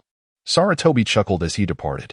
Little did he anticipate that, once he left, the previously innocent-looking Naruto would don a countenance as cold as ice, reminiscent of Itachi on that fateful day. He firmly shut the door and drew the curtains, cloaking the room in darkness, shielding himself from the clamor of the outside world. Gradually, shadows enveloped his brow. Within the ceiling space, Kurama exhibited an unusual seriousness, abandoning his customary languor. Shortly thereafter, Naruto's consciousness entered the sealed domain. He gazed at Kurama and declared, "Kurama, let us merge. I require your strength." Chapter 60. If he is wrong, then I shall err alongside him. Chapter 2. I must assist my brother. Naruto's gaze was resolutely firm. "Yet, my strength is insufficient. My brother promised that when I grow older, he would teach me to harness the power of Kurama. By then, I would be formidable, perhaps even stronger than him. However, I do not wish to wait so long." He looked at Kurama and spoke deliberately. "I understand my brother is undertaking significant matters concerning our village. I know he has long been planning, only biding his time due to my youth. But now he has begun. Brother Tobirama is kind, exceptionally so towards me. I cannot believe he would resort to harming his own kin. If he were to do so, it would surely be under duress. Only the village. Only the third Hokage possesses the capacity to instigate such actions. When my brother errs, Tobirama intervenes to obstruct him. I feel happiness for Tobirama, as he is doing what he believes is right. Yet, if I were in his position, I would not interfere." Naruto gazed at Kurama, then suddenly smiled. "My brother is my son. If he makes a mistake, then I shall err alongside him. Whatever my brother does is right." Observing Naruto's unwavering resolve, Kurama tilted his head, intentionally avoiding his gaze. Then, he abruptly exclaimed, "Wait a moment." Swiftly turning away, he discreetly wiped away the tears threatening to spill from his eyes. "Why stir such emotions so early in the morning? I can hardly endure you. Nevertheless, since you seem sincere, I shall grant your request. What is impossible for Minato is but child's play for me." Kurama raised his paw, channeling his chakra into Naruto, who began to undergo a transformation. Konoha Hospital. Tobirama awoke as anticipated. Upon awakening, with a countenance filled with rage, he activated his Sharingan, startling the nearby Umbu. Then, he inexplicably hurled a shuriken with fervor. Itachi, die. Thud. The shuriken pierced the wall, narrowly missing the Umbu, yet causing them significant alarm, caring for two wounded individuals. The Umbu had initially thought their task would be quite manageable, despite their unique identities. However, at that moment, they realized their grave error. Goodness, this is life-threatening. Awakening with murderous intent, what manner of person is this? Is this the Uchiha clan? Having missed his target, Sasuke withdrew the shuriken, preparing to strike again. Fortunately, the Umbu reacted swiftly, seizing the weapon from Sasuke's hand and forcefully striking him back, shouting, "Uchiha Sasuke, What do you think you are doing? At that moment, Sasuke appeared as if he had just regained consciousness, awkwardly regarding the Umbu. My apologies, I mistook you for my wretched brother. Darkness glared fiercely at Sasuke. Despite the fury, there was a realization. Uchiha Sasuke truly harbored an intense hatred for his brother. Otherwise, he would not have committed such acts. Shortly thereafter, Sarutobi became aware of Sasuke's awakening and arrived without delay. Sasuke, it pains me deeply regarding your brother, Sarutobi expressed. Such events are regrettable, yet they are beyond our control. Sasuke's eyes remained filled with animosity, his crimson Sharingan glaring unabashedly even in the presence of Sarutobi. Fortunately, you are still alive. The Uchiha matter will not affect you, and you can continue your studies at the Ninja Academy. The village will still nurture your talents. Rest well. With that, Sarutobi departed, having come solely to ascertain Sasuke's condition. Now assured, a great weight was lifted from his heart. It appeared that the Uchiha clan had indeed been annihilated. The next step was simply to keep Sasuke under control, ensuring he continued to serve the village. Sarutobi contemplated his strategies regarding both Sasuke and Naruto. However, he did not anticipate that after his departure, Sasuke's eyes returned to their original state, no longer the Sharingan. He had maintained the Sharingan solely out of uncertainty and facing Sarutobi. He wished to avoid revealing any weaknesses. Thus, it was more prudent to employ the Sharingan openly. Sarutobi would not doubt its activation, as the awakening of the Sharingan was unmistakable. The room fell silent once more. Sasuke turned his gaze toward the unconscious Su Ming. Master, how long must we remain here? The duration is not determined by us, but rather by Sarutobi's capabilities and when he can resolve the situation, Su Ming replied. Huh? Sasuke was taken aback. He realized he understood each word his master spoke. Yet when strung together, their meaning eluded him. Never mind. Su Ming scoffed, unwilling to elaborate. Explaining such matters to a child felt like a waste of emotional energy. He added, Why are you asking so many questions, kid? Go to sleep. Oh. Sasuke acquiesced. The room fell quiet again. Yet, not 2 minutes had passed before Sasuke's voice broke the stillness once more. Master, I miss my brother. Hold it in. A minute later, he continued, Master, when will I be able to see my brother? Master, does my brother miss me? Master. Suddenly, Su Ming seized the pillow beside him and pressed it down on Sasuke's head. Why must you be so chatty? Enough with the thoughts. Can't a person get some sleep? After 2 or 3 minutes, Sasuke finally fell silent, and Su Ming, satisfied, picked up the pillow, preparing to take a nap. Yet, it wasn't long before. Master, Su Ming. With a swift motion, the pillow was hurled from his hand, striking the column with a resounding thud. During this time, the village of Konoha had become a bustling hub of activity. The annihilation of the Uchiha clan could not remain concealed. The vast expanse lay desolate, and it did not take long for all in Konoha to become aware of the tragedy. However, amidst this calamity, several names surfaced that captured considerable attention: Itachi, Hiruzen Sarutobi, Danzo Shimura. Among these, Itachi was the perpetrator responsible for the clan's demise, while Danzo sought to aid Itachi but ultimately failed. As for Hiruzen Sarutobi, the third Hokage, he endeavored to thwart the chaos and prevent Itachi from inflicting further harm upon the village, emerging as a hero in the process. With the news spreading, the illustrious reputation of the ninja hero Hiruzen Sarutobi resonated once more. Many expressed their admiration, noting that the third Hokage remained vigorous and formidable. Yet, amidst the chorus of accolades, a contrasting voice suddenly emerged. It was not merely Hiruzen who had thwarted Itachi. Another individual had stepped forward. His name was Su Ming. Chapter 61, Struggle, Fear, Konoha.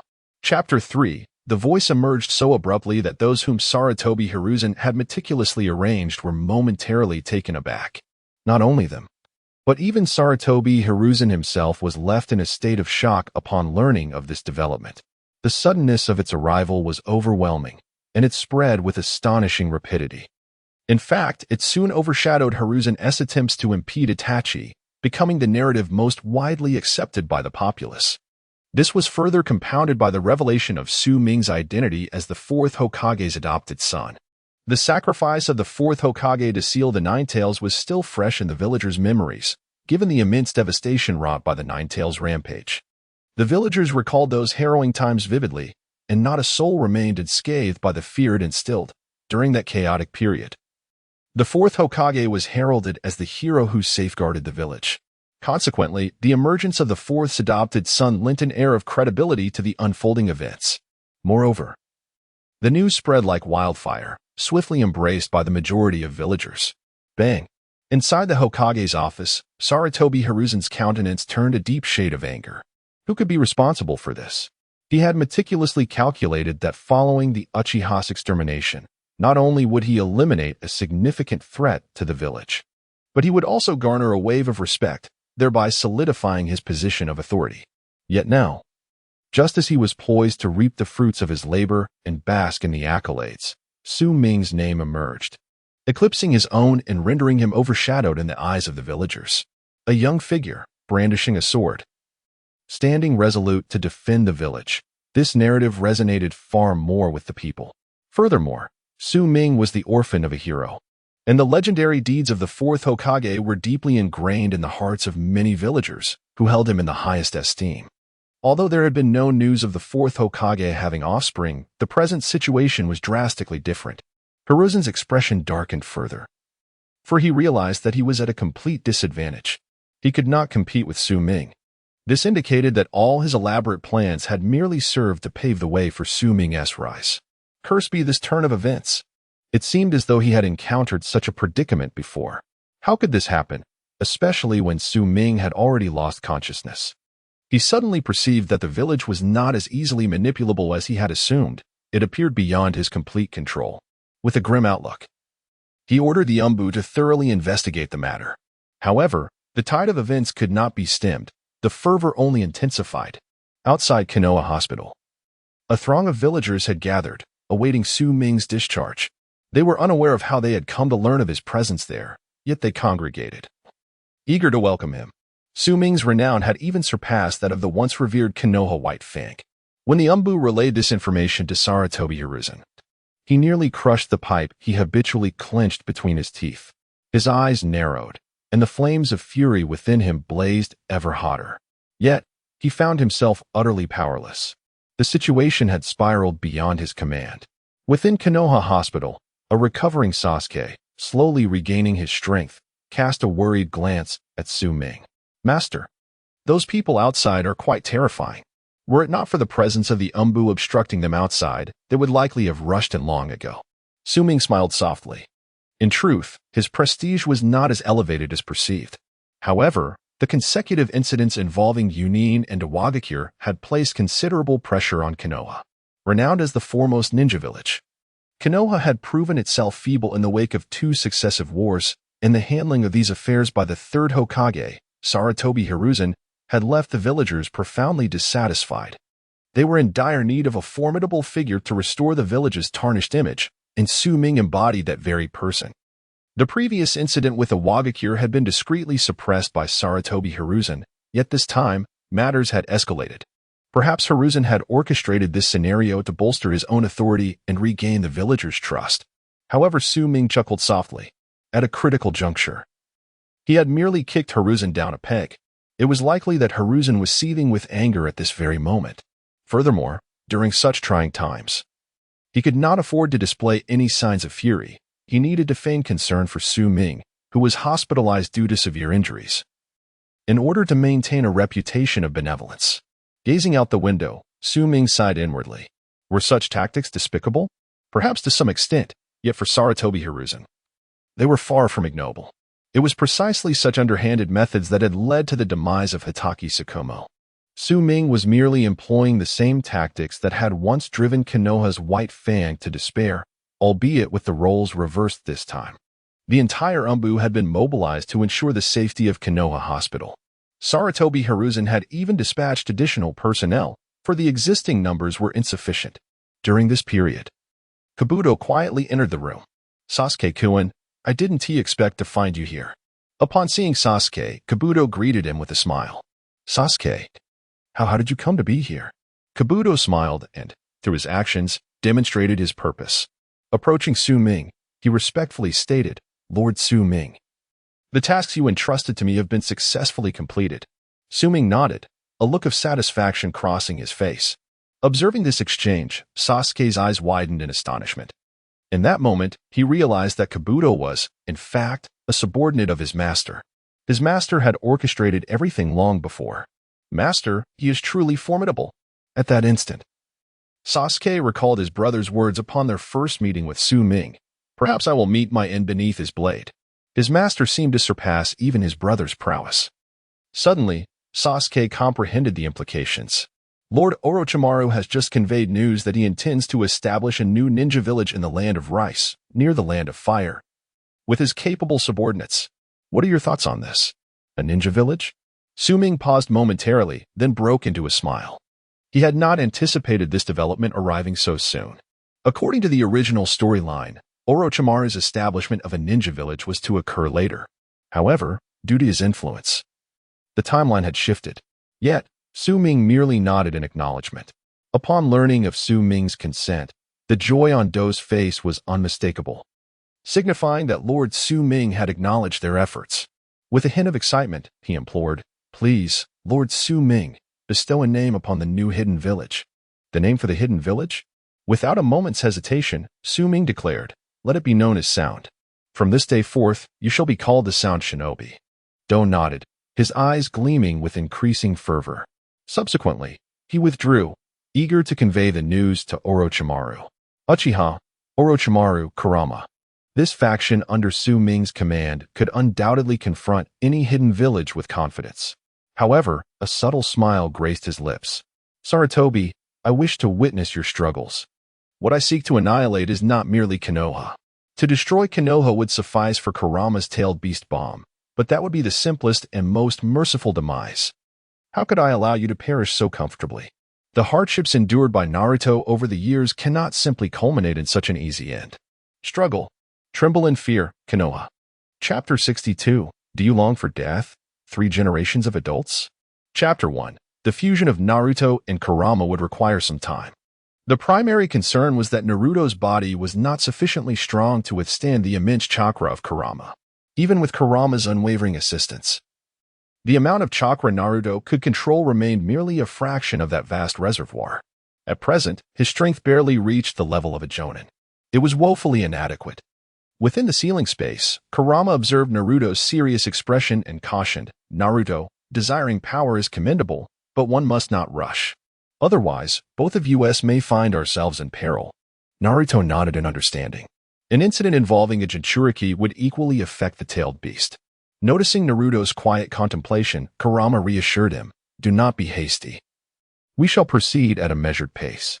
I have a premonition that your brother harbors grander schemes. Your current focus should be on enhancing your strength. Excessive urgency may hinder him and render you a burden. Moreover, despite Minato's less than brilliant intellect, his strength was commendable. After all, he was the man who sealed me." At that moment, Kurama suddenly recalled something and said, "By the way, if you wish to master my chakra more effectively, you may consider summoning Minato. He possesses my other half within him." After Minato's resurrection, the other half of the Nine-Tails soul was likewise released from the Shinigami and resided within Minato. If Minato were to harness the Nine-Tails chakra, he might wield it with a different efficacy. Yet, Kurama hesitated, as he held reservations about Minato's intellect. Nevertheless, there seemed to be no better alternative at present. Naruto agreed. Hashirama did not linger long in the hospital before departing, and his life returned to its usual rhythm. Apart from being markedly more aloof and serious than before, he exhibited little change. Nonetheless, Hashirama remained under the watchful eye of the Umbu, with every action reported to Hiruzen Sarutobi. The situation in Konoha had stabilized, with the reputation of Su Ming remaining unscathed, even on the rise, leaving little else to address. This matter weighed heavily on Hiruzen's mind. The fact that he had not visited Su Ming during this time had stirred discontent among some villagers. Reluctantly, the busy third Hokage finally carved out time to visit the Konoha hospital and check on the village hero. Coincidentally, it was the day of Su Ming's discharge. Arriving late, Hiruzen found himself confronted by a throng of villagers surrounding the hospital, his face paling with frustration. He realized he could not even push his way through the crowd. The esteemed third Hokage was unable to enter this modest hospital. Most distressingly, Hiruzen recalled that during the victory of the Third Shinobi World War, He had never experienced such fervor. Yet now, Su-Ming commanded it. Quietly, Hiruzen clenched his fists, his eyes ablaze with jealousy. He was envious. Surrounded by villagers calling out Su-Ming's name, Sarutobi was overlooked amidst the crowd, despite his white Hokage cloak. This time, however, he did not lower his hat's brim. Instead, he made a concerted effort to stand out. Yet, no one paid him any heed. At that moment, a voice broke through the cacophony. 3-3 Hokage-sama? Sarutobi was momentarily taken aback, then elated. Had someone finally recognized him? Turning around, he saw a ninja from the Hyuga clan, whom he recalled to be named Hinata Hanabi. Instantly, Sarutobi found the little girl exceedingly endearing. He offered a gentle smile, showcasing his most amiable demeanor. Yes, is there something you need? Could you please step aside? I wish to see Su-Ming-kun. You're blocking my view. Her voice was timid, yet to Sarutobi's ears, it resonated like thunder. At that moment, only one thought raced through his mind. I'm utterly losing my composure. Numbly, he stepped aside, allowing the young girl, her face flushed, to rush into the throng, excitedly shouting Su-Ming's name. The atmosphere around was vibrant, yet Sarutobi felt an overwhelming sense of solitude. The joy of others seemed disconnected from his own, and he perceived their revelry as mere noise. Before long, Sarutobi was finally noticed in the crowd as Su-Ming approached him. 3 Hokage-sama. I didn't expect you to be here to welcome me. Su-Ming beamed with delight. But why are you here instead of inside? Shouldn't you be inside? His words were sincere. Sarutobi felt a tightness in his chest. In an effort to appear approachable, he had deliberately come without his umbu escort. Yet now he forced a smile, striving to appear benevolent. Su-Ming, congratulations on your discharge. Thank you, 3 Hokage-sama. Su-Ming's expression remained earnest. However, abruptly, the boy's smile ignited a surge of anger within Sarutobi. He instinctively felt the urge to lash out. Yet, with so many villagers present, he ultimately restrained himself. Perhaps his path of patience was indeed to endure, a skill he had honed well. As the villagers gradually dispersed, they respectfully withdrew when Su-Ming expressed a desire to converse with the Hokage, leaving not a single soul behind. Sarutobi had repeated this request numerous times earlier. Yet scarcely anyone had responded. At that moment, he felt as though the true Hokage was not himself, but rather Su-Ming. The young man before him possessed remarkable prowess. Once the crowd had entirely dissipated, Sarutobi turned to Su-Ming and remarked, "Well played." Su-Ming did not deny it. He was always candid when he liked a girl. He would unabashedly ask, "Shall we enjoy a bath together at the Konoha hot springs tonight?" Without hesitation or shyness. This straightforwardness was undoubtedly one of Su-Ming's virtues. Just a moment ago, he glanced at Sarutobi and suddenly grinned. Actually, I thought that if I donned a white robe, it might have been more fitting. Certainly. It would be even better with an additional numeral. Sarutobi's expression stiffened, and an unkind glint flickered in his eyes. The white robe, combined with the numeral, was unmistakable. It represented the Hokage. In that moment, even Sarutobi experienced a fleeting illusion, as if Su-Ming were the Hokage and he merely a subordinate.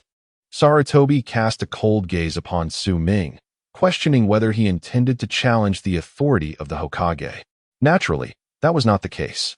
Su-Ming continued to smile, stating candidly that he held little interest in the position of Hokage, for he was not adept at dying for others. He looked directly at Sarutobi, enunciating each word. In contrast, I find greater pleasure in assisting others to meet their demise. Lord Third, do you yearn for death? Beneath the setting sun. Sarutobi Hiruzen fixed his gaze on Su-Ming's departing figure, his expression laden with complexity.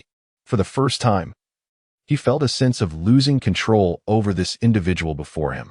After all, he was merely 13 years old. In that moment, a wave of frustration washed over him. Yet, a small consolation remained. He had no desire for the position of Hokage. Perhaps, this could be considered a fortuitous surprise. Chapter 63, Commemorating White Fang. Part 2. Upon returning to the Hokage's office, Sarutobi found himself unable to settle his thoughts for an extended period. He felt as if a bone were lodged in his throat. Originally, this bone belonged to the Uchiha clan.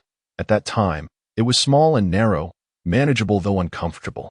Yet now, it felt as though it had nearly pierced his esophagus, leaving him gasping for air, gazing at the mountain of tasks piled upon his desk.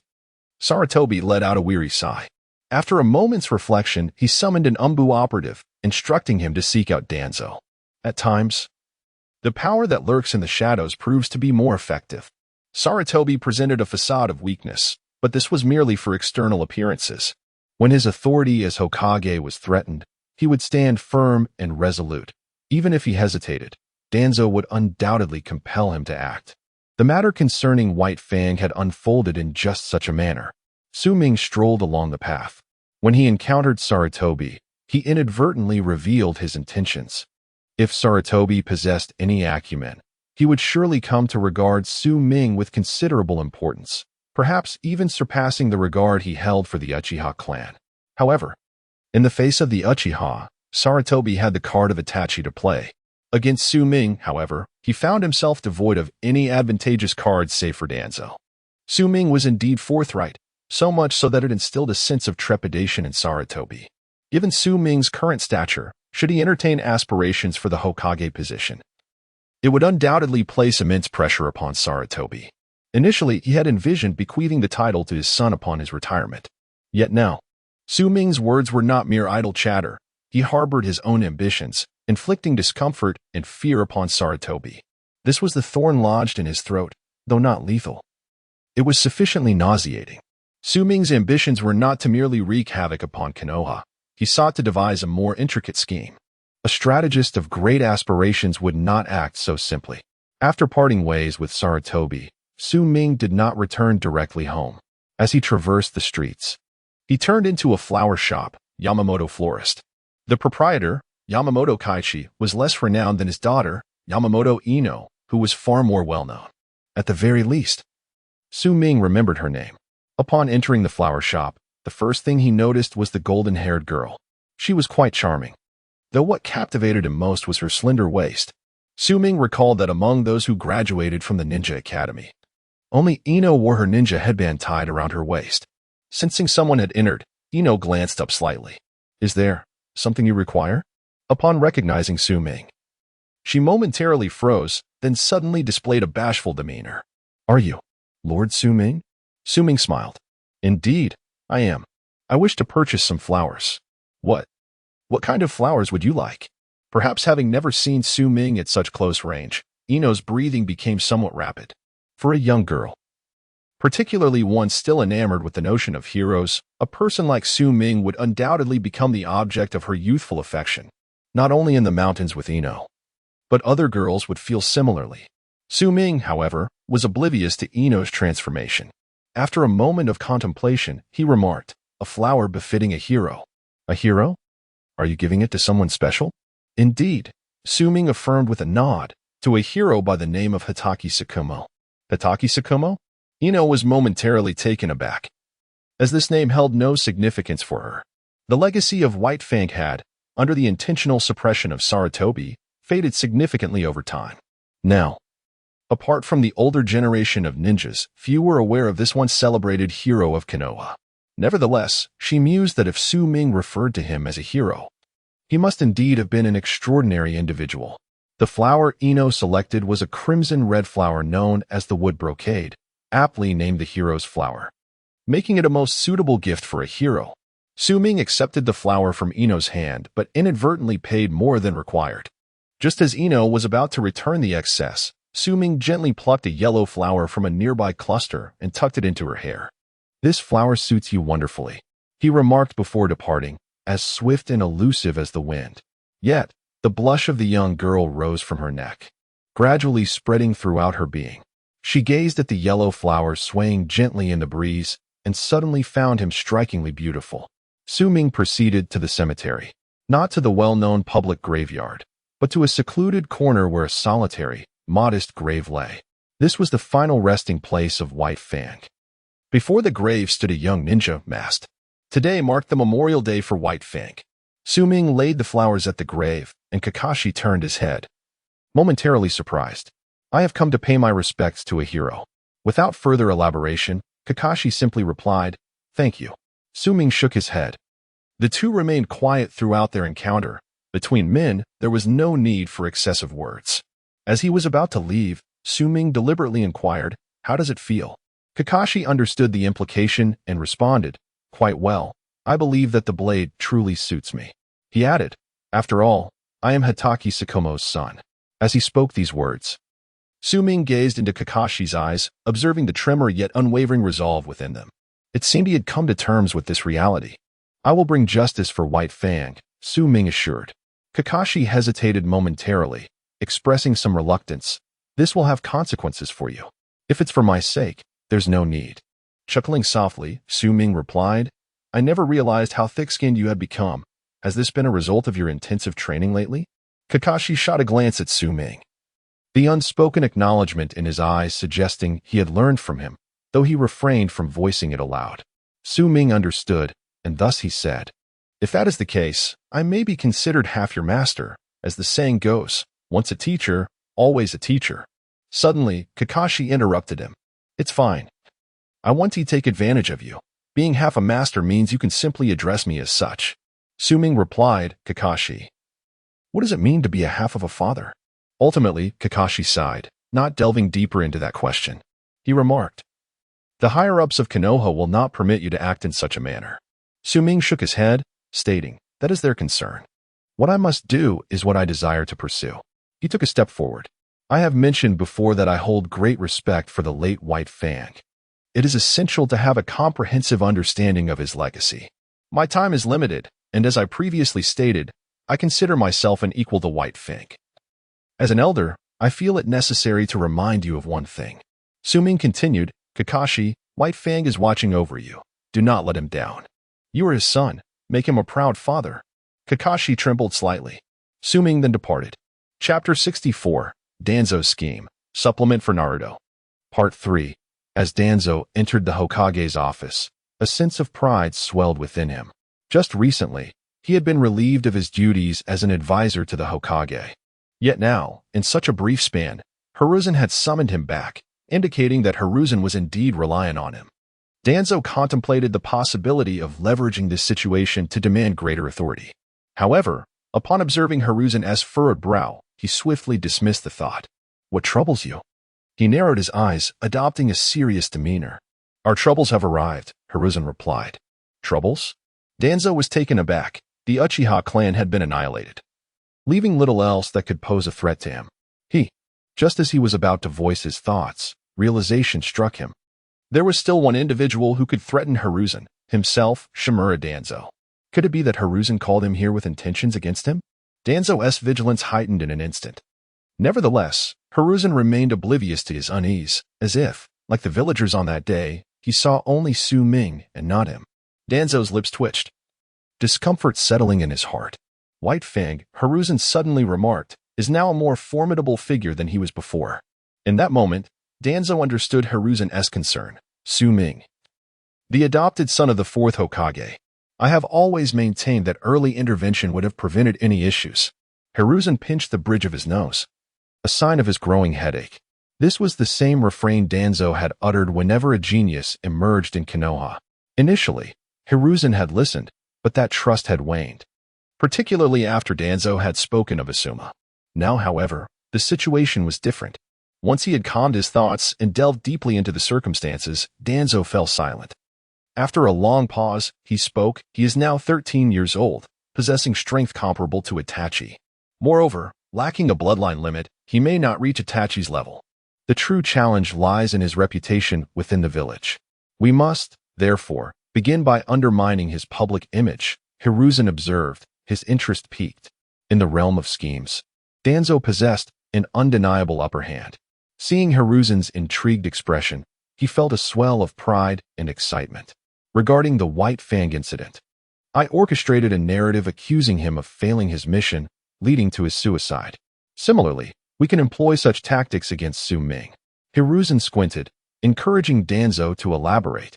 We can amplify his reputation. Does he not rely on his standing in the village as a shield?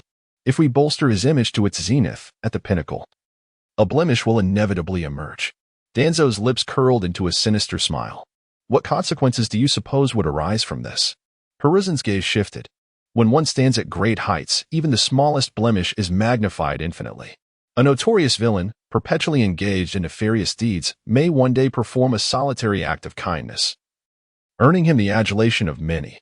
This phenomenon is akin to the wayward son returning home, akin to laying down the sword.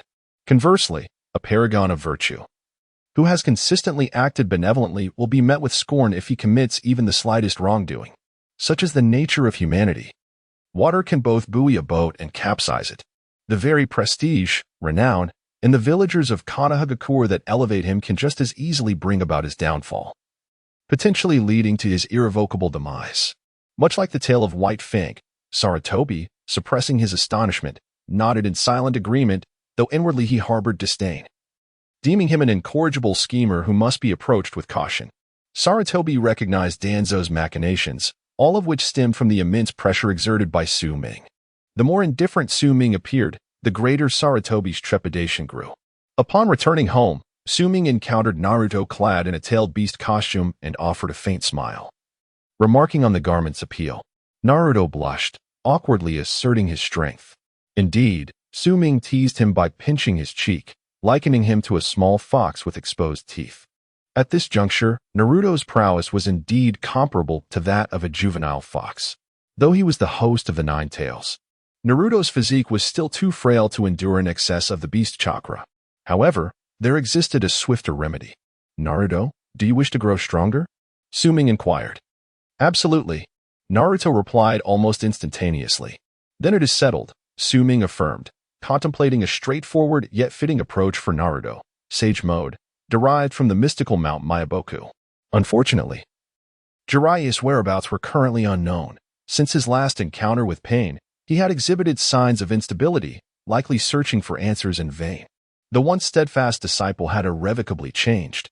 No one remains immutable. The world of humanity is inherently transient. Although Jiraiya was absent, entry to Mount Myaboku was not without possibility.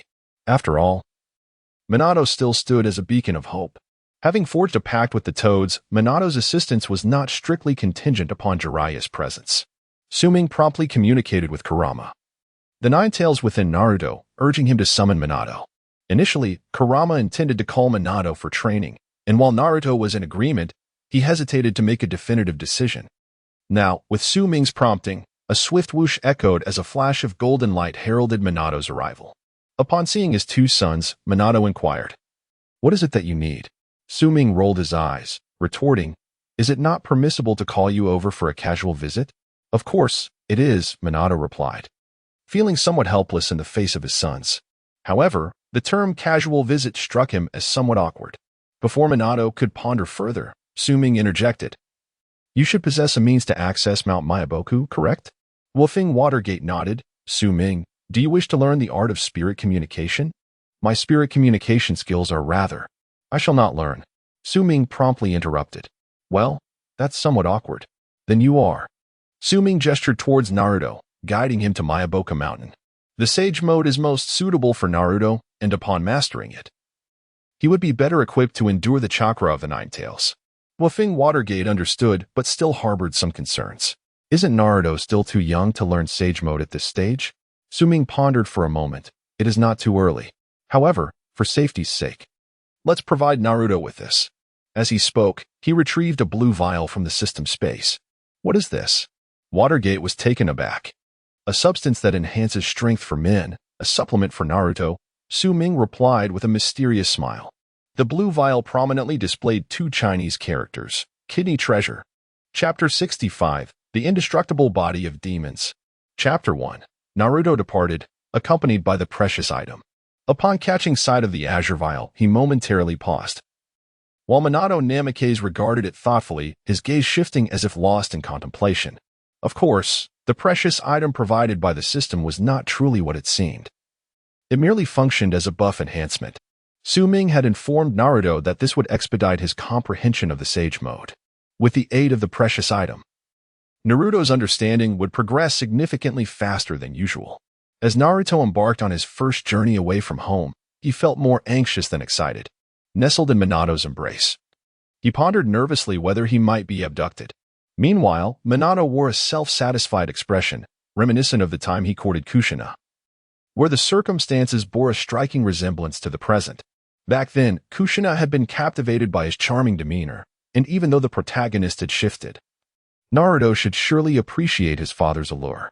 However, the reality was different. With squinted eyes, Naruto gazed ahead, struggling against the wind that obstructed his vision. As the scenery gradually came into focus, he suddenly screamed, "Oh, a tree. Dad, quick, dodge. We're going to crash into it." Minato reacted, but alas, it was too late. Bang! Both bodies tumbled to the ground. Rubbing his aching head, Naruto looked at Minato, who was also nursing his injury, and inquired, "Dad, are you all right? Should I carry you?" "Absolutely not. I can manage," Minato retorted decisively. It would be a disgrace to let his son bear him. This, of course, was merely a minor incident. Minato's speed was astonishing, almost beyond imagination. In a short span, they arrived at Myaboka Mountain, where Naruto was to commence his studies in Sage Mode. Back home, only Su Ming and Junmaro remained.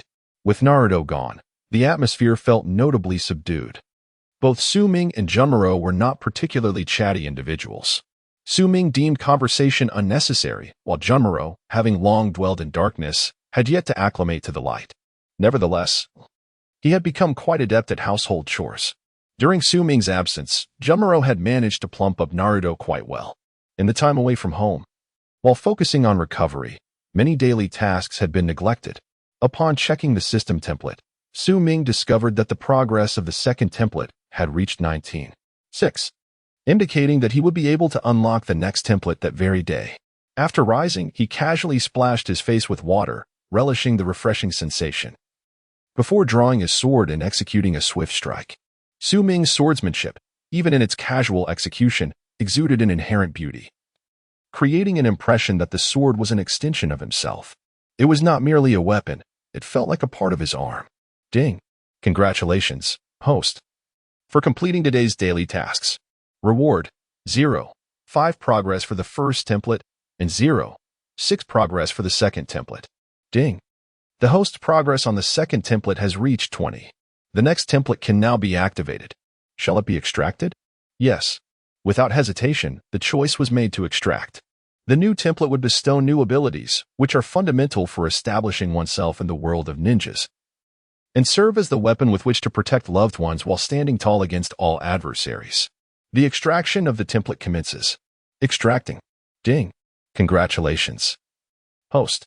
You have obtained the third template, the Indomitable Demon Body, Kai. Boom. At the moment the system's voice faded, a tall, handsome figure appeared in Su Ming's mind. Clad in blue armor, he exuded an aura of coldness and ruthlessness. Within his being resided an immense power. Each of his movements was enough to instill terror in enemies and make them tremble in fear. This was he, the Indomitable Demon Body. Some called him Emperor Kai, while others referred to him as Father Kai. In this moment, Su Ming felt the formidable strength emanating from him, gradually infusing into his own body. It was the power of the demon. Buzz! The sword trembled. Su Ming's short, golden hair instantaneously lengthened, transforming into white. The white cascaded over his shoulders, and the power of the demon body filled the air with an icy essence. Hiss! As he took a step, the ground crumbled beneath him like tofu, his foot piercing through effortlessly. At that moment, Su Ming realized that the abilities of this new template bore similarities to those of the Sage Mode. However, this was not Sage Mode, it was the demon body. Aside from strength, it also endowed him with remarkable vitality, the power of the demon. Embracing the demon was not for the sake of slaughter, but rather to better protect those he cherished. Su Ming dispelled the demon body, returning everything to its original state. The sunlight remained unchanged. Turning around, he noticed Junmaro hidden in a narrow corner, curled up in a ball. Fear was evident in his eyes. Su Ming approached and gently patted his head. At that moment, Junmaro appeared as docile as a kitten. What is it? Why you are terrifying? The power of Lord Su Ming is utterly fearsome. His voice trembled, clearly betraying his trepidation. Even Su Ming had not anticipated that his mere slight display of the demon body's power would instill such an overwhelming sense of dread in Junmaro. This, too, showcased the might of the demon body. After a brief period, Junmaro settled down. The fear in his eyes gradually dissipated, and he began to accept the reality of this formidable power. When the demon body manifested earlier, Su Ming had felt an immense force within him, yet now, there were no suitable targets for practice. Such a pity. Clap, clap. The sound of hurried footsteps interrupted his thoughts. Turning, he saw Kabuto, who, slightly breathless, bowed to Su Ming and said, "Lord Su Ming, Lord Orochimaru has arrived and wishes for you to assess the quality of his subordinates." "Very well." Su Ming nodded in acknowledgement. Ever since that incident, Kabuto had become exceedingly obedient and polite. This was a commendable transformation. Taking Jumru's hand, they activated the Flying Thunder God technique, transporting themselves to the hidden location of the Uchiha clan. As soon as he appeared, Su Ming heard voices filled with excitement. "Ming-san!" exclaimed Itachi, his face alight with enthusiasm. "It's been a long time." Su Ming offered a gentle smile and then shifted his gaze to the side, where Izumi stood. Izumi appeared somewhat bashful, dressed not in a ninja uniform but in casual home attire, giving her the semblance of a little wife. Behind them stood Fugaku, alongside the formidable Orochimaru.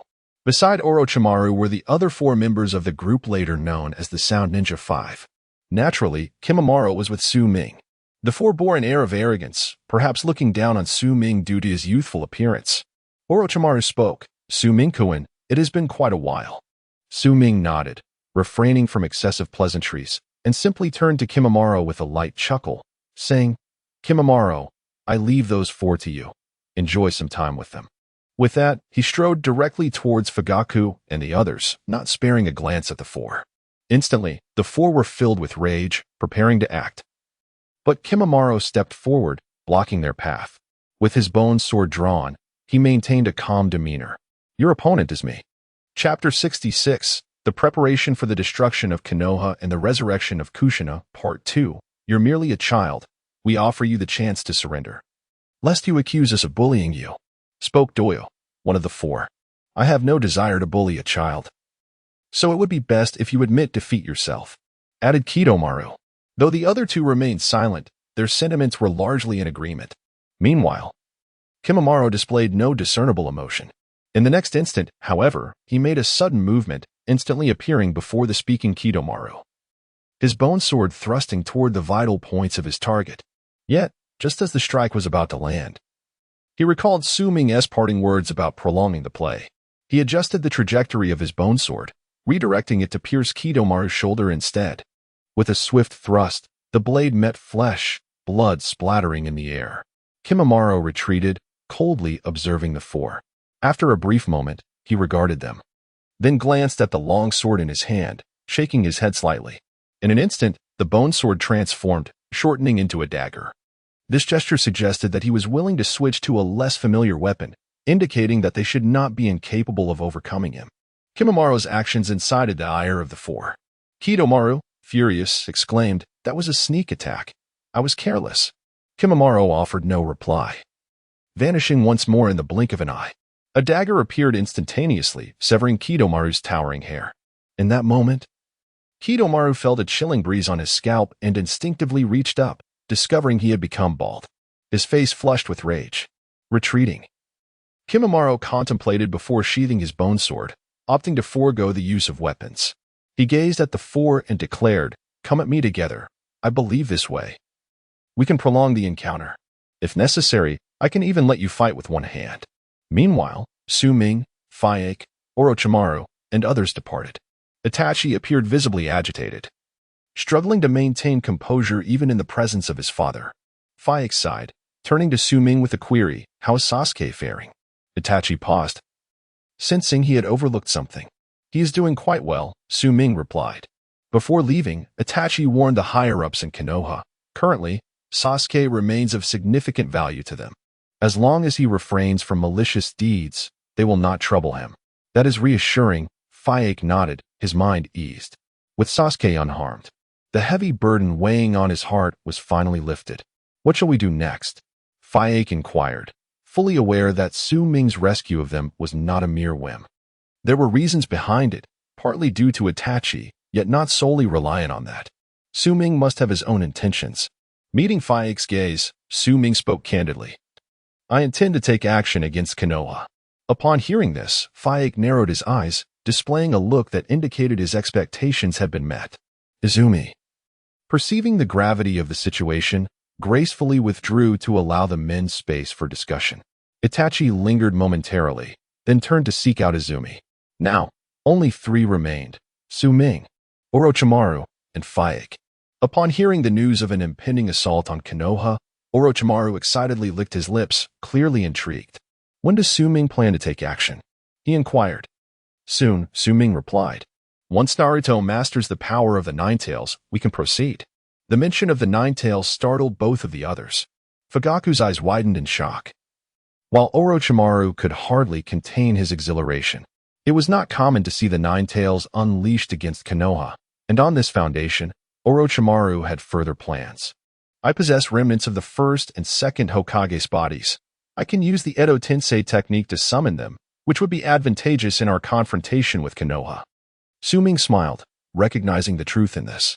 In the original narrative, Orochimaru had indeed summoned the first and second Hokages to confront Konoha, forcing Hiruzen Sarutobi to resort to the Shiki Fujin, sealing his fate. Now, however, Orochimaru could summon not only the first and second, but also the fourth. The situation had become considerably more intriguing. Fugaku's astonishment was unimaginable upon hearing the keywords Edo Tensei and the names of the first and second Hokages. As the leader of the Uchiha clan, he was well aware of this forbidden technique, yet he never anticipated that someone would still wield it. The thought of summoning the first and second to annihilate Konoha must have deeply unsettled the third Hokage. Fortunately, Fugaku felt a sense of relief that he had not crossed paths with Su Ming. Otherwise, if Orochimaru were to summon Uchiha Madara, it would spell doom for the Uchiha clan. As these thoughts crossed his mind, Fugaku's expression shifted, and he suddenly grew animated. I have an idea. His sudden enthusiasm left Su Ming and Orochimaru momentarily bewildered, struggling to comprehend the source of his excitement. Fugaku turned to Orochimaru and asked, Does the Edo Tensei require a part of the deceased body? Orochimaru nodded, still perplexed. Fugaku continued, I know where Sarutobi Asuma's body is. At this revelation, Orochimaru's eyes sparkled with delight, shimmering like two bright bulbs. Su Ming was taken aback by Fugaku's suggestion, his mind racing with disbelief. What manner of proposal is this? Summoning Sarutobi Asuma and then having Uchiha Sasuke team up to confront Hiruzen Sarutobi? Imagine Sasuke patting Asuma on the shoulder, saying, Brother, you still have it. The third Hokage's psyche would surely shatter at that moment. The thought of such a familial spectacle filled Su Ming with sympathy for Hiruzen Sarutobi. Meanwhile, Orochimaru was genuinely intrigued. Su Ming had not anticipated that Fugaku, who seemed rather composed, would harbor such cunning. The Uchiha name, indeed, was not without merit. Fugaku then led Orochimaru to seek out Minato Namikaze, and they departed together. When they returned shortly thereafter, their faces bore expressions that were difficult to articulate. Su Ming could only sigh in exasperation. However, he recalled another matter. Since the goal was to bring about the downfall of Konoha, waiting for Naruto to fully master the power of the Nine Tails did not require an extensive amount of time, especially with the enhancement from the elixir. Therefore, during this period, it was indeed time to resurrect Kushina. When the fireworks were set off, the family must be gathered in perfect harmony. Su Ming sought out Orochimaru. Jiraiya was also present. And while they were searching for the body parts of Sarutobi Sasuke, they happened upon Jiraiya, who was in pursuit of Pain's whereabouts, and thus brought him along. Upon hearing Su Ming's words, Orochimaru nodded in agreement. The resurrection commenced smoothly. With a flash of light, the striking red hair of Kushina emerged as she appeared.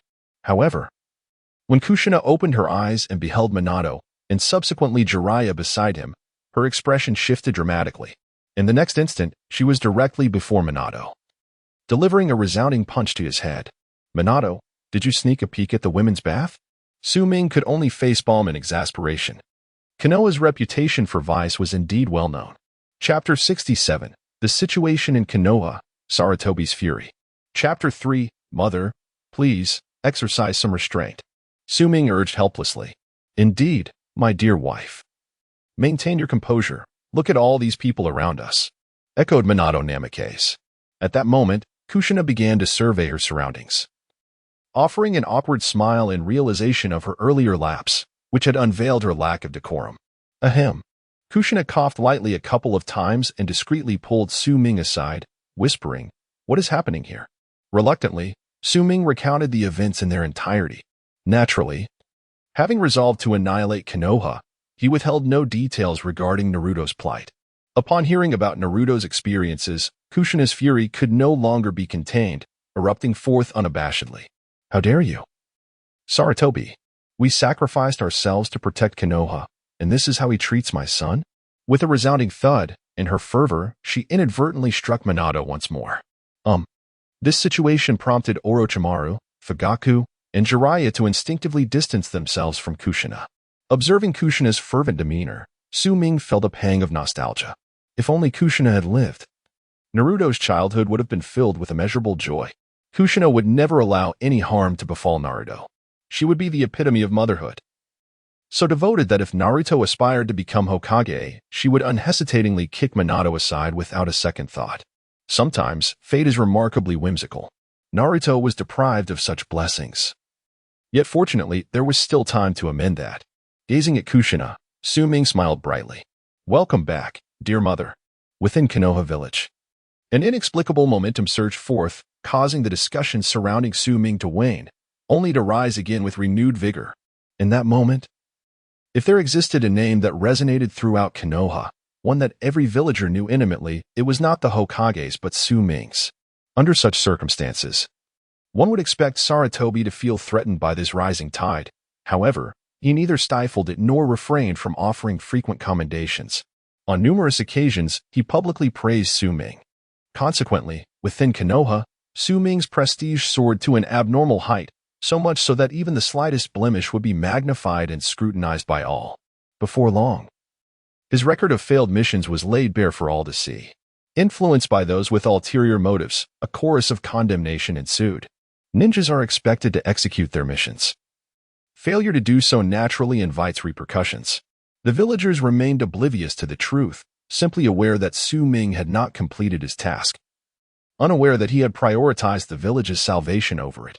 They had no need to comprehend such nuances. Fame breeds envy, though he typically encountered no issues. Whenever an opportunity arose to tarnish his reputation, many would seize it with fervor, much like the fate that befell White Fang. Thus, in a matter of mere hours, the heroic reputation of Su-Ming transformed into that of a failure who had not fulfilled his mission. Throughout this ordeal, the third Hokage remained silent. However, as the outcry grew increasingly vehement, Sarutobi Hiruzen stepped forward, vowing to provide the villagers with a satisfactory explanation. In an instant, his reputation soared. The accolades previously attributed to Su-Ming were swiftly redirected to Sarutobi Hiruzen. He indeed dispatched Umbu ninjas to Su-Ming's residence, yet upon their arrival, they found it desolate, absolutely deserted. Upon receiving this report, Sarutobi could no longer remain seated and rushed to Naruto's home, but still found no trace of Su-Ming. As if he had vanished into thin air. At that moment, 3 words echoed in Sarutobi's mind. Flying Thunder God. His expression darkened, reflecting his profound dismay. In the next instant, Su-Ming was declared an SSS-ranked rogue ninja for his alleged abduction of a Jinchuriki, marking the first instance of a rogue ninja surpassing the S rank in the history of Konoha. This served as a testament to Sarutobi's fury. The Jinchuriki represented a secret weapon of the village, a formidable force to intimidate other villages. Yet now, the Jinchuriki had seemingly disappeared right beneath Sarutobi's nose. Soon after, Asuma Sarutobi recovered from his injuries, and during a verification of information with Sarutobi, he suddenly realized that the individuals responsible for his plight were none other than Orochimaru and the child from Su-Ming's household.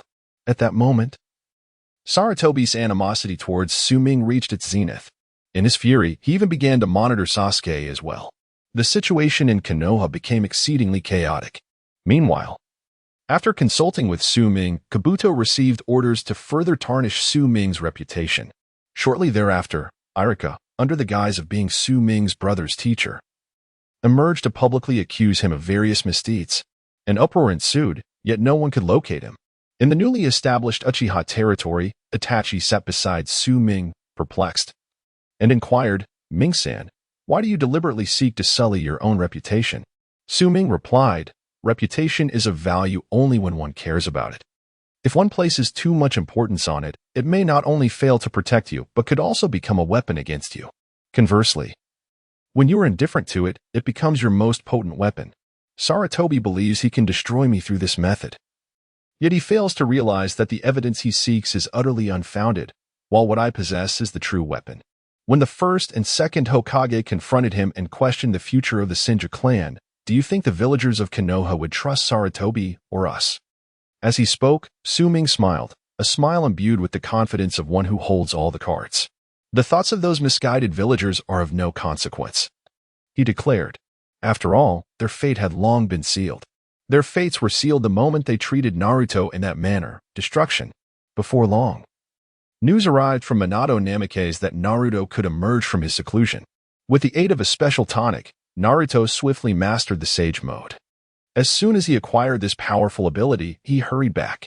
However, upon his return, he was promptly taken away by Kushina before he could even meet Su Ming.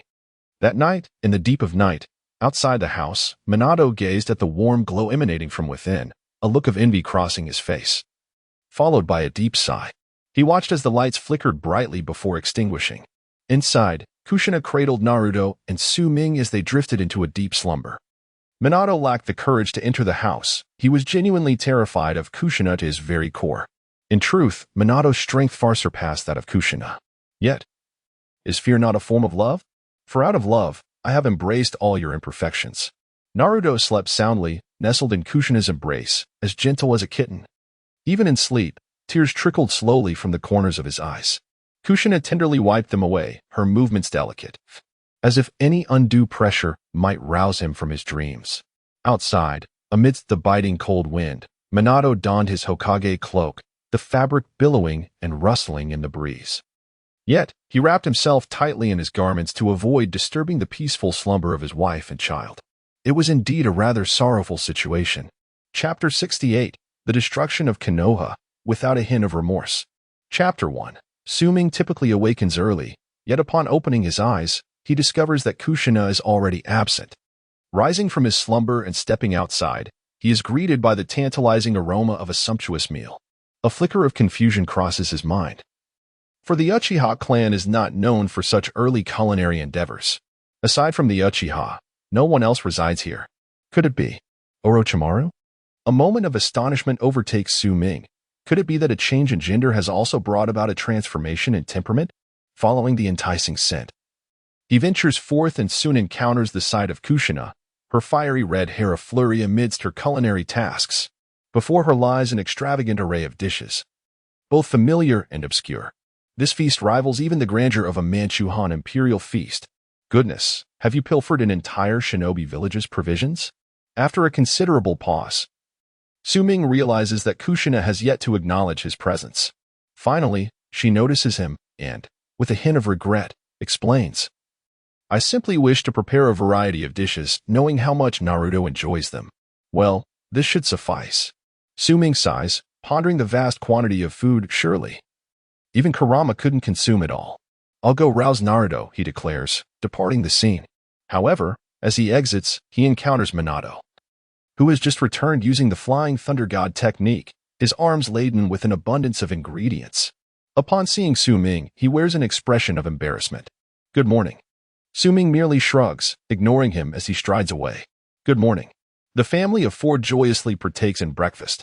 Following the meal, Naruto proudly showcases his newly acquired Sage Mode, eliciting great delight from Kushina, who, in her exuberance, playfully chastises Minato with a few affectionate taps, lamenting his delay in reviving her, which would have allowed her to care for Naruto sooner. As for whether Minato will employ the reanimation technique, that is inconsequential. The fault lies solely with you. The family basks in warmth and harmony. Before long, Orochimaru arrives, seeking out Su Ming. News from DU has reached Konoha. The current situation in the village is tumultuous. Following Su Ming and Naruto's disappearance, the third Hokage has entered a state of near chaos. Amidst this turmoil, Danzo has seized a portion of power, and his roots have begun a rigorous investigation, particularly targeting the prominent clans. Among them, the Hyuga clan has received special scrutiny. The clan leader, Hayashi Hyuga, has been captured, along with his two daughters and Niji, who are now under close watch.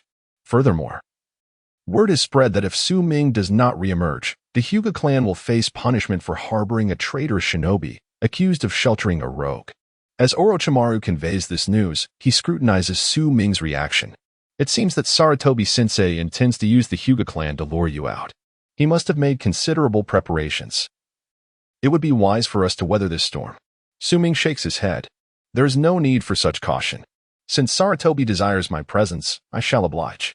However, I am uncertain whether he can withstand my arrival. Suming chuckled, his smile radiating confidence.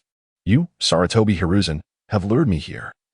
And I am well aware of your preparations and schemes, yet I remain unperturbed. In the face of absolute power, any stratagem appears feeble and impotent. Suming departed alone. For he understood that strength must be revealed at the opportune moment. Revealing it too soon would cause the adversary to forfeit their struggle, thereby robbing him of the anticipated enjoyment. Sarutobi, have you ever tasted despair? With a flicker of the Flying Thunder God technique, Suming materialized in the hidden leaf village. The moment he appeared, he was instantly detected by patrolling Umbu, and in an instant, several Umbu ninjas surrounded him. However, despite their encirclement, they dared not make a move. Suming made a slight gesture, causing the Umbu to tense up momentarily. There's no need for alarm. I am merely stretching, Suming remarked with a smile, and then, under the watchful eyes of the Umbu, he leisurely yawned, exuding an air of complete relaxation. Enough of this game. Take me to see Sarutobi Hiruzen, he instructed. The leading Umbu nodded and escorted Suming onward. In the Hokage's office, upon laying eyes on Suming, Sarutobi Hiruzen's fury erupted, and he thundered. Where have you hidden Naruto? Faced with the raging Hokage, any other individual would surely be intimidated by his formidable presence. Yet Suming felt no fear. Instead, he was almost amused. Was the third Hokage truly terrifying? No, Suming merely perceived it as impotent rage. Naruto is, of course, in a splendid place. He thoroughly enjoys it there. You are playing with fire, Suming. With a resounding crash, Sarutobi slammed his palm on the table, rising in anger. Suming, unfazed, replied, Isn't the will of fire merely playing with fire? I wonder, esteemed third Hokage, how well do you think I play with this fire? His words were accompanied by a cheerful grin. The pride of Sarutobi Hiruzen lay in the will of fire, yet upon hearing Suming's interpretations, he could scarcely contain his fury. I shall ask you once more, where have you hidden Naruto? He is my brother, and I possess the right to take him elsewhere, Suming asserted. But he is also the Jinchuriki of the Hidden Leaf. No matter the reason, the Nine Tails must remain within the village, Sarutobi retorted. From the moment he became the Nine Tails Jinchuriki, his actions are no longer solely his to decide. Suming scoffed. So, even if he wishes to leave the village and behold the world beyond, he must seek your permission? Certainly, even if he wishes to associate with certain individuals. It must be with my consent. As Hokage, I must ensure the safety of the Nine Tails. Sarutobi exclaimed in fury. Safety of the Nine Tails? Have you finally revealed your true nature? Does Kurama require your protection? What you seek is merely to control Kurama's power for Konoha's supremacy over other villages. Suming inquired earnestly, so what the third Hokage implies is that your kindness towards Naruto over the years was merely for the sake of the Nine Tails. He was genuinely keen to understand Sarutobi Hiruzen's perspective, despite already harboring some suspicions. What else could it be? Sarutobi scoffed. From the moment the Nine Tails was sealed within him, he ceased to be an ordinary human and transformed into a weapon wielding immense power, one that could spiral out of control at any moment. Would an old man develop feelings for a weapon? Indeed. Suming chose to remain silent, his curiosity waning. Is this truly your sentiment? He suddenly erupted into a raucous laugh. Once he finished, his gaze turned icy. With your disposition, and that of Konoha, the thought of destruction evokes no remorse whatsoever. Chapter 69. The Interrogation Begins. Part 2. In a dimly lit chamber, Hyuga Hayashi stared blankly at the ceiling, enveloped in an atmosphere of darkness that he had not encountered for an extended period. As the leader of the Hyuga clan, who would dare confine him in such a place? Yet, it was Sarutobi Hiruzen who had done so, for he was the Hokage. Within the confines of this chamber, Hayashi contemplated the future of the Hyuga clan, particularly in light of the current situation in Konoha. Where should the Hyuga clan direct its path? These questions left him in a state of confusion. At that moment, a flash of light flickered before him, and a figure materialized. Lord Hayashi. It has been quite some time, the voice held a chilling tone. Upon recognizing Orochimaru, Hayashi instinctively took a step back. How did you know I was here? Orochimaru replied. Lord Hayashi need not concern himself with such matters. It suffices to know that I am here to propose a collaboration.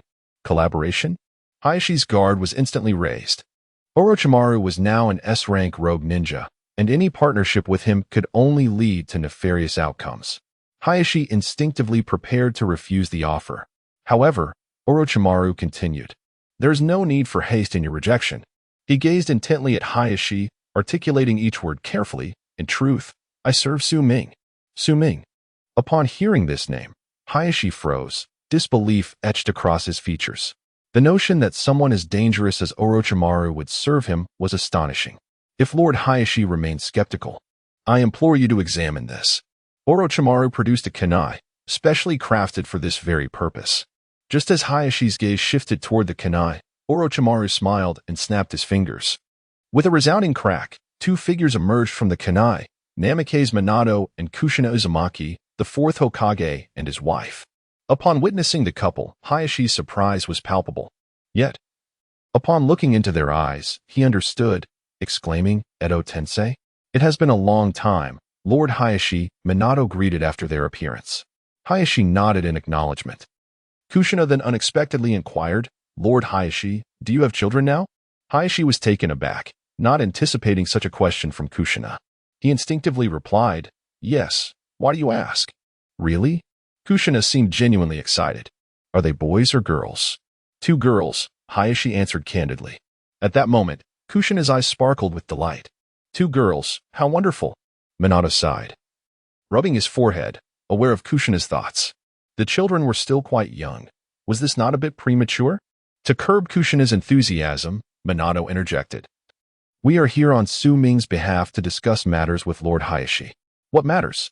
To obliterate Konoha, Minato stated with utmost seriousness, devoid of any pretense. Hayashi was momentarily taken aback. Even the fourth Hokage has grown disillusioned with Konoha. Is this truly a place worth remaining in? I understand the thoughts of Lord Hizashi. Indeed, I once bore the title of fourth Hokage, but that was in life. In my lifetime, I devoted everything to my role and to the village. However, the fourth Hokage now belongs to the past. I am merely a father who wishes for his children's happiness. If there had been even the slightest possibility for redemption in the actions taken against them, I would not have reached this point. As Minato spoke, Hizashi Hyuga gazed intently into his eyes, and what he saw was nothing but sincerity. I understand, Hizashi declared. I, too, am a father. He recalled Hinata, Hanabi, and Nichi, who were confined, his resolve gradually solidifying. What must I do? Simply heed Su Ming's orders. Hizashi nodded, contemplating that if Su Ming was indeed the mastermind behind all this, it might not be so bad after all, for they still shared a commendable relationship, even if it was not one he had cultivated. How wonderful it is to raise a daughter. At this moment, the Hyuga clan would no longer be Konoha's Hyuga. Even Sarutobi Hiruzen did not foresee this. Su Ming's methods were unexpectedly ruthless. Sarutobi commanded that Su Ming be imprisoned and interrogated publicly before all the villagers of Konoha in 3 days. During the process of capturing Su Ming, Sarutobi even summoned Danzo to ensure everything proceeded smoothly. Yet, Su Ming showed no intention of resisting, walking calmly into the prison. The ease of it all led the suspicious Danzo to believe that Su Ming was playing a trick. Nevertheless, from beginning to end, Su Ming had no intention of putting up a fight.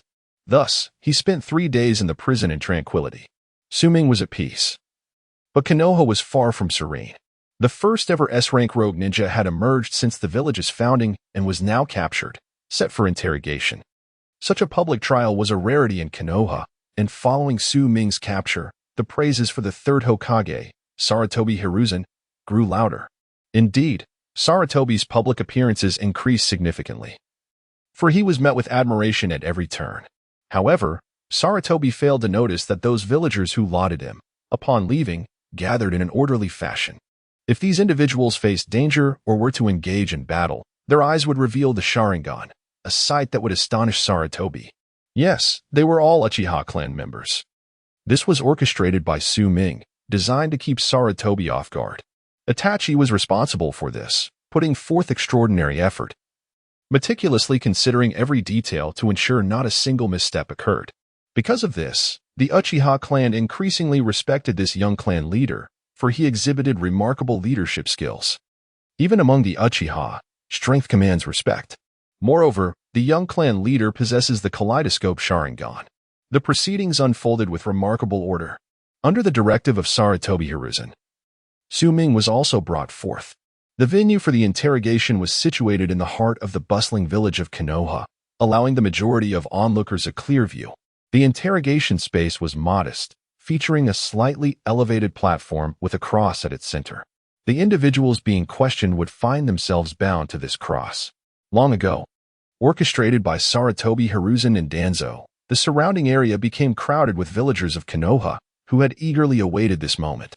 The fall of a hero always seems to carry a certain allure. As Su Ming was brought forth, at Danzo's signal, he was led to the foot of the cross.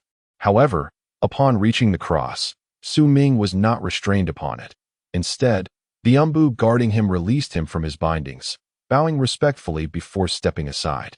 Danzo, witnessing this, exclaimed in fury, "What are you doing?"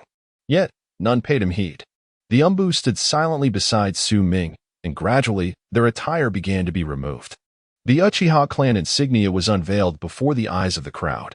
Instantly, astonishment swept over everyone present. Su Ming glanced at the two and smiled.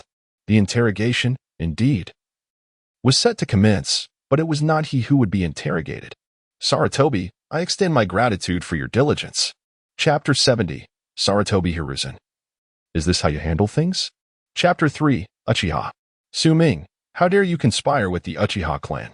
Danzo exclaimed in fury. All right. Let us put it another way, Su Ming interjected, waving his hand dismissively. You have all labeled me a rogue ninja. What of it if I collude with the Uchiha? As a rogue, I shall certainly engage in the deeds befitting one. Following his declaration, he clapped his hands twice sharply. In the wake of his applause, several villagers abruptly rose, tearing off their outer garments to reveal attire emblazoned with the Uchiha crest. They then bowed deeply towards Su Ming, exclaiming, Lord Su Ming. The uproar echoed through the air, darkening the expressions of Sarutobi Hiruzen and Danzo Shimura. Notably, Mito Kamen and T. Mari Kamachi also wore grim visages. The former had suffered at Su Ming's hands in the past and was eager for retribution now that Su Ming was in peril. However, they were taken aback by the unexpected upheaval in a place Hiruzen had vowed would remain unscathed. Sarutobi, you had better provide us with an explanation, they demanded. Wasn't it you who ordered the extermination of the Uchiha clan? How could they still be here? Just then, gasps echoed throughout the crowd. What? The Uchiha clan was indeed ordered to be exterminated by the third Hokage? Wasn't it said that Itachi killed his clan out of dissatisfaction with them? How could the third Hokage commit such an act? It cannot be true. Fool. How could the words of the Hokage's advisor be false? The crowd erupted into heated discussions. Meanwhile, the color of Sarutobi Hiruzen's face darkened to a deep shade of red as he glared at the two who had spoken. The truth regarding the Uchiha's annihilation must remain concealed from the villagers. This was a secret Hiruzen had desperately tried to hide, even from his own son, fearing uncontrollable consequences. Unexpectedly, the secret he had worked so hard to protect was now laid bare in public view. At this moment, he felt an overwhelming desire to silence those two. Among the Uchiha who had appeared, he also recognized Fugaku and Itachi. How could he not realize that this was all part of the Uchiha scheme? Sarutobi Hiruzen had been utterly defeated. Third Hokage, we require an explanation regarding the Uchiha, Fugaku spoke up. An explanation? T. Mari Kamachi scoffed. What explanation do you seek? If you reside in Konoha, you must adhere to its rules. That is the only explanation you will receive. At that moment, T. Mari's words ignited Hiruzen's fury. And he could no longer contain himself. He stepped forward and struck T. Mari across the face. Glaring at him, T. Mari retorted, How dare you lay a hand on me, Sarutobi Hiruzen? Furious, Hiruzen bellowed, Silence yourself. Allow me to add a statement. I shall eliminate you. Sarutobi Hiruzen was nearly overwhelmed by fury. Tsunade Kohara and Mitokado Hamura, though lacking in prowess, managed to secure positions as advisors to the Hokage due to their connections with the second Hokage. Typically, Sarutobi turned a blind eye to their antics. But at this critical juncture, not only did they refuse to assist, but they also conspired against him. Truly, they were the epitome of incompetent allies. Saratobi Hiruzen, in his fury, displayed a side that Tsunade Koharu had never witnessed before. Upon witnessing his rage, she fell silent. It was precisely because he had never unleashed such wrath that its manifestation now was all the more terrifying. Saratobi cast a glance at Danzo, who understood the unspoken cue. The Root and Umbu ninjas swiftly allied themselves. Danzo sneered, "What of the Uchiha clan still being alive? This is Konoha. Do not presume you can stir up any turmoil."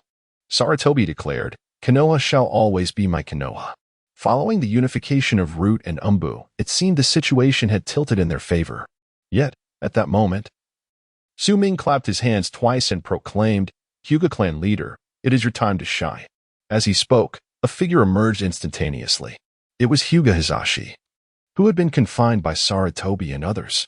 Now, upon his arrival, he raised his arm, and a multitude of Hyuga clan members stood behind him. Hisashi bellowed, "Follow Master Su-Ming." In an instant, the tide shifted once more.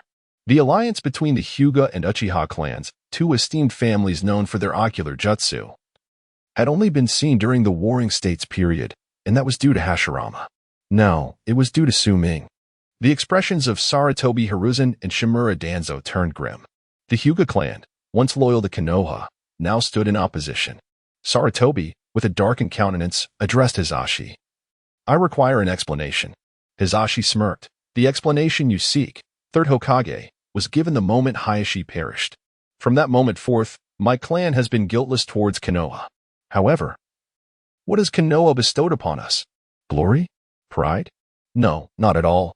Konoha has demanded that the Hyuga clan bear the brunt of warfare, even going so far as to threaten my daughters and Niji. When the Nine-Tails Jinchuriki went missing, Konoha did not investigate. Instead, they imprisoned me and even my kin. This is what Konoha has given us. The Hyuga clan stands guiltless before Konoha. Yet today, we are utterly disillusioned with this village." In this moment, Hisashi spoke the truth from his heart. When Hayashi died, he still held hope for Konoha, believing it was the last time. However, he was mistaken. This was merely the beginning. Konoha sought to obliterate the Hyuga clan entirely. How could he acquiesce to such fate? As Hisashi's words resonated, Saratobi fell into silence. The villagers too were hushed, confronted with a darkness they had never known, a tragic history of a great clan. The Hinata clan appears resplendent on the surface, yet beneath lies a burden borne for Konoha. Ultimately, what has the village offered them? Distrust and animosity, nothing more. They are utterly disillusioned and weary. Indeed, I have not managed your affairs adequately, but please believe me, I shall rectify this and restore justice to you," Saratobi earnestly declared. However, in that moment, Su-Ming scoffed. "You expect me to trust your words? You wish for time to address this?" He cast a glance at the assembled crowd. "Do you know my identity? I am the son of the fourth Hokage, Minato Namikaze. Yet, do you realize that I am merely an adopted son? The fourth Hokage has a biological son. That true son is none other than Naruto Uzumaki, whom you deride as the Fox Demon. Naruto Uzumaki is the descendant of the fourth Hokage, who sacrificed himself to protect the village." Su-Ming glared at Saratobi Hiruzen. "Tell me, is this how you choose to handle the situation?" Chapter 71, The Appearance of Orochimaru, Part 1. At the moment Su-Ming's voice resonated, an eerie silence enveloped the gathering. The villagers of Konoha, the Uchiha clan, the Hyuga clan, and even the Umbu operatives fell into profound silence. In their minds, a fragile silhouette of a young boy emerged, a figure imbued with helplessness. Despite his tender age, he bore the scorn of the villagers and endured suffering that even adults would struggle to withstand. His name was Uzumaki Naruto. Could he truly be the son of the fourth Hokage? In an instant, upon hearing this revelation, the expressions on the faces of the crowd became inscrutable, a veritable tapestry of complexities. Alas, Saratobi Hiruzen let out a sigh, his demeanor one of desolation. "The actions I took were not without their own burdens." Su-Ming offered a cold laugh, his silence indicating his discontent with the response. Meanwhile, Danzo bellowed, "Su-Ming, is this your attitude toward the Hokage? You are committing an act of insubordination." Amidst the fury of his voice, Su-Ming's hand rested on the hilt of his sword, and a glint of cold light flashed as Danzo's arm was severed with a swift motion. The previously severed limb had already been reattached. Clang! The sword was sheathed. Danzo clutched his severed arm, his gaze fierce as it bore into Su Ming. Do not regard me with such eyes. They will not earn you mercy. I am one who cherishes peace, therefore. With a sneer, the cold light surged again. The nearest root ninja, seeking to ambush, fell lifeless to the ground. Unfazed. Su Ming continued, the most effective means to maintain peace is to eradicate one's adversaries. He grinned, do not fret, Lord Danzo. Your head shall remain upon your shoulders for now, but I shall claim it shortly. Though his smile radiated warmth akin to the sun. Those surrounding him, be they from Root or the Umbu, instinctively recoiled a step back, gazing at Su Ming as if he were a demon incarnate. Turning his gaze back to Hiruzen, he offered an apologetic smile. I sincerely apologize. My sword seems rather unruly. You may continue your deception now. Hiruzen stammered, continue to deceive? Are you suggesting that regardless of what I say next, even if I could resurrect the fourth Hokage with my words, it would all be a lie? Instantly, Hiruzen lost the desire to continue. All he could muster was, the matter is not as simple as you perceive. Su Ming remained silent, merely glancing at the sword in his hand, which trembled slightly. He raised his gaze, as if the sword were voicing its disbelief. Hiruzen, bewildered, exclaimed, a sword does not believe? Are you jesting with me? Hiruzen felt a wave of frustration rising within him, yet the Konoha villagers looked on, awaiting his response. Reluctantly, Hiruzen pressed on. The reason Naruto's identity was concealed was due to the multitude of enemies the fourth Hokage made during the Third Great Ninja War.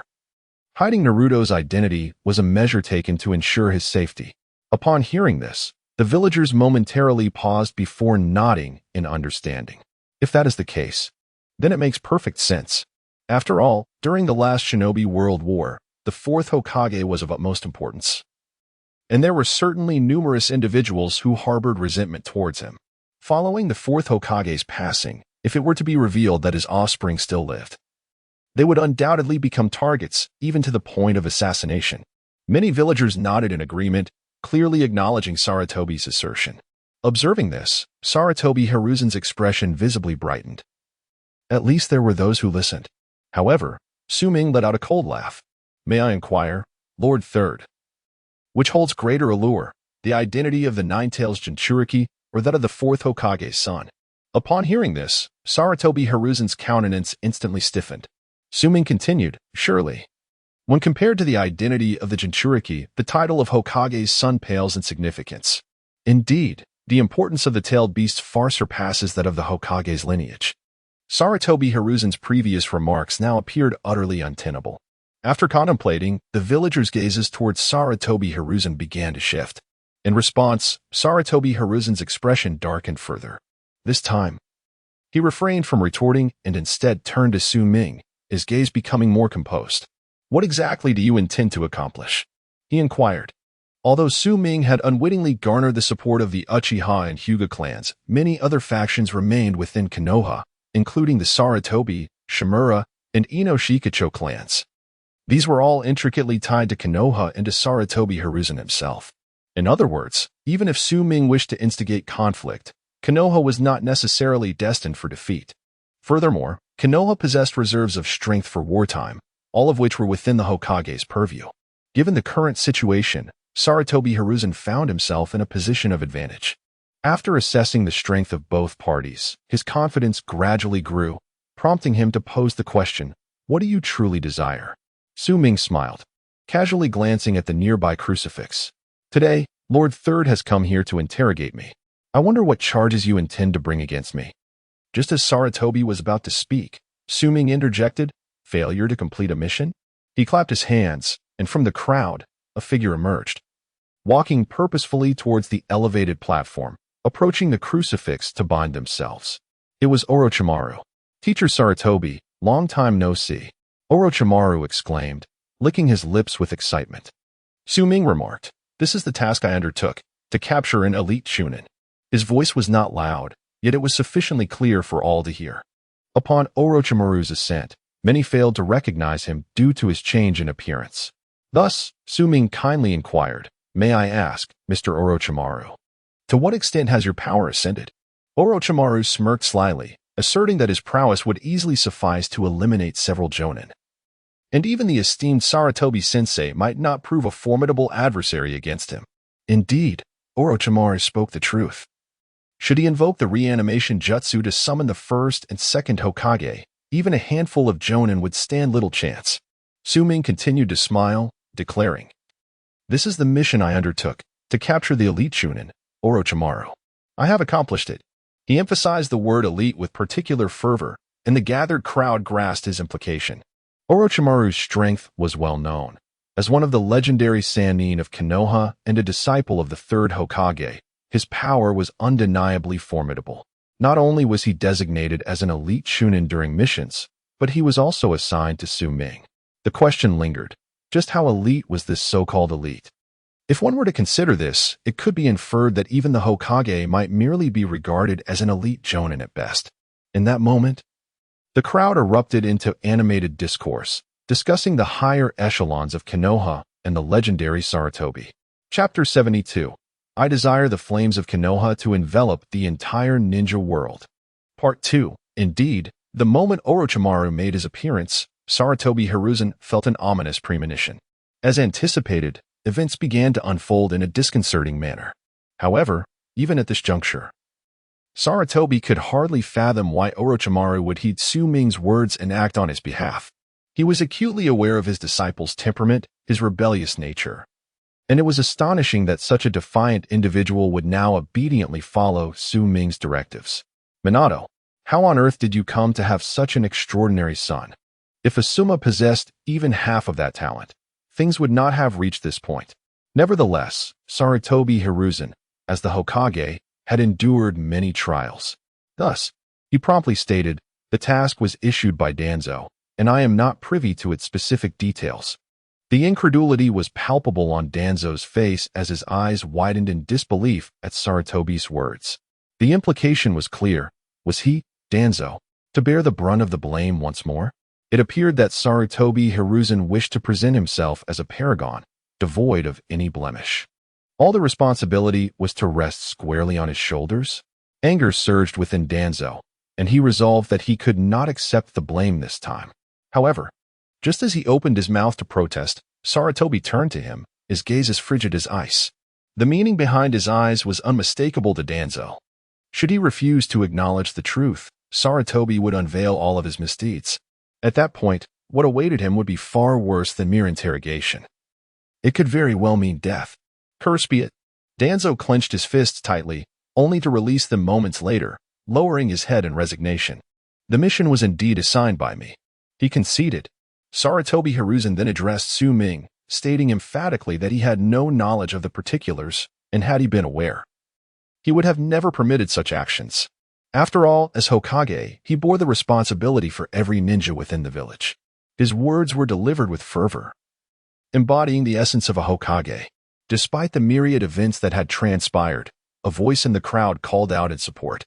Subsequently, the supporters of Sarutobi Hiruzen began to rally together, their voices rising in unison. Ultimately, the people of Konoha remained steadfast in their faith in their Hokage, a sentiment deeply ingrained in their hearts. Su-Ming, however, did not rely solely on these words to sway Sarutobi. Otherwise, his decades of leadership would be rendered utterly ineffectual. What he had prepared lay ahead. Possessing an abundance of patience, Su-Ming understood that as a hunter, such a quality was indispensable. Without it, one could never capture their prey. Moreover, Su-Ming sought not merely to ensnare his quarry, but to plunge them into profound despair, to let them experience the depths of darkness. "Fear not, I place my trust in Lord Third," Su-Ming smiled, a smile that appeared convincingly reassuring. It was a deceptive grin, one that would undoubtedly yield high success if employed to charm a young lady. Sarutobi nodded, seemingly convinced by Su-Ming's words. The two exchanged knowing smiles, akin to a battle of wits between two cunning foxes. The contest of schemes, at times, could be as chilling as a confrontation wrought with bloodshed. In this instance, it is evident that Su-Ming holds the advantage. While their relationship appears to have softened, the reality is that it is irreparably strained. The two have nearly reached an impasse, and even if one party wished to withdraw, it is no longer feasible. Sarutobi averted his gaze from Su-Ming and turned it toward Orochimaru, his former disciple turned rogue ninja. The legendary three ninjas of Konoha were his pride. After cultivating these three formidable ninjas, Sarutobi took great pride in his educational prowess. However, following their departures from the village, his expression grew complex. Orochimaru sensed Sarutobi's scrutiny. "Do you understand why I have come here today, sensei?" His voice was barely audible to the villagers, but not to Sarutobi, who raised an eyebrow in inquiry. Su Ming is an exceedingly ambitious individual. He embodies the very wind I have come to admire. I am aware that I lack the ability to steer the windmill. Yet I can wait for the winds to rise. Should the flames in Konoha escalate, I trust you know the consequences, don't you, sensei? Is the wind sufficient? Sarutobi remained silent, fully aware of the impending calamity. The wind would indeed fuel the flames, growing into an inferno that consumes all. I believe Konoha merely serves as kindling for this fire, and you, sensei, are a substantial piece of that kindling. Regrettably, you have aged.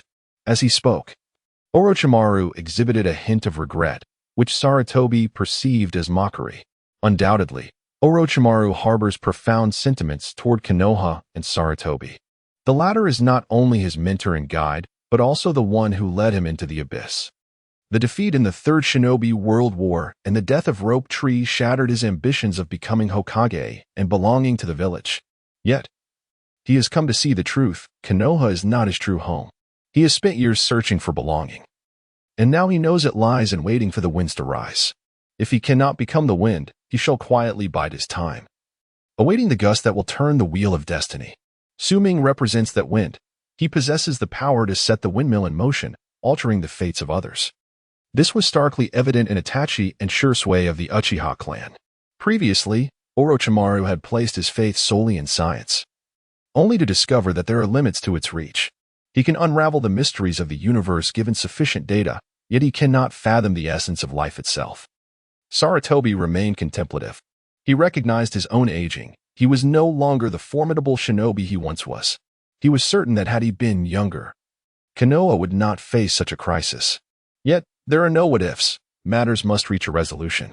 Thus, he turned to Su Ming once more and asked, "What do you intend to do?" This time, his inquiry was earnest and formal, devoid of humility but imbued with determination. Su Ming responded earnestly, declaring his desire for the flames of Konoha to engulf the entire ninja world. The debts of the past must be repaid, Naruto's vengeance, as well as the grievances of the fourth Hokage and his wife. Suddenly, Sarutobi Hiruzen raised his arm, causing the Umbu and Root ninjas, along with his other followers, to tremble in unison, their grips tightening around their kunai. The atmosphere was charged with the imminent threat of battle. Yet, Sarutobi's hand remained suspended in the air. For at that moment, he beheld a figure, a silhouette both familiar and foreign, clad in new attire, with pristine hair, modern goggles, and the unmistakable golden locks.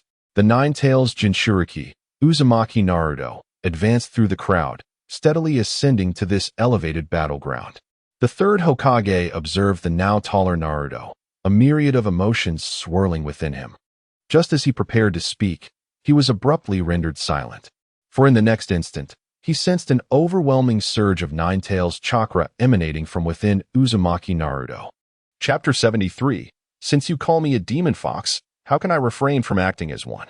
Chapter 3. A dense surge of Nine-Tails chakra erupted from Naruto's being. And upon sensing it, Sarutobi was engulfed in astonishment. He instinctively feared that the Nine-Tails was on the verge of breaking its seal. The very entity that once wreaked havoc upon the village, threatening to obliterate everything in its path, was poised to reemerge. Yet, as Sarutobi observed closely, he noticed that Naruto still retained his consciousness. Moreover, his elder brother, Sume, exhibited no signs of concern. Even Orochimaru appeared unfazed, as if he had anticipated such an event all along. Realization dawned upon him, and in sheer disbelief, Sarutobi gazed at Naruto and inquired, "You have mastered the power of the Nine-Tails?" Among the tailed beasts, they are referred to by the number of tails they possess, which also signifies their strength. The Nine-Tails undoubtedly stands as the most formidable tailed beast known to date. Throughout history, the mastery of such power has been the aspiration of all Jinchuriki.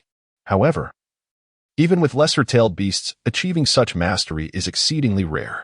To control the might of the strongest, the Nine-Tails, seemed almost impossible. And now, Naruto had indeed harnessed the power of the Nine-Tails? At such a tender age? The magnitude of Saratobi's astonishment was beyond comprehension. Concurrently, he contemplated the implications of this newfound strength. With the Nine Tails on the opposing side, his faction would find themselves at a significant disadvantage. In an instant, Saratobi's countenance darkened. How could they possibly engage in combat? While his ninjas hurled shurikens, their adversary could simply retaliate with a tailed beast bomb. What chance would they have? In that fleeting moment, Saratobi's mind raced with myriad thoughts, coupled with a deep sense of regret. If only he had treated Naruto with more kindness in the past. Perhaps this predicament could have been avoided. Yet, even now, a flicker of hope lingered within him. After all, he had been relatively benevolent towards Naruto in later times.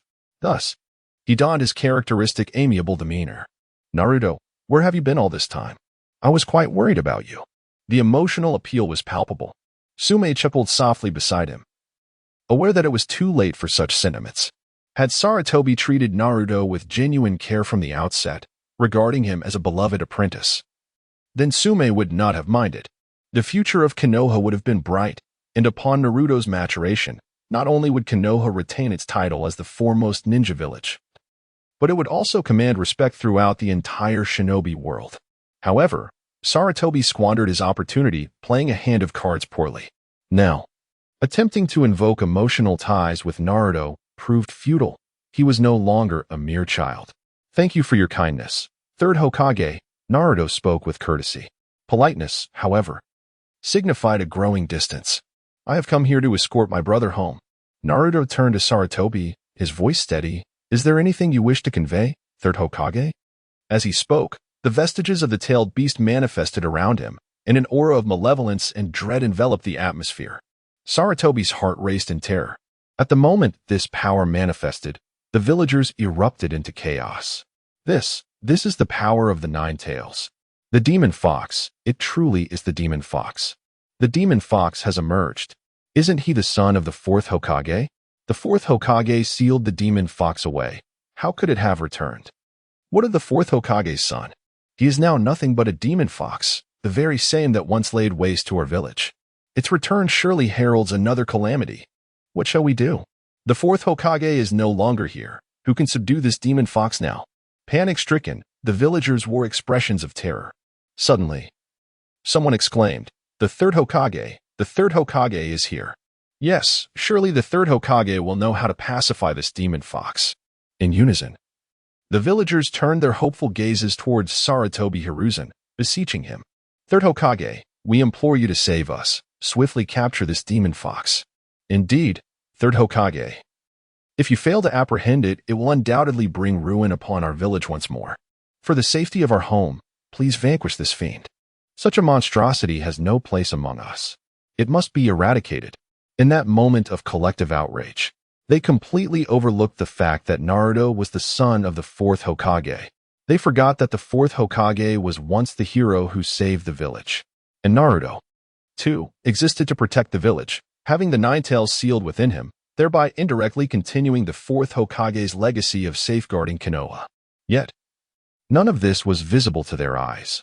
All they could perceive was the threat to their own lives, a mere possibility at that.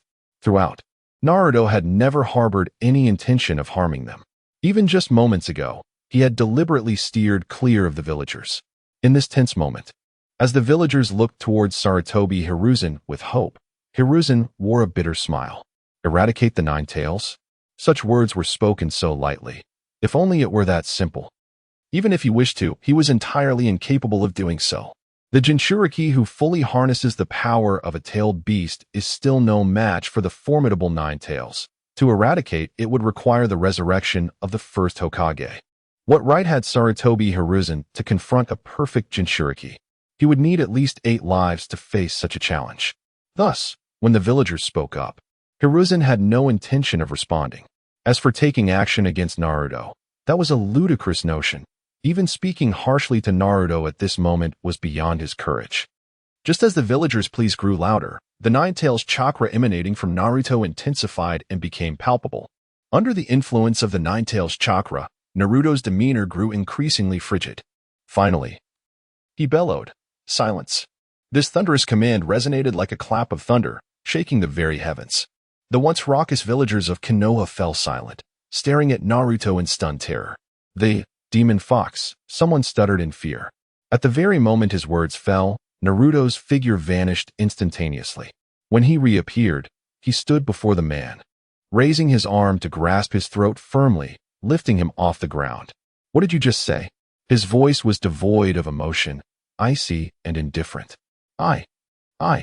Gazing into Naruto's eyes felt akin to encountering an ancient, ferocious beast, cold and imbued with a murderous intent. Those were the eyes of the Nine Tails. As Naruto held the man aloft, an unpleasant odor suddenly assailed his senses. The man had lost control of his bodily functions. With a disdainful snort, Naruto cast him aside effortlessly. He then turned to face the gathered villagers. "Do you wish to die?" The villagers fell silent, struck by fear. At that moment, Sarutobi Hiruzen opened his mouth to speak. "Naruto, do not frighten them, they." But Naruto turned back, his eyes, characteristic of the Nine Tails, narrowed dangerously at Sarutobi, followed by his cold, unyielding voice. "Did I permit you to speak?" Chapter 74. The True Man, Danzo. Chapter 1. Naruto's actions, his outburst, everything he did, fell within Su Ming's expectations. Even at this moment, had Naruto chosen to act differently and completely dismantle his original plan, Su Ming would not have furrowed a single brow. Suppression, when prolonged, inevitably culminates in an explosion. No one undergoes a drastic transformation without reason. If one can bask in the sunlight, none would willingly turn towards the shadows. When a person resolutely embraces darkness, it signifies that they have relinquished even the last vestiges of their yearning for light. At such a point, light transforms from a beacon of hope into a lethal poison. In the throes of an avalanche, not a single snowflake remains innocent. Even the nine-tailed beasts, when first separated, did not harbor the profound hatred for humanity that they possess now. Everything is bound by cause and effect, much like Naruto's current actions. This is the eruption following suppression. Su Ming would not intervene, and indeed, should Naruto continue to suppress himself, Su Ming would actively encourage his explosion. Konoha, indeed. He yearned to savor the process of its destruction. Yet, the entirety of Konoha pales in comparison to Naruto's significance. Su Ming possesses the discernment to distinguish between what is trivial and what is paramount. At this moment, gazing at Naruto's frigid expression, Hiruzen met his gaze for a brief moment before lowering his head, unable to bear the intensity of those eyes. The gaze of the Nine Tails was indeed fearsome. Yet for Hiruzen, it was not wholly so. He perceived not only the terrifying pupils, but also the childhood of Naruto, marred by despair and darkness. Upon witnessing Hiruzen bow his head, Naruto turned to face the assembly of villagers. He remained silent, yet the chakra emanating from him grew increasingly dense. Hiruzen felt a chill of apprehension. This seemed to signal the potential unleashing of a tailed beast ball. Should such a thing occur here, half of Konoha would surely be obliterated by its might. The destructive power of a tailed beast ball was well known to every ninja village. It was akin to weaponry of nuclear proportions. Therefore, even amidst the tumult of war, it was rare for any village to permit a Jinchuriki to employ such devastating tactics, for they were far too terrifying. Before resorting to such means, there remained a possibility for negotiation. However, once unleashed, it would lead to an irrevocable state of conflict. For it would no longer be war, it would be a massacre. Hiruzen's fixation on the Nine Tails was not solely for the sake of controlling its formidable power, but also as a deterrent against other villages. With such power in existence, any village contemplating an assault would surely weigh their own strength carefully. Yet now, this power was directed at the village itself. Hiruzen's countenance shifted, and unable to maintain his silence any longer, he bellowed, "All ninjas, protect the village."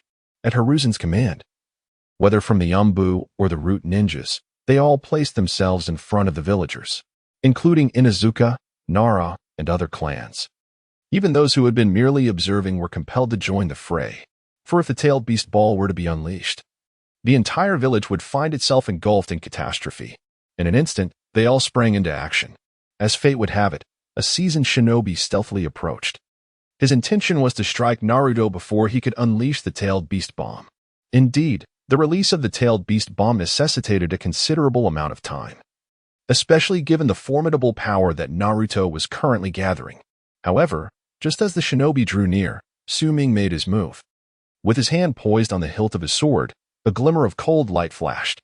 A head was severed and sent soaring through the air, tracing a graceful arc, accompanied by a splatter of crimson blood. Thud. The lifeless body collapsed to the ground. Su Ming positioned himself in front of Naruto, his longsword aimed defiantly. A smile gracing his lips. Should you wish to make a move, you ought to consult me first. Su Ming, what is your true intent? Do you truly wish to annihilate Konoha? This is the village that nurtured you. One of the shinobi exclaimed urgently.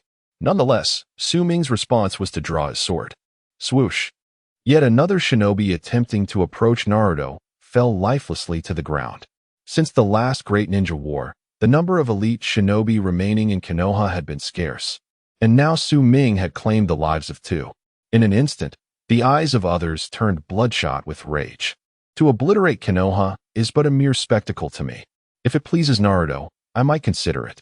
With a flick of his sword, he cast off the remaining droplets of blood and raised his voice in a commanding shout. Come forth in battle. At this moment, under the protection of the Umbu, the villagers of Konoha seemed emboldened, chanting fervently, slay them. Vanquish the demon fox. They must not survive. Lord Third, they cannot be allowed to live. If they do, they will bring ruin upon our village. Only by their extermination can Konoha be saved. Lord Third, your original decisions were indeed correct.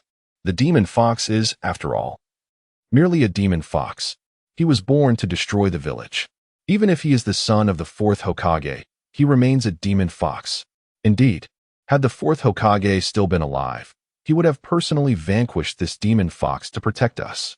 The crowd seethed with indignation. The ninjas guarding them frowned as these words were excessive. Even Hiruzen Sarutobi furrowed his brow, aware that hesitation was not an option at this juncture. Yet he hesitated. At that moment of indecision, Danzo stepped forward with a chilling smile. Previously, when the second Hokage had chosen to leave a rear guard, he had hesitated, allowing Hiruzen to seize the opportunity, and thus the position of Hokage was bestowed upon him.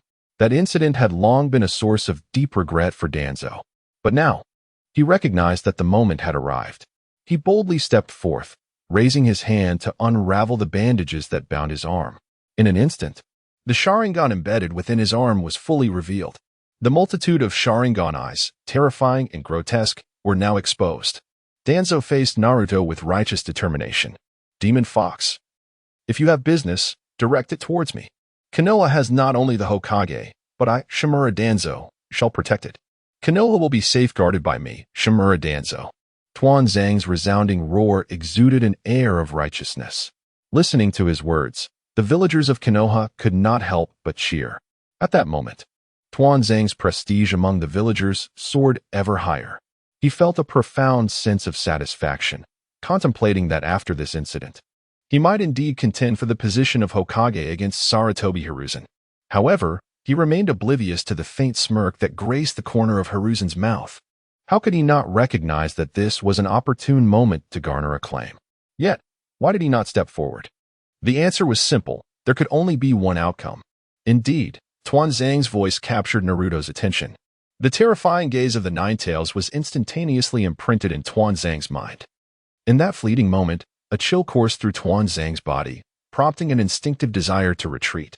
Yet, it was already too late. Chapter 75. Would another tailed beast ball be acceptable? Part 2. Even Su Ming did not anticipate that at this critical juncture, Danzo would emerge. Furthermore, he unveiled his most profound secret, the arm brimming with Sharingan. However, Su Ming began to comprehend that Danzo's sudden appearance was merely an attempt to assert his presence. After all, he had remained in obscurity for far too long. If left unchallenged, Sarutobi might very well continue in the role of Hokage indefinitely. Danzo sought to compete, seizing this moment to make his move. Additionally, Su Ming recalled that after Danzo had concealed a multitude of Sharingan, he possessed the forbidden technique Izanagi. By recalling a previous state with the Sharingan and at the cost of destroying one of the eyes, one could resurrect to the condition memorized by the eye. Now, as Danzo revealed the Sharingan adorning his arm, an icy dread gripped the hearts of all Uchiha clan members. The Uchiha had historically safeguarded their Sharingan with utmost diligence. Even in the event of a clan member's demise, measures were taken to prevent the loss of these precious eyes. Yet now, They discovered an alarming number of Sharingan belonging to Danzo, all transplanted onto a single arm. Such a limb transcended mere representation of power. It was tantamount to a declaration of war against the Uchiha clan. Consequently, Fujitaka, the clan leader, stepped forward. However, Su Ming intervened, assuring him that there was no need for haste. Danzo was there to challenge Naruto, and it was best left to Naruto to handle the situation. Su Ming chose to place his faith in his brother. Izanagi was indeed formidable, yet what he faced was not an ordinary attack, but rather a tailed beast ball. Upon hearing Su Ming's words, Fujitaka nodded, relinquishing the urge to pursue further. He too had faith in Naruto, for Naruto, having completely mastered the power of the Nine Tails, was exceedingly formidable. Fujitaka and Su Ming positioned themselves beside Naruto, eliminating all who dared approach him, leaving only Danzo. Kaibai, unleash whatever techniques you possess. If I, Danzo, were to so much as furrow my brow, I would cease to be a man.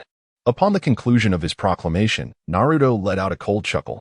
His chakra swiftly coalesced, transforming into the tangible form of the Nine Tails.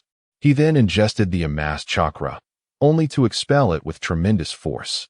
In an instant, an overwhelming surge of chakra erupted, altering the countenance of all present, including Sarutobi. Form a barrier, quickly. We must hold our ground.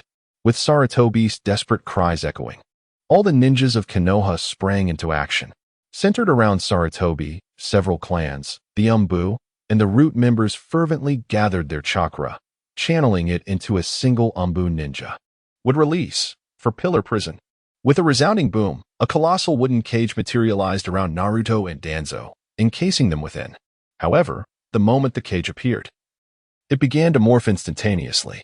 The chakra of the Nine Tails possesses an overwhelming destructive force, unleashing a deadly impact the moment the cage is formed. Quick, channel the chakra. Do not falter. Sarutobi Hiruzen bellowed. With the collective efforts of the Leaf Ninjas, the cage barely maintained its shape, teetering on the brink of collapse. At that moment, Yamato, who was controlling the jutsu, had turned pale, on the verge of fainting. On one hand, the chakra being channeled from behind was excessively vast. On the other, the destructive power of the tailed beast bomb was truly terrifying, capable of obliterating everything in an instant without leaving a trace. Interestingly, as the Leaf Ninjas exerted themselves, members of the Uchiha clan, the Hyuga clan, and others like Su Ming stood silently aside, exchanging cold glances. The diligent efforts of the Leaf. The desperate endeavors of Sarutobi Hiruzen, how intriguing indeed. Of course, the one suffering the most in this cage was undoubtedly Danzo.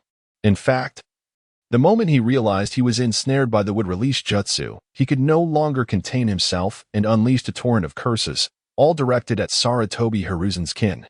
He had merely desired to play the hero and elevate his status within the Leaf, yet Sarutobi's maneuver had sealed off all his escape routes. Damn that Sarutobi, Danzo fumed. However, his curses and emotions were soon drowned out by the overwhelming force of the tailed beast bomb. Boom. A terrifying explosion erupted instantaneously, followed by a series of detonations within the confines of the small cage. At such a moment, even with Izanagi at his disposal and the entirety of Danzo's Sharingan, it was insufficient to spare him from demise.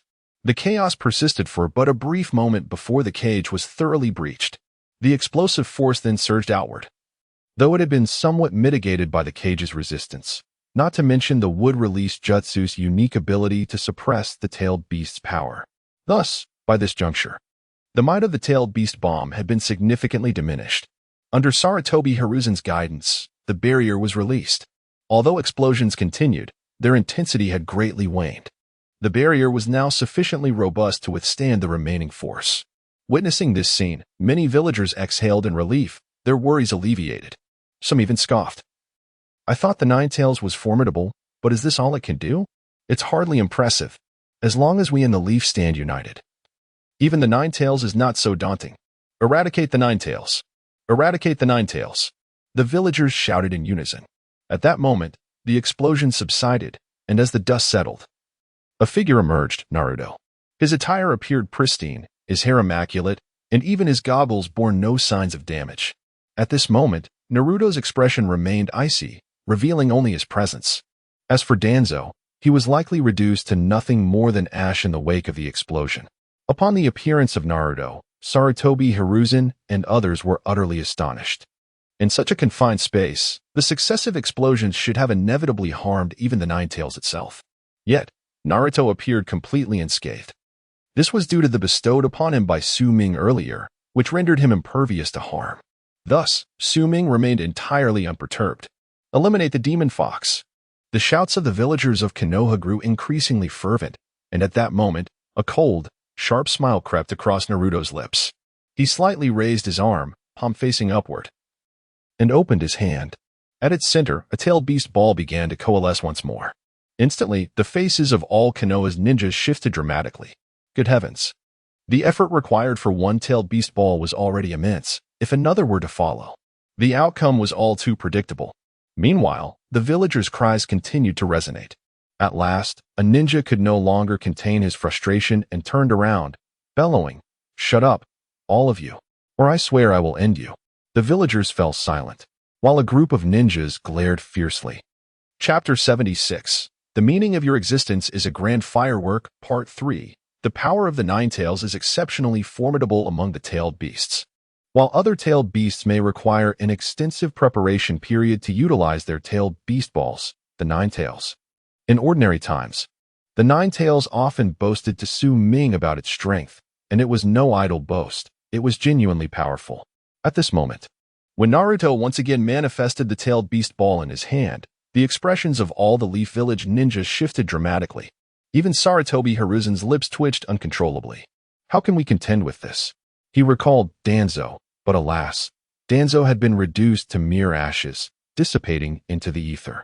Sarutobi swallowed hard, his voice trembling as he implored, "Naruto, remain calm. You must stay composed."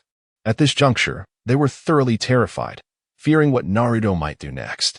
Even Fugaku and Hyuga Hizashi were gripped by trepidation. In their minds, a single thought prevailed. Thank goodness. I chose the right side. Otherwise, how could one possibly defend against such a monstrous capability? Would one use their head as a shield? Not even one's life could withstand it. As Hizashi recalled the humiliation of the past, he looked upon the distressed Sarutobi and felt an inexplicable sense of relief. It was as if the pain endured by the Hyuga clan had been entirely resurrected. Fugaku shared a similar sentiment, though he felt a twinge of envy towards Hizashi. He cast a glance at Su Ming and mused, wouldn't it be wonderful to have a daughter? Even if I cannot win over Su Ming, there is still Naruto. Yet, he was left with only 2 sons. Alas, such a slight disappointment lingered. Faced with Sarutobi's pleas for mercy, Naruto maintained a cold demeanor. Naruto, this is the Leaf Village that raised you. You grew up here. Would you truly wish to bring destruction upon it? Sarutobi recognized that playing the emotional card was his final chance. If it were just Naruto, merely the Nine Tails, there might have been a way to handle it. However, alongside the Nine Tails, there were Su Ming, the Uchiha clan, and the Hyuga clan, not to mention the villagers of the Leaf who would greatly constrain their abilities. This was a battle that was simply unwinnable. Thus, the emotional appeal was their only hope. Even a child, despite wielding immense power, could be swayed if the emotional card was played effectively. This was Sarutobi's line of thought. Upon hearing Sarutobi's words, Naruto shook his head. Instantly, Sarutobi's expression brightened, and he hurriedly said, "You wouldn't want to annihilate the Leaf Village, would you? I know the village has wronged you in the past and committed many mistakes. Rest assured, we will make amends. We will repent. You wish to become Hokage, don't you? I can guarantee your position as the next Hokage's successor, if you agree. I can declare it right now." After Sarutobi finished speaking, both Fugaku and Hizashi exchanged cold smiles, internally cursing the shameless old man. A mere empty title. Aiming to tether the Jinchuriki to Konoha, what a cunning scheme indeed. The next successor to the Hokage, would it not still be you? Your authority remains unassailable. And Konoha could possess a flawless Jinchuriki, significantly enhancing its military prowess. Sarutobi, truly an ingenious plan. Yet, Naruto shook his head, not in response to Sarutobi's words. He stated, "You are mistaken. My sentiments towards Konoha are non-existent. This is the land that birthed and nurtured me. But it is also the place that inflicted pain and suffering upon me." Slowly, Naruto continued, "All that I have endured, all that I have borne, has been wrought by Konoha." His expression remained impassive, My feelings for Konoha amount to the tailed beast bomb. He moved his hand, and if one was insufficient, there was always another. The tailed beast bomb grew increasingly larger. Saratobi's countenance darkened further. However, this time, the tailed beast bomb was hurled directly into the sky. Then came the explosion. Boom. At that moment, every edifice within Konoha's upper echelons crumbled under the force of the blast. The explosion persisted for an extended duration, long enough for every villager to tremble as they gazed skyward. Previously, the explosion had transpired within the confines of a wood-release cage, lacking clarity. But now, it was vividly tangible, occurring right before their eyes. Gulp. The sound of swallowed saliva echoed repeatedly. Someone murmured, "The Ninetales, so powerful." Slap. Suddenly, the speaker was struck sharply, turning to find it was an umbu clad in a dog-headed mask. "Mind your tongue. If you wish to perish, do so alone. But do not drag us with you." The umbu vanished back to their original position. The speaker shuddered violently, realizing that all around him, everyone was glaring at him with palpable anger. He promptly sealed his lips. The explosion continued unabated. Half of Konoha lay in ruins. All of this was the result of the tailed beast bomb, or rather, it was all Naruto's doing. In that moment, the once youthful boy, labeled as the Ninetales and subjected to relentless bullying and discrimination, was no longer underestimated. As he observed the fearful gazes of the people, Naruto felt an inexplicable sense of comfort. It turned out that even the wicked could experience fear.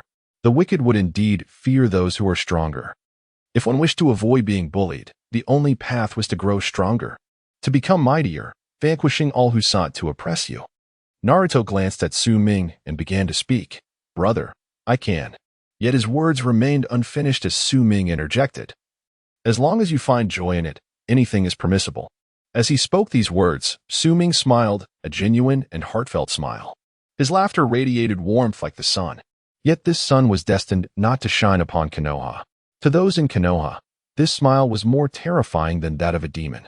Naruto too smiled, filled with joy. He turned to Saratobi Hiruzen, saying, "You spoke a truth. Konoha is the land that gave me life." Everyone was taken aback, gazing at Naruto in astonishment. Including Fugaku and Hinata, they all gazed at Naruto. They were puzzled, wondering if Naruto's words implied a desire to spare Konoha. Even Saratobi Hiruzen harbored such thoughts, a look of joy blossoming on his face. However, Naruto continued, "My birthday is approaching. On that day, I wish to set off the grandest fireworks display." He smiled and added, "Konoha is that fireworks." After speaking, he turned to Su Ming. "Brother, it's time to go home. Naruto has come to take you back." Su Ming nodded and grasped Naruto's hand. The two brothers departed step by step.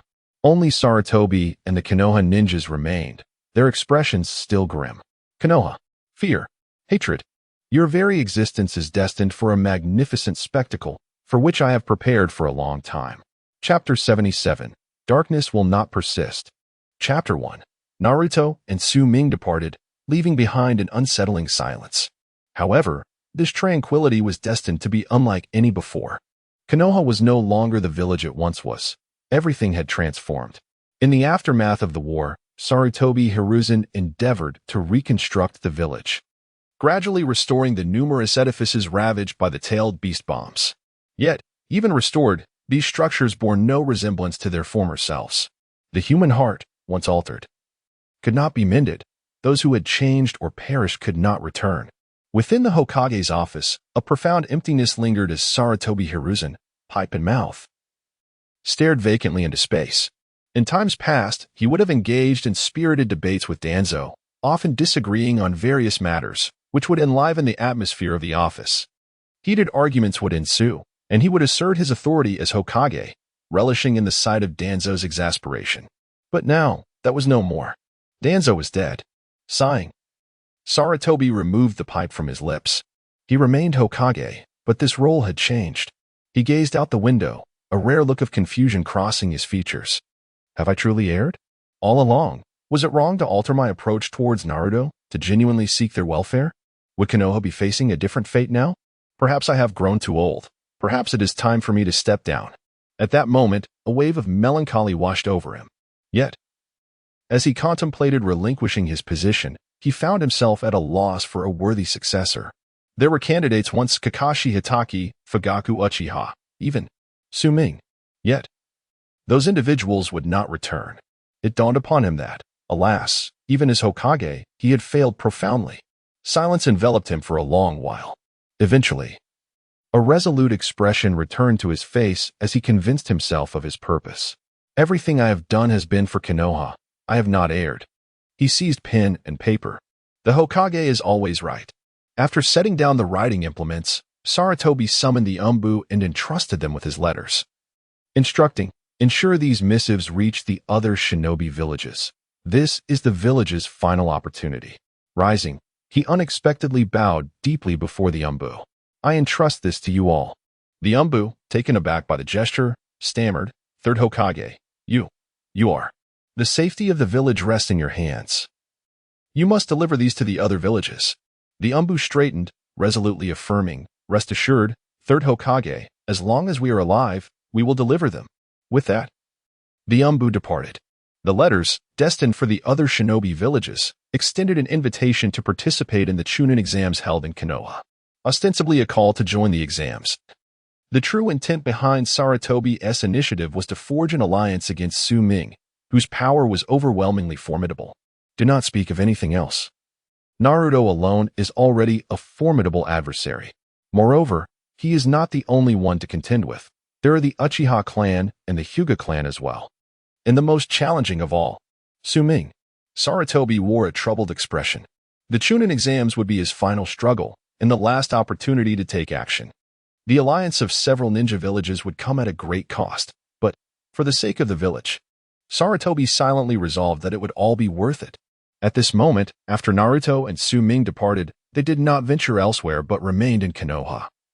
Within their quaint little courtyard, the family of 5 was enveloped in warmth.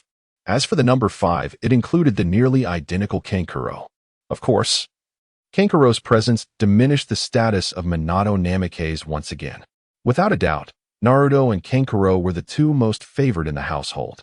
Although Kushina had not spent much time with Naruto, it did not hinder her from embracing her role as a mother. At times, Su Ming even wondered if motherhood was an innate quality. Despite it being her first experience, Kushina excelled remarkably, performing splendidly. Typically carefree, she became exceedingly meticulous and caring regarding all matters concerning Naruto. Upon hearing of Naruto's tribulations, had it not been for Minato and Su Ming's intervention, Kushina would have likely stormed into Konoha with a blade in hand. That battle, indeed, Su Ming had not allowed them to participate, for it was merely the beginning. Death is not to be feared. What is truly terrifying is the process of dying, where the condemned remain in a state of perpetual dread. When one realizes that no matter how hard they struggle or how much effort they exert, their endeavors crumble to dust before their adversary.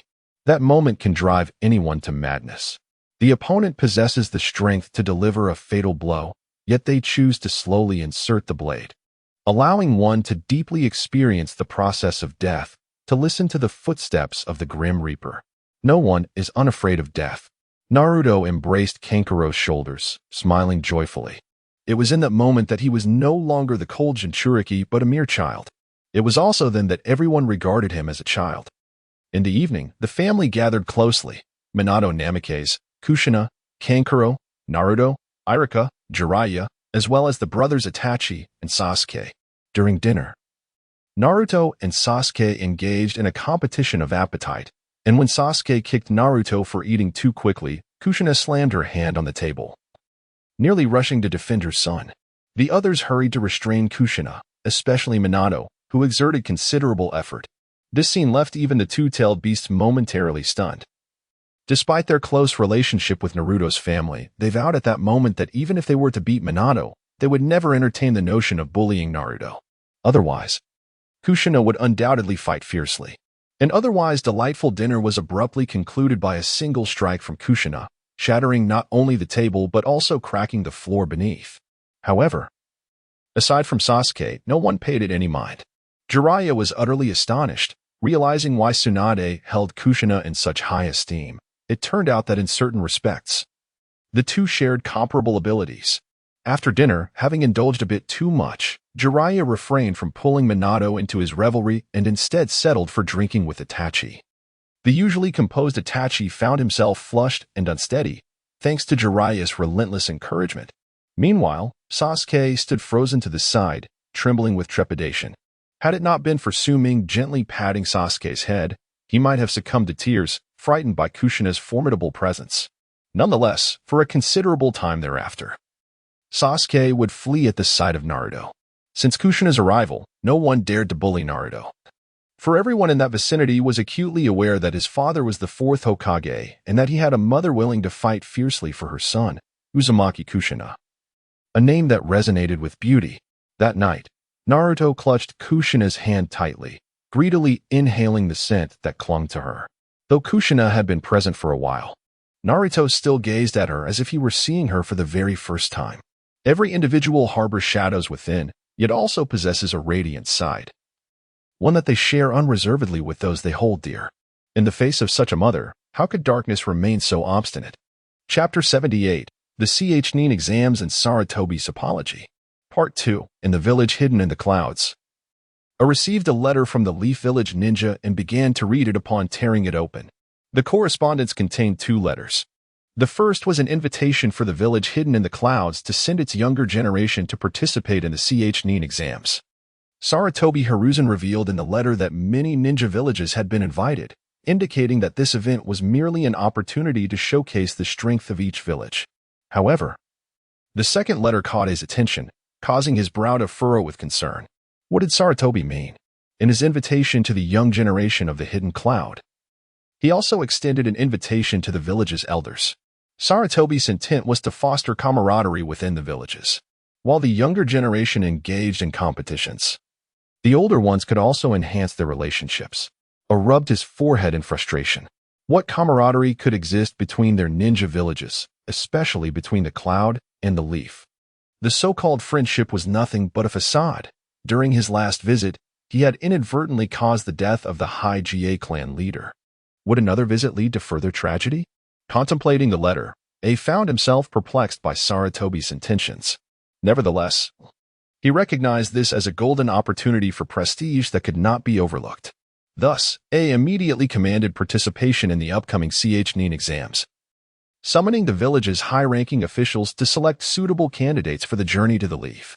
This scene unfolded similarly in other ninja villages. In the village hidden in the rocks, Inoki wasted no time in agreeing to participate upon receiving news from the Leaf. Having suffered losses at the hands of the Leaf previously, his character would not allow him to be passive. This Chunin exam represented a chance for him to reclaim his lost honor and make the Leaf regret their actions. As news spread to several ninja villages, responses poured in, except for the village hidden in the mist, which remained eerily silent, as if a stone had sunk into the ocean. Even the Umbu sent by the Leaf had not encountered the Mizukage. The village hidden in the mist was shrouded in mystery. Shortly after the Umbu departed, the news reached Obito, who was controlling the 4th Mizukage. Obito frowned as he held the 2 letters sent by Sarutobi. What was Sarutobi's intention? No one knew the happenings of the Leaf better than him. Ever since Su Ming had emerged, he had become increasingly vigilant regarding news from the Leaf. Recently, he had learned that Naruto and Su Ming had teamed up to nearly obliterate the Leaf, leaving him astonished for quite some time. On one hand, he was amazed that Naruto, at such a young age, could master the tailed beast so flawlessly. On the other hand, he was taken aback by the determination they exhibited in opposing the Leaf. However, now that Uzumaki Naruto had perfectly controlled the Nine Tails, it signified that his ambitions to gather the tailed beast would become ever more challenging. At this juncture, Sarutobi Hiruzen must surely be distressed that news from the Leaf had reached the other villages, leaving him vulnerable to their advance. However, why would he willingly release such information? What could he possibly mean? The more he pondered, the more tightly Obito's brow furrowed, struggling to comprehend Hiruzen Sarutobi's intent. Was it a case of reckless abandon? Knowing that Konoha was beyond saving, leading him to indulge before his demise? No, that was utterly implausible. Based on his understanding of Hiruzen Sarutobi, this venerable leader of Konoha, even in his advanced years, retained the capacity to bear his fangs. Yet, what could he truly mean? After considerable reflection, Obito remained perplexed. Nevertheless, he recognized one crucial point. He must pay close attention to the upcoming Chunin exams. The individuals invited by Hiruzen Sarutobi included not only the younger generation but also the elder statesmen. This implied that host Jinchuriki from other villages might also make an appearance. At that juncture, it could greatly aid their plans to collect tailed beasts. Perhaps he could seize the opportunity to capture a few tailed beasts for himself. Thus, participation was imperative. This was a chance. In Konoha, at Naruto's residence, the region had fallen into silence since the previous incident. The surrounding villagers had relocated to avoid Naruto. Initially, this area was not particularly bustling. Hence, the villagers' departure had little impact. Of course, it spared them the dread of being obliterated by Kushina's formidable fist. Otherwise, had there been villagers nearby engaging with Naruto, even the emergence of the Nine Tails might not have been sufficient to restrain her. The key issue was the sheer unwillingness to intervene. Despite the calm outside, the atmosphere within the home was quite lively. However, on this day, an unexpected guest arrived at their usually tranquil abode. More specifically, an uninvited visitor. Upon learning the identity of the newcomer, Minato and Kushina utilized the Flying Thunder God technique to depart, as they could not afford to reveal themselves prematurely. Moreover, the visitor was none other than Hiruzen Sarutobi. With a creak, the door swung open, revealing Sarutobi's figure. Inside, Su-Ming and the others were present. Su-Ming cast a chilling glance at Sarutobi. His voice icy. "What brings you here?" Hiruzen Sarutobi, with a face full of regret, replied, "I have come to apologize. The past transgressions were indeed my fault. As Hokage, I have overlooked far too much, causing significant distress for both you and Naruto. This incident has deepened my understanding of the responsibilities of the Hokage, and I realize I have much to rectify." With a sigh, he continued, "I am now contemplating resignation, but for the time being, that is not feasible. I have committed numerous wrongs, and I must personally atone for them." Su-Ming listened to his words, his expression still frosty. Sarutobi, undeterred, went on, "I do not expect you to forgive me. I am here merely to deliver this." As he spoke, he opened his hand, revealing two Konoha ninja headbands. "I hope you can accept these as a token of my apology and Konoha's remorse." Noticing Su-Ming's reluctance to accept, Sarutobi added, "In fact, in the near future, the village will be hosting the Chunin exams, and I hope you will consider participating." He gazed at Naruto, who, being still so young, deserved recognition. Sarutobi Hiruzen departed, leaving behind two Genin forehead protectors. To be candid, when Sarutobi Hiruzen requested their participation in the Chunin exams, Su-Ming was momentarily taken aback. Given the current prowess of himself and Naruto, they could easily contend with shadow-level ninjas, yet attending the Chunin exams felt somewhat unfair. Moreover, what exactly did Sarutobi Hiruzen mean by this? It was only after Orochimaru conveyed the news regarding Konoha's deployment that Su-Ming comprehended the underlying motives. He finally grasped why Hiruzen was so insistent on delivering the forehead protectors and urging them to partake in the Chunin exams. Chapter 79. The Role of the First Hokage. Chapter 3. Upon receiving the message from Orochimaru, Su-Ming became aware that Hiruzen Sarutobi had similarly extended invitations to other villages. Not only did he invite the younger generation, but he also included the elders, which led Su-Ming to fully comprehend Sarutobi's intentions. He sought to wield their influence as weapons, borrowing not just these two blades, but also the swords of other ninja villages. By utilizing the opportunity presented by the Chunin exams, he aimed to incite conflict between the factions. If managed adeptly, it could result in mutual devastation, allowing Konoha to resolve its internal strife while simultaneously eliminating external threats. At that juncture, Konoha, still possessing considerable strength, and with Danzo deceased, would command both the Root and Umbu forces, bolstered further by supporting clans. It would be then that Konoha could genuinely ascend to its rightful status as the foremost ninja village, rather than merely in name. What a cunning strategy! It is no wonder that Sarutobi personally visited, adopting such a humble demeanor and even offering apologies. It all becomes clear. Throughout this process, Sarutobi would not need to exert much effort or possess overwhelming power. He merely had to ensure that both sides were aware of one another and forget about his involvement.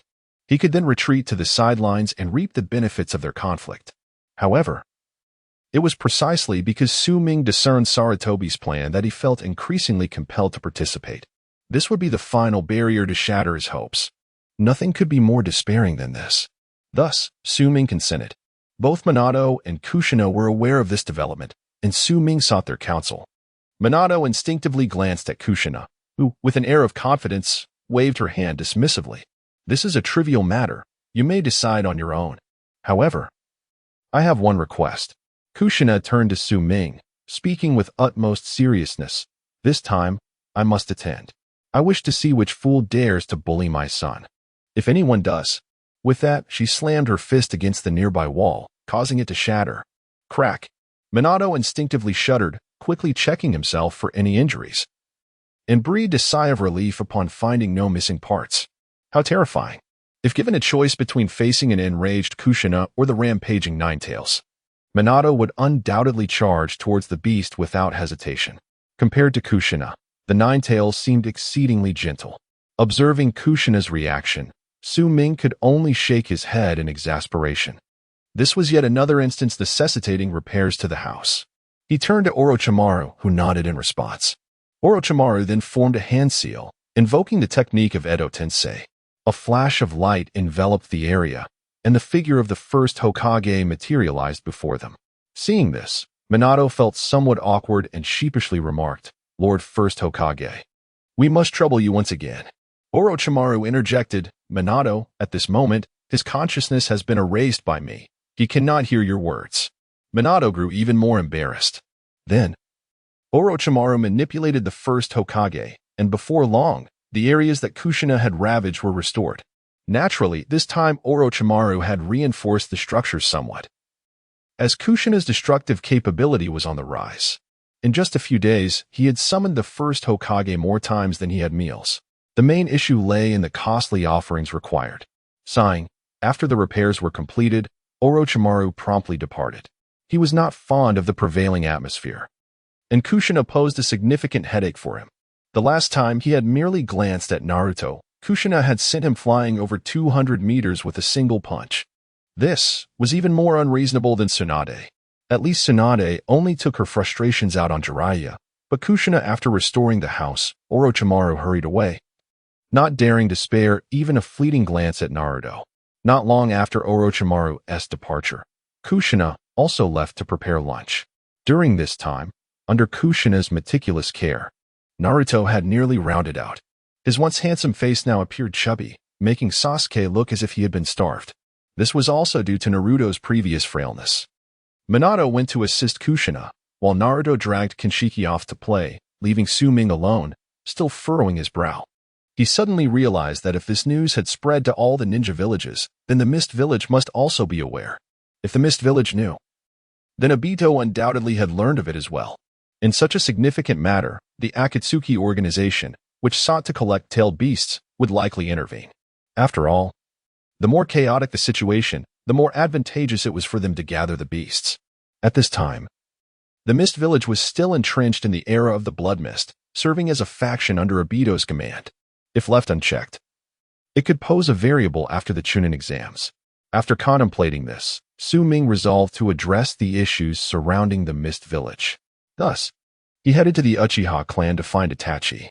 Upon seeing Su Ming, Itachi expressed a measure of delight, disregarding Izumi's slightly resentful gaze, and rushed over. However, Izumi understood that Su Ming's presence indicated an important matter. Always perceptive, she turned to return home to brew tea for the two of them. Soon, 2 steaming cups of tea were brought forth. Su Ming accepted them with thanks, and Itachi smiled at Izumi, sharing a knowing glance filled with unspoken sentiments. Observing this, Su Ming jested, "By the looks of it, life is treating you well?" "Not at all," Itachi quickly denied, yet the flush on his cheeks betrayed him. Su Ming chuckled, choosing not to press the matter further. "Not at all. If that were the case, why would Sasuke keep coming to my house day after day, following Naruto around? It's clear he knows you and your wife are together and is feeling neglected. Setting aside other matters, I'm here to discuss something important," Su Ming said earnestly. Itachi inquired, "What is it? Is it related to Konoha?" Su Ming shook his head, sort of. "This matter primarily concerns the Mist Village." Itachi's expression revealed his intrigue. Su Ming elucidated that the hidden Mist Village, under the control of its 4th-generation Mizukage, Yagura, had long been manipulated by unseen forces. which led to the implementation of a series of brutal policies, including the infamous blood mist. However, there existed a deeper reason that Su Ming chose not to disclose. The plight of the Hidden Mist village could be traced back to a woman named Lin. Su Ming continued, stating that this time the Leaf Village was hosting the Ch-Nin exams and had invited other ninja villages to participate. With the Hidden Mist village being the sole variable in this equation, I must make a visit there, he declared. Itachi inquired, what can I do? Rising to his feet, Su Ming affectionately ruffled Itachi's hair, replying, just accompany me. Chapter 80. What right do you have to choose light for others? Chapter 1. Regarding the matters in the Hidden Mist village, Su Ming intended to venture forth with Itachi. However, just as they were about to depart, Jiraiya arrived. He sought out Su Ming, having learned of the events transpiring in Konoha, though he had refrained from intervening.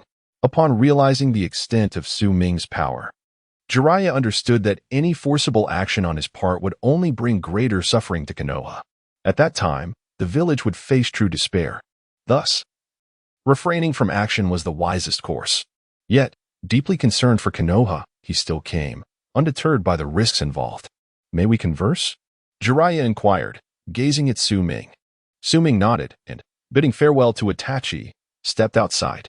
Once outside, Jiraiya hesitated, while Su Ming, with a smile, remarked, given our relationship, which is not insignificant, feel free to speak your mind without hesitation. With a sigh, Jiraiya ultimately voiced his request. For the sake of Konoha, I implore you to show mercy and spare them. Su Ming did not rush to refuse. He understood Jiraiya's character. Although his time in the village was not particularly long, he harbored profound feelings for Konoha. Otherwise, he would not have ventured alone into the Rain Village for information on pain, nor would he have met his solitary demise. He was not the prophesied child, but rather the seeker of that child. He held his own contemplations regarding peace in the village, remaining steadfast in his convictions. Su Ming regarded Jiraiya, asking, what is your rationale? On what grounds should I spare Konoha? After a moment of silence, Jiraiya responded, I acknowledge that Konoha owes you and Naruto a debt. However, hatred cannot resolve issues. It perpetuates itself and never concludes. As he spoke, Jiraiya's gaze deepened, suggesting untold stories. Yet, Su Ming shook his head. Hatred can indeed come to an end. Jiraiya looked up, bewildered. The reason hatred persists is due to excessive compassion. Su Ming asserted. If I eradicate all potential sources of hatred, then hatred itself will cease to exist. Jiraiya was momentarily taken aback, struggling to fathom the notion. If hatred continues, then why not eliminate everyone?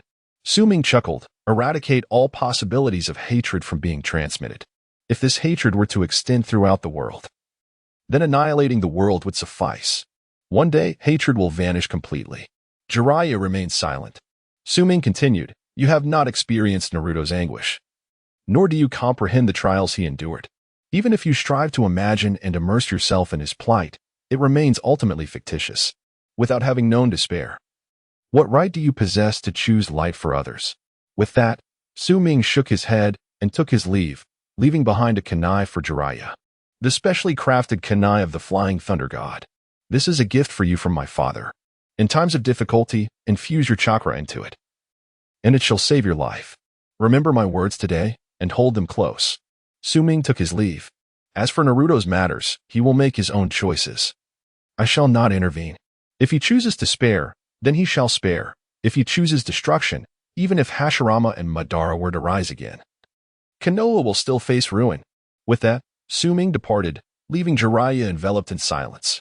At that moment, he murmured the words left by Su Ming. Those who have never experienced despair hold no right to choose light for another. Do you understand him? No, you do not. You merely possess knowledge. You know of his misfortunes and the events that transpired in his life, yet you mistakenly believe you comprehend all his thoughts. However, each person is unique. What right does anyone have to command another to forgive, based on the sufferings endured by others? Jiraiya remained silent, the stillness stretching on. He grasped the specially crafted kunai and, after a moment, secured it away. He understood that he could no longer intervene in Konoha's affairs. Yet, there was still one thing he could do. Pain. That enigmatic organization, capable of profoundly influencing the peace of the ninja world. In the legendary eyes of the Sage of Six Paths, What he could do was to strive, to the best of his ability, to uncover the truth behind these matters. Jiraiya also departed, unlike before, carrying the kunai gifted by Su Ming. Beneath the ancient tree, leaves danced in the breeze. Itachi stood quietly, awaiting. Moments later, Su Ming's figure materialized. Upon seeing Su Ming, a flicker of excitement shone in Itachi's eyes. "Ming-san." Itachi waved from a distance. Su Ming approached with a smile. "Did Lord Jiraiya seek you for something?" Su Ming recalled Jiraiya's expression and shook his head. Perhaps he merely sought to comfort himself. Jiraiya understood that a few words would not suffice to alleviate the burdens carried by Su Ming and the others. Moreover, even if they chose to let go, Konoha might not readily acquiesce. Many matters cannot simply be resolved by the desire of one side to conclude them. What Jiraiya could do was to strive earnestly for these issues, ensuring he held no regrets. Itachi expressed his confusion. Su Ming did not elaborate further. The situation was complex. He simply stated, "Let us go to the Hidden Mist Village." Itachi nodded without further inquiry, and the two set off. After the night of the Uchiha's demise, Itachi had returned to his true self, regaining his original essence. His parents were still alive, his brother was safe, and Shursui had not perished. Everything he cherished remained intact. Most importantly, the heavy burden upon his shoulders had lifted. He no longer labored for the revival of the Uchiha clan, nor did he strain his mind over it. Within the clan, he could even indulge in a carefree lifestyle. Sipping tea and admiring the scenery, they engage in games meant for two, all the while avoiding Sasuke, for leading astray the young is undoubtedly unwise. Ultimately, the world is splendid, and Itachi finds joy in it. Habitually accepting the dumpling from Su Ming's hand, Itachi feels a flicker of curiosity. Despite the devastation of Konoha, the whereabouts of the dumpling shop remain a mystery, leaving him to wonder how Ming found these delicacies.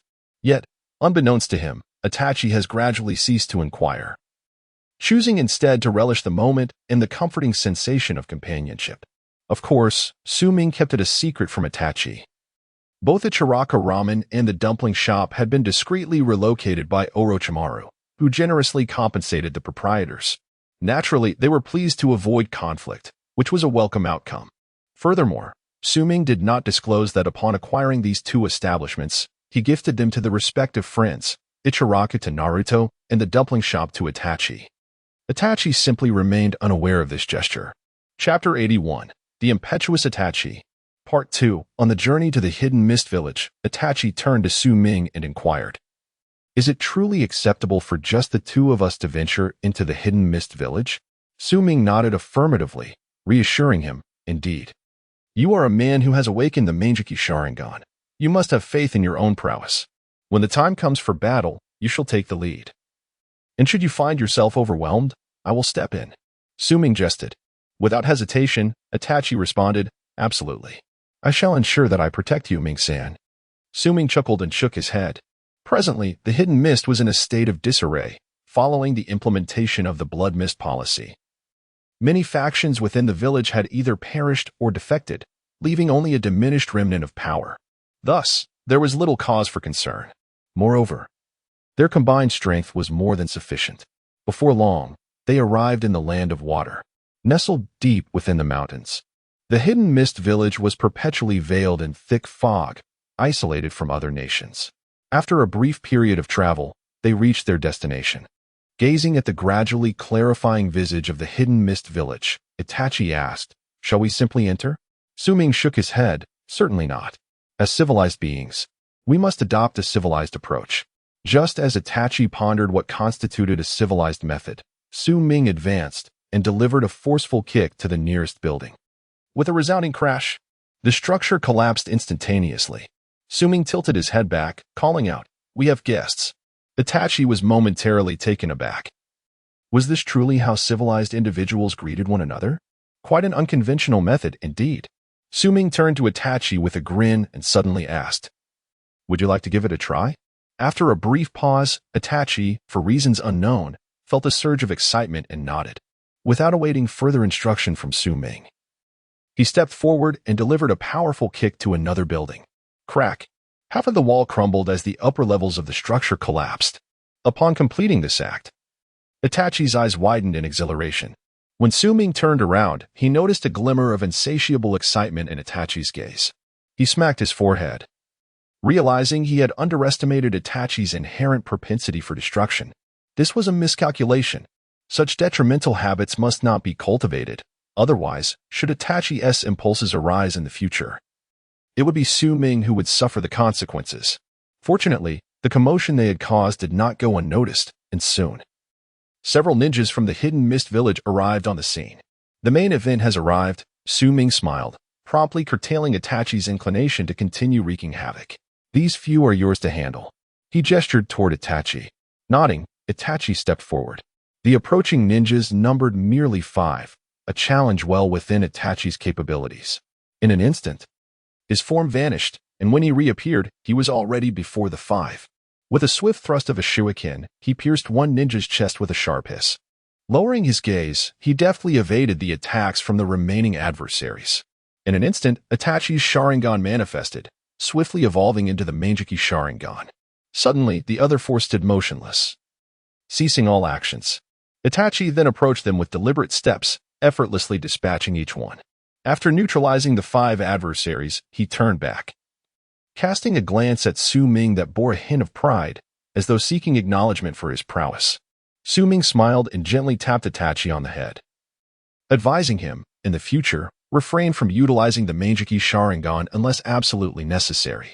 Itachi, cheeks flushed, nodded in understanding. After all, the Manjiki Sharingan could lead to a deterioration of one's vision.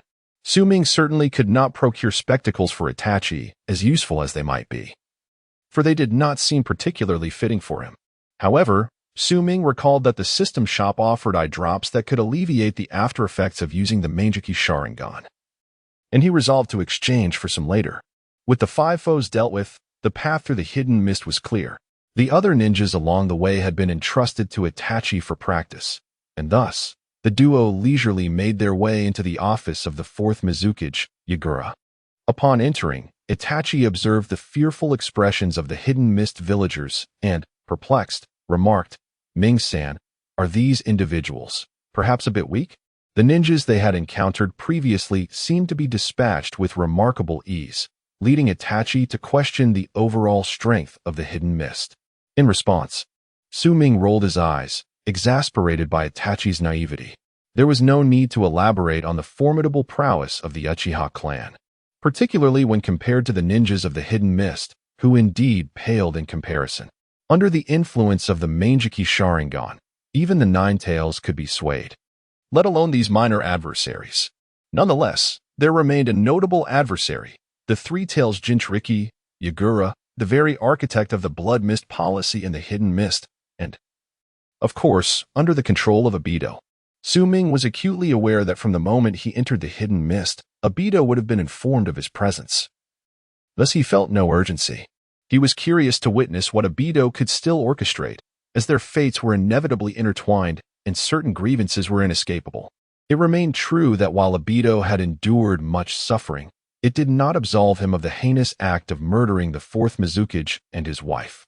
He had no grounds to forgive his adversaries on behalf of others, and likewise, others held no right to forgive his enemies.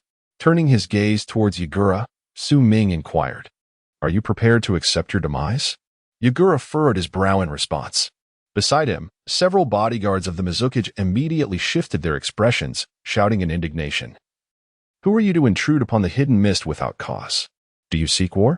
Such futile declarations elicited a mere shake of Su Ming's head, dismissing their outrage. Enraged by Su Ming's demeanor, they charged forward, but he remained unmoved as Itachi stepped in front of him. With a resolute advance, Itachi activated his Manjiki Sharingan, ready to confront the impending conflict. With a focused gaze, a conflagration of black flames erupted upon several of the Water Shadow guards. "Ah, what is this? It hurts. What kind of fire is this? Ugh." Amidst the cacophony of exclamations, a few were reduced to ashes by Amaterasu's relentless blaze. In the face of the adversary, Itachi exhibited no mercy. However, Su Ming's brow furrowed slightly. Instinctively, he cast a glance at Itachi. How incredibly volatile! He had never noticed such a fierce temperament in Itachi before. Of course, Su Ming would never concede that he was the one to provoke it. Soon, The world fell into an eerie silence. Within the expansive office, only 3.5 individuals remained: Suming, Itachi, and Yagura. Naturally, the half-individual was Obito. For although he was aware of the situation here, his physical absence rendered him merely a half-presence. Chapter 82. The Dry Persimmon Ghost Shark. Part 3. Yagura furrowed his brow and gazed at the two individuals before him. Who are you? What brings you to the Hidden Mist Village? Suming, feeling somewhat exasperated, pinched the bridge of his nose. It seemed that since Yagura had fallen under Obito's control, his mental faculties had deteriorated. After the massacre of so many in the Hidden Mist Village, he displayed little to no reaction. However, this could very well align with Obito's intentions. Obito harbored deep resentment towards the Hidden Mist. Shaking his head, Suming addressed Yagura, saying, "We are ninjas from Konoha, here on the orders of Lord Hokage to take control of the Hidden Mist Village." Upon hearing this, Itachi visibly froze, his Sharingan momentarily stagnant, before he turned to glance at Suming. Suming shot him a glare, thinking, "How foolish of you, lacking even the ability to act." Fortunately, given Yagura's disposition, the need for theatrical performance was moot. He would not discern the difference. It was also fortunate that Yagura still exhibited anger, otherwise the situation would require considerable effort to progress. With a sense of urgency, Suming patted Itachi on the shoulder, yawning slightly. "Let us finish this." He then withdrew, taking a seat nearby. Itachi, however, wore a serious expression, intently fixated on Yagura. Suming had informed him of Yagura's identity on the journey. He was the Jinchuriki of the Three Tails, one of the few perfect Jinchuriki. Acknowledging Naruto's strength, Itachi was naturally cautious. With a fierce glare, he summoned the Crimson Susanoo. Wielding the Tensigen sword in his right hand and the Yada mirror in his left, directly as depicted in the original work. The ability to summon Susanoo indicated Itachi's high regard for Yagura. This was Suming's first encounter with the Uchiha clan's Susanoo. Its overwhelming power was palpable even at the periphery. With a resounding crash, as Susanoo manifested, Yagura unleashed his full transformation into a tailed beast. He underwent complete tailed beast transformation, embodying the full form of the Three Tails. However, as a perfect Jinchuriki, he retained his consciousness even in this form. The emergence of the Three Tails and Susanoo led to the complete collapse of the once pristine Mizuki's office. Suming, who had just found a suitable spot, emerged from the rubble with a grim expression, suspecting Itachi's actions were intentional. Now, Itachi and Yagura were engaged in combat. It must be said that the strength of a perfect Jinchuriki was formidable, yet it still paled in comparison to Itachi. Initially, the two appeared evenly matched, but it was not long before Yagura began to falter. Before long, however, another unexpected guest appeared in the Hidden Mist Village. His appearance was unmistakable: deep blue hair, a shark-like visage, golden pupils, and sharp teeth. It was the Dry Persimmon Ghost Shark. Suming had anticipated that Obito would send someone, but he had not expected it would be him. Known for wielding the great sword Samahata, the Dry Persimmon Ghost Shark was also referred to as the Tail Beast without a tail. According to the original Naruto storyline, he was paired with Itachi. After the appearance of the formidable Kisame Hashigaki, Suming suddenly altered his course of action. He approached Itachi and instructed, "Itachi, confront this new adversary. I shall handle Yagura." Itachi nodded and turned to face Kisame, while Suming confronted Yagura. To be candid, the Three Tails Jinchuriki posed little challenge for him. However, to expedite the resolution of the battle, Suming activated the third template, Immortal Demon Body. With the awakening of this template's power, an immense force surged within Suming. At that moment, Yagura seemed to sense the terrifying might emanating from Suming. Without hesitation, he formed a tailed beast ball, consumed it, and unleashed it forth. Boom! The explosive energy surged towards Suming. In response, Suming remained remarkably composed. The power of the demon body infused his sword in an instant. He swung the sword, cleaving through the erupting tailed beast ball, which was unexpectedly sliced in two. Crack! The ball split apart instantaneously. This spectacle left Kisame, who had just arrived, utterly astonished, gazing at Suming in disbelief. A sword cleaved through a tailed beast ball. Before coming here, Obito informed me that I would be facing merely two formidable ninjas. Yet he failed to mention such a monstrous being. Faced with such a creature, Kasame's confidence began to falter. Just then, as he turned, he was struck across the face by Itachi Susanoo, sending him hurtling away. After being propelled back, Kasame no longer hesitated. He fled without a word. Remaining in the presence of such an aberration would surely spell his doom. Thus, he departed without a second thought, leaving only Yagura behind. "What shall we do next, Ming-san?" Itachi inquired, looking towards Su Ming. Su Ming replied, "Extract the three tails." Drawing his sword, he aimed it at the three tails under Yagura's control. The creature struggled fiercely. Yet all its efforts were in vain against Su Ming's overwhelming might. With a swift strike, the three tails sustained injury. Itachi then commanded Susanoo to restrain the three tails. "Ming-san." Itachi called to Su Ming. Su Ming nodded and stepped forward, swinging his sword to cleave open Yagura's abdomen. He reached inside, forcibly grasping the three tails and pulling it out with great effort. Su Ming's body was infused with the unique power of the demon body, which possessed a peculiar affinity for tailed beasts. Thus, he was able to extract the beast with force. Of course, it was evident that Yagura would perish in the process. However, this was of no concern to Su Ming. Even after being forcibly extracted, the massive three tails remained fierce and restless, although it had subdued somewhat after being thoroughly beaten by Itachi Susanoo. It could be said to be remarkably quiet now. It may also be related to Itachi's excessive force during their altercation. However, in Su Ming's perspective, it should not be deemed as excessive force, but rather as indulging in the moment.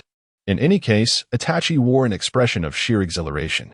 Su Ming cast a glance at the somewhat misguided Sanwei and suddenly proposed to Itachi, "How about we gift Sanwei to you as a pet?" Upon hearing this, Sanwei's enormous body quivered violently, akin to a small mountain trembling in its entirety. Then, he quickly turned his head, looking at Su Ming with a pitiful gaze, as if pleading for mercy. Su Ming slapped his forehead, realizing just how terrified Sanwei was of Itachi. Chapter 83. A Gentleman. Perhaps just like me. Chapter 1. Itachi remained unaware of the extent of the three tails' fear towards him. He was still curious as to why the three tails had suddenly become so quiet. Even at this moment, Susanoo had yet to dissipate, and excitement still sparkled in Itachi's eyes. However, the three tails wilted, shrinking down to reveal an adorably diminutive form.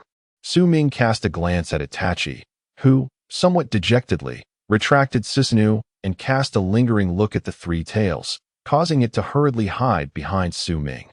Ignoring Itachi's embarrassment, Su Ming directly exchanged for a vial of eye drops from the system store and tossed it to Itachi. "This goes in your eyes," he instructed. Itachi caught it and opened the vial, preparing to apply the drops. This scene caused Su Ming to wince. "Aren't you going to ask what its purpose is?" "What is its purpose?" Itachi inquired. "This vial of eye drops can eliminate the side effects of using the Manjiki Sharingan." Itachi's eyes widened in astonishment. He had only recently learned that the Manjiki Sharingan had side effects. As he used it more frequently, his vision began to deteriorate, though not drastically, it was still evident. Moreover, he recalled that the remedy required the transplantation of a blood relative's Manjiki to restore his sight and prevent him from descending into darkness. Beyond that, he could not recall any other methods within the Uchiha clan. Yet now, Ming-san had presented a solution so straightforward. Truly, Ming-san was remarkable. Seeing Itachi's gaze, Su Ming waved his hand dismissively, indicating that such matters were trivial. The system store held a plethora of such items. There was nothing he could not procure if one had the imagination. There was even a power drill available, though Su Ming had yet to conceive of a use for it. Perhaps to drill into the outer path golem? That was a decent idea, yet difficult to execute. Having resolved the issues with Yagura and the Three Tails, control over Kirigakure was essentially within grasp.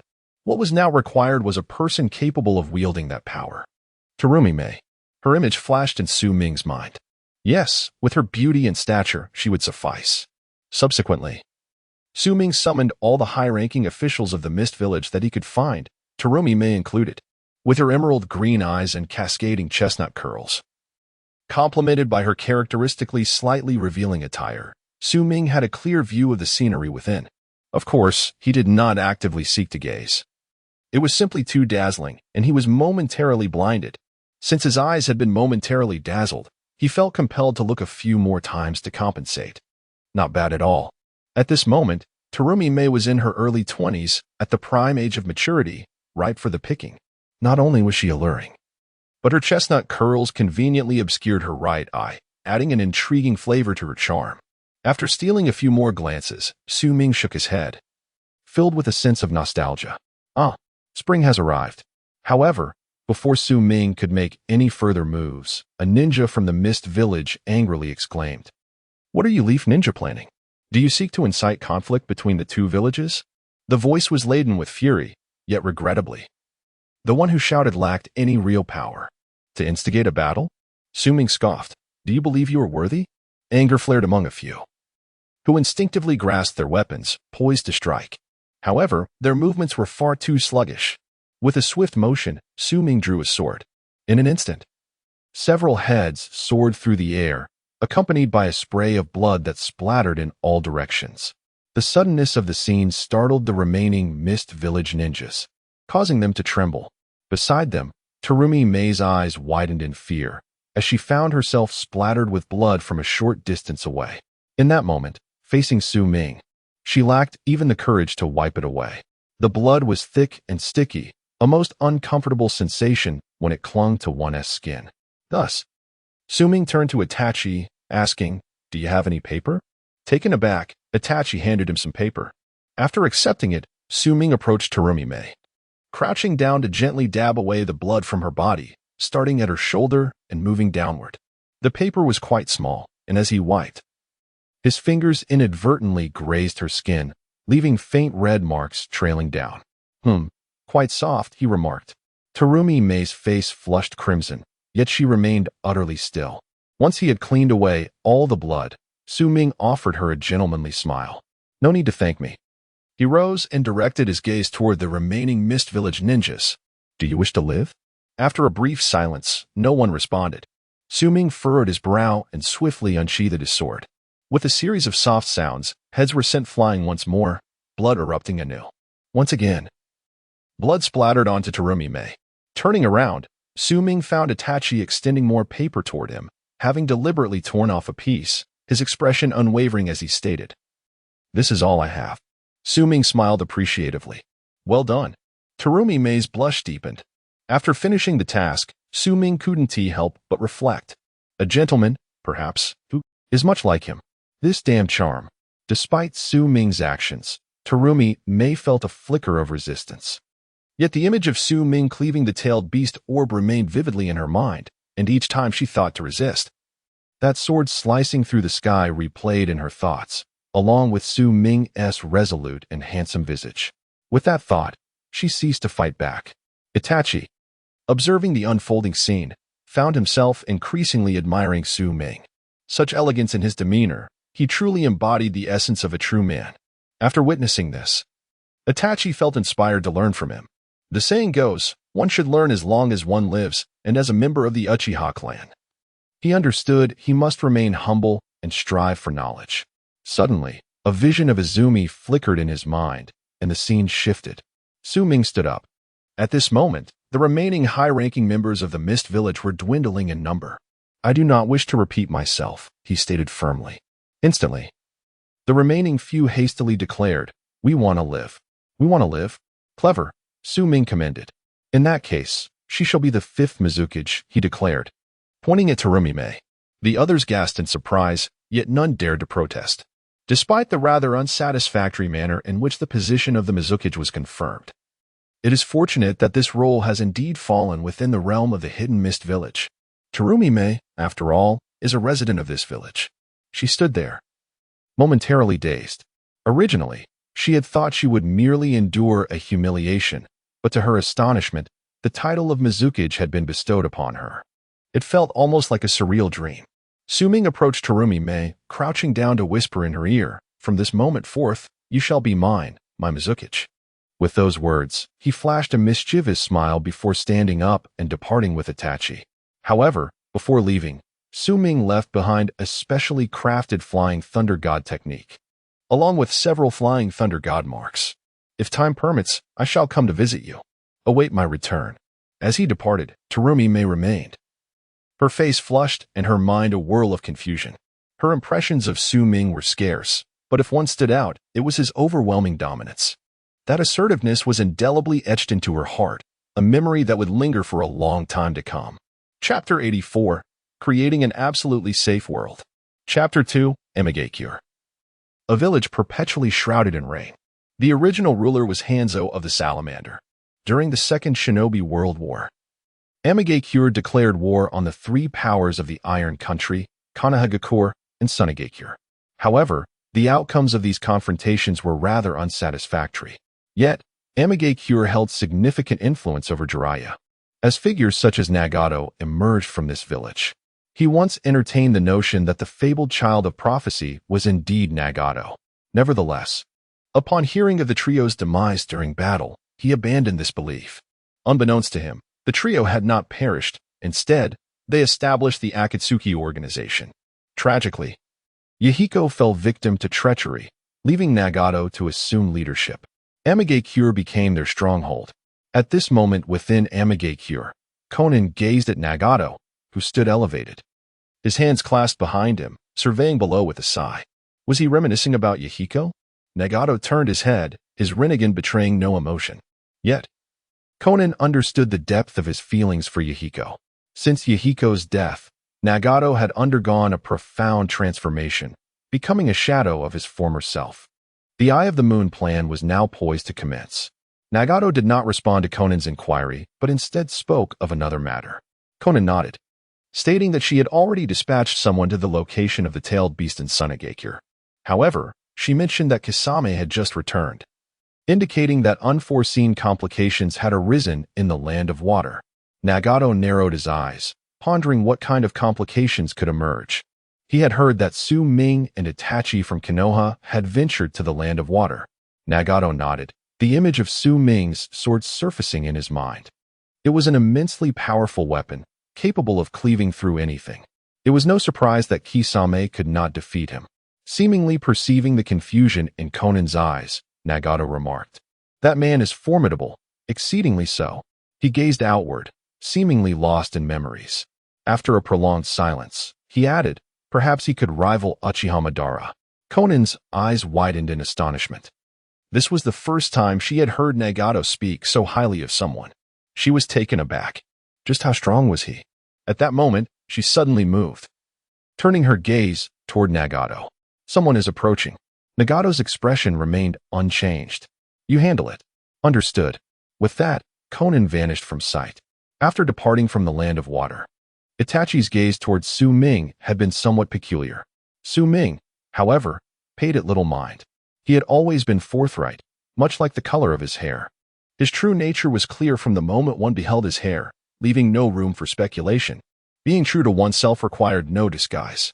In truth, Itachi was more envious, for he could not embody the same openness as Su Ming. Although Azumi was usually exceptionally gentle in matters such as these, she was simply like Aunt Kushina. Sighing, Itachi shook his head, casting an envious glance at Su Ming. Truly, Mei was impressive. The three tails perched upon Su Ming's shoulder. Initially, Su Ming contemplated keeping the three tails to assist Mei Terumi in safeguarding the hidden mist village. However, upon further reflection, he realized that the Akatsuki would soon begin their pursuit of the tailed beasts. If the three tails remained in the hidden mist, it might inadvertently complicate matters for Mei. After some consideration, he decided it would be best to keep the creature by his side. Once shrunk, the three tails appeared quite adorable, a charming companion that could easily win over the hearts of young ladies. Upon returning to the Uchiha clan's territory, the two parted ways.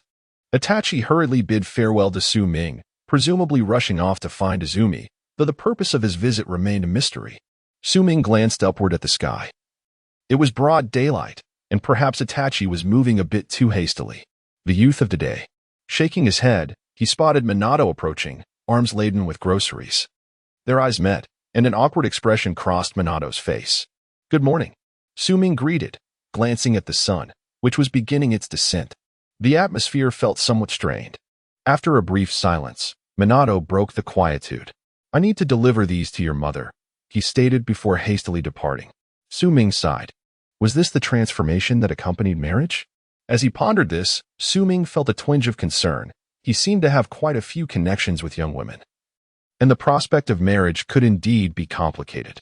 Marrying one would inevitably lead to feelings of inequity and favoritism, which contradicted Su Ming's principles of love. Before long, Minato returned. In the absence of Kushina, he reverted to his usual sunny and handsome demeanor as the fourth Hokage. He turned to Su Ming and asked, "Shall we chat?" Su Ming nodded, and they strolled to a nearby tree. Minato began, "You are not so young anymore. If there is a suitable girl." But before he could finish, Su Ming interrupted him. "You didn't come to discuss married life with me, did you?" Minato's face flushed with embarrassment. "Once you deal with my mother, then perhaps you can lecture me." Minato appeared increasingly uncomfortable. "After all, I am your father. Is this really appropriate? Can't you extend me some courtesy?" He lamented, feeling somewhat wronged. Meanwhile, Kurama expressed mild discomfort at the banter, nearly laughing himself silly within Minato. "Serves you right. You flaunt. And now you face the consequences." Minato's face was lined with exasperation as he looked up. "I understand your feelings for my mother, but I am different. I refuse to be bound by anything. I yearn for freedom. My life is destined to drift like the wind, touching every flower along the way. And I shall choose the most vibrant bloom. Beautiful flowers beckon, and should I refrain from plucking them, I would face dire consequences," Su Ming declared with a smile. Hearing this, Minato grew even more despondent. "How could I be so devoted, yet beget a son so fickle? Fickle, yet armed with such reasoning. Thank goodness you are not my biological child. Otherwise, my reputation would be utterly tarnished. The matters concerning the village seem to have exhausted all possible solutions. I shall refrain from intervening in your ideas. However, Watergate, what are your plans following this?" Watergate gazed at Su Ming. "I inquire about your intentions post the destruction of the village." Su Ming's gaze became profound. "This world is not as secure as one might presume. Do you understand the origin of chakra? It is said to have been bestowed upon us by the Sage of Six Paths."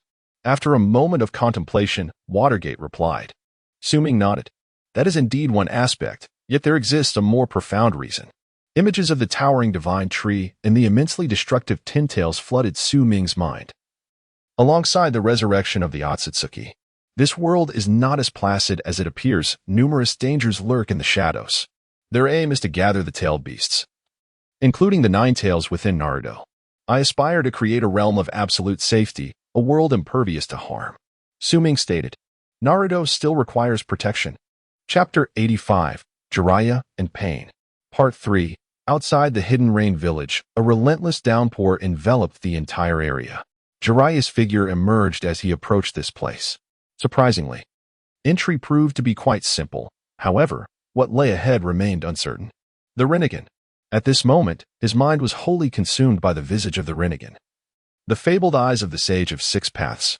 The abilities conferred by the Rinnegan, as well as Pain's powers, eluded him. Yet, he sensed an impending monumental impact on the future of the ninja world, perhaps even affecting the village itself. Contemplating Konoha, Jiraiya felt a twinge of discomfort. He had witnessed Konoha's rise to prominence gradually devolve into decline. Despite the considerable efforts of the third Hokage, he inadvertently contributed to Konoha's downfall. The Konoha of yore. The village that once thrived was no more. Jiraiya sighed. He had come here for another reason as well. Did Pain truly have a connection to Yahiko? What of Nagato and Konan? Had they not perished in the throes of war? How could they possibly resurface? With these myriad questions swirling in his mind, Jiraiya ventured into the Hidden Rain Village. What shall we do? Nagato did not turn around but spoke nonetheless. Konan's form materialized, her voice barely above a whisper. It's Jiraiya. As she uttered his name, her tone bore little emotion, revealing nothing of her thoughts. Nagato remarked, he won't ally with us, will he? Then let us eliminate him. There is nothing of value to preserve. As he spoke, Nagato's gaze remained averted, his hair shrouding half his face, obscuring his eyes and the emotions within. This body was summoned solely for the purpose of eliminating the intruder. Lead the way. Konan nodded, her gaze finally reflecting a hint of change. Before you kill him, allow me to confront him first. As you wish, provided you can ensure his demise. With that, Nagato departed. Paper fluttered in the air as Konan gradually faded from view. Boom. Following the explosion, Konan's form solidified once more. She regarded Jiraiya with an impassive expression. The toad-flat shadow manipulation technique, is it? To bait Pain. I never expected the bait to ensnare you instead. Jiraiya mused, somewhat touched. Your technique has matured, and you have blossomed into a remarkable woman. Conan, gazing at her. He noted her light lavender hair, soft orange-hued eyes, a delicate purple paper flower adorning the right side of her head, violet eyeshadow, and a lip ring gracing her lower lip. Jiraiya felt momentarily disoriented, as if the memories of days spent with Conan and her companions were but yesterday. Yet, they were now relics of the past. If Conan had reappeared, then what of the others?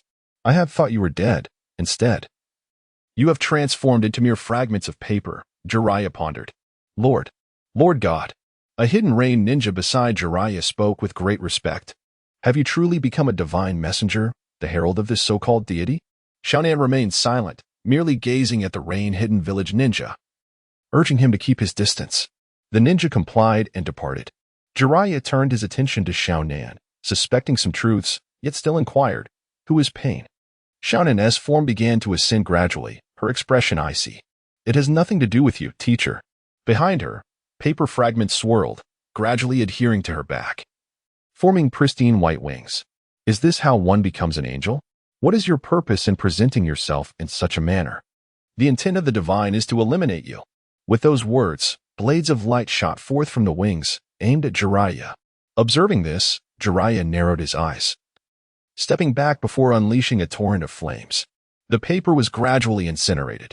However, just as the flames were about to reach Xiaonan, Jiraiya halted. Toad oil bomb. Oil splattered onto Xiaonan, while Jiraiya's white hair extended, binding her. Once tainted with oil, escape was impossible. You, who delight in origami, are the gentlest among those children. And the other two? Nagato and Yahiko. One of them must be Pain, correct? Gazing at the silent Xiaonan, Jiraiya silently acknowledged his assumptions. Xiaonan slightly lifted her head. Now you choose to reveal yourself before us. What exactly do you intend to accomplish? Her tone bore a hint of resentment for Yahiko. I wish to do nothing, if you are not Akatsuki. I believed you were all dead, never anticipating you would transform into this. At that time, if only I had heeded Orochimaru's words. You think like that, do you not? Xiaonan remarked. Back then, Orochimaru intended to eliminate them. Such notions never crossed my mind. What saddens me is that I taught you the way to survive. Undeniably, you are my disciples. Regardless of how arduous the world becomes, to be attacked without warning is profoundly disheartening. Subsequently, I occasionally heard about you, but the teacher does not truly understand us. That is indeed the case. Jiraiya did not deny it. Yet this did not justify Akatsuki's existence. Akatsuki was erroneous. This conclusion was reached after much contemplation. Teacher Jiraiya. At that moment, a voice suddenly resonated. Jiraiya turned to see Pain approaching. Though much had changed, those eyes Nagato. Jiraiya deduced. Was it you that day? Yes. Pain affirmed without hesitation. It seems you have not matured correctly. What has transpired? This is not something you need to know, Teacher Jiraiya. After all, you are merely an outsider. What exactly happened? Jiraiya squinted. At that instant, he sensed the flow of chakra from Pain, a precursor to impending conflict. It is nothing, merely pain. It has facilitated my growth. An ignorant and foolish child, upon experiencing suffering, will mature into an adult. An adult who forsakes friends? Jiraiya inquired. Pain responded, Teacher, you are merely a human, but I have emerged from suffering as a true being, a god. What is unseen by man, a god perceives. Likewise, what is unattainable by man, a god can achieve. Jiraiya frowned. What exactly do you intend to do? To draw a definitive line for this war-torn world. With Pain's proclamation, a three-headed dog materialized. It seems we must engage in battle. Jiraiya narrowed his eyes and readied himself for combat. The events of today have indeed taken him by surprise. Pain is, in fact, Nagato, his former disciple. Since their paths have diverged as a teacher, it is his responsibility to correct them, even if it costs him his life. Chapter 86. The Rescue of Jiraiya, Part 1. With a thunderous explosion, Jiraiya vanished, seeking refuge in a secluded corner amidst the swirling smoke. There he gasped for breath. The formidable strength of Pain far exceeding his expectations. The power of the Rinnegan was astonishing. Was that peculiar summoning technique one of its abilities? Pensive, Jiraiya reached into his robe, his fingers brushing against a specially crafted kunai, a parting gift from Su Ming. Had he anticipated this moment? Doubts crept in. He had indeed contemplated relaying a message to Su Ming, yet the time was not right. He still retained his combat prowess. Moreover, he yearned to witness the extent of the Rinnegan's evolution as well as Pain, or Nagato, and the maturity they had attained. The wayward path of his disciples was, ultimately, a reflection of his own shortcomings as their mentor. Thus, he bore the responsibility to guide them back. With this thought, Jiraiya's gaze sharpened as he formed the necessary hand seals, exclaiming, "Summoning technique." With a resounding thud, Fukasaku appeared. "Fukasaku, I need you to hold them off for a while. I must enter Sage mode, and until then, my hands cannot part." Fukasaku nodded. "I shall do my utmost." At that moment, Pain located their position and launched an assault. Jiraiya's expression shifted dramatically. Meanwhile, his disciple, Hashirama, found Su Ming, appearing rather enigmatic. Leaning languidly against a great tree, Su Ming was accompanied by Hanabi, who clung to him in deep slumber. As he adjusted his hold on her, Hanabi stirred slightly, emitting a soft sound. Su Ming felt a wave of nostalgia. Over the years, Hanabi had matured splendidly. Though her eyes remained closed, her cheeks flushed, indicating she was indeed awake. With a gentle smile, Su Ming turned to Hashirama. "What is it?"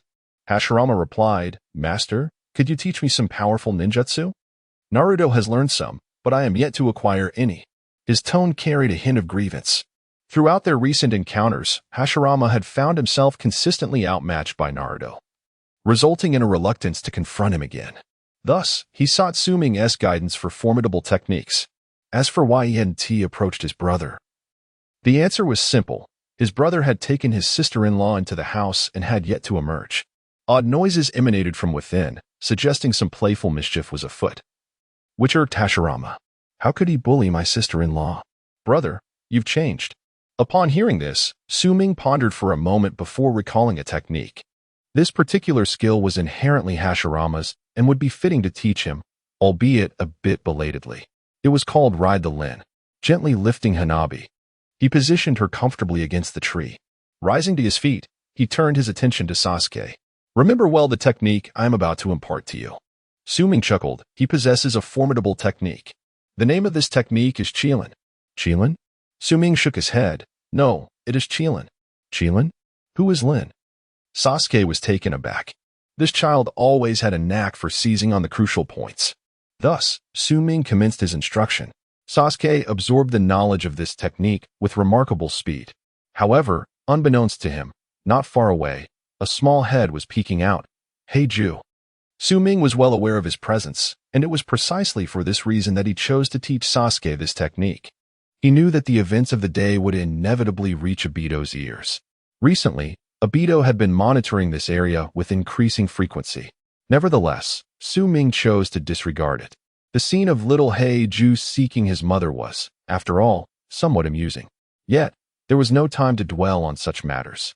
After imparting the ninjutsu to Sasuke, Su Ming turned his attention elsewhere, seeking Hanabi. At this moment, Hanabi still kept her eyes tightly shut, appearing somewhat shy. She had long awakened, but was merely pretending to be asleep. In truth, she had already developed feelings for Su Ming, though being a girl, she felt a little bashful and had yet to express them. However, she believed that receiving such treatment indicated that Su Ming held some regard for her. This thought brought a sweetness to her heart. Even with her eyes closed, she could still sense Su Ming's presence, intensifying her shyness, her long eyelashes fluttering gently. She even began to imagine what might transpire next. Unfortunately, nothing happened. Just then, Su Ming suddenly sensed a change in the specially crafted kunai he had left for Jiraiya. This indicated that something had gone awry with Jiraiya, and he must have been engaged in battle with Pain for some time. Otherwise, given Jiraiya's nature, he would not resort to using that kunai unless in dire circumstances. Boom.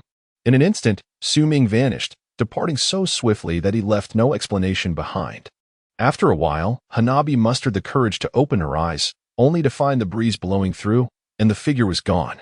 Not far away, Sasuke, clad in clan attire, was struggling in a peculiar posture. Upon seeing this, Hanabi's mind wandered, and her face flushed even deeper. She spat in Sasuke's direction, exclaiming, "Humph, rogue," before storming away in a huff. Sasuke was left bewildered, shaking his head, pondering the peculiarities of women. He turned back to continue his training. Qilin, a strange name. Meanwhile, Jiraiya was swiftly retreating across the water's surface, having activated Sage Mode. At the same time, the 6 paths of pain charged towards him. Jiraiya's gaze flickered. Was even Sage Mode insufficient? The Rinnegan was indeed formidable. After battling for a considerable time, Jiraiya still lacked clarity on Pain's weaknesses. During this period, he had opportunities to escape, yet he chose to remain. As he gazed at Pain charging towards him, Jiraiya's resolve gradually solidified. He hoped to endure until Su Ming arrived. To relay the truth about Pain, all I can do is this. He tilted his head back, his white hair suddenly lengthening and spiraling towards Pain. I, Jiraiya, am renowned as a hero. I must uncover the flaw, even if it means a mutual demise. Boom. A colossal rock plummeted. As the assault pierced through Jiraiya's body, he instantaneously comprehended Pain's secret. They are all ninjas whom I have encountered before. He narrowed his eyes. Yet, despite his newfound knowledge of Pain's secret, he found himself encircled. 6 pains. There was no escape. However, a faint smile graced his lips. He had long been prepared. The message would undoubtedly be conveyed. With unwavering determination, Jiraiya focused his gaze. Pain, let us battle. Boom. As the attack surged forth. Just as Pain's strike was about to land on Jiraiya, a sudden flash of cold light erupted. An overwhelming surge of chakra sent the surrounding pains flying. Simultaneously, Su Ming's languid voice resonated. Old man, do not be so pessimistic. Chapter 87. Perhaps it is this world that is wrong. Part 2. Do not be so pessimistic. Old man. As Su Ming's voice resonated, Jiraiya was abruptly roused from his reverie. He gazed, bewildered, at Su Ming, who had suddenly appeared, beaming at him. Have you forgotten me after only a few days? Su Ming smiled. Upon witnessing Su Ming's cheerful expression, Jiraiya couldn't help but smile back, his heart swelling with joy. He understood that as long as Su Ming had arrived, it meant he was safe. Jiraiya had unwavering trust in Su Ming's capabilities. A relaxed demeanor washed over him. At that moment, the previously launched Pain halted upon the water's surface, the 6 bodies converging to encircle Su Ming and Jiraiya. Su Ming turned. It has been a while. Pain. Their last encounter had been at Orochimaru's hideout, where they had merely exchanged tentative blows without truly engaging in battle. However, this time was different. Jiraiya narrowed his eyes, a serious expression overtaking his features. Despite his profound faith in Su Ming's prowess, he was acutely aware that his opponent wielded the Rinnegan. Be extremely cautious, those 6 bodies. Before Jiraiya could finish his warning, Su Ming raised a hand to interrupt him. No need for concern. With that, he stepped forward, his sword suddenly raised. There was no necessity for hesitation. In the next instant, Su Ming vanished, charging directly at Pain. Summoning technique. Pain, unhesitatingly, unleashed his own jutsu as Su Ming approached. Yet, Su Ming's speed was astonishing. In a fleeting moment, a flash of cold light appeared, severing not only the incomplete summoning technique but also one of Pain's intact bodies. With a swift motion, it was split in 2. Jiraiya's pupils dilated in shock, silently acknowledging Su Ming's formidable strength. As Su Ming descended, he lightly touched the surface of the water with his toes, his white hair cascading elegantly over his shoulders, swaying in the breeze. An overwhelming, terrifying power emanated from Su Ming. At that moment, Jiraiya murmured to himself, This power is extraordinary. What kind of strength is this? I do not know, replied the sage from Miyaboku Mountain, but it seems to surpass even Sage Mode. Could this be a new form? The 2 sages observed Su Ming's silhouette in awe, utterly captivated by the sheer intensity of the power they had never before witnessed. The unknown is invariably shrouded in terror. Fortunately, this power was not hostile. Immortal Demon Body. Su Ming had activated this ability when he had struck, allowing that single sword to wield such tremendous might, cleaving through the summoning technique and one of Pain's bodies. Now, with one of the 6 bodies eliminated, though it would soon revive, the psychological impact on Pain was already substantial. Su Ming's gaze shifted, landing upon one of the bodies. And he spoke, You must know that I can annihilate one in an instant. Thus, destroying your other forms is hardly a challenge. Pain remained silent, his eyes still as cold as ice. With a dismissive scoff, Su Ming's form vanished once more. When he reappeared, it was before another of Pain's bodies. And he swiftly swung his sword, cleaving it in two. I am not making a request, nor am I seeking your counsel. I am stating a fact. Su Ming slightly raised his head, directing his gaze towards the tallest structure in the Rain Village. Suddenly, he inquired, "Is it there?" Nagato. This time, he was no longer addressing Pain, but rather Nagato. The remaining 5 bodies trembled slightly, a flicker of astonishment coursing through them. Though subtle, it was unmistakable. Su Ming's words implied he had uncovered their secret. But how? How did he come to know? "What do you desire?" At last, Pain spoke. Su Ming smiled. His words signified a concession. He had initially assumed Pain would not be intimidated, yet it appeared he was mistaken. "I wish to protect him." Su Ming pointed towards Jiraiya. His temporary intention was to escort him away from this place. Temporary? Pain furrowed his brow. If it's temporary, that implies there will be more to come. Indeed. Su Ming affirmed with a nod. "For now, I merely wish to take this old man away, preventing him from being slain by his disobedient disciple. As for the future, that depends on my whims. Perhaps one day, should I take an interest in the Rinnegan, I might seek you out." As he spoke, Su Ming wore a genuine smile. If one overlooked the implications of his words, they might perceive him as a rather amiable individual. Even someone worthy of deep friendship due to his sincerity. "Well, I have finished my words." He turned to Jiraiya. "It is time to depart, old man." "Can you still walk?" Jiraiya nodded. Su Ming prepared to lead Jiraiya away, while Pain had no intention of obstructing them, even as the 6 bodies regrouped. However, he remained uncertain, especially in the face of this terrifying and disquieting power. Even he felt a tinge of hesitation. The unknown force is always fearsome. Su Ming left, taking Jiraiya with him, but not before leaving a parting remark. "We shall meet again, though it will not be so simple then." With a hum, his figure vanished.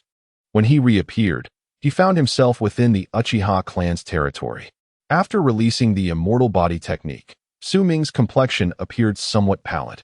This was a residual effect. His mastery over the 3rd template's power was not yet fully refined. Such formidable strength placed a tremendous strain on his body. Even now, he could not endure for long. Thus, his earlier actions had been so forceful, leaving Pain no room for contemplation. Due to him, there simply wasn't enough time. Naturally, these after effects will gradually diminish as proficiency with the template increases, until he has completely mastered this template, at which point he will truly command the indomitable body and significantly extend its duration of use. However, this requires time. Mastering formidable power is never a simple endeavor. The Ninetales exemplifies this, and the Sage mode is no different. Upon returning here, those 2 sages from Myobokuzen departed. Nevertheless, Jiraiya appeared somewhat disheartened. "I had presumed they had perished long ago. I never anticipated they would survive until now, evolving into their current state." Su Ming gently patted Jiraiya's shoulder and offered words of solace. "It is not your fault. They are not to blame either. Perhaps the true fault lies with this world." Chapter 88. Youth, Embrace Physical Activity. Chapter 3. Su Ming's daily life is, in essence, quite simple. Training, charming ladies, dining, charming ladies again, and finally, resting. Of course, amidst these activities, he finds time to accompany Naruto and occasionally observe the training progress of Sasuke. However, recently, Naruto has become quite attached to Kushina, which allows Su Ming to enjoy a more leisurely pace. Life flows in a relaxed and delightful manner. Jiraiya has gradually acclimatized to this environment, often guiding Naruto in his training. Undoubtedly, Jiraiya's pedagogical prowess far surpasses that of Minato. After several days of practice, Su Ming's proficiency with his templates deepens, particularly with the 3rd template, which grants him an almost otherworldly strength. As this power intensifies, the might he wields becomes increasingly formidable. Upon activating the immortal demon body, his physical prowess can even overpower the Ninetales. Once Naruto attains the status of a perfect Jinchuriki, the Ninetales can emerge. And indeed, the Ninetales has made several appearances. Once free, it shows no inclination to return, for the outside world is far more enticing than the dreary confines of its sealed space. Upon emerging, the Ninetales, accompanied by the 3 Tails, indulges in the local delicacies, savoring every bite. Surprisingly, it has developed a fondness for dango, akin to Itachi's preference. However, it harbors a strong aversion to Naruto's beloved ramen, and under duress from Naruto, the Nine-Tails even decided to run away from home, departing from Naruto's side to seek refuge with Su Ming. Su Ming, indifferent to the situation, finds the now diminutive Nine-Tails endearingly charming. Each visit draws the attention of nearby ladies, and the shrunken Nine-Tails is not only adored by them, but also by the Uchiha and Hyuga clans ninjas. Remarkably, the Nine-Tails is the sole entity that dines free of charge, with even takeout being generously provided. Each time Su Ming contemplates this, Naruto is filled with envy. The level of admiration for the Nine-Tails surpasses Su Ming's expectations, particularly when he discovers that Kushina adores it most. At times, she even insists on cuddling the creature while they sleep. The Nine-Tails' departure can largely be attributed to Kushina, whose affection weighs heavily, at times causing a headache. Observing the Nine-Tails lounging beside him, blissfully munching on dango, Su Ming smirks. Is this what it takes to break you? If it were Tsunade, would she not crush that petite form of yours? After all, Tsunade is quite formidable. As this thought crosses his mind, Su Ming feels an itch in his hands, but alas, they are empty. Springtime. As he shakes his head slightly, Jiraiya walks in. Upon seeing the lazy and content Nine-Tails sprawled next to Su Ming, along with the obedient Three-Tails, he pauses in surprise. Is there something amiss? Extending his hand, Su Ming grasped at the air a couple of times, feeling a tinge of boredom. He then turned his gaze towards Jiraiya and inquired, "Has someone from Konoha arrived?" "Indeed," Jiraiya replied. Su Ming was taken aback. "What is their purpose?" Jiraiya explained, "It is said that the third Hokage summoned them to guide your training." "Oh?" Upon hearing this, Su Ming found the situation increasingly intriguing. He was well aware of their abilities. Sarutobi Hiruzen knew their strengths. It appeared that the third Hokage genuinely wanted them to participate in the Chunin exams. Were they to bully children? Su Ming's mind conjured the image of a certain boy with a gourd on his back. Gaara. Only love for his own Shura? An amusing name indeed. And the person himself was equally fascinating. Su Ming recalled that Gaara was one of Naruto's closer friends in the original Naruto series. Who was coming? Su Ming's interest piqued. "You should be familiar with them," Jiraiya replied. "Kakashi and Might Guy." Su Ming nodded, rising to meet them. He was certainly acquainted with their names. Yet he was curious about the reason behind Hiruzen's decision to send them here. Although the strength of Su Ming and his companions had been laid bare, it was precisely for this reason that Sarutobi Hiruzen dared not act rashly.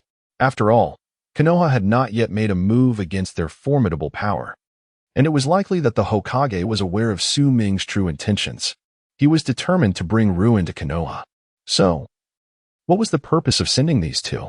Outside, Might Guy's face radiated enthusiasm.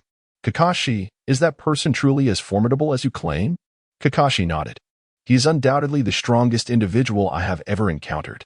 As an afterthought, he added, "Stronger than my father." For Guy, the only person deserving of such praise from Kakashi, apart from himself, could be no one else.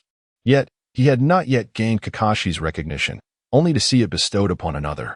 This would not do. He resolved to challenge him. However, he suddenly turned to Kakashi. "Kakashi, let us have a contest. A battle between men." With a beaming smile, Guy was brimming with energy.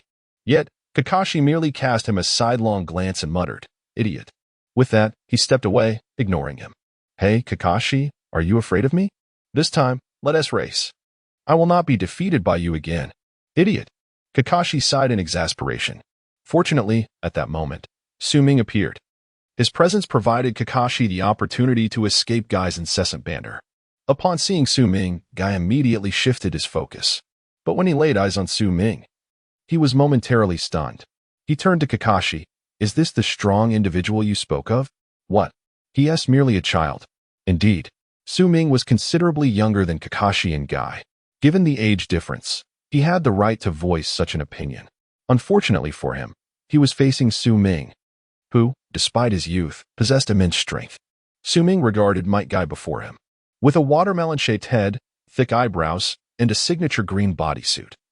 Kai left Su Ming momentarily stunned upon their first encounter. Those eyebrows were indeed quite robust. Could such a child truly comprehend the essence of youth? Kai felt a twinge of disappointment. Yet, just as his words faded, Su Ming's figure materialized behind him. He gently patted Kai's shoulder and flashed a slight smile. Hello there. The sudden appearance startled Kai, causing him to leap back exaggeratedly, taking several steps away as he stared at Su Ming. When did you get behind me? With a swift motion, Kakashi slapped his forehead and rolled his eyes, feeling embarrassed. He averted his gaze, pretending not to know this person. In the next moment, Kai turned to Su Ming. It seems you possess some skills as well. How about we have a little competition? Perhaps 1,000 side jumps? I'm the proud Azure Beast of Konoha. After all, true to his spirited nature, Kai's enthusiasm was palpable. Su Ming chuckled. 1,000? Is that all the legendary might I can muster? Let us raise the stakes and do 3 sets of 10,000 jumps, shall we? Seeing the astonishment on Kai's face only made Su Ming smile wider. It was merely a workout, after all, with his stamina bolstered by his special supplements. He had nothing to fear. Chapter 89. Have I opened all 8 gates? A challenge from Su Ming Jun? Even Kai, who was renowned for his relentless training, was momentarily taken aback upon hearing Su's words. He instinctively swallowed hard as he gazed at Su. What, are you afraid? Su chuckled. Who is afraid? Hearing this, Kai's face flushed crimson, and he replied, if it's a challenge, then so be it. I, the illustrious beast of Konoha, fear no one. With that, the two began their contest. Kakashi, observing from the sidelines, could only shake his head in exasperation. 2 fools, he muttered. Yet, despite his complaints, his focus remained on the outcome. He knew Kai all too well. Despite his simple-mindedness, no one trained harder than he did. Therefore, Kakashi felt the victor was already determined. However, after the first round, Kai's face was beet red, clearly straining, while Su appeared unfazed, showing no signs of exhaustion. From this alone, the outcome was evident. Kakashi shook his head in resignation, surprised by the result. As expected, Kai was defeated quite decisively. Su clapped his hands, his face slightly flushed, but unlike Kai, he wasn't gasping for breath. How was that? Su inquired with a smile. Meanwhile, Kai was still panting, lacking even the strength to speak. Su had a good understanding of Kai. After all, he was the man who nearly kicked his way to the grand finale, albeit at a great cost. Yet, to earn praise from someone as proud as Madara was no small feat. Not wishing to provoke Kai further, Su turned his attention to Kakashi. What brings you here? Kakashi sighed, glancing at Kai. He wanted to come, he admitted. Oh? Su raised an eyebrow, intrigued. Kakashi continued. He has recently gained insights into the 8 gates and wishes to find someone to spar with. I found him troublesome, so I recommended you. Su looked at Kai. Which gate have you opened? Kai stretched out his arm, displaying his thumb with a grin. The 8th gate. Su's expression shifted as he regarded Kakashi with scrutiny. Kakashi, be honest, are you trying to set me up for failure? Kakashi was taken aback, his face turning awkward. Su genuinely suspected that Kakashi might have brought Kai over out of spite. A contest. You've opened the Death Gate? What kind of contest is that? If you unleash it, will I be sent packing? If I go, what will happen to all those girls? I can't bear the thought of being a widower. Come on, let's have a match. At that moment, Kai caught his breath and flashed another smile. Su shot him a glance, feeling murderous intent brewing. All right. Your teeth are indeed white, he conceded. But my mastery of the 8 gates is formidable, Kai declared. I know, Su replied. So, shall we compete? Kai asked once more. Su Ming could no longer contain himself. In an instant, he vanished and reappeared before Kai. Then, with a resounding slap, he struck him on the head. What nonsense is this? You wish for death while I still wish to live. Su Ming erupted in expletives, fully aware of the devastating power that could be unleashed if the Death Gate were opened. If Kai were to truly activate it, the consequences would be dire. The force of Su Ming's slap left Kai momentarily dazed. Given Su Ming's exhibited speed, it was indeed remarkable, igniting Kai's interest even further. Come spar with me, Su Ming. A man must sweat under the sun, Kai exclaimed, brimming with excitement. However, Su Ming dismissed him entirely and began to walk away. Before departing, he left a parting remark. If there's nothing else, you all may leave.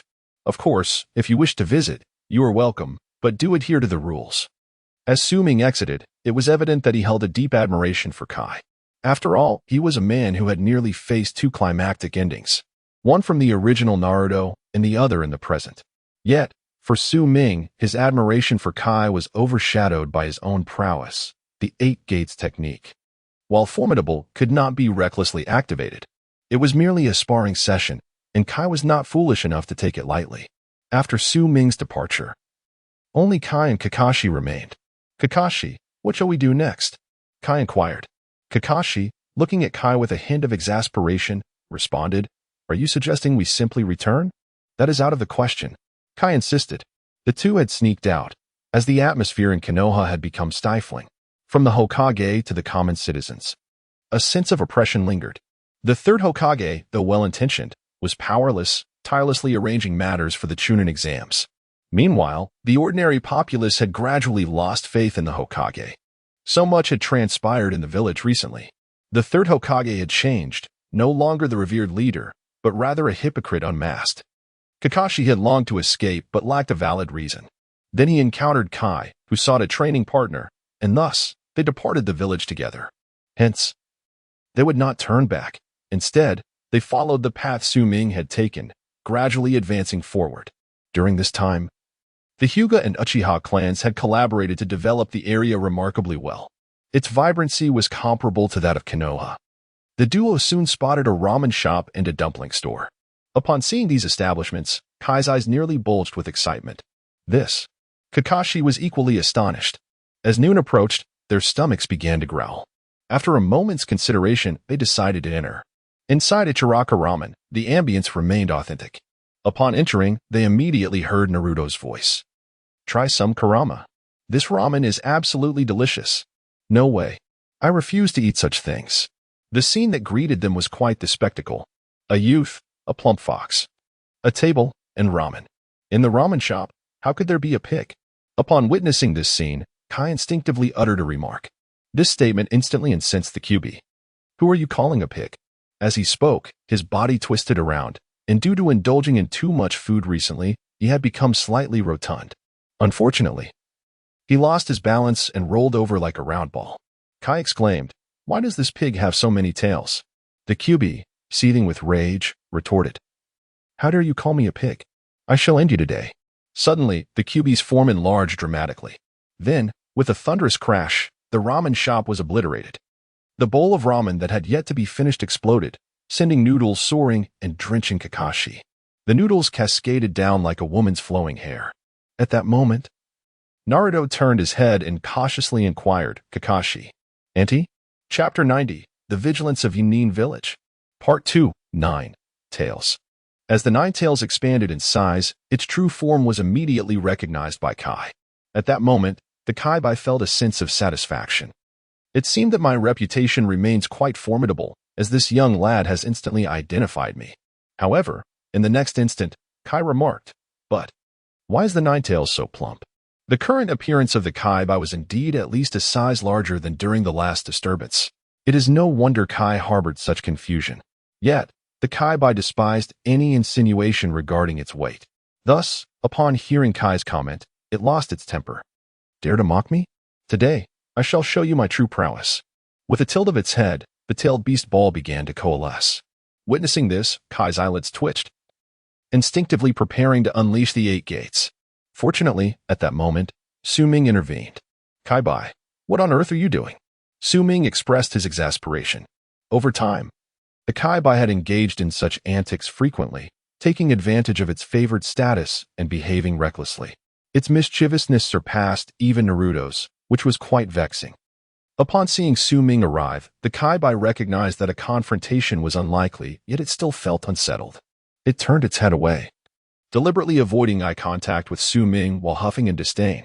Su Ming, feeling helpless, then restrained Kai. Do you intend to demolish this place? Kai felt a twinge of embarrassment. However, at that moment, he noticed the diminutive version of Aisabu beside Su Ming, his gaze momentarily frozen before he extended his hand. 1, 2, 3.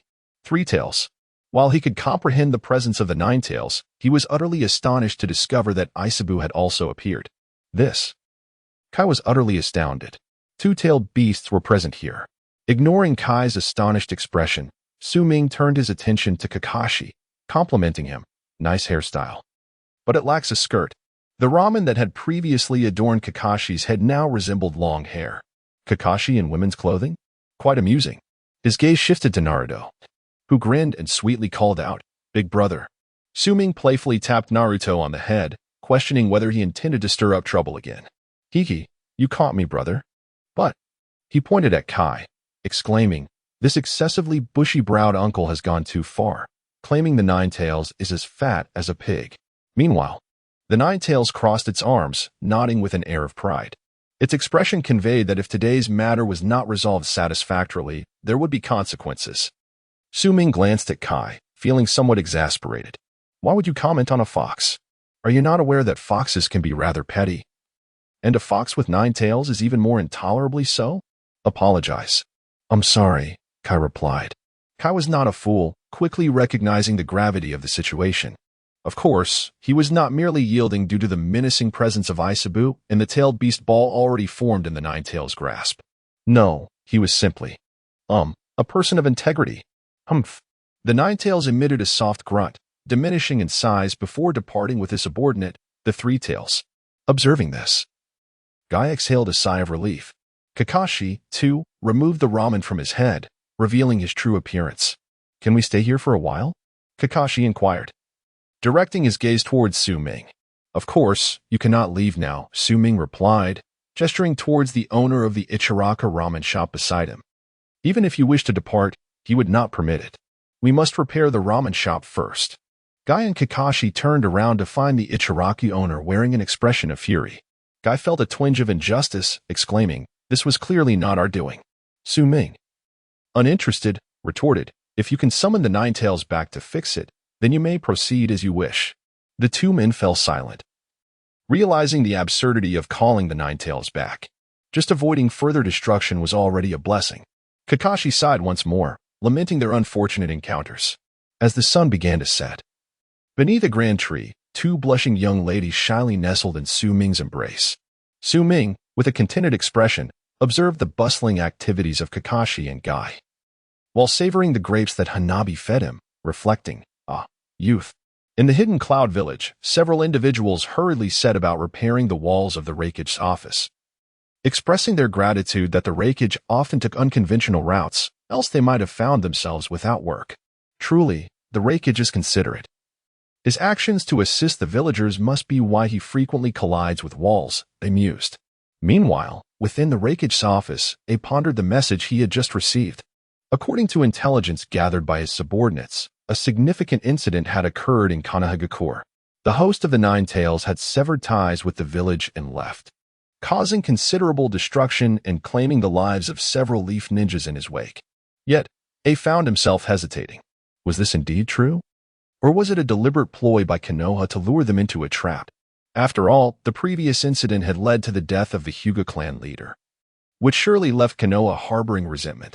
Although Sarutobi Hiruzen might not possess the audacity to act recklessly, the safety of his village necessitated vigilance.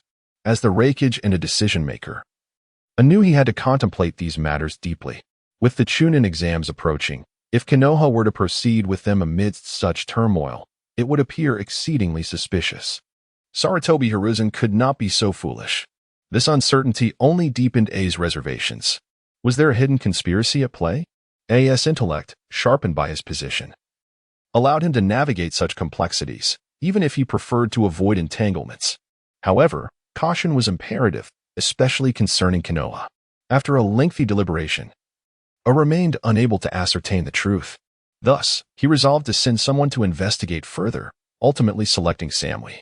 Samui was level-headed and meticulous in her work, possessing commendable strength, making her an ideal candidate for reconnaissance. Shortly thereafter, Samui made her appearance in the Raikage's office. Avoiding the tumultuous waves, AI's gaze settled upon Samui's face. I have a mission to entrust to you. It is of utmost importance, concerning the safety of our village. Upon hearing this, Samui's expression grew grave. Lord Raikage, please speak. I shall not refuse my duty. AI nodded. You should be aware that Konoha is holding the Chunin exams, inviting various ninja villages to participate. Samui acknowledged with a nod. However, I have just received news of a significant upheaval in Konoha, one that could alter the very fabric of Konoha and even our own Kumogakure.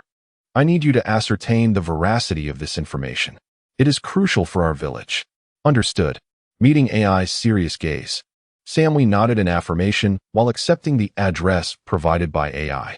The location that required investigation was not far from the Land of Fire. As Samui perused the documents, he was taken aback. One individual captured his attention: Esme, the elder brother of the Nine-Tails Jinchuriki. Chapter 91. You are the Prophesied One. Part 3. Konoha.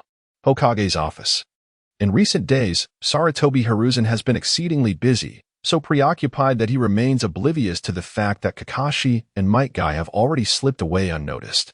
Following Danzo's demise, he has taken control of Root, disassembling and integrating it into the Umbu, thereby consolidating power over both factions.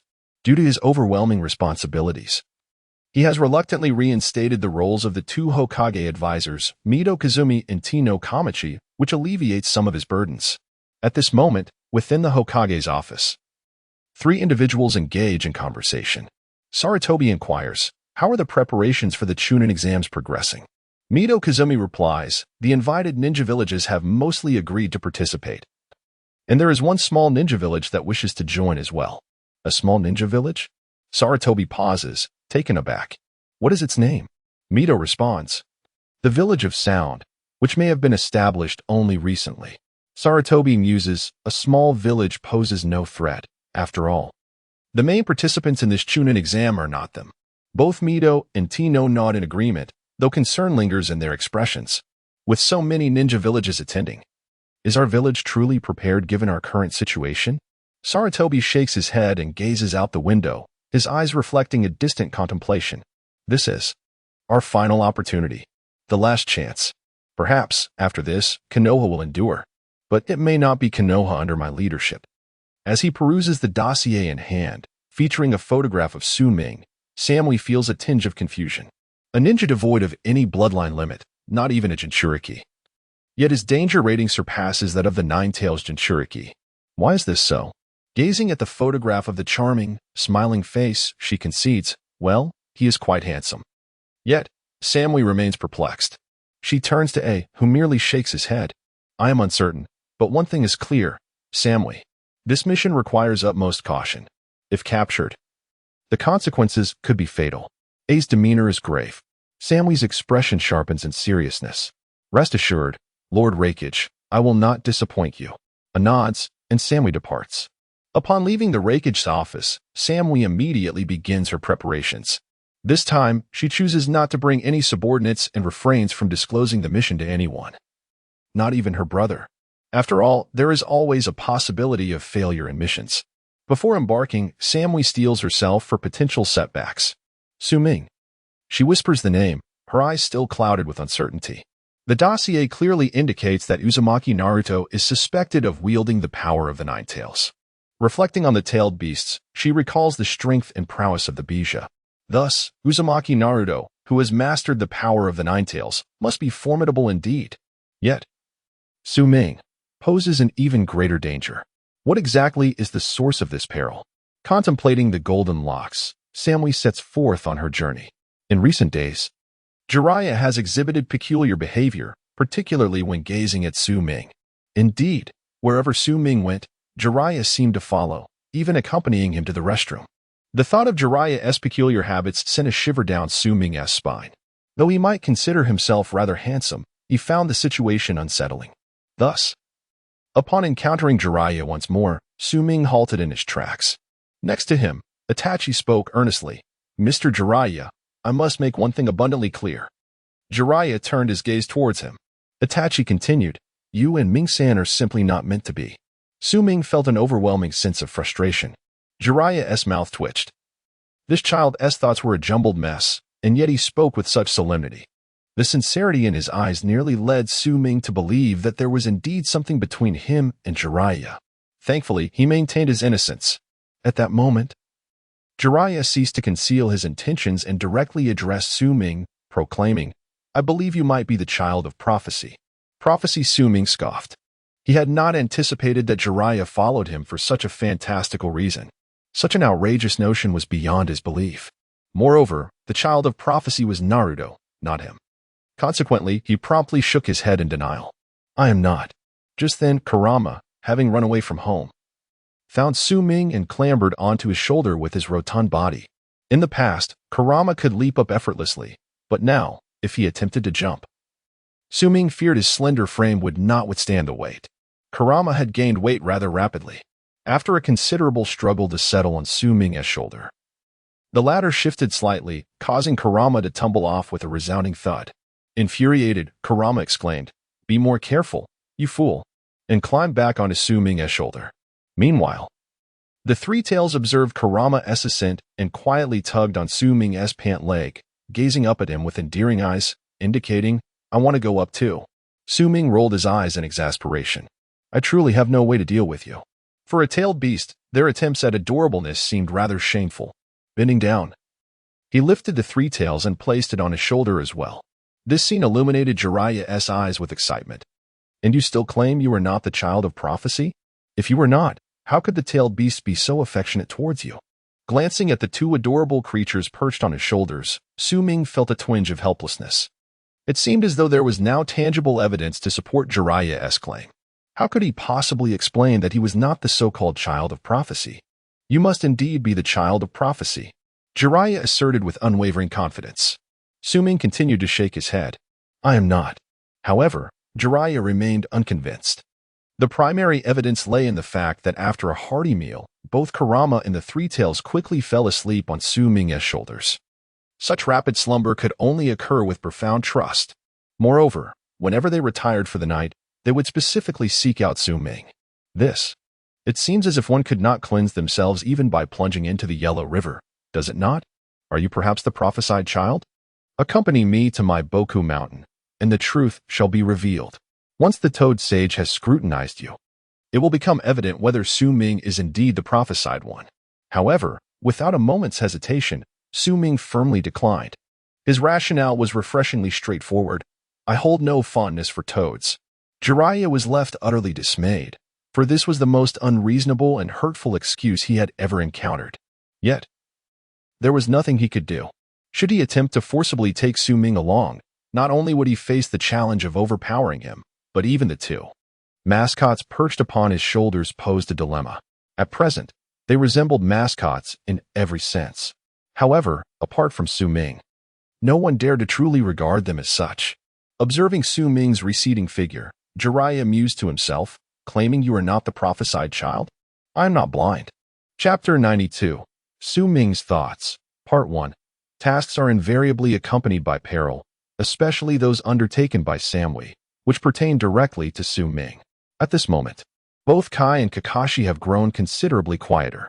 Ever since encountering the Nine Tails and the Three Tails, he has ceased his boisterous challenges. This is not merely because Su Ming would allow the Nine Tails and the Three Tails to engage at Kai's behest. Rather, it is a reflection of his pacifistic nature, his aversion to conflict. With a smile, Su Ming nodded, remarking that even in the absence of peace, one could resort to nuclear means. However, the nuclear he referred to was in relation to nuclear weapons. At this moment, not far away, Samui's figure gradually materialized. Her gaze was serene as she meticulously observed her surroundings from a perceived safe vantage point, yet she discerned nothing particularly unusual. If there was anything remarkable, it was that this place resembled an exceedingly prosperous village. Samui instinctively questioned whether she had mistakenly arrived in Konoha. Unbeknownst to her, the moment she appeared, she had already been detected. The one who discovered her was none other than the Nine Tails. By the riverside, the Nine Tails devoured a grilled fish, feeling unsatisfied, and casually snatched the one beside the Three Tails. The Three Tails wore a resentful expression but dared not voice his grievances. Once the Nine Tails finished eating, he patted his belly and turned to Su Ming. "Kid, a plump girl has arrived." "Huh?" Su Ming was momentarily taken aback. "Plump girl? What does that mean?" He looked at the Nine Tails, bewildered. The Nine Tails extended his paw, spreading it wide. "This plump?" After a brief moment of realization, Su Ming understood. "Ah, you mean the kind of plump girl you like." The Nine Tails chuckled lewdly. The Three Tails, witnessing this, also let out a couple of laughs, only to be met with a sharp slap from the Nine Tails. "What are you laughing at? Don't imitate me." The Three Tails cast a pitiful glance at Su Ming. But Su Ming was preoccupied. He turned his attention back to the Nine Tails. "Where is she?" The Nine Tails remained silent, merely lifting his paw and gesturing the number 3. This indicated 3 grilled fish. 1. The Nine Tails then turned away, moving without a backward glance. Stupid fox, all you think about is food. Just look at how fat you become. The critical issue arose when the Ninetales halted midway, facing away from Su Ming, paws clasped behind his back, exuding an aura of expectation. It was clear he had made up his mind. If Su Ming wanted information, it would cost him grilled fish. 2. Su Ming sighed in resignation. However, as soon as he uttered these words, the Ninetales disregarded him completely and continued forward. Damn it. Fine. 3. The Ninetales turned around but merely shook his head, this time using both paws. 4. Are you actually negotiating? All right, I concede. The Ninetales wore a smug expression while the Three Tails looked on in admiration. Meanwhile, Su Ming quietly retrieved 4 grilled fish from behind him. This had long been prepared. Fearing that the two-tailed beasts might not have enough to eat, I had intentionally roasted a few extra. Initially, I reserved 10 pieces for Kurama, but now, since you desire 4, I shall grant you 4. Both parties are satisfied, as Kurama took the grilled fish and Su Ming departed from that place. At this moment, Samui remained motionless, patiently waiting and observing. Without concrete information, she dared not act recklessly. She had already discerned that this seemingly prosperous and tranquil place harbored immense peril.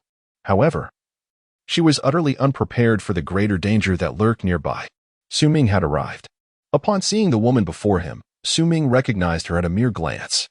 With her short yellow hair and fair complexion, despite her somewhat loose attire, she still appeared somewhat constricted. Samui, however, when Su Ming made his entrance, Samui had not yet noticed him. Therefore, he raised his hand and snapped his fingers with a sharp crack.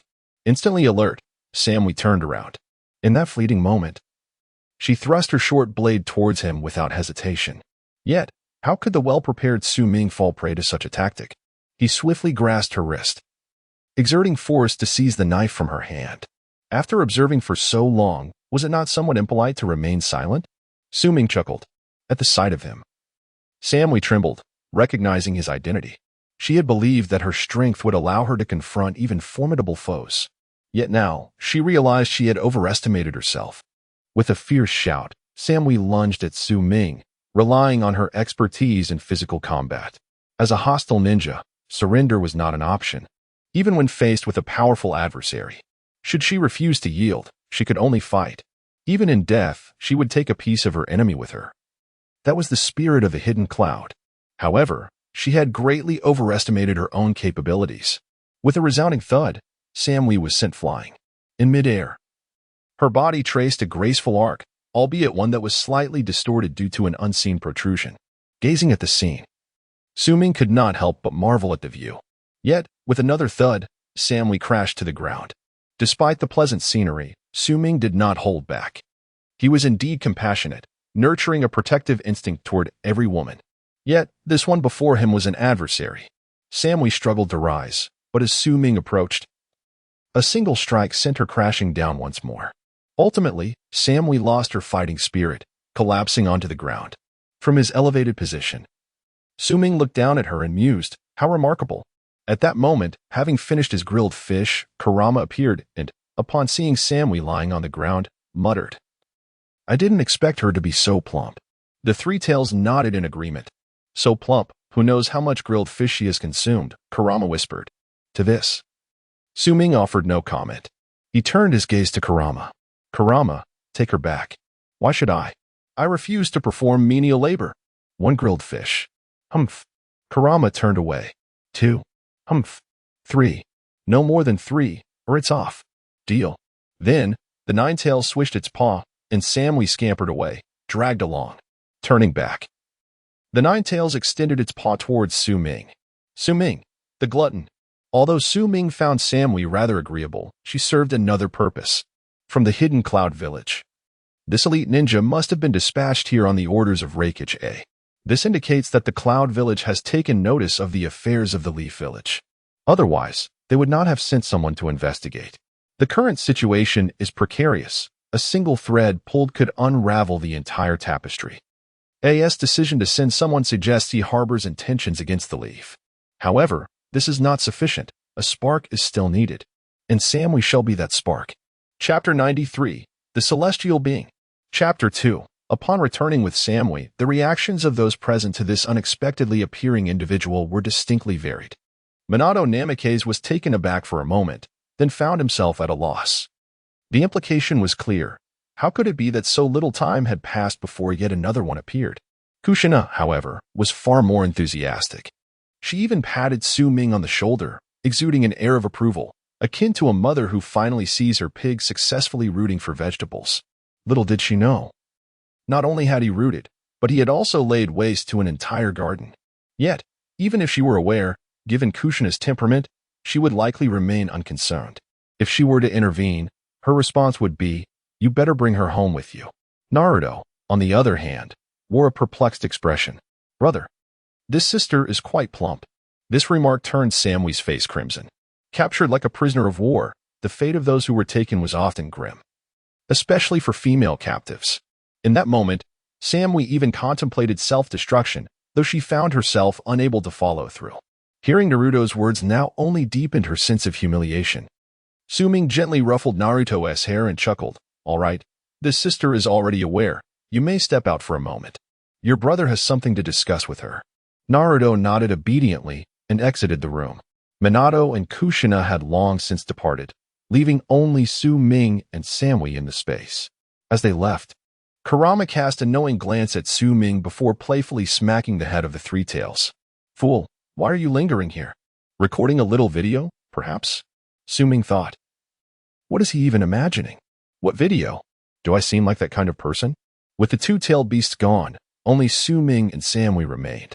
Samui's expression was icy. "What do you intend to do?" "What do I intend to do?" Su Ming slowly approached, casting a rather nonchalant gaze over Samui. "What do you think?" Instantly, an ember of fury ignited within Samui. She was keenly aware of the dismal fate that befell female ninjas after defeat, particularly those like her, who were somewhat prominent. She had prepared numerous means of self-destruction for the eventuality of her defeat. However, in the presence of Su Ming, she found herself unable to act on those thoughts. The sheer terror he instilled was overwhelming. "What do you truly want?" Samui's anger intensified. Observing Samui's face contort with rage, Su Ming felt a twinge of disinterest. In terms of appearance, Samui was hardly remarkable. Her endowments in certain areas merely amplified her score. Yet, her personality detracted from it significantly. Moreover, as a captive, she exhibited none of the expected submissiveness. Shaking his head slightly, he mused, "What a fool. Such a captive elicits no sympathy from me whatsoever." Thus, with utmost decisiveness, Su Ming extended his hand.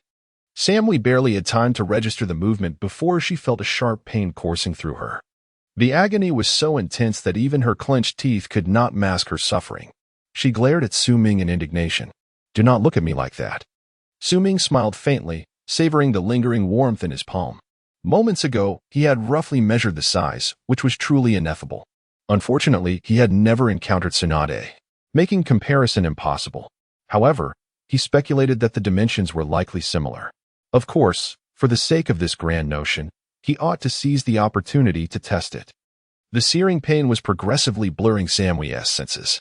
Yet, at this moment, her body remained immobile. Su Ming smiled slightly. He had initially intended to negotiate amicably, but it appeared that more forceful measures would be prudent. "When you were dispatched by AI, you must have foreseen this predicament." Su Ming gazed into her eyes, enunciating each word. "Tell me, if AI were to learn of your current situation, and I were to use you as leverage against him, how do you think he would react?" "Despicable," Samui retorted furiously. "Thank you," Su Ming replied, extending his hand to measure once more. Before him lay a tumultuous sea, and he shook his head slightly. It seemed that to crush this, considerable effort would be required. The resistance was indeed substantial. He shook his head, abandoning that notion. "Stay here quietly. When I need you, I shall return." With that, Su Ming departed, leaving Samui alone, her face a mask of fury. She was exceedingly enraged, to the point of physical discomfort. Of course, there could be other reasons for her distress, but the pain was undeniably real. If she lowered her head slightly, she would see 2 crimson handprints emblazoned upon her skin.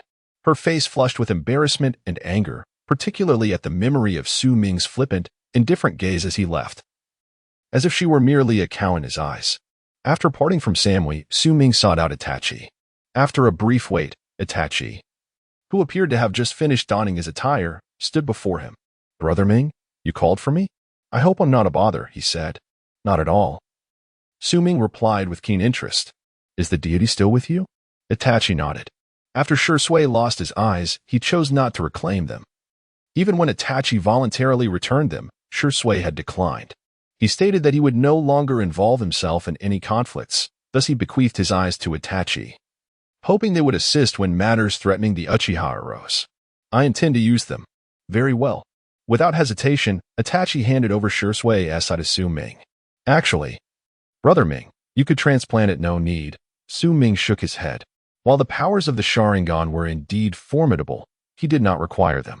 For him, the strength derived from external sources paled in comparison to the authenticity of his own capabilities.